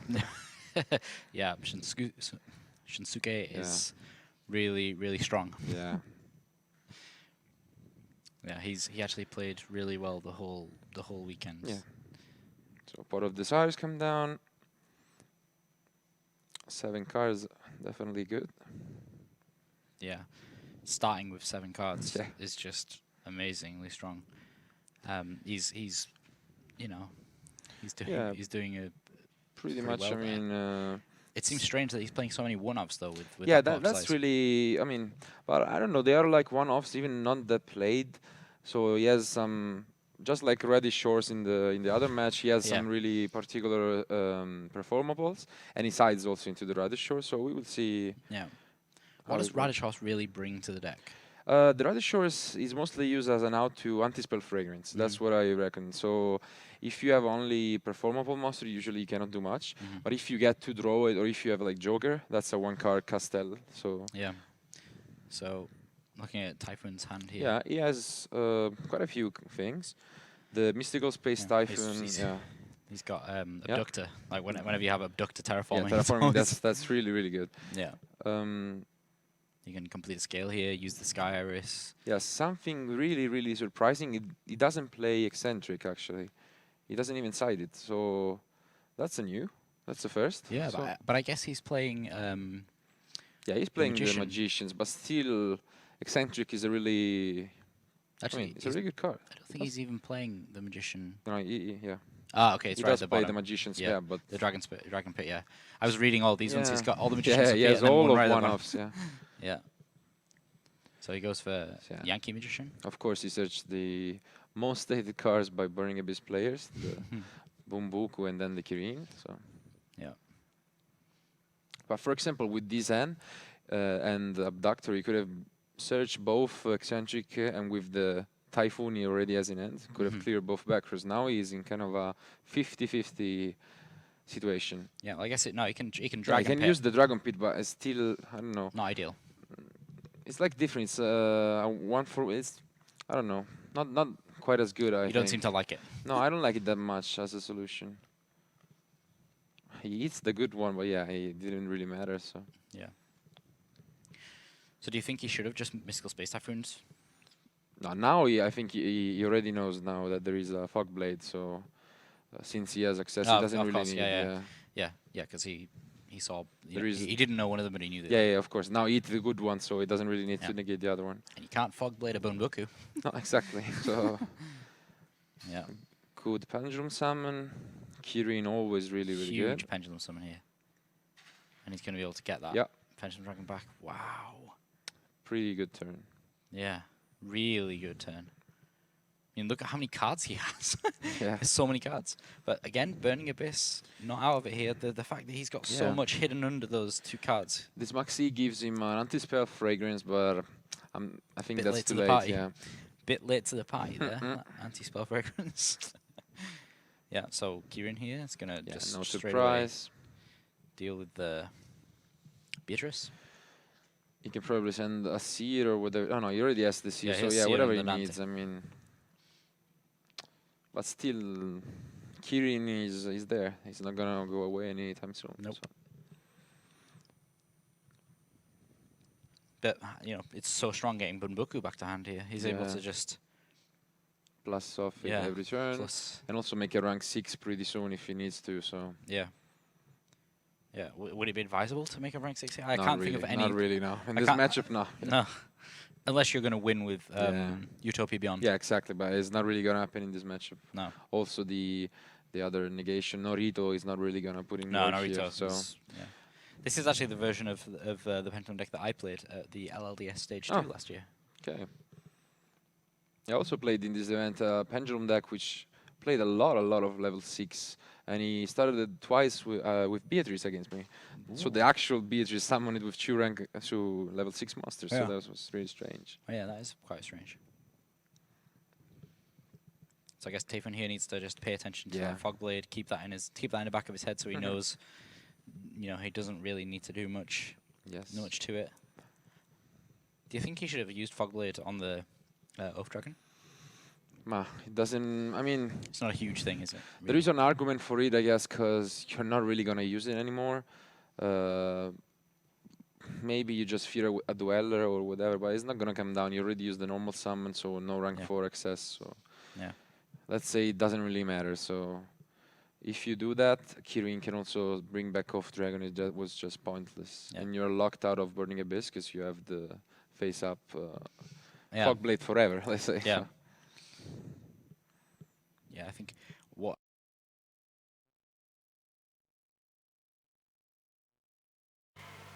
Welcome back to the coverage of YCS Bochum 2016, and it couldn't have been a better tournament. I keep repeating myself. 16-15, 1,615 players started yesterday morning, bright and early, played 8 rounds of Swiss. We performed a cut, just 2,000 remained, 256 remained after that, played 3 more rounds, and then we had only the cream of the crop on top of the standings. And we had a couple of veterans. When you go back and watch the top 32 feature match, prior to the match we say, oh, look at the branch. Like in the upper left corner we got Joshua Schmidt. In the lower left corner we got Billy Brake, and so on and so on and so on. And all of these veterans that we were highlighting made it into the top 4. Oh, yes. If you play Fantasy Yu-Gi-Oh! And you have to pick some players that you think are going to make it, these are Good the guys choices. you start with. This is your opening squad. Yeah. And I'm talking about them without mentioning them. We got Billy Brake, one of the most successful players from the US, here to travel back with a title. We see how that goes. He's now going to go up against Eugen Heid, former European champion, also top 8 2 times in Madrid and in Bochum. Then we got Joshua Schmidt, who was playing at Worlds, so he was top 4 at Euros. He also won a YCS. Yeah, I think in Madrid, actually, that same YCS that Eugen did well in, without being 100% on that. And then the 4th is Marcello Barberi from Italy, who won in YCS London 2014 with Shadow. With Shadow, yes. Which at the time was the largest Yu-Gi-Oh! Tournament in Europe. So this is a star-studded field. It doesn't get any better than this. We've talked about the decks. We've gone through the deck breakdowns. It is now ABC, that is Marcello, 2 Paleozoic, that is Eugen and Joshua, who are playing almost identical decks, maybe even card for card. And then the 4th deck is Billy Brake. Let's bring up really quickly the top 6, the way to the finals, so to speak. Joshua Schmidt, upper left corner, just won the mirror match against Niccolò Mazzoleni, who we had in Liverpool, where he lost in the top 4 after an amazing match, but then he made one crucial mistake. Then Kostadin Kasapov was playing Awesome Hero, just lost to Marcello. Upper right corner we got Roman Kieser, who was also playing Awesome Hero, lost to Eugen, and Billy Brake just overcame Marvin Kamara, also from Switzerland, in a Metal Foes mirror match. With that, I think we got everything out of the way. Yep. Apart from one thing. Are you hyped? Oh, yeah. Are you hyped? Oh, yeah. Show me that you're hyped. Yes. Let's do this. Let's do this. Let's take you to the table where the semi-finals of YCS Bochum are going to be underway in just a second. And it's time to duel. Eugen on the left, Billy on the right. The Texas Rattlesnake was... I don't have a cool nickname for Eugen yet. Whereabouts in Germany is he from? Frankfurt, in the area, I think. Why don't you call him the German Steel? Oh, yeah, that would be a good one.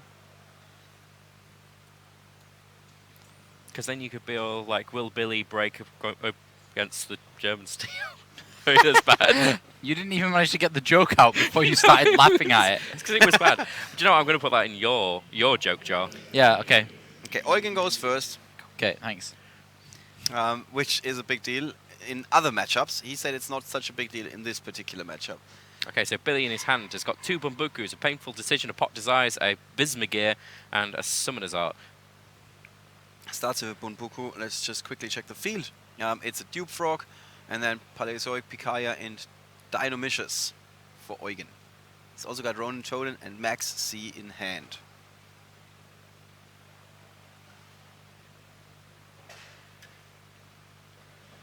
Goes ahead and gets the Unicorn.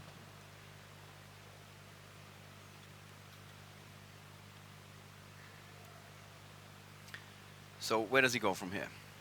Summoner's Art, not super unexpected. Probably going to go get... Oh, I was going to go say Scout, but... Guess he needed that extra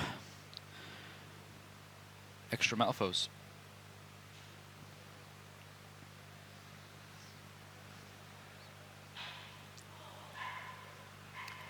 All right. Got So I wouldn't say it was an amazing start from Eugen here. Could be more. Could have Yeah. had more frog-related shenanigans going on. And now the scales are assembled, of course, for Billy. Both of these decks are built to perform consistently. Yes. That was the #1 goal. And they have done. They are in the top 4. Yes. They have worked consistently for these guys. Apparently, Eugen, he was like, yeah, I want to win, but I don't know. Whereas Marcello said they were 2-2 at the moment, Joshua Wow. and Okay. Marcello. This is actually amazing. Sorry. This is really key here. That the one unicorn has just been banished by Damascus. Right. That is a big deal. Ouch. Big deal. Because now there's no way to get that back. No possible way to get that back in this deck. You can get it back from the graveyard. You can get it back from the extra deck. You can summon it from your hand. It's banished. That's it. Yeah. Gone. So that's big for Eugen, of course. Yeah. That's a big tech card that, you know. But we've spoke about it. It's now on the Forbidden Limited list. Big deal.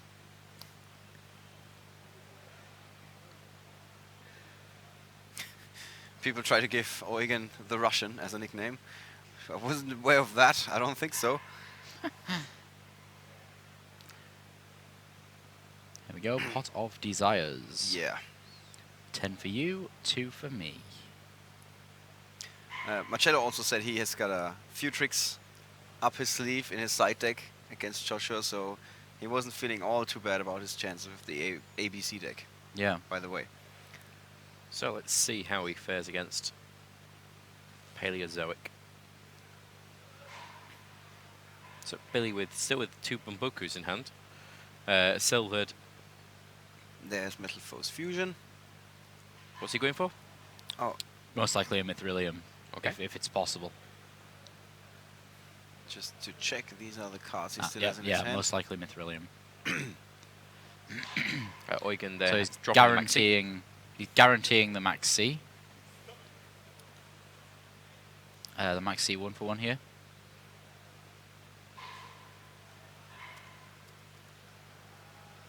Yeah, there's Mithrilium.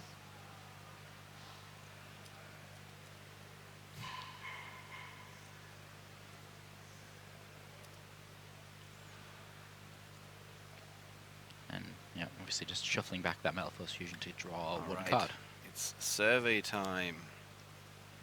Vote to see who you think's going to win. Yes. Cast your vote. Let us know. What do you think?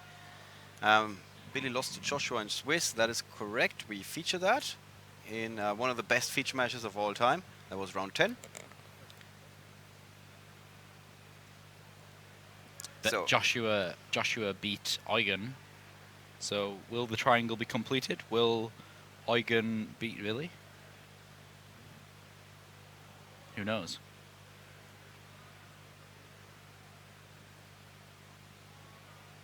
Oh, sorry, I was just trying to figure out the triangle. Oh, good. It's not like rock, paper, scissors. No. These are people. It's a bit more complicated. Yeah, it's pretty complicated. Okay, so pendulum summoning there. Maybe. Maybe not. Maybe. Maybe. Is he going to do it? I think Is so. he? He is. Maybe. I think No, he's no, actually no, he's no. looking to win right now. Oh, he could.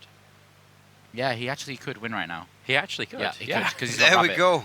He's gonna he can overlay the 2 Bumbukus into something to deal with that face down. Yeah, Eugen just drew a card for Maxi, but I think he's going to win right now. It's Yeah, the he's Maxi going for it. challenge. Yeah, he's going to win right now. Yeah, if somebody continues to perform exceed summons or any sort of special summons really under Maxi, there's the only one thing that this means. They think they can attack over everything. Over Maxi basically, yeah. Yeah, Rabbit. Secret Rabbit.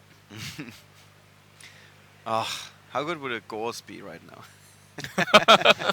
Wow. Oh, Battle Fader. Battle Fader would be Battle really nice. Fader, yeah.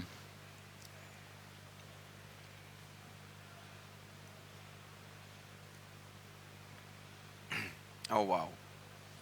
So destroys Bismugear. Yeah, hits that Dupe Frog.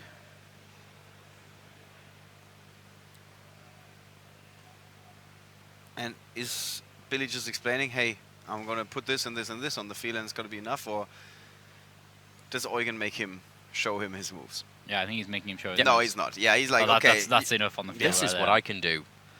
It's going to hurt. Yeah. So just give up now. That's not Billy. That's definitely not Billy. Yeah, no, it's not. it's definitely not Billy.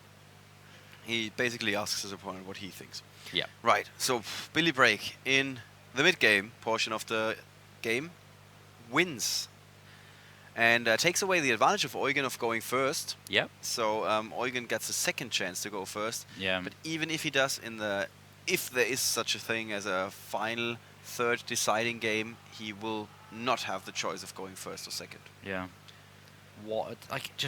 Billy has turned up, absolute titan from the US, and has just cut through the competition here. Completely. Yeah, absolutely. Wow, just imagine Eugen is like one of the best friends of Joshua. They very often play identical decks.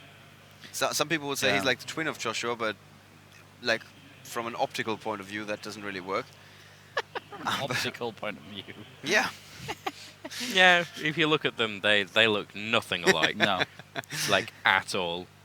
Yeah. There is no way you could confuse the two. I'm willing to bet that Eugen, before this match, just got completely briefed by Joshua on how to beat Billy. You think? Yeah. You'd hope. Yeah, you'd Actually, think so. when I saw them in between games, they were all talking to each other, having a good time. It did not seem like... I think they were happy, of course, that they're together making history with all of them reaching the top 4. And there was a lot of handshaking and high-fiving and things like that. There was no malicious intents to be seen, at least. Yeah. Maybe it was under the surface, I don't know. Just imagine if Billy goes through this. What a story it would be. Yeah. However, it would then have great cause for the most amazing revenge story ever. Yeah. If Joshua Schmidt manages to get through Marcello Barbieri, it would be a pretty amazing revenge story. I've got you now, Billy. I've got you now. So basically, as soon as you said revenge story, I just kind of imagined a dark and rainy night and lightning just striking, just illuminating Joshua Schmidt's face as he stares across. You're in my country, boy. It would be more in a German accent. Yeah, I'll say that. What? You're in my country now, boy. I don't know if I can. No, he's not doing it. He's not going to do it. He's not going to do it. No, that's a shame. No. Fine. You're in my country now, boy, or what? This Was is that not German accent? I'm not sure if that's German. What? You If are you German. had just said it normally. I can easier fake a different Okay, accent okay, than my okay. own. Yeah, sorry. Billy and Eugen have started playing. I try very hard to hide my German accent. That's why. Yeah, I know. Yeah. And I'm not saying I succeed. Just to be clear. So Pot of Desires has been played by Eugen on the first turn. Always a good Cyclone. pull. He's got a Cosmic Cyclone. He's Morella. He's Olenoides and the Picaya? Olenoides, yeah. Okay. And the key ones here is the Cyclone and the Olenoides. He's probably going to keep Morella in hand. Yeah, it's probably a Professor Frog. Yep, Duke Frog. Oh, he also drew a Reckless Greed. Yeah. He's going to set 3. 4, sorry, yeah, with the Reckless. And then, yeah, he's going to keep Morella in hand, most likely, because Picaya is going to be the one to put the work in. So Billy here has got Metal Foes Fusion, 2 Bumbuku, Summoner's Art, and Maxine a Painful Decision. Very similar to his last hand. Yeah, this is exactly the same as his last hand. Billy would be Marcello's twin. I don't think so. Well, I think it's the beard. Yeah, I think it's the beard. There's a bit of similarity in the sense that they both have a bit of hair in the face, but that's pretty much it. I've never heard somebody describe somebody with a beard as a bit of hair in the face. Yeah, because they don't have identical beards or anything close to that. Okay, so beards. Picaya. Drawing some more. Eugen is again looking for options. We saw that in his top 8 feature match, actually. And he did find them in the top 8 match. We should not forget about that. the first feature match of Billy Break that we had only lasted 15 minutes actually. Maybe 15, I'm not sure if it was actually 15. So there is a chance if he just repeats that here with yet another great opening, that we have him like... Well, the total time is quite high because he went to time with Joshua Schmidt. So, but his average time in the feature match wouldn't be so bad. So Billy's carrying on there. And he's just got the Kirin to hand. Are they both having the exact same hands? Almost. It feels like it, yeah. It does feel it's like pretty much the same game, which wouldn't bode well for Eugen, I'll be No. honest with you. I don't think he wants that.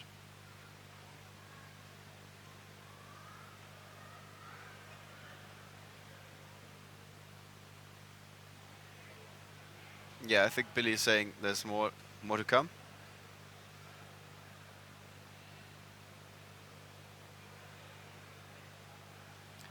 So, does Eugen have anything to stop anything? I don't think so. It's He has Cyclone and Olanodes to stop Scales, but apart from that, nothing doing. I still get that's a better position to be in than last game, I guess. Ooh, that's interesting. He decides to Cyclone the fusion. Wow, that's really, really weird.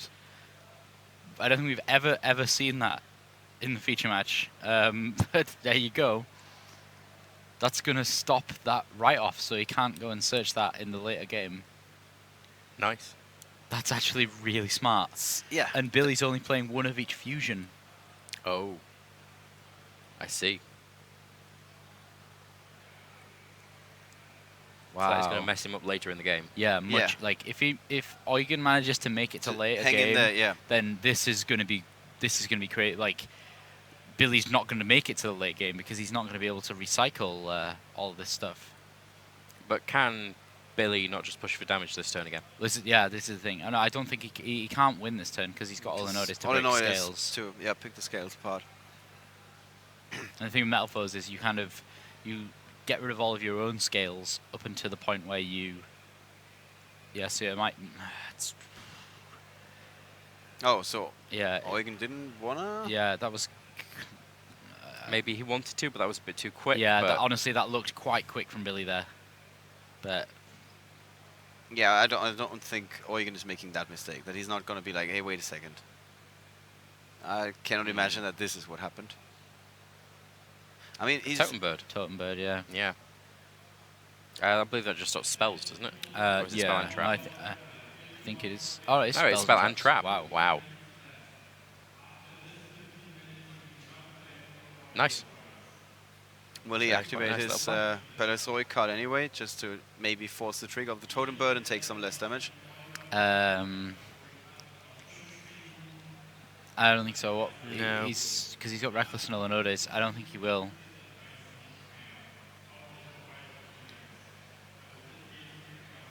Here we go. Yeah, I think he negates this with Totem Bird. Yeah, so... Because Unicorn's pretty useless / useful in that zone. It's hard to say. Why not do that when you do that anyway? Or kinda anyway, at least. Or maybe he did it in the end phase. That he just used the Olanoides. Yeah, so there's combination. Yeah, I know it was that he was trying to use Volflame on the Unicorn. So he chained Olanoides to try and stop the Volflame, but then it got negated by Totem Bird. However, this does allow free reign over the board next turn for Eugen here. There's no interruptions from Billy. So you are correct. Whatever Eugen can do here, he is well, going to be able to do. There is that. Oh, he has a Maxi in hand. He does. Oh, wow. Okay. Yes. Sorry, I didn't see the Maxi. That's fair. So Maxi's dropped. Interesting for Reckless. But if it's great for Reckless because he's chaining it to say, by the way, you've just stopped yourself for 2 turns, and I'm going to carry on drawing cards. Yeah. Yeah. Either way. Please give me the same advantage you just gave yourself. Yeah. That's really tough. So maybe Eugen needs to go for the Maxi challenge now? Yeah, Eugen's kind of go big or go home at this point. Because if he doesn't, then Oh, he's yeah. lost. At the Yeah, very he least, he's can- got this dim barrier. Dim barrier is going to be the... Yeah, see, he's got quite a lot of stuff, to be honest. Is any of that he just set going to stop him just attacking through? Yeah, Dynamiscus is going to be able to take out the Mithrilium. What else did he have, sorry? He had... There you go. There's another Reckless, Yeah. by the way. Yeah, he didn't that's put really down good. D-Barrier. Yeah, actually, I think he doesn't really need. I think if he, Dynamiscus would be pretty good right now to get rid of that scale. Just so that combination becomes semi-dead. I think that's probably the best move. Yeah, that's the reason why he didn't set a card. Cause he set one of the cards because he needed to discard a card for Dynamiscus. This is so intense. But yeah, Eugen So, is really brings- making the most of his limited options Yeah. that he has. Seriously, yeah. So he discarded the Ronin Toadin. That gets banished. Now Billy has what he's got on the... Okay, he drew a Bumbuku. That's... He did. Wow. Okay, actually, no, that's not as good as it could have been because he doesn't actually have any more Magispectors in his deck. Oh no, doesn't he play Neko? I'm pretty sure he plays Neko. Yes, he does. He does play Magispector Kat Nakatama. Yeah, so he can... Was Ne- there Nekomata, yeah. He didn't activate a pod or anything early in the game, right? No. I don't think so. He's got... No, he didn't. Eugen did. That was last game, yeah. Yeah, it's all turning into a gigantic blur. Yeah, so Nekomata... Eugen is not necessarily in a bad spot here. Which is in odd all when seriousness. you have those two. Yeah. Joshua Smith. Yeah, we just got something from our tech team there about Joshua Smith. What was that? What was that score again, please, Jan? I think it was 2-0. Oh, 1-0, okay. Joshua's leading 1-0. I would be surprised if he can knock out Marcello that quickly. So you're just missing there. Billy just wiped the field. Oh, but he just attacked the so he attacked the Dupe Frog. Dupe Frog's going to go and summon something now. Yeah, Eugen with those 2,500 life points. Oh, he didn't summon from Dupe Frog. Got he? Yeah, well, he got attacked. When he gets destroyed, he can go and search for Frog. No, my question is, can he? Because he's banished off his deck. Oh, yeah, fair point. It could be a lot of frogs. All he needs to do. Well, he's got one Swap Frog in his hand. If the other two are in there with the Dupe Frogs, and he has Dupe Frogs in his graveyard already. Yeah. He isn't going to be able to do it. There's the Swap Frog. Yeah, so he can only send another Ronin Toad in then by that logic. No, he hasn't. Oh no, Dupe Frog can't get itself. Yeah, that's a good point. There we go. It all makes sense now. Yep.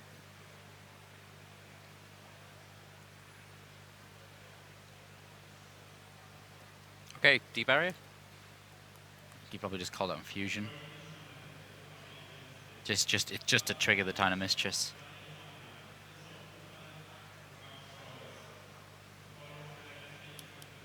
Yeah, he has another Reckless. Why? I don't know why he didn't play it. Yeah, I was trying to put the pieces together in my head for the last 5 minutes or so.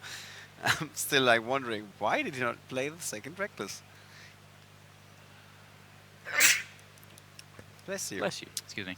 And that's like the first ever time I've sneezed on stream. Usually I manage to just woosah, don't sneeze. But The first ever stream in Amsterdam, I had a huge head cold.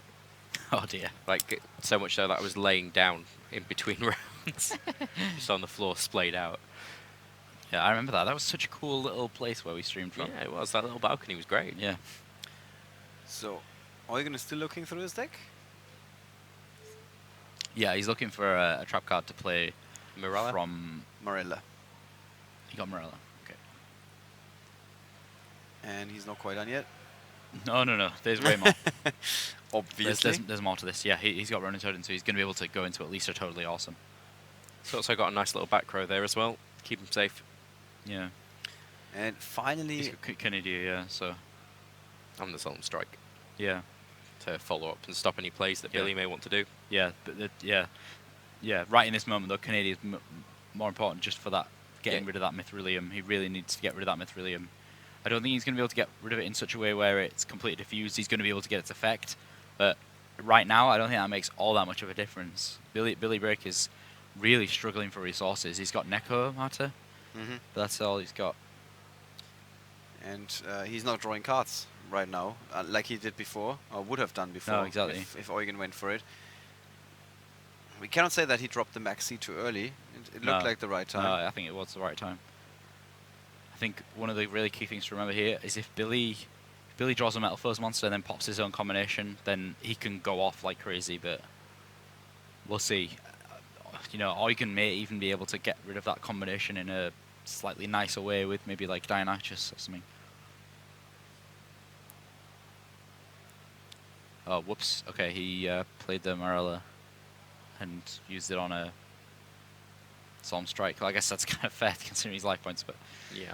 So he can go into the 3 material. A normal Ocarus. Is he going for that? Nope. Nope. Nope. Totally awesome. Goes with the Toad.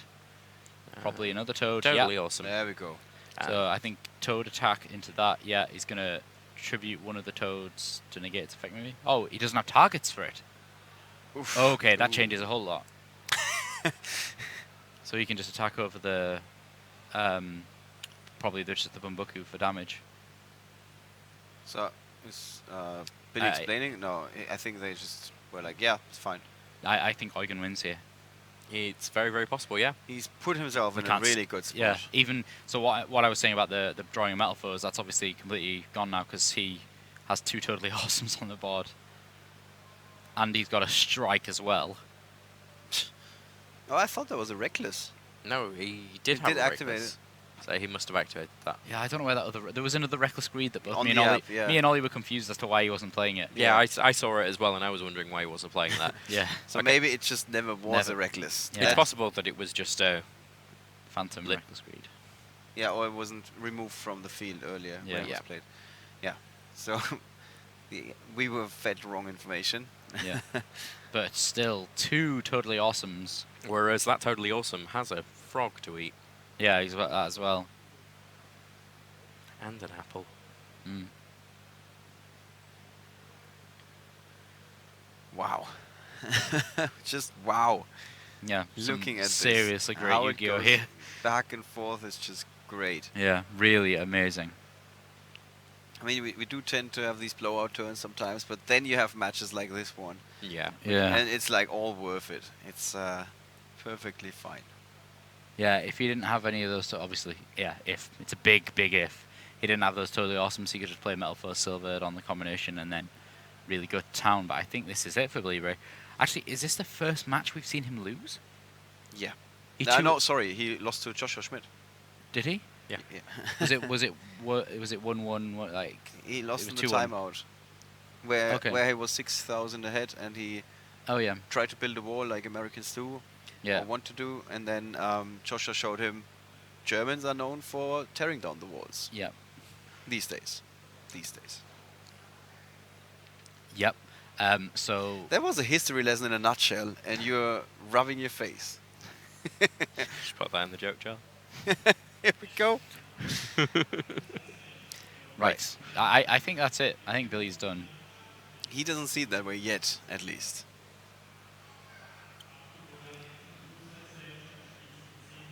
Yeah, I think Billy's done. Okay, we've still got 15 minutes left on the round. And that is it, yeah. Billy doesn't feel like going any further here. He has seen enough. Yep, Eugen has tied the score. It's 1-1 between Eugen Hyde and Billy Break. Wow. And he also had that solemn strike waiting in his back row if there was anything that Billy could have busted up. 2 massive powerhouses clashing against each other. As we say, Billy Break against the German Steel and the Texan Rattlesnake and all of the other nicknames that you keep coming up for these people. Yeah. We're gonna need to ask the marketing department for more cool nicknames. Yeah. And there we go. You can see the poker face of Eugen again. He actually explained his poker face in the last feature match. He said in between rounds when he didn't look so happy, he was like, in my head I thought, yeah, this didn't go well, but at least I'm going to start the 3rd game. So yeah, that's a positive outlook. It was. That's a real positive outlook. I said that too. I was like, I like the positivity. That is a seriously positive outlook on what wasn't such a great. Yeah. Such a great match.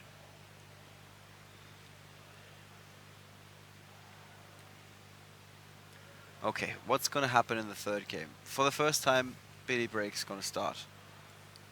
That is, according to Eugen, going into this match, not all that important in this particular matchup. I particularly think that Billy will play Yu-Gi-Oh! And there'll be some metal foes involved. We've seen him play these cards before, and he'll probably do some of those combos again. We'll have to see for his opening hand, but I don't think that they're really going to be changing much with the side deck, although... Eugen looks like he's going through it. He is, actually, isn't he? I think going second, you probably want your board wipes back in. That's about it. Yeah, Dark Hole, Raigeki. Yeah. Dark Hole, Raigeki, I assume everything Denko else. Seka is sat in the deck already for Billy Break. Yeah. If it's not, I would be extremely surprised. Yeah. Yeah, why would you even bring it to the tournament if you're not signing it in here? Yeah.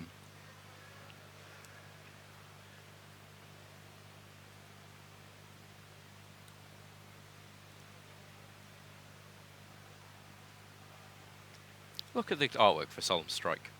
It's good, isn't it? Yeah, I really like all the Solemn cards. They've got some weird story going on. Because Yeah, it works well with Forbidden Item cards as well, doesn't it? Yeah.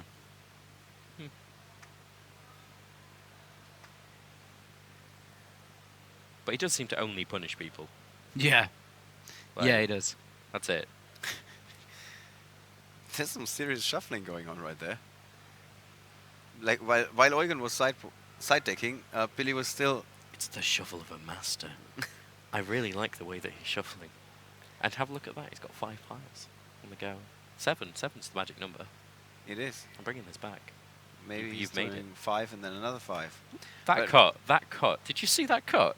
He somehow went into 4 piles and then into 3 piles, then 4 piles again. I think he's a pro cup stacker.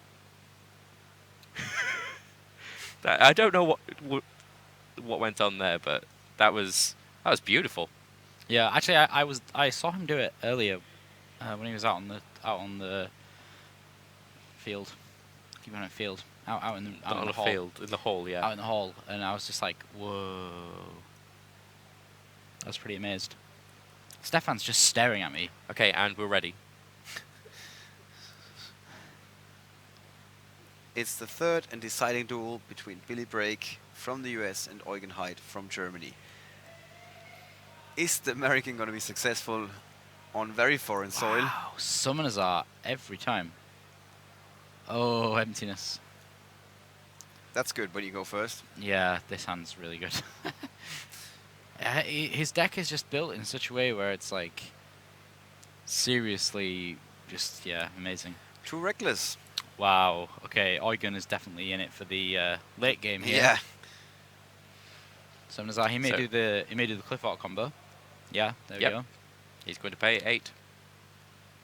Yeah, pay 800. Get the monolith. It's better than paying 8,000. Yeah, this is true. That would be bad. And there's the monolith. Silvered. Her lasers are gonna shoot people. Yep. She's popped that. Got the combination. Eccentric. Big eccentric. Popped the combination.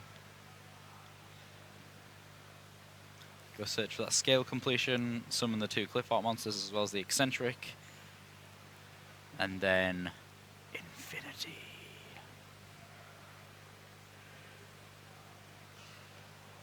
He's just going through these moves like he's done them a million times. Yeah. And I'm pretty certain he has. Yeah. In his head, he's probably performed this exact turn. Yeah. Probably thousands and thousands of times. It's like standard opening number 4.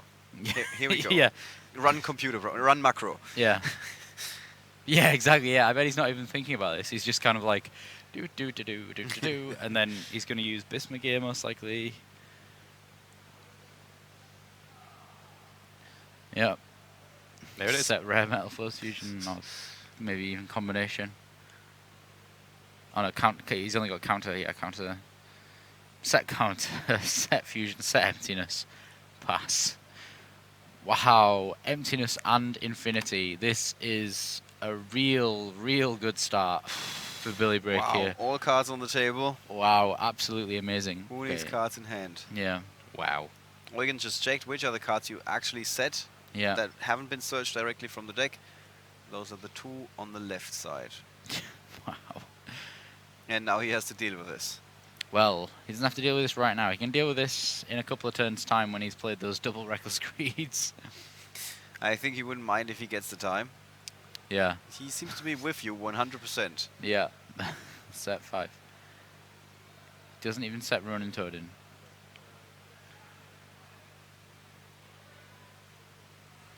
Right, what did Billy draw? We just heard that Marcello won the second game between Joshua and Marcello. So it's 1-1 between these guys. Yeah, but that, however, that does mean that we're not going to get to see their game 3. Yeah, true that. True that. But that means that Joshua starts the final game. And he's probably not going to be too unhappy about it.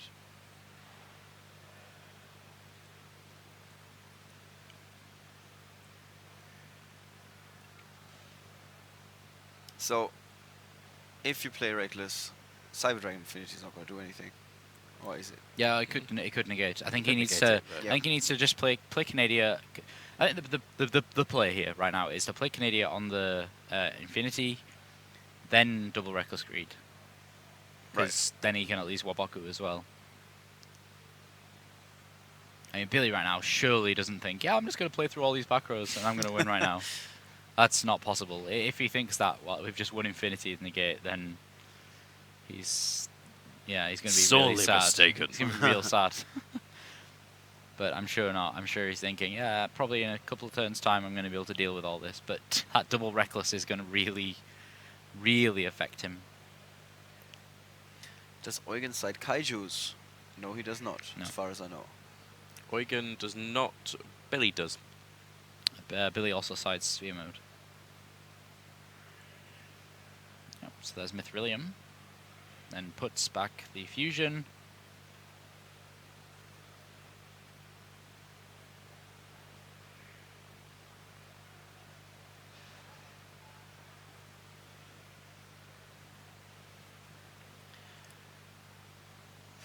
This is not looking great for Eugen. Just gonna say it again. It's, Billy Break is in autopilot, and his autopilot is having the finals as the final destination for the little flight. Yeah. And so far, it doesn't look like there's any turbulences in the way. No, I think Eugen needs to hurry up and put on the brakes.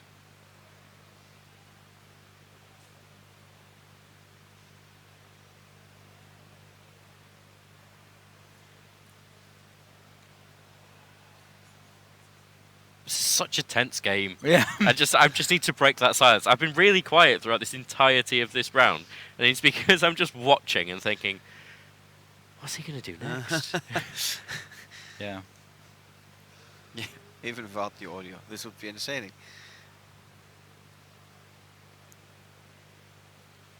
All right, this looks pretty good. Right. So now Mithrilium. I mean, Boku's going to stop any sort of attacks that's going to happen anyway.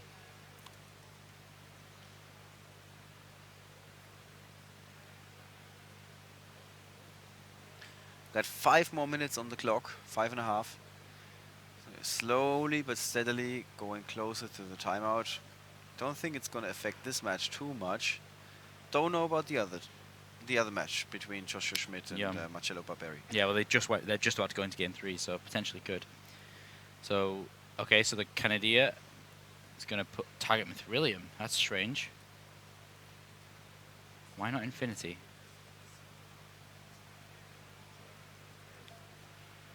I'm surprised he didn't target Infinity to then allow him to freely play Waboku. You have a point. Like, yeah, I kept looking and thinking, but he could just counter with, like, oh, but he could just attack, but Waboku's there. Oh, but he can negate Waboku. And then it's... Yeah, he needs to get through that double Reckless to be able to, you know, search for the Dynamichus. Oof. Really hurts how Billy is just assembling a bigger and bigger and bigger field. Yeah. He's got full Metal Force Fusion now, so he can get Alkahest if necessary. Wow. This is pretty special. There's a Yeah. fusion. Rubbing his hands. Like, see where this goes. Yeah, second Mithrilium, and then that Mithrilium is going to go and search for, is going to summon a monster from the graveyard.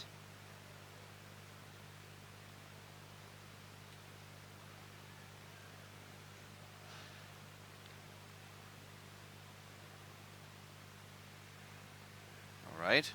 Okay, Silvered and then Totem Bird. Just now he's got 2 negates. Yep. Can just go and I mean, go he and can't go play and- Totem Bird. Oh, sorry, yeah, I can't get Totem Bird from that. Because that requires 2 wind. Yeah, wind monsters, yeah. Could get a Break Sword, though. Try and force out some more of these back rows. Yeah, so far he's just Eugen has attacking. really been holding on to these back rows. He's straight up going for it. Because if these attacks go through, then I think he's got enough for game. Yeah, he just... Yeah, that's basically it. Yeah. He's not negated. He should have targeted the Infinity with He's realising this now. I think he's realising. Billy hiding the materials. It's like, no, can't negate anything. There's nothing under here. Yeah.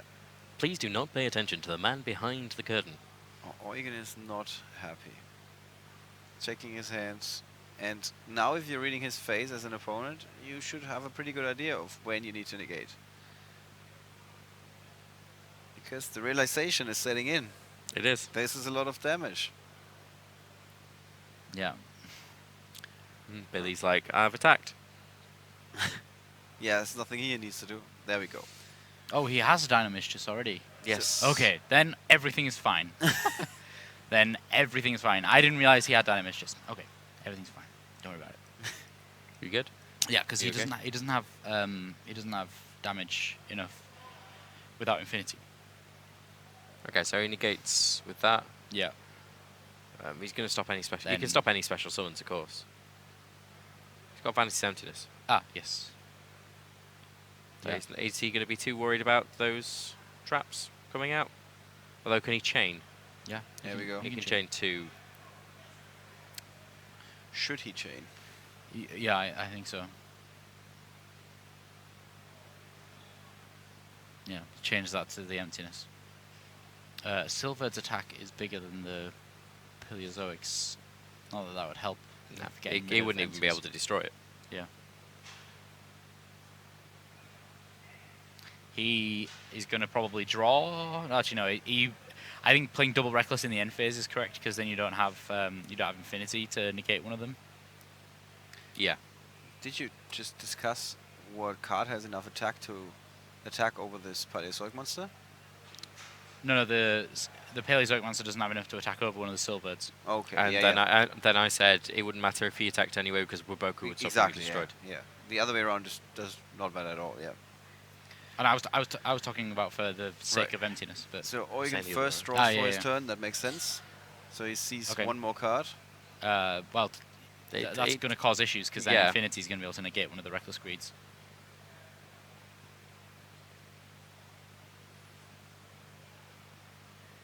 Because technically, as far as I'm aware, Xyz materials technically aren't on the field. No, they're not. So it doesn't destroy Vanity's Emptiness. Correct. Completely correct. There's time. And there's time.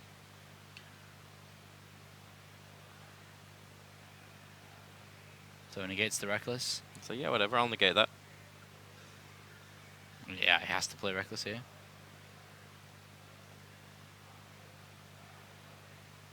Billy just checks his graveyard briefly. He was thinking about using counter to block.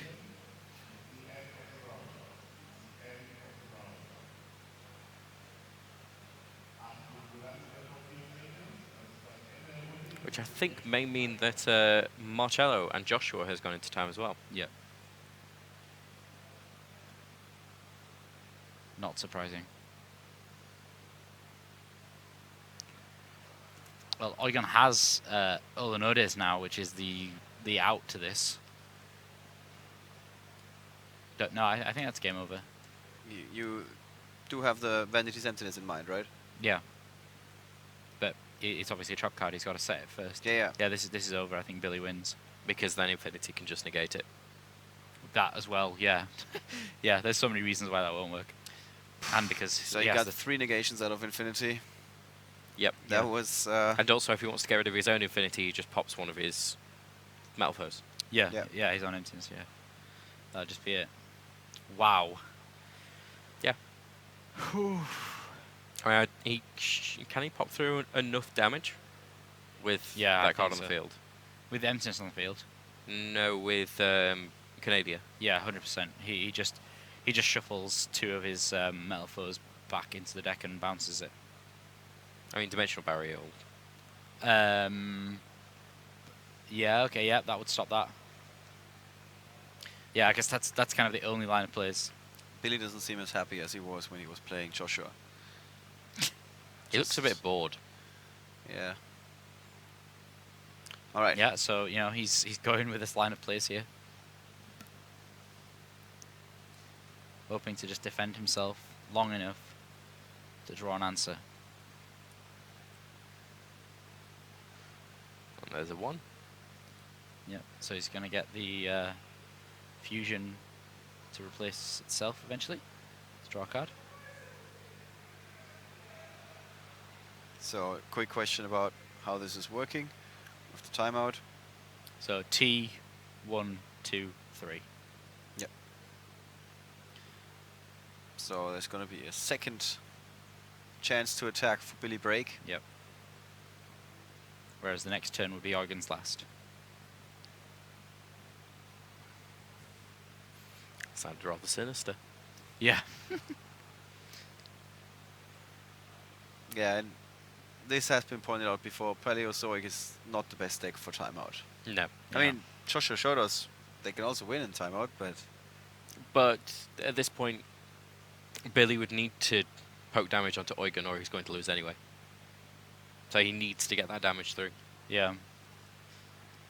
Yeah, the problem is Billy does have a whole 2 extra... Like, he has got a battle phase now and a battle phase next turn. I guess all it would take was just 1 Wabaku to stop that.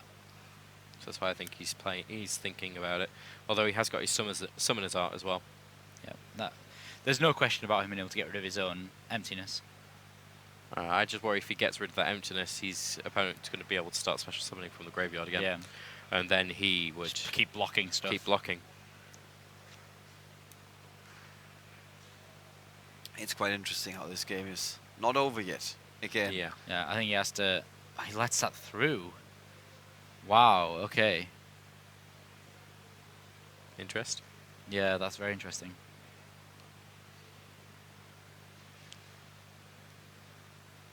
It'd been ideal if he'd have sent back Canadia because then he would have been able to play the Picaya.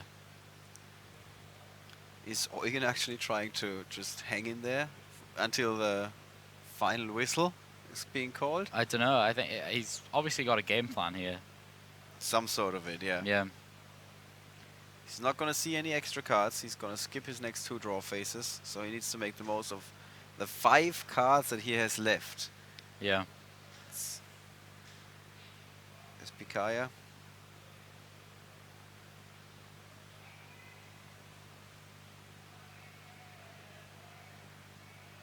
And the negation.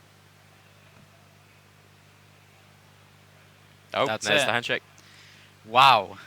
Yeah, Billy What was a really not match. sure. Like, is there something else coming? But no, there is not. It wasn't going enough for Eugen.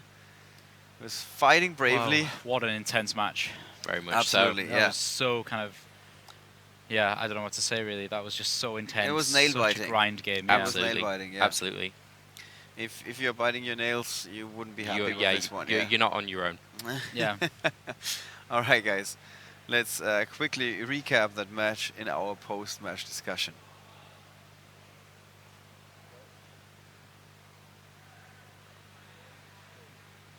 Yes, you've just seen Billy Break take out Eugen Haidt. Eugen Haidt said, "Yeah, I want to win." He didn't seem like super confident in a way. He Yeah. was like, "Yeah, I want to win, but sometimes that's not enough." That was one of those cases. It went really well for Billy. Yeah. Completely. Especially coming to time.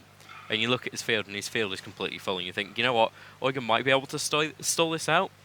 but it just wasn't going to happen. Yeah, in It terms wasn't of gonna life happen. points advantage, it was clearly Billy's game, and like not at that point in time because he was still down 800, but he's just gonna get one swing eventually, and that's Yeah. gonna make all the difference.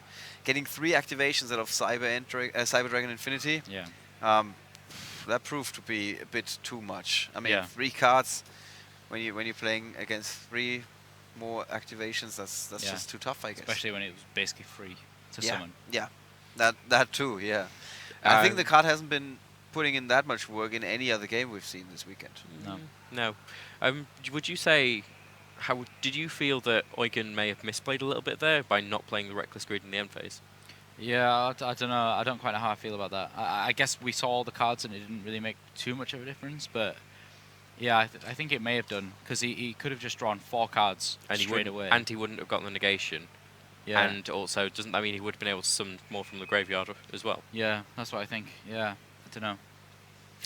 It's hard to say. Seemed like there was some. It seems like you guys are a little bit down. Yeah, I think Yeah. you really wanted Eugen to win. Well, I'm happy that Billy won as well because I was rooting for both of them, and Yeah. it just feels like, I don't know. I wanted don't my know. Paleozoics to win. Yeah. That was my bet for the weekend. And so was mine as well, which means that you're actually In the correct running. so far. Yeah, I'm okay with that. Mm. That's fine. When you pick the outside deck, you don't expect to win. You Yeah. just expect to have some cool moments. I And just think we expect had to those. play Yu-Gi-Oh and enjoy it, All right. as Billy would say. I think the second game might be finished any moment now. Yeah. We can maybe grab Billy for a very quick interview. Then again, we're almost going to go into the finals. Yeah. And I think we've heard from all of these guys a couple of times. Yeah. Quite a few times now, So, yeah. so there might be this might be the point where they don't have anything more to say. to be No, I think honest. they just want to get the finals They, done I with think they and want to get see, their game on with the finals, yeah. Yeah. So I think it would be best if we just try to collect ourselves for a little bit. Yeah. And then we're going to be back for you guys with the final, which is either the rematch between Joshua Schmidt and Billy Brake, or it's going to be Marcello Barberi with his ABC deck going up against Metal Foes. And maybe, just maybe, Marcello will win another YCS which has broken a record. Yeah, that's true. There's a story in there too. Maybe it's just Marcello's thing. Every single time we break a record, and he ends up turning up. Like, that's my thing. Yeah, he's That's like, it, I I'm only gonna want to win win the big ones. I don't Yeah. care too The much little about ones? the smaller Nah. ones. Nah. Yeah. All right, guys. We're gonna have some more updates for you very soon. We will let you know once we know who won the other match between Joshua Schmidt and Marcello Barberi. Well, worst case scenario, you're gonna learn about that when we announce our final match for today. So we're gonna be back as soon as possible with the last match of YCS Bochum 2016.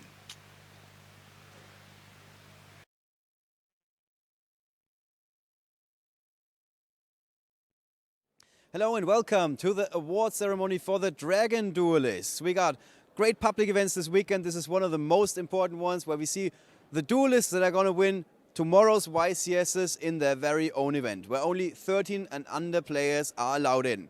In fourth place, we got Leon. They're all from Germany, I think. Congratulations. Hello. Leon gets a couple of boosters and, of course, a medal that basically qualifies him.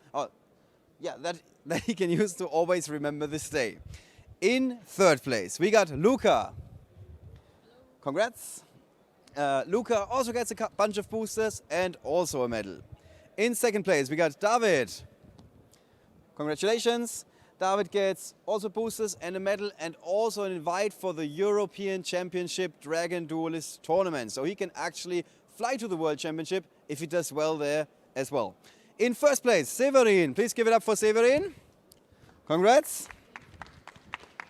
Severin is getting the prize package with 3 Dark Lord prize cards together with a playmat and a deck box and a medal, of course, so he knows for the rest of his life he won the Dragon Duelist Championship, and he's also going to go to the European Championship where he can qualify for Worlds. That's it. Thank you very much. I hope you're gonna attend one of the future events. If you have a kid, I'm actually in that process right now, you should totally bring them to a YCS. There's great public events also for the smallest of duelists. With that, guys, we're signing off, and we're gonna be right back with more coverage from YCS Bochum 2016.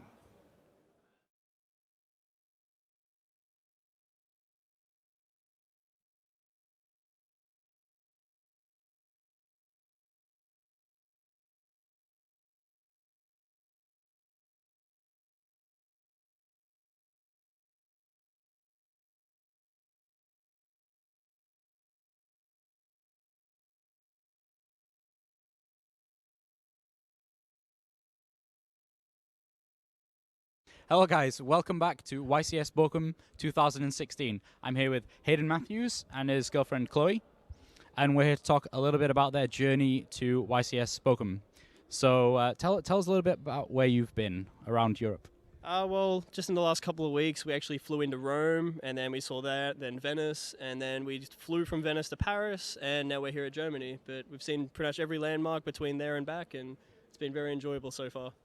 Yeah, so one of the reasons why you decided to do that trip is because you were at the World Championships with your brother Declan. Yeah. Well, I wasn't playing, but Declan, my younger brother, was playing in the Dragon Duel event, so I got to tag along for free. So I think that's the perks of teaching someone how to play the game. Yeah, so you know, tell us a little bit about your World Championship experience. Everyone who I've spoken to about the World Championships kind of, they always tell us so many good things about it. What was your favorite bit? And, tell us a little bit about it. I think my favorite part was the fact that everyone was so accepting from every country. Like, I wasn't even in the event yet. Everyone was still happy to let me join in, and just everyone was very friendly. And I was very surprised that everyone got along from Europe and America. I thought there'd be more of a rivalry, but everyone just hung out anyway and went to dinner. And yeah, considering I wasn't a part of the event, I think I got made more out of the experience as well, just being there. Just being a part of all of it. So yeah, I must say this year in particular was really kind of unique in the fact that everyone was just kind of banding together, and usually see the separations of the groups. Everyone was just really getting along. It was really great. Yeah. I actually heard about that as well. That would actually happen. So to see everyone get together was a bit strange, considering I've been told from other people that have been that they actually just separate, and you'll probably just be just with the Australians and that sort of stuff. But no, it was very enjoyable. Yeah. Okay, so Chloe, tell us a little bit about. So you guys both play Yu-Gi-Oh. Yes. And you're both playing the same deck this weekend. So tell us a little bit about that. Well, you're playing different variants of the same deck. So tell us a little bit about the deck that you're playing this weekend. My deck's Metal Foes, and the main object of it is to summon Zulkan Crystal Wing and set a strike and just helmet your way through it. That sounds like a great strategy. So you're not going to play any Metal Foes cards. You just want to make Ultimaya and summon Crystal Wing and hope your opponent can't do anything. Yeah, maybe put a Mithril up there. Alkahi, steal some stuff. Yeah, steal some of your opponent's cards as well. Can't go wrong with that. So tell us a little bit about you're playing a slightly different version of the Metal Foes deck. Yeah, I thought to go a bit away from the general strategy of the deck, because the cards like Dimensional Barrier kind of throw that off. So I've actually mixed mine with the Perform Pel engine to try and gain more resources, because Pot of Desire is a very powerful card, but in Metal Foes sometimes it contradicts and you can banish some resources. So playing the cards like Lizard Turtle draw off a Sorcerer, you can pop a combination, you add 3 cards, and then you can still get the draw into your traps. Yeah. So I thought I'd just try something a bit different just to see how it goes. Yeah, that's really cool. So, yeah, I mean, I've been walking around here in this venue. You guys can't see, it's behind you. But, it's kind of, there's a lot of people playing Metal Foes, Paleozoics, and ABCs as well.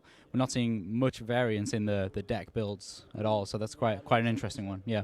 So, tell us, what things have led to you guys both playing Yu-Gi-Oh together? Can you think of kind of that first moment where you both thought, let's play Yu-Gi-Oh together? Where does that come from? Well, actually, before we were together, she actually played anyway. So yeah, and then when we've obviously come together and now we're in a relationship, it makes it a bit easier to play the same decks and learn other things. We can test against each other now, so I don't need to just rely on my brothers anymore. Yeah. So yeah. You kind of knew beforehand. Well, obviously, yeah, it's the same. But so what decks did you play before you just started playing what he played? I started off in Cliffort format, so my whole main play was summon towers, set a skill drain, pass my turn, and then I went into Cosmo, and then Dark Destroyer combos, and then now I'm doing Aki's combos with Kieran, so pretty helmet decks. Right. Okay. Yeah, well, simple decks, sometimes really strong strategy. Okay, so thank you guys so much, and good luck in the event, and we're going to be right back with even more live coverage of YCS Bochum 2016. See you guys soon.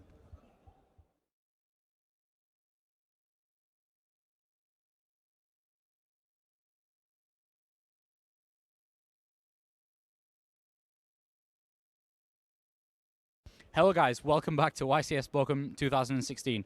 I'm here to have an interview with Billy Brake. Hey, nice to meet you. Nice to meet you. Yeah, so first time, you're more famous than I am, to be honest, so yeah. I've been going for a long time, and yeah. I've got some success over the years. Yeah, exactly. I've been going for quite a few years, but you got quite a lot more success than I did. So tell us, what's your kind of your highlights? Tell us. Well, I guess the highlights, I've won 3 YCS championships, 2 back-to-back in 2011 with Synchro Plants, and then I won a third one in 2014 with 60-card Artifact Shadal Burning Abyss. What would you say was your most enjoyable kind of YCS win, or if you don't really have one of those, what's the best format that you liked playing in? That's a big question, I know. It's a big question. My favorite deck of all time is X-Sabers, and that whole format with either Rescue Cat X-Sabers, and also after Rescue Cat was on the Forbidden list, I also like that X-Saber deck too.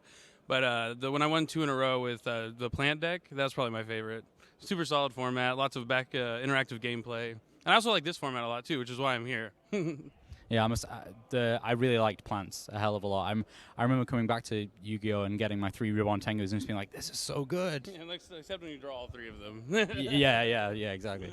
So obviously you're from the USA. Is there any kind of big differences that you think between playing in the US and playing in Europe? Because you've played in Europe before. You played at YCS Brighton 5 years ago, and so yeah, is there any big differences that you can point out or think of? Not really big differences. Like maybe everyone's still really good and competitive, but everyone's a lot nicer here. Kind of everyone's really friendly, but maybe it's because they don't see me as often. But yeah, everything's really nice. Competition's just the same. Everyone's really good. Everyone's trying to win. Maybe it's a little more relaxed over here, it seems like, but I haven't been around for too much, so I'll have to wait and see. I'll be able to answer this question better after the weekend. Yeah, we should interview you at the end and see. I mean, after I win. Right? After you win, well, yeah, exactly. We could interview you after the finals, right? Yeah. That's the dream. That's why I'm here. Okay, so tell us a little bit about the deck that you're playing this weekend. So you're playing Metal Foes, but what's kind of different about your Metal Foes deck to everyone else's? Well, I'm playing Metal Foes, and it's more of like a OCG kind of version where I play no Blackwing Gofu. I play 3 Summoner Arts, Clifford, Monolith, and Scout, so I can make Infinity, and they're normal Pendulum monsters, so not only can you make Infinity with them, you can fuse with them to make Mithrilium or Alkahist, and you can get value out of just Scout being a +1 and getting the Metal Foe spell and trap right at the beginning. I'm trying to make the deck as consistent as possible, not necessarily the most powerful version of the Metal Foes, but it's where I'll be able to consistently open with a solid board every time. Yeah, so a lot that's a kind of a big thing in Yu-Gi-Oh! That people say, my deck might not necessarily be the strongest, but it's really consistent, or sometimes you can really raise that kind of high ceiling of how good your deck can get by removing some consistency options there. Which do you think overall is better? Obviously, it depends on the meta, but like right now, you obviously think there's consistency. Mm-hmm. Yeah, I like explosiveness and power, but I want every card in my deck to be alive, so I'm trying to maximize the amount of Pendulum monsters I play because I want every draw to be very good. Like, drawing 2 Gofus isn't the greatest, or drawing the Gofu off the Metal Foe fusion afterwards is why I end up deciding to try and play without it. And so far, I liked it. Hopefully, it brings me success this weekend. Yeah, I do think that Gofu is really, really strong when it works out, but if you draw multiples, then it's not that great. Yeah. Exactly. Yeah. Okay. Well, how long did it take you to get all the way over here? And did you leave some days before and after the event, or what? What's your travel plans? Well, I had to fly from Dallas to Philadelphia on Wednesday, and then we flew on Thursday from Philadelphia to Atlanta. I had a layover there for a few hours, and then arrived here, flew from Atlanta to here this morning, and still awake for the past couple of days. A lot of travel. I haven't really got to do much yet, but I'm happy to be here. Yeah, you're still just going out. I thought you just woke up or something because you're super hyperactive, but I'm always that way. I always got a lot of energy, but I'm definitely operating on fumes right now. Well, it's pretty good fumes because you're pretty awake. Well, there's a lot of cool little restaurants around the venue here in Bochum, so you should you should try those out. Okay, so that was Billy Break. We wish him all the best of luck. Best of luck, Billy. Hopefully next time you see me, I'll be winning in a feature match or, winning the whole tournament, hopefully. Yeah, let's hope so. Right, we're going to be back with even more live coverage of YCS Bochum 2016. Catch you guys soon.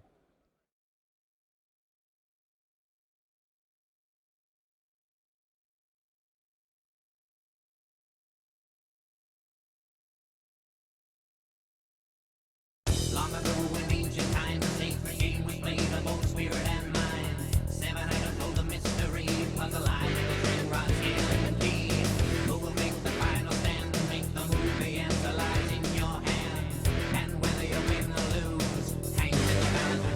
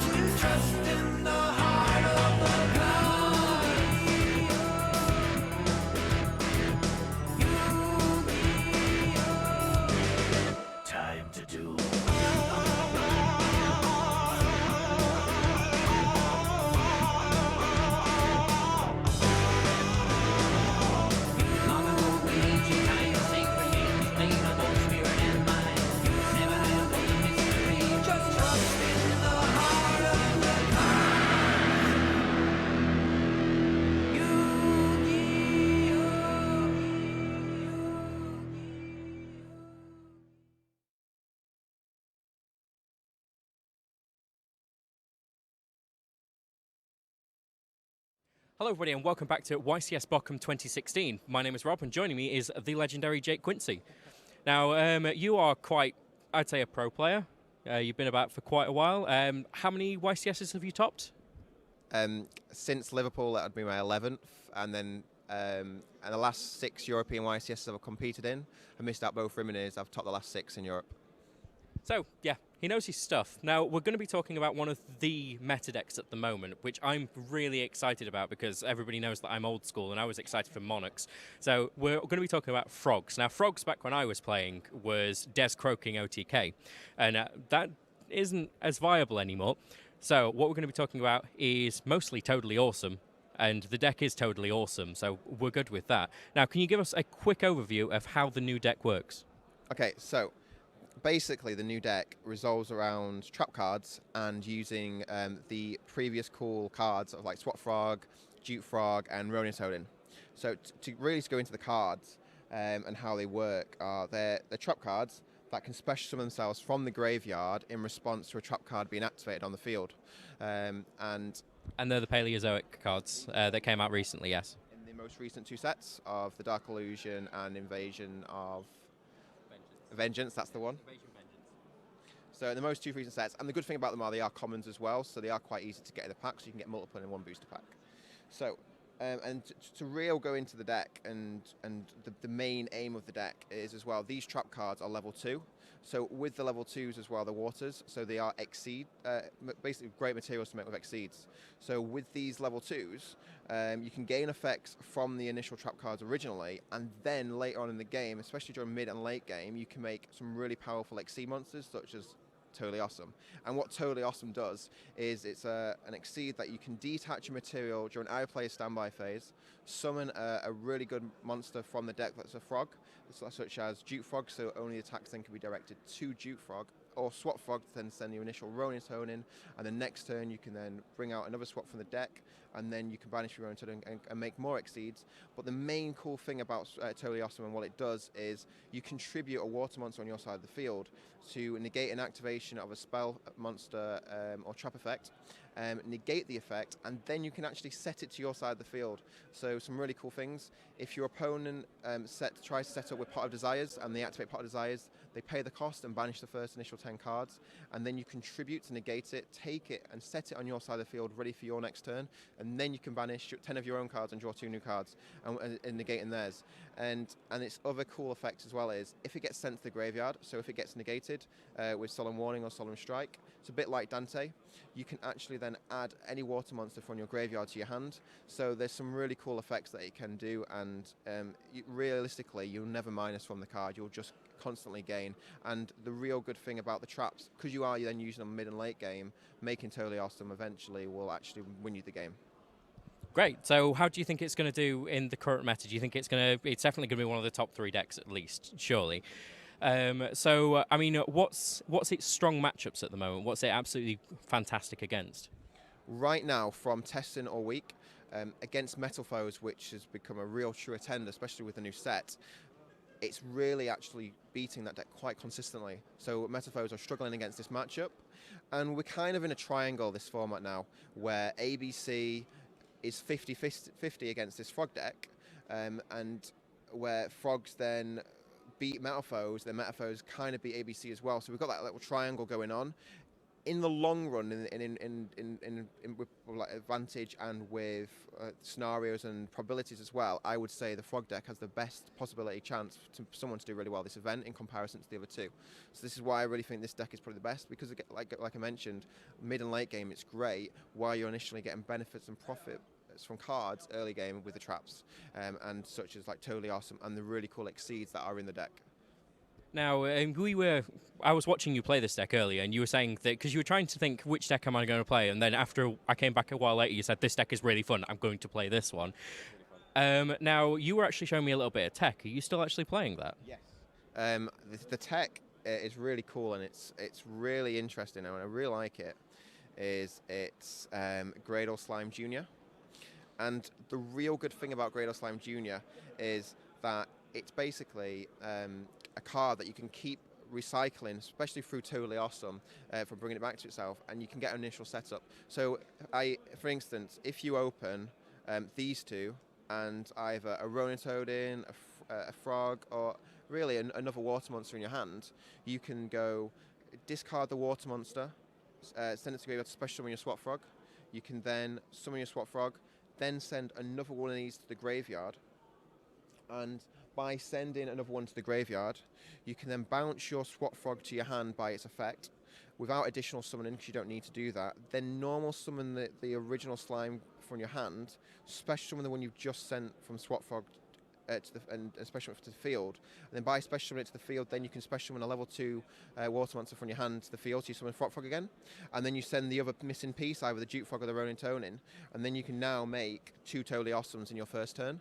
And then by doing that as well, what's really fun and really interesting is, if you do that, you can make 2 Totally Awesomes and bring out in your standby phase 2 Duke Frogs. And by bringing out 2 Duke Frogs with 2 Totally Awesomes as well, you can then stop your opponent from attacking your Totally Awesomes, because they have to attack a Duke Frog, but because there's 2 on the board, they can't actually attack in general, because one's trying to be attacked to one, but the other actually is trying to make you attack that one, so you cannot attack in general. And then once you negate with Totally Awesome in their turn, you contribute it, add back this to your hand, and then next turn, because the other one will be in the graveyard because you detached it to summon the Swap Frog, you can go again. And initially, if you don't have a Swap Frog in hand, you can still summon it from the graveyard and make any rank 2 that you want to. And at that point, you probably won't want to make a Totally Awesome, because there's so many really cool Exceeds in the deck. And going into it more, the other Exceeds in the deck are really good and really powerful. We've got this Prozoic and this one here. I can't really pronounce the names. We have got Paleozoic Anomalocaris and Paleozoic Opabinia. Yeah, never got that. But the real good thing about this is, because while you're initially setting up with the Totally Awesome play, you should then, with the odds of the deck having 40 in the deck with all these trap cards, is you should initially draw one of the trap cards as well. So at that point, these gain some really good effects by having trap cards as the materials underneath them. So what this one allows you to do is you can detach a material from it, add any trap from your hand, that's Paleozoic, and then in your turn as well, you can actually activate these from your hand.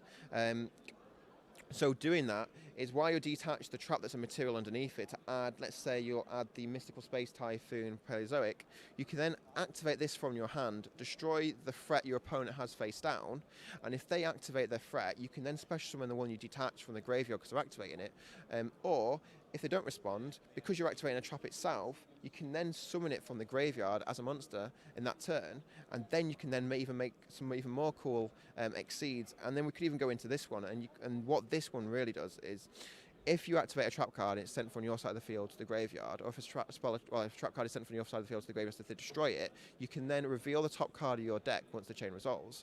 And if it's a trap card, you can add it to your hand. And it doesn't have to be Paleozoic. You can add any really cool trap cards, such as like Solemn Strike, Solemn Warning, and even the new one, Dimensional Barrier, which actually locks out a lot of opponents, which we'll get to in a second. And another thing, it's a quick effect. So with it being a quick effect, you can detach a material as long as you've got a trap card underneath it as a Paleozoic, and destroy a card on the field during another player's turn. So it can actually really block out and clear out a lot of your opponent's threats in that turn, and then you can deal a lot of damage because you have Totally Awesome and this on board, and then next turn you can destroy their key threat to try and come back to your field while you have a Totally Awesome to negate what other card you can. So realistically, this deck actually takes a lot of control of the game while gaining advantage early on, and then late and mid game you actually can just keep winning because you have all the trap cards in the graveyard while your opponent's trying to come back to the game. And like going back into that with Dimensional Barrier, the reason why this is really good as well is, if you play the mirror match and because you go into more control as well, you can stop their initial threat, because you need a turn realistically to set up if you don't open any of the monsters.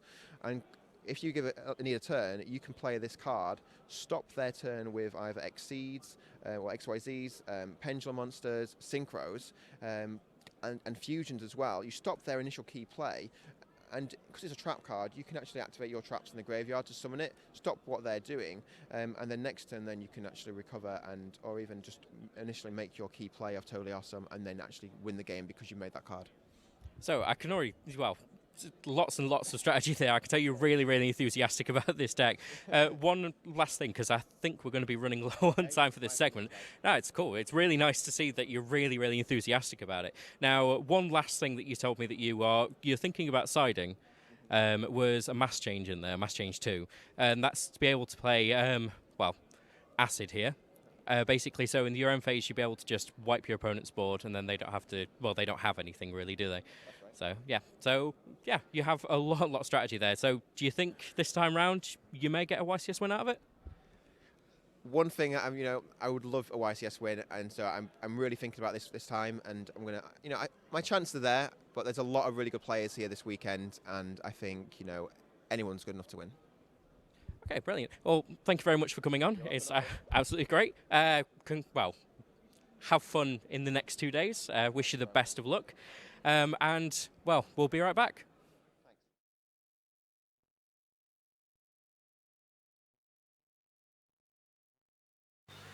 Welcome back to the coverage of YCS Bochum 2016. You can tell we are hyped. Hyped! There was a moment when somebody said, from here on onwards, it can only go downwards. And what he was talking about was the feature match in round 10, where we had 2 out of 4 undefeated players at the time going up against each other. Those 2 guys were Joshua Schmidt from Germany and Billy Brake from the US.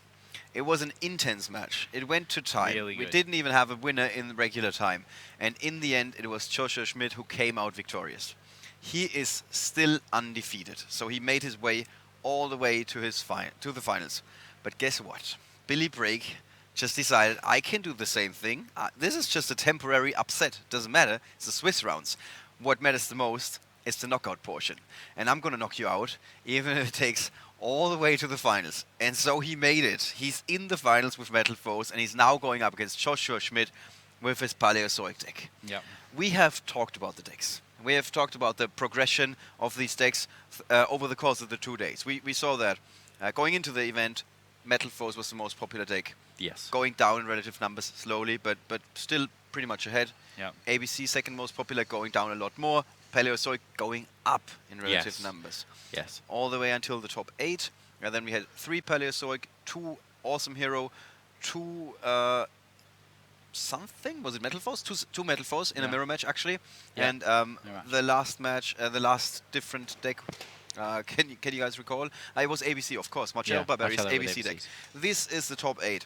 And now we got the two of the 3 big decks in the finals. Yeah. We got 2 of the biggest players here. Yeah.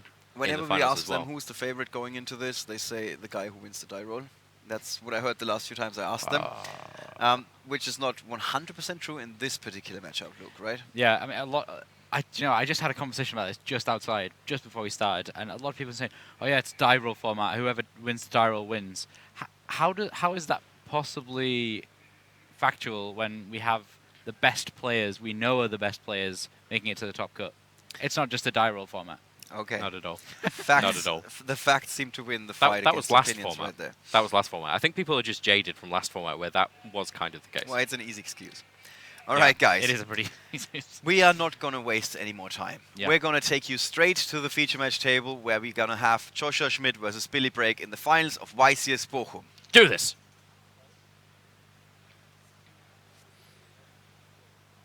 All right, on the left you see Joshua Schmidt. On the right it is Billy Brake. It's time to duel between these two. We even skipped the interview after the semifinals because we were like, okay, we've had these guys a couple of times. Yeah. There's nothing left to say. Basically, yeah. And we're ready for this. We're Yeah. we're really ready for this.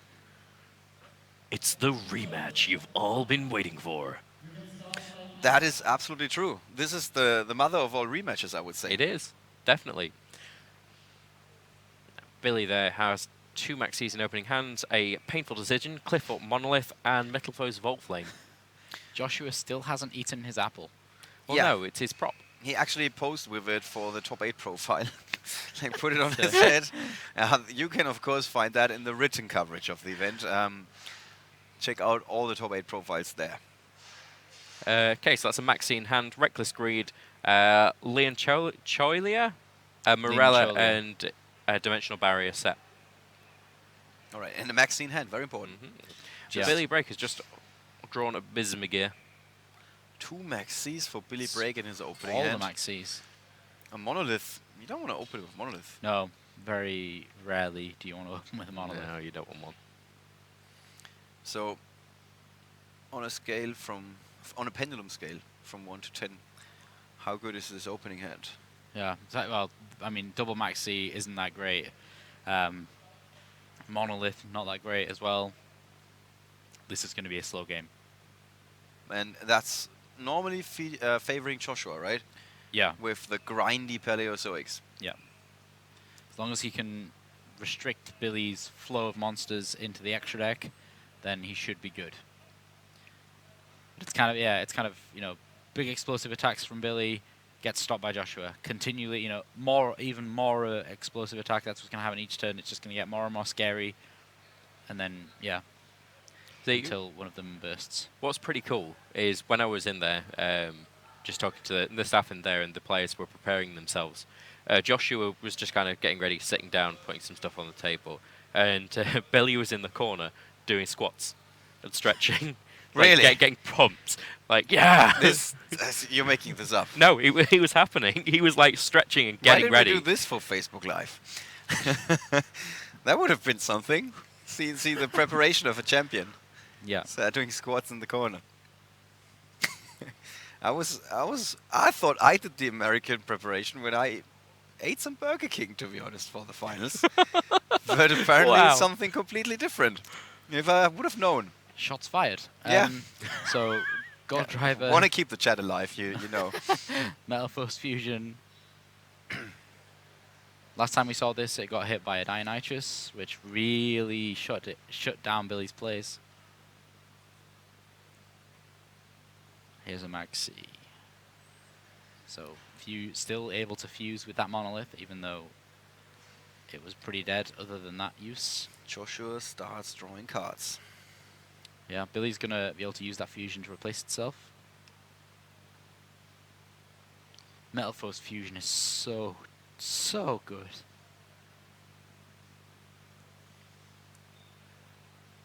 Oh, accidentally just dropping his deck there. Yeah, that's easily fixed. Yeah. That is not something where there's going to be a penalty involved in any way. Generally speaking, these players have been super clean. Like I don't know of a single occurrence where anybody was ever accusing them in the first place of doing something shady. Joshua and Billy. So yeah, they have been practicing a lot. If you ever spoke to Billy and then see him play, you understand where he's coming from. Okay, so he's got the kitty cat. Here's with the pendulum zone. Yeah, I think Neko is just used for the kind of the usage of having a big pendulum scale. Searchable by Bumbuku. Yeah, as I say, it's another it's a target for Bumbuku. Yeah. It's just, yeah, he really has gone for consistency in this deck. Is consistency out the window in the finals? Is it all about explosiveness? Yeah. And big plays.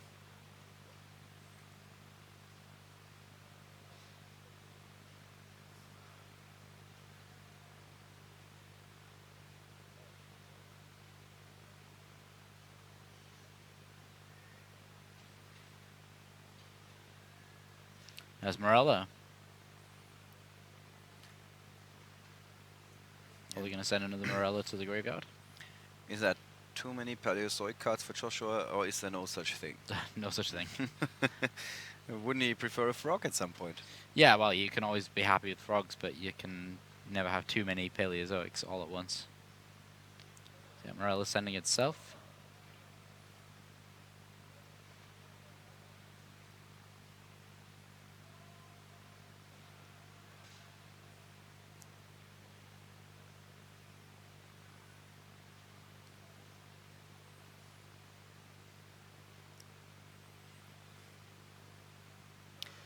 So intense again. So intense.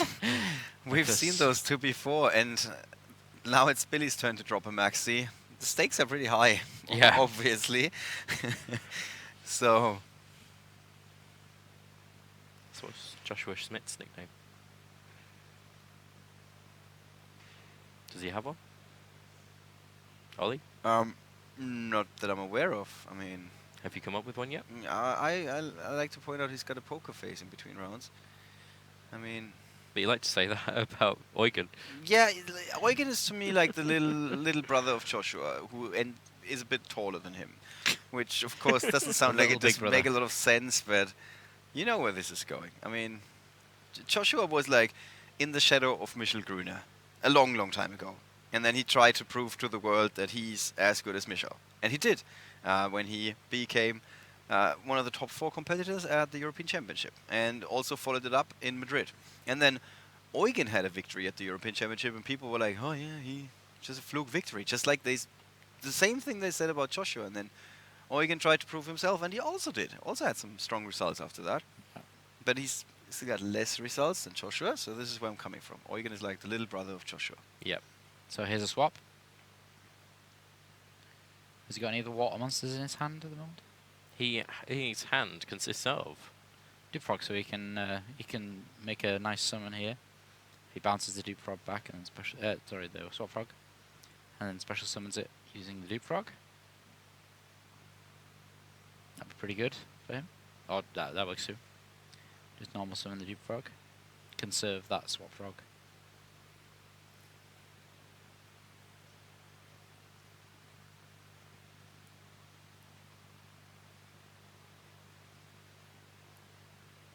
So, for somebody who's just tuning in, who is ahead? Luke? I think that at the moment Billy's slightly ahead, just because he has board presence, he's got a complete pendulum scale, he's currently got Max C on the go, which is really causing Joshua some problems. That's the reasons. Alright. Okay. Quick recap. Earlier in the finals of YCS Bochum. Previously. Yeah, it's not last week. Definitely not last week. Previously on YCS Bochum. What would be a card for Joshua to turn this around? I mean, he just needs a lot more trap cards here, because at the moment he's currently under Max C, but as far as generally is concerned, he's not got much to be able to play through that Mithrilium, to be honest. Oh, a Compulse, sorry, yeah. He's got Compulse, so you can just Compulse it. That'll be nice. That would be... I always loved the idea of compulsing fusion monsters, because they get put in that little seat and it's just like... and that's them gone. Again, just the way that your mind works. Yeah. I just imagine when it was like Construct. Imagine Construct getting like... and they just fall back into their pieces or something. No, it was more like... and then they went onto the Forbidden Limited list. There's the second and a lot of maxi. people cried. There's the second maxi from Billy Break. Yeah. So after that, if Joshua Schmidt survives this turn, he never has to deal with maxi again for this game. Yeah, that's the positive way of looking at this. Yeah, that's a very shiny Professor Frog. You can only see his hat. Like he's coming out of the clouds. Yeah. That's the first thing you see. Here's your degree.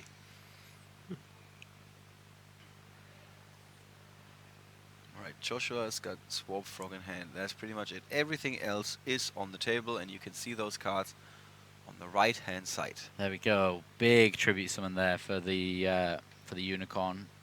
Tributing the Mithrilium. Gonna go get back that Gold Driver.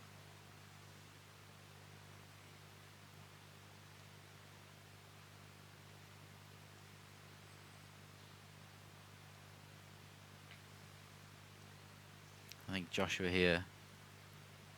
A dimensional barrier. Yeah.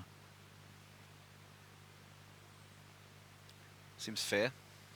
Yeah. Seems like a... Potentially going to use Totally Awesome's effect here. I wonder what he used it on. Let's see if I can get that information from the judges.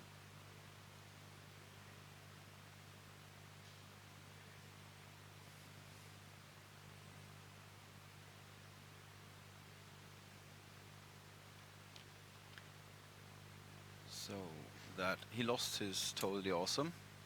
Finally. Seemingly fusions is what Dimensional Barrier got called on. Oh, okay. Okay. Makes sense. Just because that's that's just from the game state. I didn't get that from the judges. Yeah, but Billy's so far ahead now. That went through. Yeah, that tribute summoning of the Mithrilium immediately made it so, Compulse was useless because Kieran just doesn't care about Compulse. Yeah. Also, tribute summoning Kieran is like amazingly strong because then you can pendulum summon it later and just be so happy about it. Right. It's Joshua's turn again. he's got Swap Frog, and he's 100% certain that there's no more Maxi in his way, so he can special summon like Go there's to no town. tomorrow. And in fact, there is no tomorrow in this tournament. This is the last match. It's the final. I'm glad that you said in this tournament. Yeah. Otherwise, I'd need to panic. It's okay. No emergency evacuation device here. Okay, Lincholia. That is Lincholia. Getting that Morella.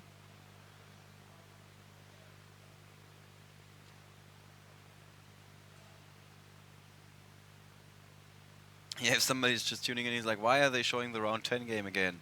I watched this yesterday. This is the finals. just to stress this again over and over. Joshua Schmidt versus Billy Brake both made it to the finals after they played each other in round 10 already. I just realized this is the first ever time it's happened. That two players played each other and then again? Yeah. Yeah. In the finals. Actually, it is. Yeah. Well, it's This never happened on stream.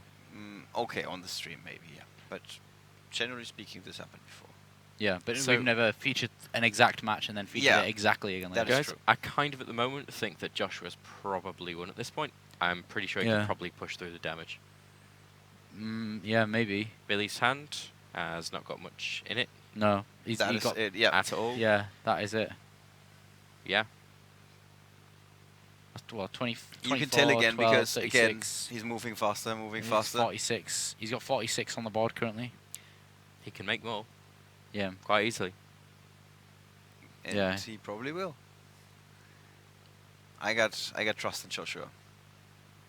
Is actually anybody rooting for Billy here? Because we're Europeans, I'm just pointing that out. Billy's a good guy. Yeah, he is. He I'm is. rooting both of them. I'm rooting for Yu-Gi-Oh. I'm rooting for Yu-Gi-Oh. I'm rooting for Joshua Schmidt. How is that a question? We're Europeans. We're coverage reporters. We're not supposed to be unbiased. We're just supposed to call a match. I'm pretty unbiased because I think that Joshua's very, very good at what he does, and I also think Billy is very, very good at what he does. I'm not saying I have anything against the guy. Okay, let's see how Joshua decides to play this out. Okay, no fan support from you two. I'm calling this unpatriotic regarding the EU, which is very fitting considering that you two guys are from the UK. With that, let's leave out the political asides. Knew you were going to say that. Knew you were going to say that. Okay, Well, there's the somebody has to bring it up. Gusto Phoenix.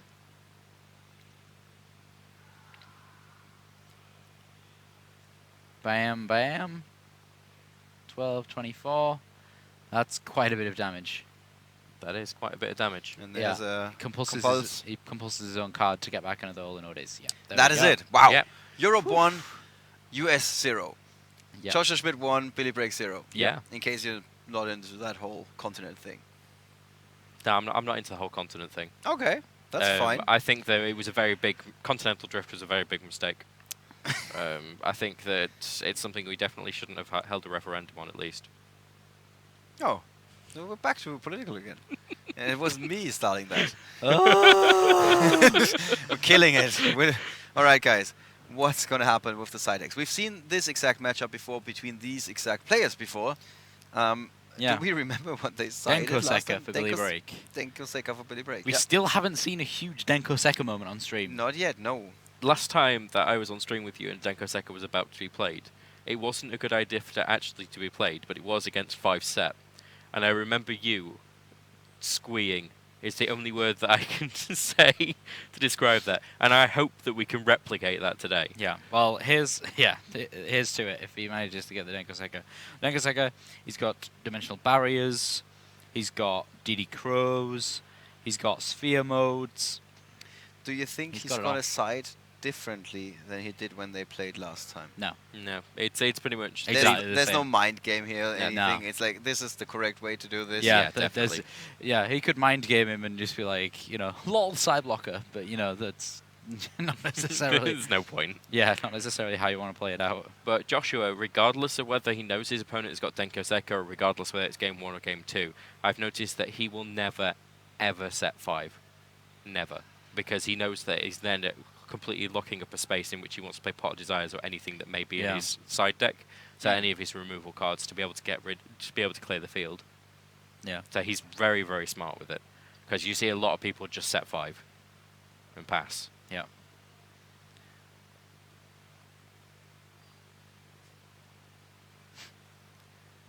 shuffle, shuffle, shuffle, shuffle, shuffle, shuffle, shuffle, shuffle.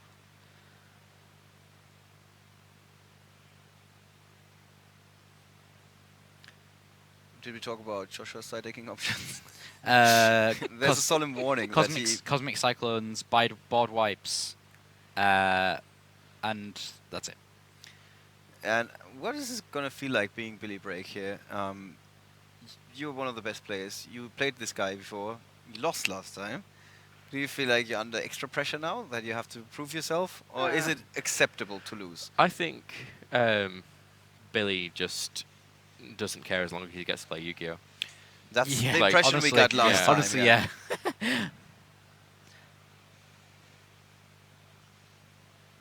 Okay. Not a good hand here, in all honesty. Not a good hand. He's probably going to make something of it, but I wouldn't be surprised. This is definitely not the best opening of Billy's. On the other side of the field, you know, MSD's own cards. Doesn't look that bad for Joshua. Joshua's got Swap Frog, Ronin Toadin, Solemn Strike, and 2 dimensional barriers. That's Billy can't actually go really good. big immediately, which is not not. Just waving to the European Organised Play Manager as he comes past to check on how Europe is doing. Yeah, we'll see him in the prize ceremony. Yes. Billy needs to top deck Shinzo was a comment, but he's not playing that card. Just in case this was not a joke. I mean, I don't know. Billy Brake is not playing Shinzo in the side. Nope. Joshua is in a real good spot here. Which is interesting because he hasn't even started yet. Yeah. It's like saying at the start of a race, you're in a pretty good spot. Yeah. And you're still at the starting line. Yeah, I think the best thing really here for Billy is to get into Alcahest. Yeah, it's you know, it's still a good opening, but it's hardly kind of infinity plus dimensional barrier plus something else. You know, I mean, it's yeah.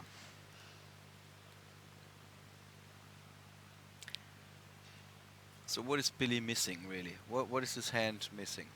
Yeah, I think it's already kind of missed the point at which its ceiling could get raised by stuff like Scout and Monolith and whatever else. Yeah, it's not like he's got emptiness as well. You know, it's not a massive blowout hand. This is kind of a standard opening hand, and you know that's where Joshua has to play. Joshua, on the other hand, does have double dimensional barrier, which is not that good going second. But you know, I always say when you've won the first game, it's better to take those risks in the second game than it is the third. Definitely. That's a very popular theory of yours, yeah. Yeah.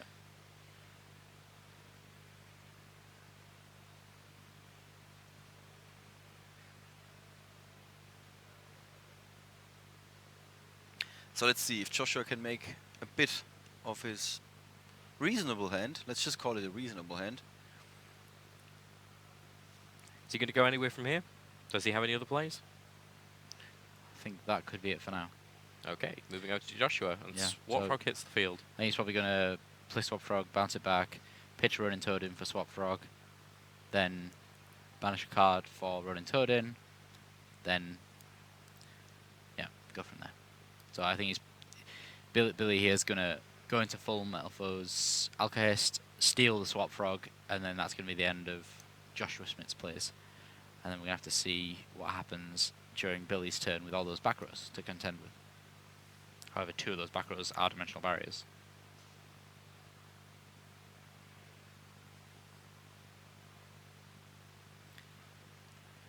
So Joshua he's not thinking right now, no.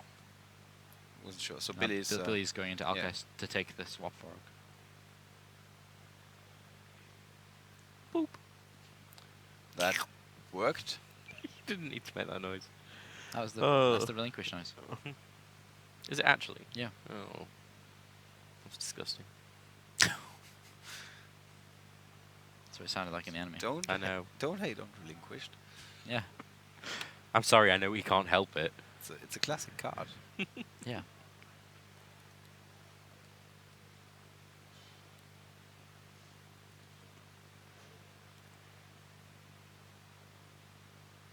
Billy's just so far ahead here.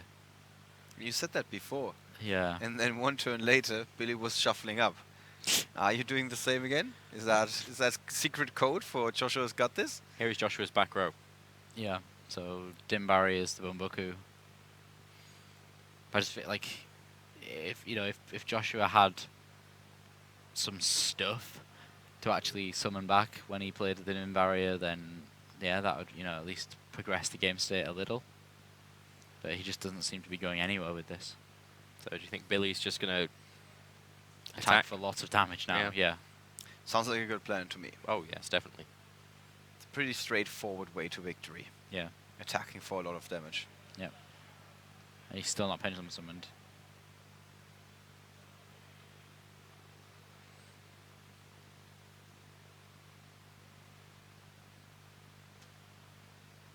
Something I find really fascinating is Billy always uses both his hands to look at his face downs. Okay, the one time that I said that when I say that he didn't do it, but no, most of the time he does. It's quite interesting. I caught that too, yeah. Like covers it just in case he drops it so his opponent can't see. Another fusion. Oh, I thought that for the dimensional barrier fusion summons were called? No, pendulum summons. Oh, were called. sorry. Okay. Okay. Shuffles it back to draw a card. It's so good. And his Mithrilium, really, Invasion Vengeance just skyrocketed this deck up into the tier 1 of the meta.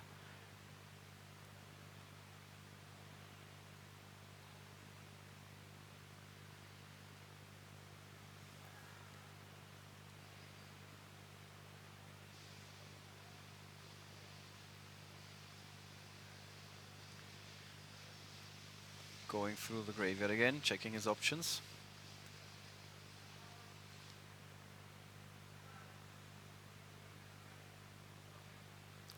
Strike the Mithrilium's effect. He's still going to be able to summon back a Metal Foes monster. Maybe he's not got any targets.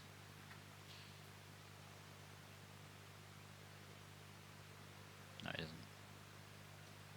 That's a shame. Yeah. So just a single hit with Volflame after all that. Yeah. that entire work that he put into this to attack for tons of damage turned out to be one attack. Yeah. That's a bit underwhelming. Yeah. But I guess that's what he expected anyway. Yeah, he was trying to play through all the back rows, which Yeah. he did. Well, seemingly all of them. He got 2 left. So progress. Yep. Still though, that Alcahest's going to cause some real issues for Joshua here. Whatever he summons is going to get relinquished of his control. That greed is reckless. It is. As Joshua locks himself out of the next 2 draw phases. He drew a reckless greed off it as well. There we go. That's just amazing. Just It's happened so many times. Found a way to get out of that. Solemn warning. Yeah, he's again in this situation where he's got cards that can prevent his opponent from playing, at least this one card, Solemn Warning. But first he needs to pull ahead when you don't have that extra draws. Yeah, there's also kind of the issue that his opponent's already played the cards. Yeah. You can only prevent it from getting worse, but it's already pretty bad. Yeah. Yeah. It's, I think he has to go with the Swap Frog here. Yeah. Kind of just hope.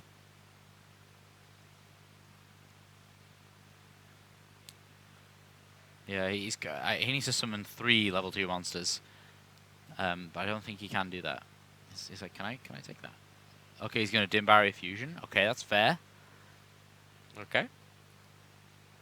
Billy actually has no response to that, I don't think. I think he's got a counter and a Summoner's Art. Wow, okay, yeah, so Joshua Schmidt here could actually get out a fair number of cards. He's not sorry. Again, he found like an opening where we were like, yeah, this looks like he's in a pretty bad spot. Yeah, he's not got very many Paleozoics in the graveyard to summon back. So he can't do what he's done in previous games where he's kind of, he's been able to summon Opabina and then just be like, bam, bam, bam, bam, bam, summon lots of those Paleozoic monsters. He can't do that this time.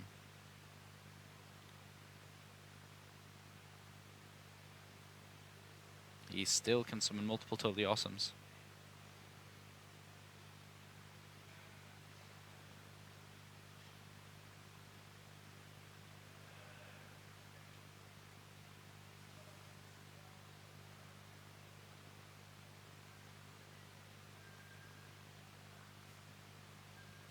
So in the end, those two-dimensional barriers that Joshua started with weren't all that No, terrible. they actually ended up being really, really useful. It's like the one bought him another turn in a way, and prevented his opponent from assembling a gigantic field, and the second one is now opening up a line of plays for himself. Yeah. Not much more you can ask for. So what's he playing here? I think it's probably going to just be a totally awesome. It doesn't look like it. No, it doesn't, to be honest. Well, getting an Upabino isn't going to be that much use because he can't use its effect. What else could he play? Yeah, it could be Cat Shark, could be Sky Cavalry, could be Daigusto Phoenix. It's Sky Cavalry. First time I think we've ever seen this on stream. Yes, definitely. Although we may have had raccoons at one point, like a long time ago. Yeah. They'll have played them. Yeah, oh yeah. With the Asia Rock something. Asia Rock Sunrise. Airs. So he gets rid of Alkahest. Billy needs to double check. It's not a card you often see played. No. Yeah. And he gets his frog back. I think that means he's got multiple running Toadins now. So he can summon a, double Ninja Frog.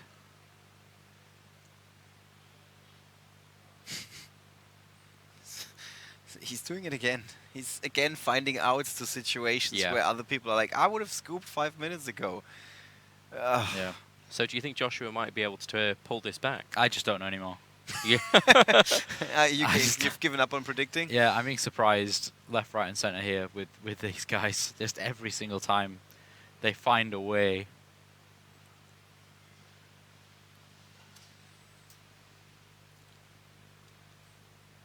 So the race between Twitch and YouTube is still on. Twitch is now leading again. Thank you guys for watching, as always. I hope this is not disappointing, but so far we can't complain. No. Speaking for myself here. Summoner's Art. Oh, this final is just crazy. Yeah, so many possible plays for him.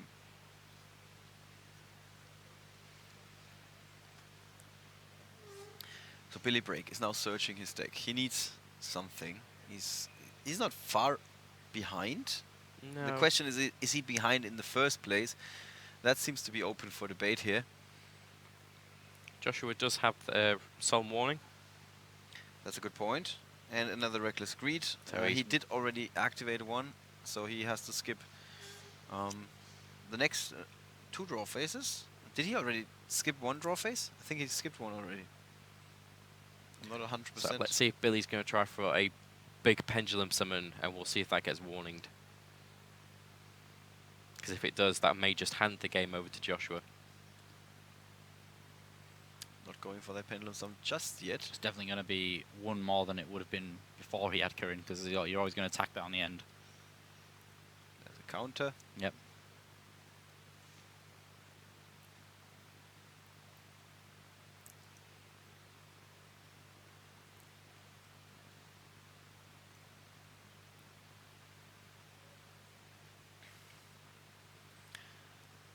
So here we see the Billy Brake Yeah. raising the check of the face down cards. Yeah. Okay, let's see where he decides to go with the counter here. So here he goes, searching. Yeah, gets another Vault Flame. Again, he's just summoning more and more of these Vault Flames just so that he can get over that totally awesome. However, he is dupe locked right now. He is. Although he has to destroy the dupe. That's all he needs to do, surely. Yeah. But you have to remember that Sky Cavalry can't be destroyed by battle. Yeah. So you just have a big guy in the way.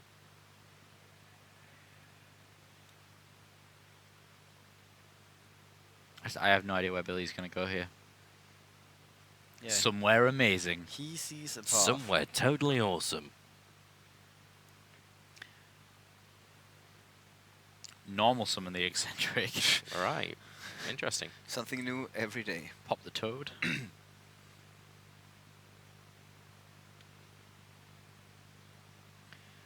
So that's the 4th time he's checked this face down card now. He's just making sure it's still there. Yeah. No, I can relate to that. No, I get it. In the finals, yeah. No, Yeah. you just, even not in the finals. There's sometimes you just have to keep checking face downs just to make sure they're still there. You never know. Maybe it's a way to try and throw your opponent off. So when you check it so often, it can't be that good or something. If you check it often, then it must be good. Ah. Yeah. So that's what you do to your useless cards. You just Yes, check them very often. exactly that. Because you're going to keep checking that warning and thinking, do I want to play this? Yeah.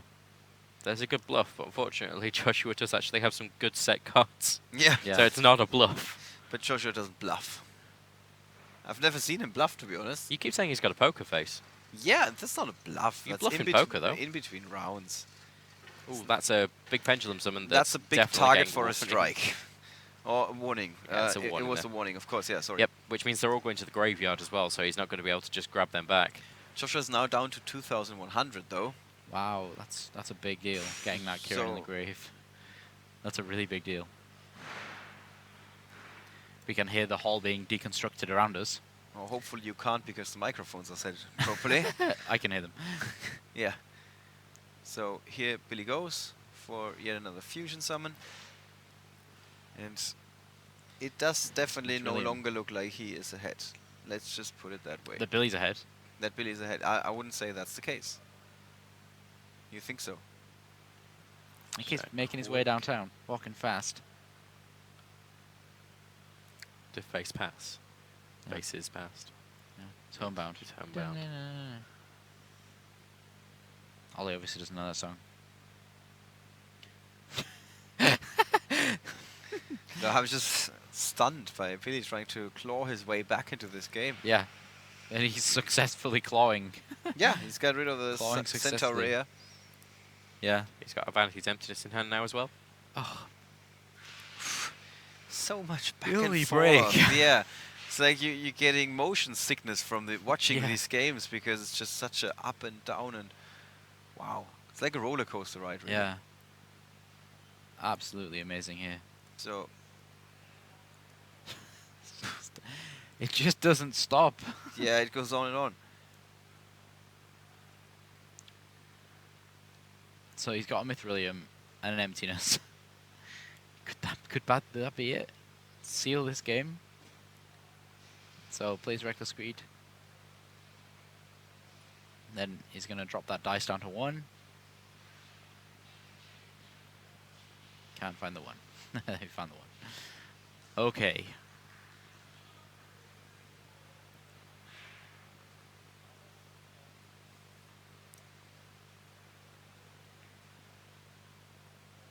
So he knows he's got counter. He needs to remember that.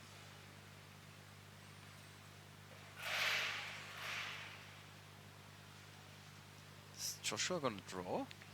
No, I think not, right? he Because- already flipped the dice over. Okay, with the reckless, yeah. Yeah, so he played Reckless. That's it now. So he's left with the Ronin Torin, Waboku, and Olinoides. Yeah. So he can normal summon the Ronin Toad in. Actually, yeah, he's got some okay plays here, but the only problem is that Mithrilium. Because he can set the Olinoides. He's going to summon Ronin Toad in. Get Emptiness. There Yep. It is. Then he can set Olinoides and wait until next turn. And Waboko, I assume. Yeah, Waboko as well, yeah, because he I needs assume that. so too. Yeah. I want to see another turn no matter what happens. Yeah. Yeah. Right. Look at those women. Maybe Yeah, I think some sorts of I think so. priests or Yeah. priestesses. Not quite sure. I think they I could don't know be what nun- Waboko they could be means. nuns. They could be. They could be. In any case, they got some powerful magic. Yeah, very powerful magic. Good at protecting people. Yeah. So this is just on an absolute knife edge. Can we see how much time is remaining? No, because the time has been dismantled prior to the round. So because Oh. the tournament crew wants to get call it a day, basically. which is understandable, of course. But well, as far as I was aware, it's actually everybody needed to be out of the hall by 7 o'clock, and it is 7 o'clock. Well, actually, it's 10 past 7 currently. So yeah, we just bought some extra time with the location. Yeah. They gave us a slow play warning. We appealed. Now we're good. Can stay in here a little bit longer. Oh, good. That's good news. That's a combination. And okay, we got 2 or 3 minutes left in the round because Jan is apparently bright enough to check his watch every once in a while, unlike me. It's a good skill to have. Oh, he just admitted he has to judge. Billy is moving a lot faster now. Yeah. Yeah. Again, we Like see massively. that. We see that shift. Yeah. Well, Billy's just realised, oh, I'm 2 or 3 minutes away from time here. Well, even then, he still kind of gets the second game. And Yeah, then he he's in does his get last the game win. Yeah. And Paleozoic isn't that great in time. No. Well, they've he's got a lot of weak he's made some monsters. different experiences. This is true. This is Just- true. If, like, honestly, that's like he's gonna look at you and like, are you trying to fool me or something when you tell me that Paleozoic isn't good in timeout? Oh, you're trying to fool me? Yeah, that will be. Billy just tried to overlay. Would have been his exact words. That's fine, because he's just popping that Yeah. there. I think he knows where his end result is of this Yeah, turn. it's just how to get there. It's a Yeah. bit- yeah. Yeah, I just don't think his physical self has yet performed all of the maneuvers that his brain wishes it Yeah. to, wishes to happen. It's like, please take the reroute, but you're gonna end up in the right place anyway. Yeah.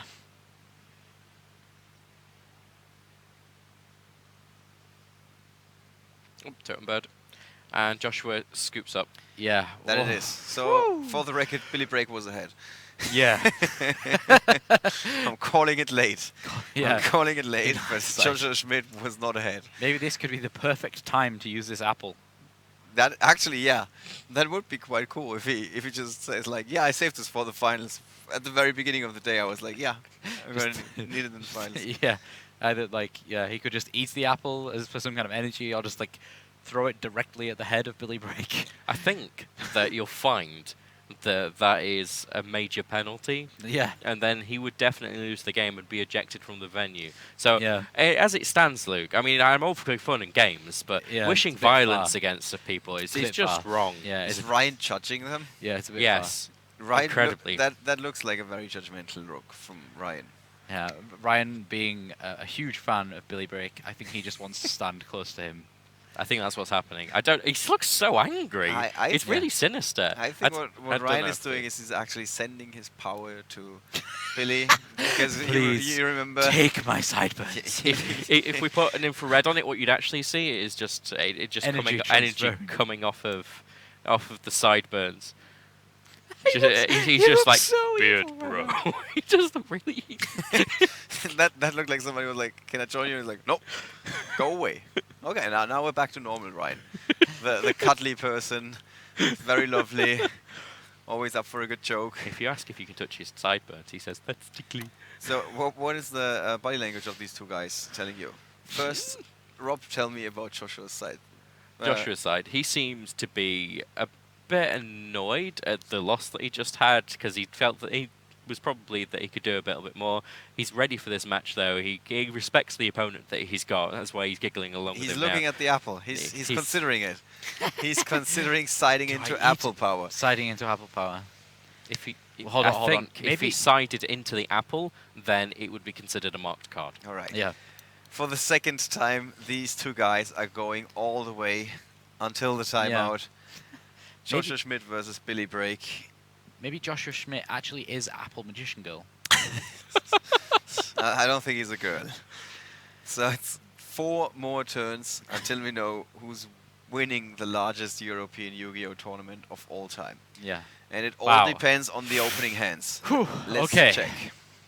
It's go time. This is where Oh, Billy opened Denko. Billy did open Denko, and That's- Joshua is going first. Which That- means that that could be good. he could That basically let's win. just that will be good. Yeah. Time. Okay, in just 4 turns, we will know who the winner is. As a Duke Frog. Set and 2. Set 2 and Yeah. go. It's hardly the most explosive opening for Joshua here. It could have been better with a swap frog. And down comes the Denko Sekka. Lock it This down. is the first time. Lock it down. Lock it down. First time this weekend that we see the card making an appearance on the field, and Painful decision. It's really like we saved the best for last. Oh, he has it here. No, he absolutely has it because he's got Bismugear as well. He can go in, destroy the Bismugear. Bismugear goes and searches, set the fusion from the deck. Oh no, you can't because you got Denko. I need to reread Denko. What does Denko say? If you don't have any face down cards. If you don't have, if you don't control any. I don't think you can set cards either. Good question. Let's find out. Let's get the correct wording just to be Yeah. 100%. Waiting for it to come up on yeah, screen. no, you obviously can't. Yeah, he's still got Rabbit. Rabbit can go and get double Goal Driver. While you control no set Yeah, neither spell player trap cards. can Not activate or set them. Yeah, so now he can't set cards either. You can... yeah, you can't set them. Can you activate an effect that will set them? Is that okay? No, it's the same thing. Yeah, it's the same difference. The same difference. No, it is. No, it is the same thing. Okay, so he's using Kieran here just to deal with this. This is a big chunk of damage here. That is 3,700, 4,700, 5,500 here. If my math on screen was correct, which never is. So he didn't quite win it yet? No, but that That's- Denko. It's huge. That is Yeah. huge. It's absolutely huge. Yeah. And I don't think that Joshua can come back from this. What? 5,500 Proof damage. was all wrong before, but this time it's going to be a lot harder. Yeah, if there's going to be Let's- anything here. Let's just agree. We it's just gonna need to be- see what happens here with this Pot of Desire. Yeah. What is he hoping for? Dark Hole, maybe? Yeah, Dark Hole would be really good right now.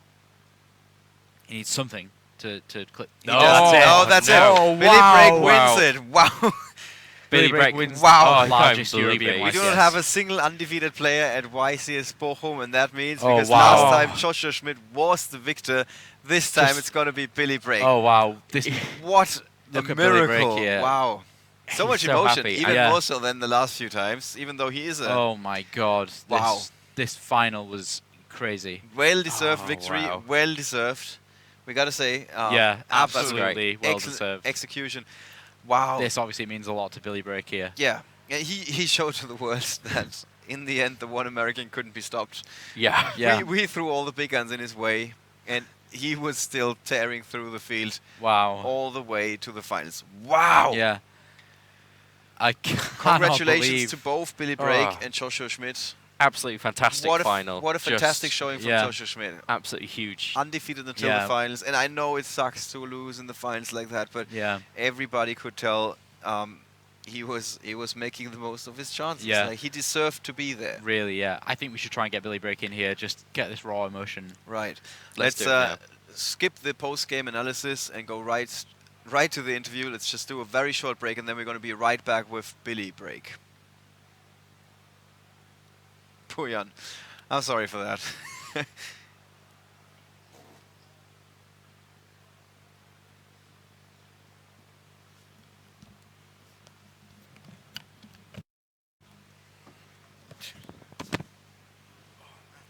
Hello everybody and welcome to the Yu-Gi-Oh! Championship Series Bochum 2016. I'm Rob Hooley and with me is Mushtop.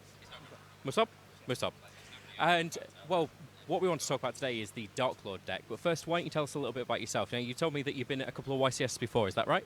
I've been to YCS Prague, Bochum, and to a lot of European championships.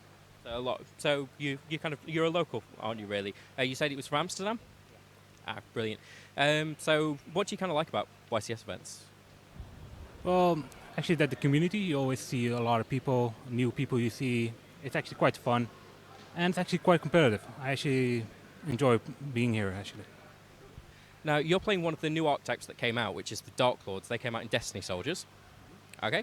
Now, you said that you've kind of liked the idea for a very long time. You were following it in the OCG as well. Now, what's kind of the best thing about this deck? Why do you like this deck so much?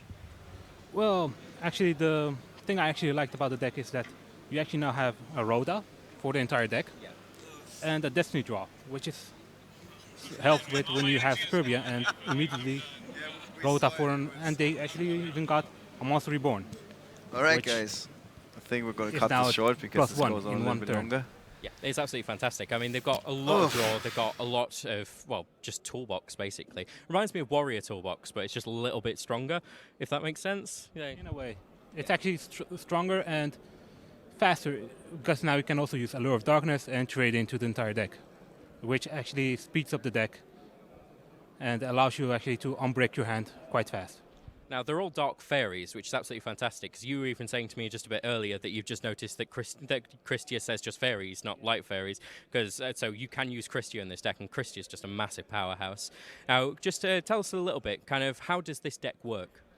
Well, you actually... Welcome back to the coverage of YCS Bochum 2016, where we're now joined by the two finalists.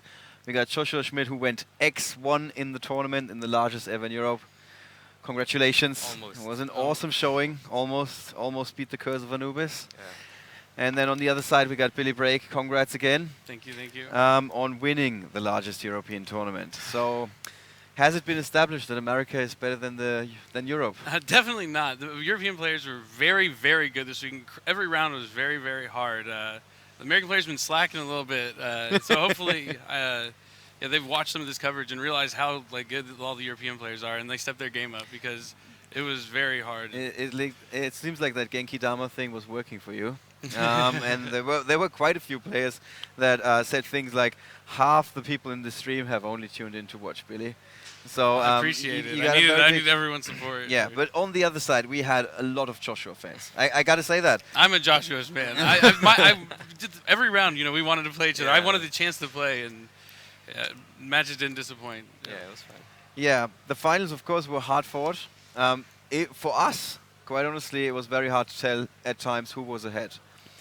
Me too. Okay, yeah. That's part of the matchup dynamic. Yeah. It's just what it is. You never know with Paleozoic. Yeah. There was a time when Luke was like, yeah, Billy's ahead right now, and then one turn later, Joshua won the first game, for example. Oh yeah, no, I knew I was gone that game. Game one was pretty clear. I think. Yeah. It's like there's a point with Paleozoic where there's just like no all the metal four cards just because they scale so much and put so much of their hand face up in their extra deck, and you say, okay, at that point, okay, I can play around all that. So, yeah. So, in a nutshell, Joshua, what went wrong? I mean, I was thinking about in game 3, I'm heavily favored in timeout because I have the Waboku. And I'm like, okay, I have a 2000 defense monster and I have the Waboku and I have the Pikaya, which is the Destiny draw for the things. And I can just snap Waboku because I know he's playing Denko. But I was like, okay, he needs Denko, low scale, high scale, and then he needs a monster with more than 2000 attack because he can't search fusions or anything. So like, or he could just hard draw fusions. But like that's like 4-card combination, 5-card combination. And you get Swap Frog off the Dupe Frog. If I do kill him or something, I need Kieran to actually. Yeah, and I'm like, okay, if he doesn't have it this turn, if he doesn't have it this turn, like that, I can always Waboku later if he doesn't go for the Denko turn this turn. If he doesn't get over my Dupe Frog, I have the next turn where it's his last turn. I just have to do 100 damage. I just Waboku and just win. Yep. That's what I was hoping for. But like, how aware were you of that situation that Joshua just described? No, I was completely aware. Yeah, I had the Denko.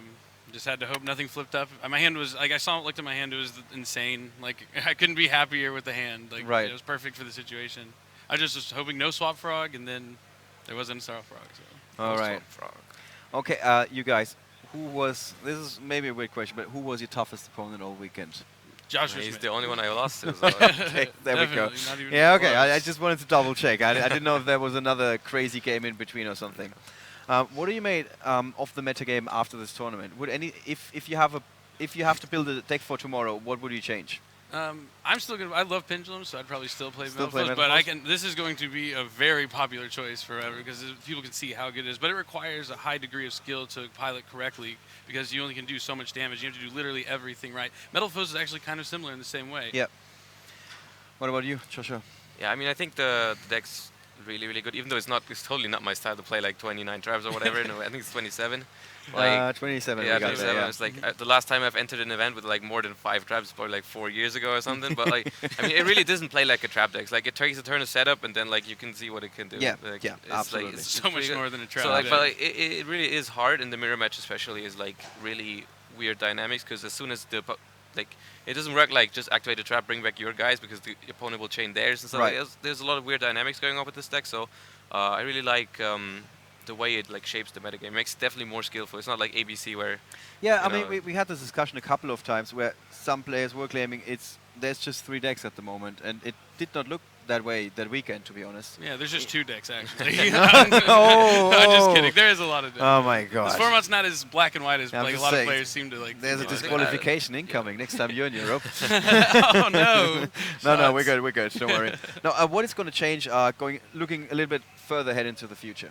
Well, like in January we have like a new set coming with the DDD structure decks going to come. So Yeah. there's going to be a lot of different stuff Okay, coming so up. But it's too early to tell. Until then, I think a lot of Paleozoic and Metal. Right. You would agree. Okay. I just want to. I don't want to keep you guys too long. I just want to ask a few more questions.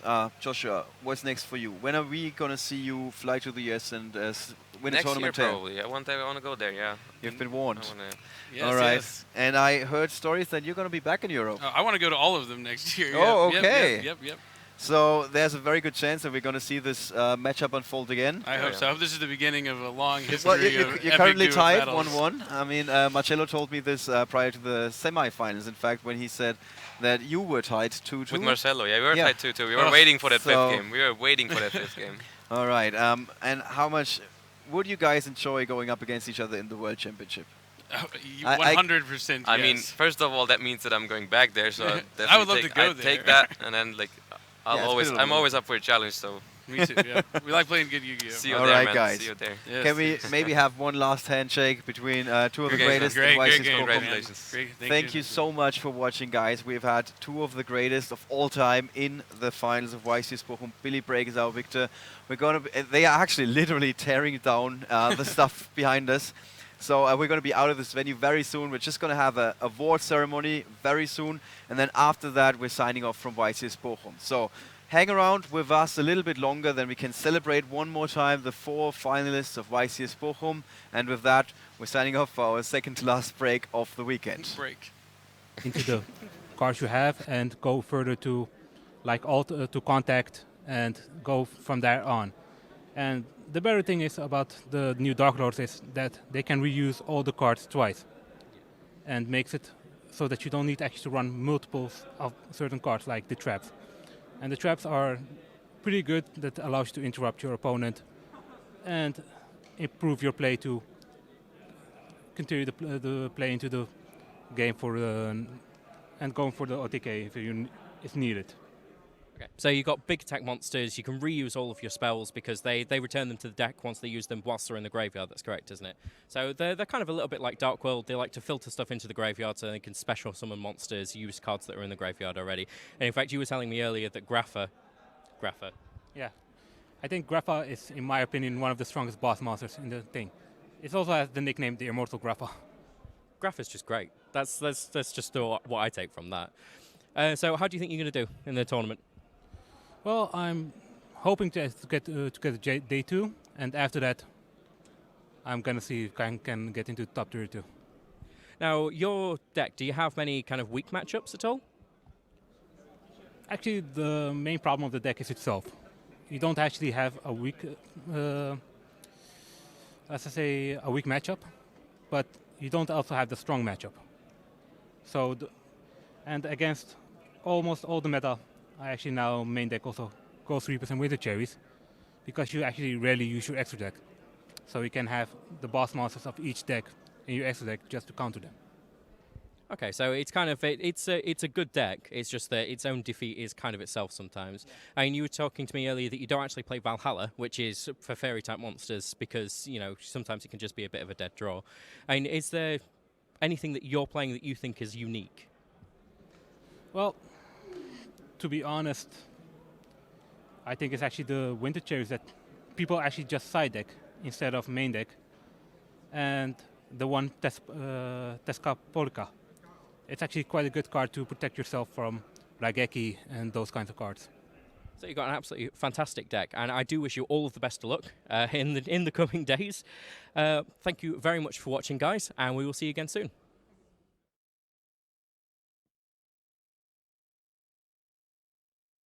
So guys, this is it. It's going to be the final duel of the day. Alberto Conti from Italy against Typhoon Bayraktar. With that, it's time to duel.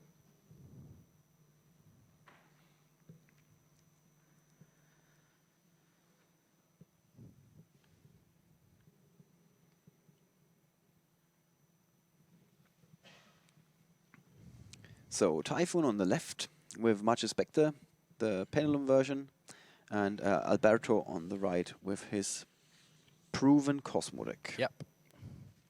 And for the last time today, Ryan on the right and Luca on the left, standing behind those players, entering the cards in our app, so we can show you guys what they have been drawing into. Let's start with Alberto. He's got Cosmo Dark Destroyer, Max C. There we go. That's a nice handshake. And Ryan and Luca do the same. I don't understand. He's a troll. Okay, that's a strong. That's a strong. That's a Magical Abductor. That's a strong opening there for Magical Abductor. Okay, we got the entire opening hand there's for Maxi. Alberto. There was Maxi in the opening hand. Now Yeah. it's in the graveyard where it belongs. There's no reason not to play it straight away here. How many cards is he going to draw? One. Just one. Okay. At most. He may not even draw one. But it all comes down to whether Typhoon really thinks that Kieran's worth it, and I think that it is. Okay, double Kieran here. Okay, so this is really, really strong. He's able to put both Kierans on the field. Me and Marcello were talking about this last game, how having double Kieran, obviously you can't use them both in one turn, but having it on the field makes it so that if it sticks around, like you might as well have it, and if it sticks around, then it's safe from any kind of strikes or anything like that. Okay, wait, did he open Garunix? Yeah, he did. Yeah, Fire King, Avatar Garunix. That's rough. And Island. So, whereas Typhoon has a great opening hand, Alberto doesn't. Not so much.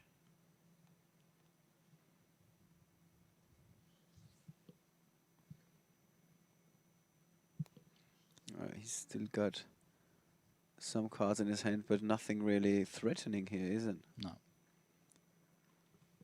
I mean, he's kind of a bit of an investment plan. So he's going to bounce away that Slip Rider before it gets its chance to be destroyed by the Fire King Island. But that's the one copy of Fire King Island gone now. Right. So now it's basically a Cosmo deck. Yeah, just regular Cosmo. Pretty much, yeah.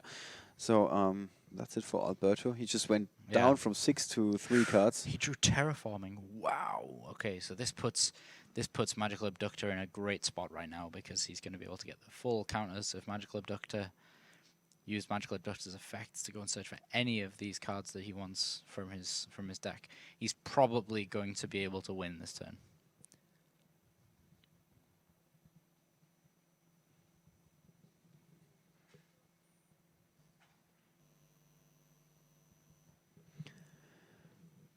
Right, so Typhoon's hand just continue to shape in a perfect form.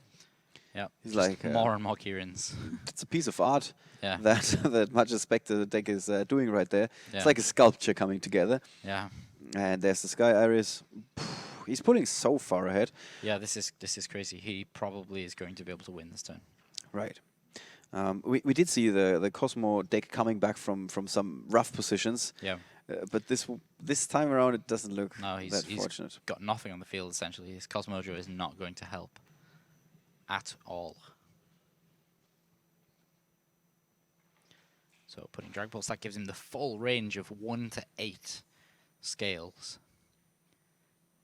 So yeah, using Dragon Pit, it doesn't even matter if that back row is a real one or not.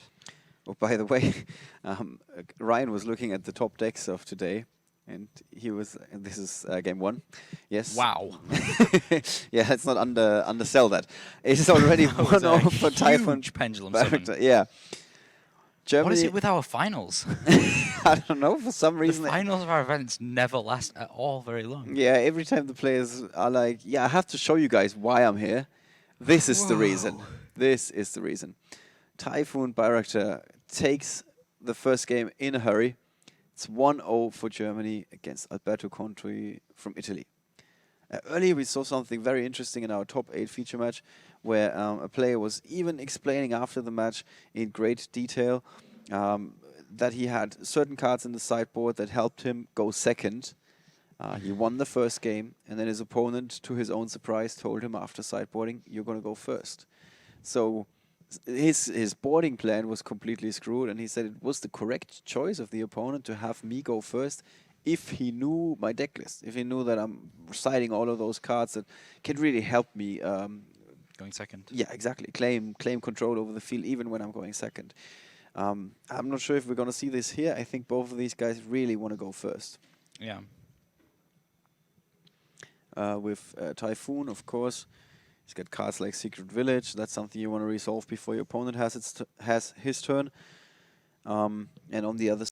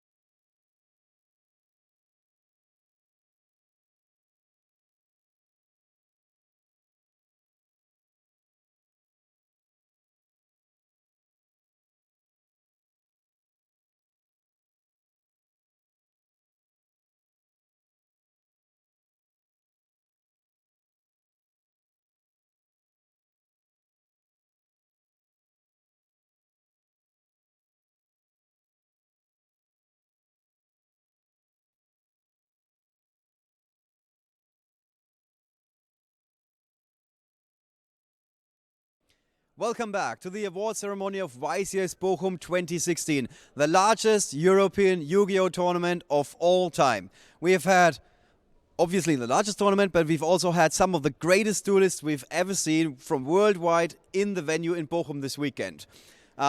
We saw that the top 4 are the cream of the crop. We're going to bring them in. Let's start with the guy that says, always there when the tournament is big because I want to set the record. That's Marcello Barberi from Italy. Congratulations.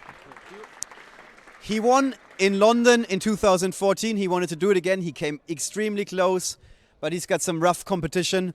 Still gonna end some. He's still gonna get an iPad, so that's not too bad. He actually missed his first flight. He had to book a second one, so he said, I have to be successful this weekend, and he obviously did. There we go. In third place, a former European champion, Eugen Heid from Germany. Congrats.